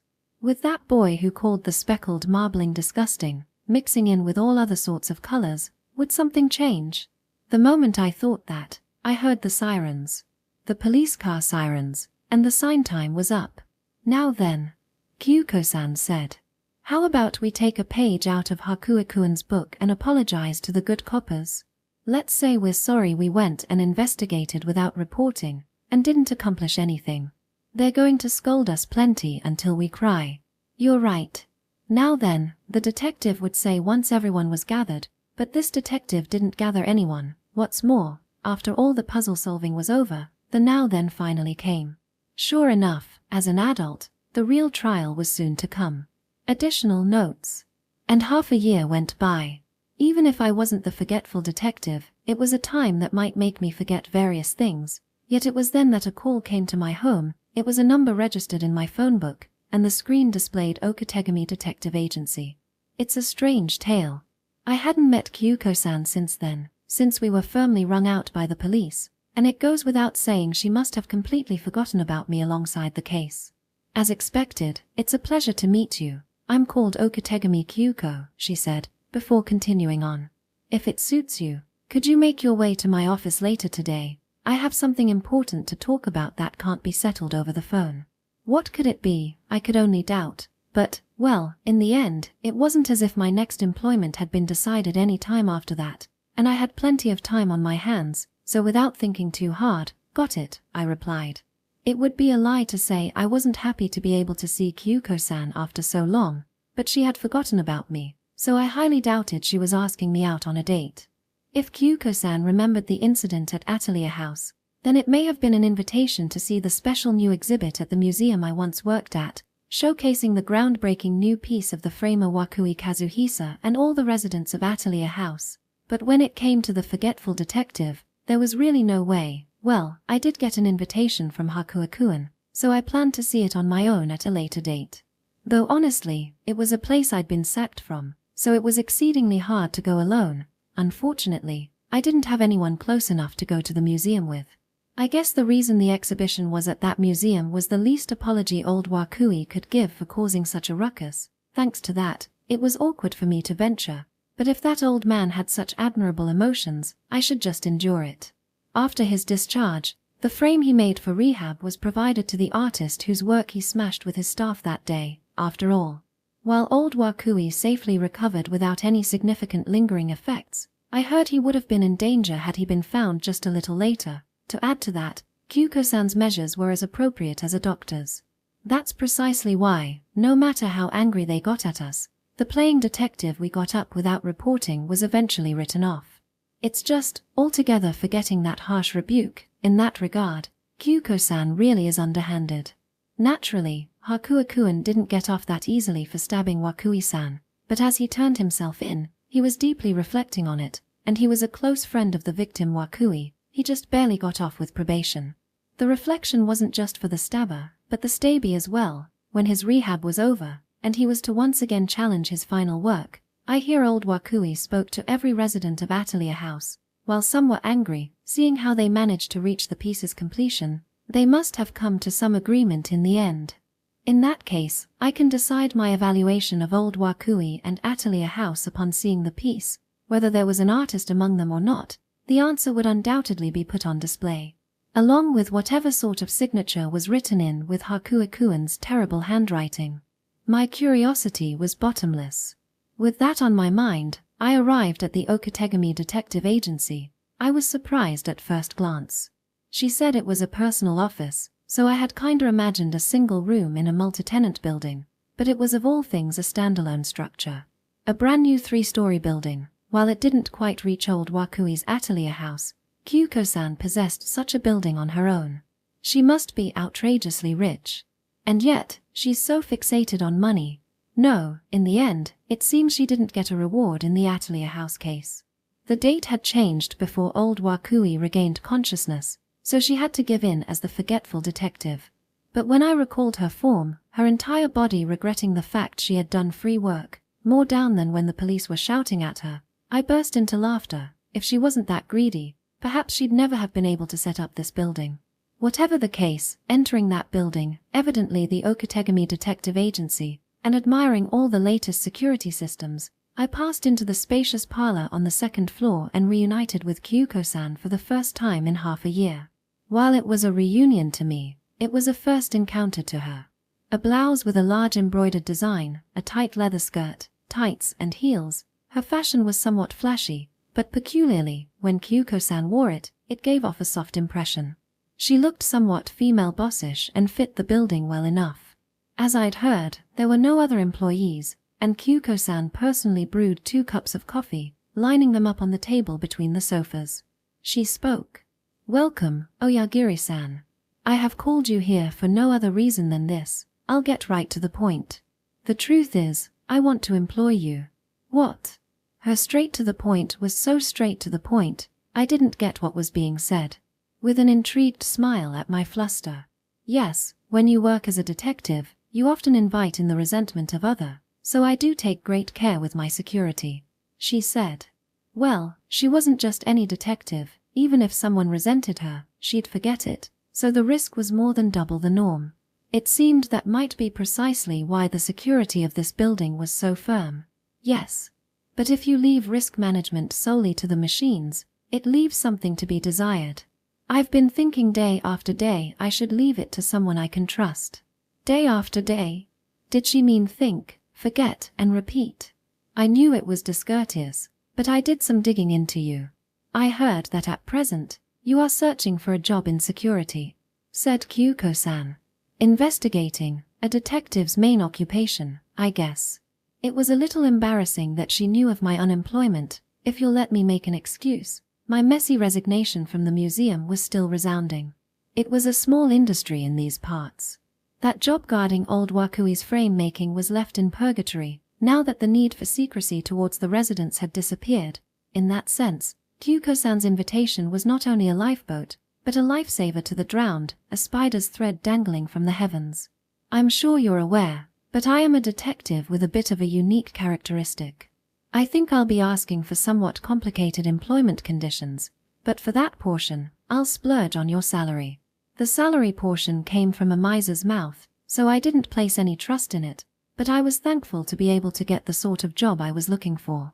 Yet, while I appreciate the sentiment, Kyuko-san, I am not capable of doing this job. Oh, is that so? Yes, my apologies, but I am not confident I'll be able to protect you. While I'm sure you've forgotten, there has been a time before where I failed to protect you. Strictly speaking, Kyuko-san fell down the stairs at the own. What's more, she just pretended to be unconscious, so it was quite hard to say it was a failing on my part. But even subtracting that, I couldn't think I was worthy enough to guard Kyuko-san. It was simply too heavy of a burden.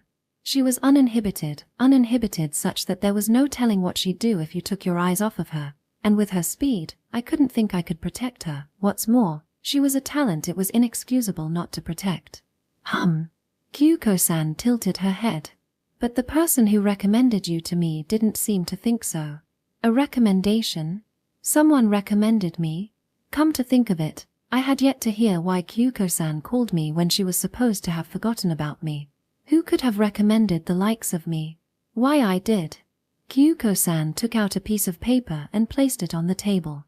On it, in her familiar penmanship, it was written, "As the head of security of the Okotegami building, I nominate Oyagiri Mamoru. When I got it in my head to hire a guard, I found this letter left behind. It looks like I set it up so I'd find it when I decided to do so. I don't know what sort of case we experienced together or how it went, nor do I have any intention to pry into the matter, but you seem to have gained quite a bit of my trust." "From that day's me," Kyuko-san said. "A testimonial from Okotegami Kyuko. To me, there is no greater guarantee. Won't you consider thinking over it again? The offer will always be on the table." I lost my words, feeling like curling my body up. The excessive words were one thing, but when I was evaluated so, I felt embarrassed for speaking so ill of myself. A message the forgetful detective presumably wrote after the case, before her memories reset. Would I be able to turn it down? Wasn't answering that trust the most I could do? My mood taking an unsettled, uncomfortable turn, To escape from the gaze of Kyuko-san, who stared straight at me, I turned my eyes to the interior of the parlor. There wasn't anything particularly strange. It was a room emphasizing white that could be called fitting of Kyuko-san. But, there, my eyes suddenly stopped at the painting on the wall. Not in a frame, what looked like a sketchbook page stuck on with masking tape, drawn out in the deep black lines of a pencil, a white cat. Oh, that picture. I must have received it from someone somewhere. Isn't it cute? I'm hoping it'll have accumulated some value by the time I forget about it. I'm sure it will. Tomorrow's genius drew out today's genius, so I'm sure it'll remain as a show of his past, or so I didn't say. If Kyuko-san really thought it was valuable, I doubt she would stick it up with masking tape, so instead, it's quite a nice picture. I curtly agreed. Black and white, yet the way it's so hard to pin down is especially nice. I know, right? Kyuko-san spoke happily as if she had personally been praised. After running around so much for the Atelier house case, the forgetful detective seemed vexed from the depths of her heart that she ended up working for free, but looks like she did gain something. There's no telling when a turning point in life will come about, but always moving so eagerly within that, perhaps someone like Kyuko-san was like an agile white cat, made to be rewarded no matter where she fell. So, Oyagiri-san, what will you do? If you can't decide, I don't mind if we start with a trial period. Though I'm afraid I'll have to keep your salary during that period at half. When she said the offer was always on the table, she really was rushing me. Well, Kyuko-san only has today, so it was only natural she demanded a speedy decision. And a half-price trial period was quite a nasty deal in the industry. Good grief, it looks like it's going to be quite a hassle, working with this person.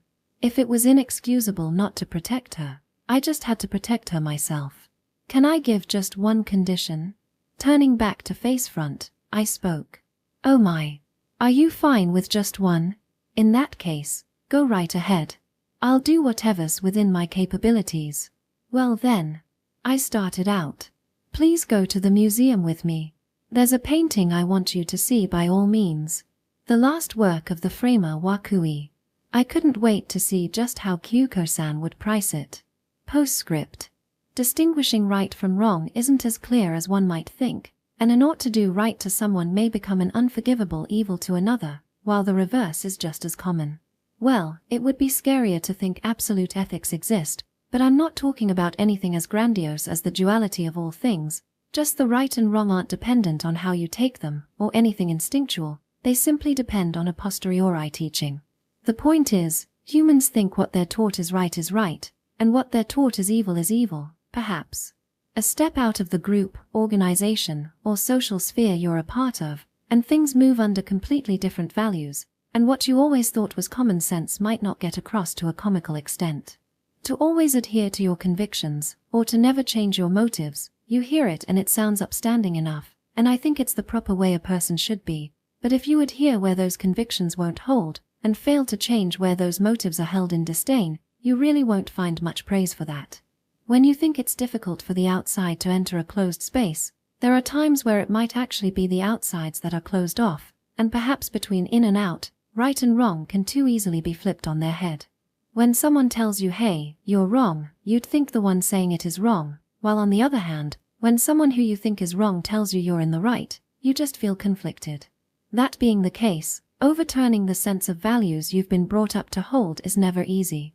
If you develop a tendency to regularly look at things from the other side, when it comes down to it, I think you'll be able to go on without confusion, but I wonder. Just what sort of person, what sort of detective is Kyuko-san? It's hard to say, even I as the author have a complete grasp of it, but, well, I think it would be nice if that was clarified as I wrote on. But if I run out of things to depict for the character, the series is up, so I want her to always be shrouded in mystery. This time was a long, overarching case, but I want to keep it so short story, mid-length story, anything goes with Kyuko-san. Side story. Kyoko's short stories. Kyoko Okategami's photo shoot. 1. Inspector Koshimai was an exceedingly exceptional figure among the officers who sought investigative assistance from the forgetful detective. She was, in fact, so unique that she might as well have been the only one who considered Ms. Kyoko Okategami a friend. Of course, She was acutely aware that this wasn't quite the truth. A friendship where one needs to present a police badge every time they meet simply cannot exist. Naturally, Ms. Kyoko herself adhered to the first rule of the forgetful detective: reset their relationship every day, with each sleep. Yet, to Inspector Koshimai, Ms. Kyoko was a friend regardless. Even if the detective wasn't bound by her strict confidentiality, the policewoman would still visit the Okategami building for advice whenever an investigation hit a dead end. To tell the truth, there had been times when she had knocked on that door not for investigation reasons, but simply because she happened to be nearby and wanted to have tea during her leave. Her superiors frowned upon this behavior, but Koshimai believed that the real issue lay in the current system that prevented Ms. Kyoko from stepping into the spotlight despite her being the key to solving many cases. It was the law that was flawed. As a police officer, and yes, as a friend, she never took Ms. Kyoko's reluctance to be in the limelight into account. To her, that was what friendship meant, a type of consideration that disregards the other's wishes. However, today's visit to the detective's office wasn't for tea or Ms. Kyoko's company. She was facing a bewildering case. She came to seek advice, though this made her no different from other inspectors who visited Ms. Kyoko secretly with difficult cases. However, Koshimai's bewildering case wasn't a secret or even a difficult one. It was the kind one might readily share on a blog, if she hadn't stopped updating hers after her boss reprimanded her for it. Nice to meet you. I'm Kyoko Okategami, detective. The white-haired woman greeted her in the agency's reception room, treating her as if it were their first meeting. Ms. Kyoko, are you good at finding people? Koshimai cut to the chase. Finding people? Well, I am a detective, she replied with a playful tone. Though I've forgotten what I'm good at. Adorable. The policewoman loved that mannerism. She adored her. It might be my specialty, the detective suggested. Indeed, finding people is one of a detective's main tasks, much more common than solving bloody serial killings. But when it came to whether this was the main task of a famed detective, Koshimai wasn't quite sure, so better to ask first. So your request is to find someone, Inspector Koshimai? A request, you could say. Though she had entered with her police badge and would be paying a fee, categorizing it simply as a request felt somewhat inadequate to her. It might be more of a grievance, or perhaps a love tale. Oh, not mine though. Grievances and love tales are welcome. Either way, there's a business opportunity there. It's a goldmine waiting to be tapped, Ms. Kyoko said, sounding less like a detective and more like an entrepreneur.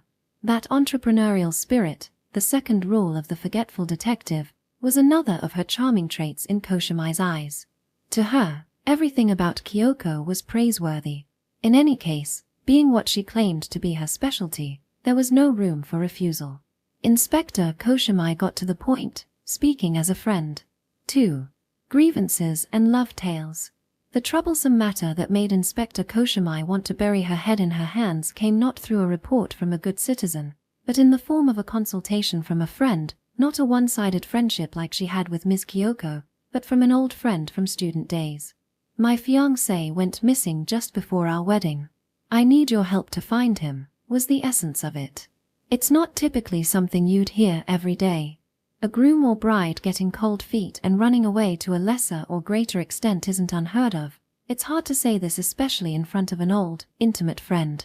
Therefore, in this case, the advice would be, trust your fiancé, and wait a bit longer, but the friend was adamant. He's not that kind of person. He wouldn't just disappear without a word. Please, Koshimai, find my husband. With a face so desperate it was hard to outright refuse. However, it was debatable whether this constituted a case. If it isn't a case but rather a situation, it is a serious one. But for now, it's a civil matter, not the same as a missing child. Of course, an adult disappearing from societal obligations is a major concern, but that's likely why her friend used her connections with Inspector Koshimai instead of going through usual police channels. Having a fiancé disappear isn't something one can easily discuss with the police or even parents. But the proverb "a friend in need is a friend indeed" seemed apt for such times. If she was truly worried, the only thing Koshimai could advise, though it was difficult, was to officially file a missing person report in the police district where her fiancé lives. But if they weren't married yet, could she file the report? She could, but she would need to persuade his family. Such an awkward marriage greeting, which Koshimai, having no experience, couldn't fully understand. Honestly, Koshimai had been tired of her friend's love stories since high school, so she saw this as just another lover's quarrel.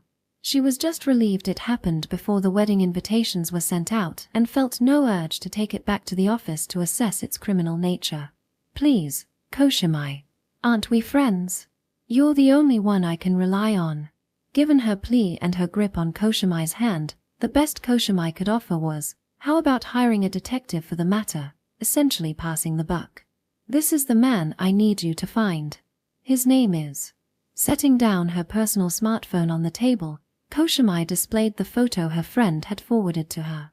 Not an official police image, merely a personal snapshot capturing a moment of everyday life, him eating in his apartment, noodles supposedly cooked by her friend. When had she become that kind of person? Well, she likely didn't make the noodles, but it was a side of her Koshimai didn't know. They say photographs most express the heart of the photographer, so, this photo was taken by your friend. Ms. Kyoko picked up the smartphone from the table and held it up to the ceiling light, as if trying to see through it. Given that it wasn't a printed photo, nothing would appear different by doing so. Impressive. Handsome indeed. Her comment was so off-target that it transcended absent-mindedness, leaving Inspector Koshimai irritated for some reason. Surely, there was no logical reason to be annoyed over a one-sided friend complimenting another old friend's boyfriend. Well, it might be edited, she said. Edited? You mean digitally altered? Does your friend possess such advanced technical skills? It's neither advanced nor particularly technical these days. Now, Koshimai started but then caught herself. Bringing up the concept of nowadays in front of the forgetful detective was a bit tactless. For Ms. Kyoko, there is only today. Which means, in essence, nowadays doesn't exist for her. But that doesn't mean Koshimai could just stop mid-sentence. There are apps now that can tell you someone's location. Editing a photo is a breeze. She managed to connect the ideas a bit awkwardly. You can resize, adjust colors, erase people who photobombed, and even change hairstyles or expressions with a swipe of your finger. The idea that photos capture the truth is outdated. The remark about photos showing the photographer's true heart had long lost its original meaning. That's remarkable. Ms. Kyoko responded with a reaction that was hard to interpret, whether she was impressed by the technology or dismayed by it. She continued to hold up the smartphone, but it was clearly impossible to determine if a photo was edited just by looking at it that way. But finding someone based on an edited photo, even for a master detective like me, that's quite the challenge. Well, I doubt this particular photo has been edited that extensively. Koshimai's attempt to backtrack sounded contradictory, driven purely by her jealousy of her friend's boyfriend. Her friend might be vain, but certainly not foolish. Even if there was some digital enhancement, Koshimai hoped it wouldn't hinder the detective. Koshimai corrected her course, providing Ms. Kyoko with the boyfriend's full name, age, occupation, and current address, not as a police officer, but as a friend, albeit in quotation marks. Did this breach confidentiality? Perhaps, but it seems she suspects foul play due to his disappearance just before their wedding. She thinks he might have been involved in some crime. Were there any signs? Threats to his life? No, it seems she believes he fell victim to a spur-of-the-moment crime like a robbery, simple as that. You see, he's really wealthy. The friend had claimed. Koshimai herself wouldn't know. From her experience, such personal information often seemed more like boasting and wasn't very reliable, probably because she knew dissecting such claims might appear crass. The room in the photo, cluttered and cramped, didn't match the life of someone targeted for their wealth. Since her friend had given her a spare key, she could search the apartment if she wanted. A room search could be quick. Even if Ms. Kyoko decided to do that, Koshimai, police officer though she was, could not join such an investigation. Though the table crowded with ingredients for summon noodles seemed more like her friend had overdone it more than anything else. Do you think she won over this wealthy man starved for ordinary affection with warm, home-cooked meals? If so, it would be quite a stereotypical story, but she didn't think Ms. Kyoko was seriously saying that. More likely, the detective seemed like the type who would dislike such a storyline. But Inspector, he certainly seems wealthy. The clothes he wears are top-notch, and his accessories are exquisite. But the room is tiny. The utensils are far too fine for everyday use, and the furniture is tasteful. Maybe not famous brands, but certainly not cheap. But the room is tiny. People say you can gauge a lifestyle by the quality of the curtains, but unfortunately, the window isn't visible. Because the room is tiny. Was that all she could manage to say? At this point, she really was the petty friend jealous of another friend's boyfriend. Each time Ms. Kyoko praised him, the policewoman reflexively countered. So, Inspector Koshimai, you don't think this is a noble money-motivated crime? As a result, she inadvertently led the forgetful detective's reasoning astray. Although the way she phrased it, it almost sounded like a crime motivated by money could be considered noble. It's the money that is valuable, not the crime. That too is a weird way to put it. However, having come to the detective agency on behalf of a friend, she couldn't very well say she didn't think a crime had occurred in the first place. She couldn't admit she'd dumped a case with little criminal element on her, or worse, that she was merely using this as an excuse to have tea with Ms. Kyoko. We seem to think alike, Inspector Koshimai. Hearing this out of the blue made her feel like the detective had sharply pointed out her guilty conscience. Think alike? In what way? Had she seen through the policewoman's one-sided sense of friendship? If that were the case, it would be terribly embarrassing. In fact, I too do not think this is a crime motivated by noble money. Ms. Kyoko continued, while Koshimai felt a mixture of relief and, So, setting aside whether it was noble or not, did Ms. Kyoko's opinion that it wasn't a money-motivated crime mean she saw this request as a crime of a different nature? While a detective might take on a missing person case, the inspector hadn't expected her to find a criminal element in this disappearance. But perhaps this was to be expected. Ms. Kyoko was not just any detective, she was a famed detective, one who seeks not only people but also the truth. Yes, I knew the truth of this case from the very beginning, said the fastest detective, delivering her catchphrase before adding, by the way, would you like a refill of your tea, Inspector Koshimai? Perhaps some herbal tea for relaxation? She said this in an oddly leisurely manner. 3. So, Inspector Koshimai, you were not aware of the real reason behind this man's disappearance when you asked for my help. With that, Ms. Kyoko returned the smartphone, displaying the image to Inspector Koshimai with a flick.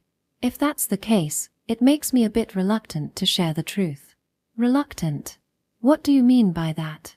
For the fastest detective, her words were unusually roundabout. Come to think of it, offering herbal tea was strange too. Relaxation? Why would Inspector Koshimai need to relax? Yet, she accepted the tea. She couldn't refuse. Please, Kyoko. Just tell me. Aren't we on good terms? On good terms. As a great detective and a client, of course. If you don't tell me the truth, I can't pay the consultation fee. Let's talk. She agreed, her willingness turning on a dime. It was almost suspicious how fast she had a change of heart. Should her first and second rules be reversed? And what happened to being reluctant? Where did that disappear to?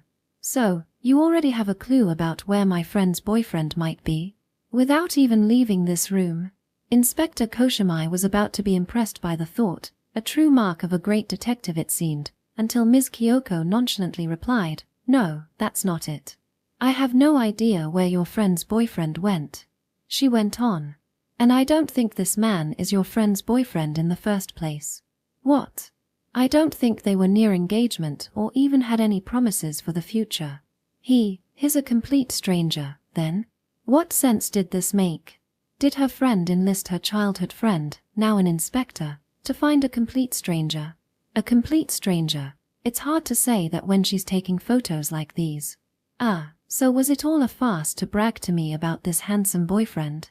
Koshimai knew she was a braggart, but to go that far, would she take a photo posted online and claim it's her boyfriend? No, that didn't explain why it wouldn't be a complete stranger. Also, Ms. Kyoko had said, taking photos like these. Yes. No matter where this photo came from, there's something odd about it. You kept pointing that out, Inspector Koshimai. I did. Did she? The only thing she kept noting about this photo was that the room is tiny. But even so, while the small room might be circumstantial evidence that he wasn't wealthy, it didn't prove he wasn't her boyfriend. In fact, it seemed weirdly realistic to her. If the wealth was a lie, but the boyfriend part was also a lie, could it be that the room itself was set up, rented for a day, complete with clothes and props? But then, what about the spare key she had? This is the thing, Inspector Koshimai. The room isn't tiny, it's the sense of perspective that's distorted. Perspective. As baffled as she was, she started to see a glimmer of what Ms. Kyoko was getting at. This photo provided by her friend had some kind of trick to it. Digital alteration? Retouching? Although she retracted it later, Inspector Koshimai had indeed first claimed it was manipulated, which is why Ms. Kyoko probably thought she knew the truth. No, this isn't about tricks or post-processing. It's a common phenomenon in photography called the compression effect. Compression effect. What was that? It sounded familiar, yet unfamiliar. The truth in a photograph can be distorted. This has been true long before digital cameras came onto the scene. When someone says a picture doesn't do them justice, it's not merely a reflection of self-consciousness. Without any digital wizardry involved. Ms. Kyoko stated plainly. From the way she talked, it didn't seem to require specialized knowledge after all. Basically, the reason the boyfriend's room, boyfriend being in quotes, looked tiny was because this lens compression pulled the background closer in the photo. True, Koshimai has had moments herself looking at travel photos and thinking, did it really look like this? It wasn't mere nostalgia playing tricks. There was a physical distortion at work. You could trust your memory more. But so what? If it was a common effect in photography, there was nothing strange about it happening in a snapshot of a boyfriend. The compression effect becomes most obvious with telephoto lens, she said. While adding a slight disclaimer of it's not always the case, Ms. Kyoko emphasized the words telephoto lens. Super telephoto. You know what a telephoto lens is, right? Don't underestimate me. Way to belittle the one acting as her assistant. Isn't it that bazooka-like thing? Yes. Simply put, the key to the compression effect is bringing distant light closer. The farther away, the more pronounced the distortion. So, this photo was taken from a very far distance. After saying not to underestimate her, Koshimai's question came out sounding like a fool's, but that understanding was correct. The compression effect was strong enough to make the room look tight. Now she understood. Certainly, it was strange. Who on earth would take a photo of their boyfriend enjoying homemade food from hundreds of meters away? That's just spying. Capturing a scene of the boyfriend delighting in a dish, a snapshot of such a daily scene. Did she take it through a window that was completely open along with the curtains? Was that why the window wasn't in the picture? Since he was eating salmon noodles, it could be inferred that it was summer from his fashion too. Rather than spying, if indeed someone had a spare key, that would constitute, how should I phrase it, the act itself. The act itself. The vagueness didn't seem like something a great detective would say, but it was typical of Ms. Kyoko. Inspector Koshimai loved that about the forgetful detective the most. Even if she didn't distort the truth. She gently rephrased the truth. But as a police officer and as a friend, Inspector Koshimai needed to be direct. It's stalking behavior, plain and simple, sigh. Saying it made her feel depressed. It was quite a shock to find out that an old friend of hers had become a stalker. The policewoman had thought of her as boastful and troublesome, but never imagined something like this, her not being just an idiot, but an actual criminal. It wasn't that she couldn't believe it, but rather she didn't want to believe it, and the stronger that feeling, the more it surfaced. If you want to confirm, you should investigate. Even for someone spying, this sense of perspective looks excessively telephoto. Perhaps she couldn't get close to the boyfriend for a reason. A restraining order, maybe? If the stalker went as far as making a spare key without permission, legal actions might already be in place. It's something a cop could quickly find out, even if investigating friends usually isn't the norm. But it falls within the realm where police power can be freely used, a criminal case, not a civil one. Strangely, Koshimai didn't feel betrayed. Rather, she was surprised that her friend had trusted her that much. Perhaps it was true friendship. So, it's reasonable to deduce that he went missing to escape from a stalker who couldn't be stopped even by a restraining order. To protect himself, to protect his real girlfriend. What do you think, Inspector Koshimai? Should I still look into this man's whereabouts? I'll waive the cancellation fee for the lesson, Ms. Kyoko said, placing a refill of herbal tea before Inspector Koshimai. Yeah, she could use some relaxation. The lesson was on the inspector's end, about the challenges of friendship and complexities in relationships. More challenging teachings would follow from Koshimai to her friend. It will be a tough education for both the giver and the receiver. But maybe this is a case of birds of a feather flock together. Her frequent visits to the Okategami Detective Agency might not be something to be proud of. Her boss aside, anyone would likely view her actions with disdain, considering them a form of well-meaning disregard for the other party's wishes. It was nearly the same as her friend going the extra mile trying to mobilize the police to find the whereabouts of her stalking target. No, it wasn't even a matter of one extra mile or two. Bad news travels fast, and even a journey of 1,000 miles begins with a single step. And it was always just a single step which made one cross the line, which goes for both the starting line and the finish line. End of Volume 2.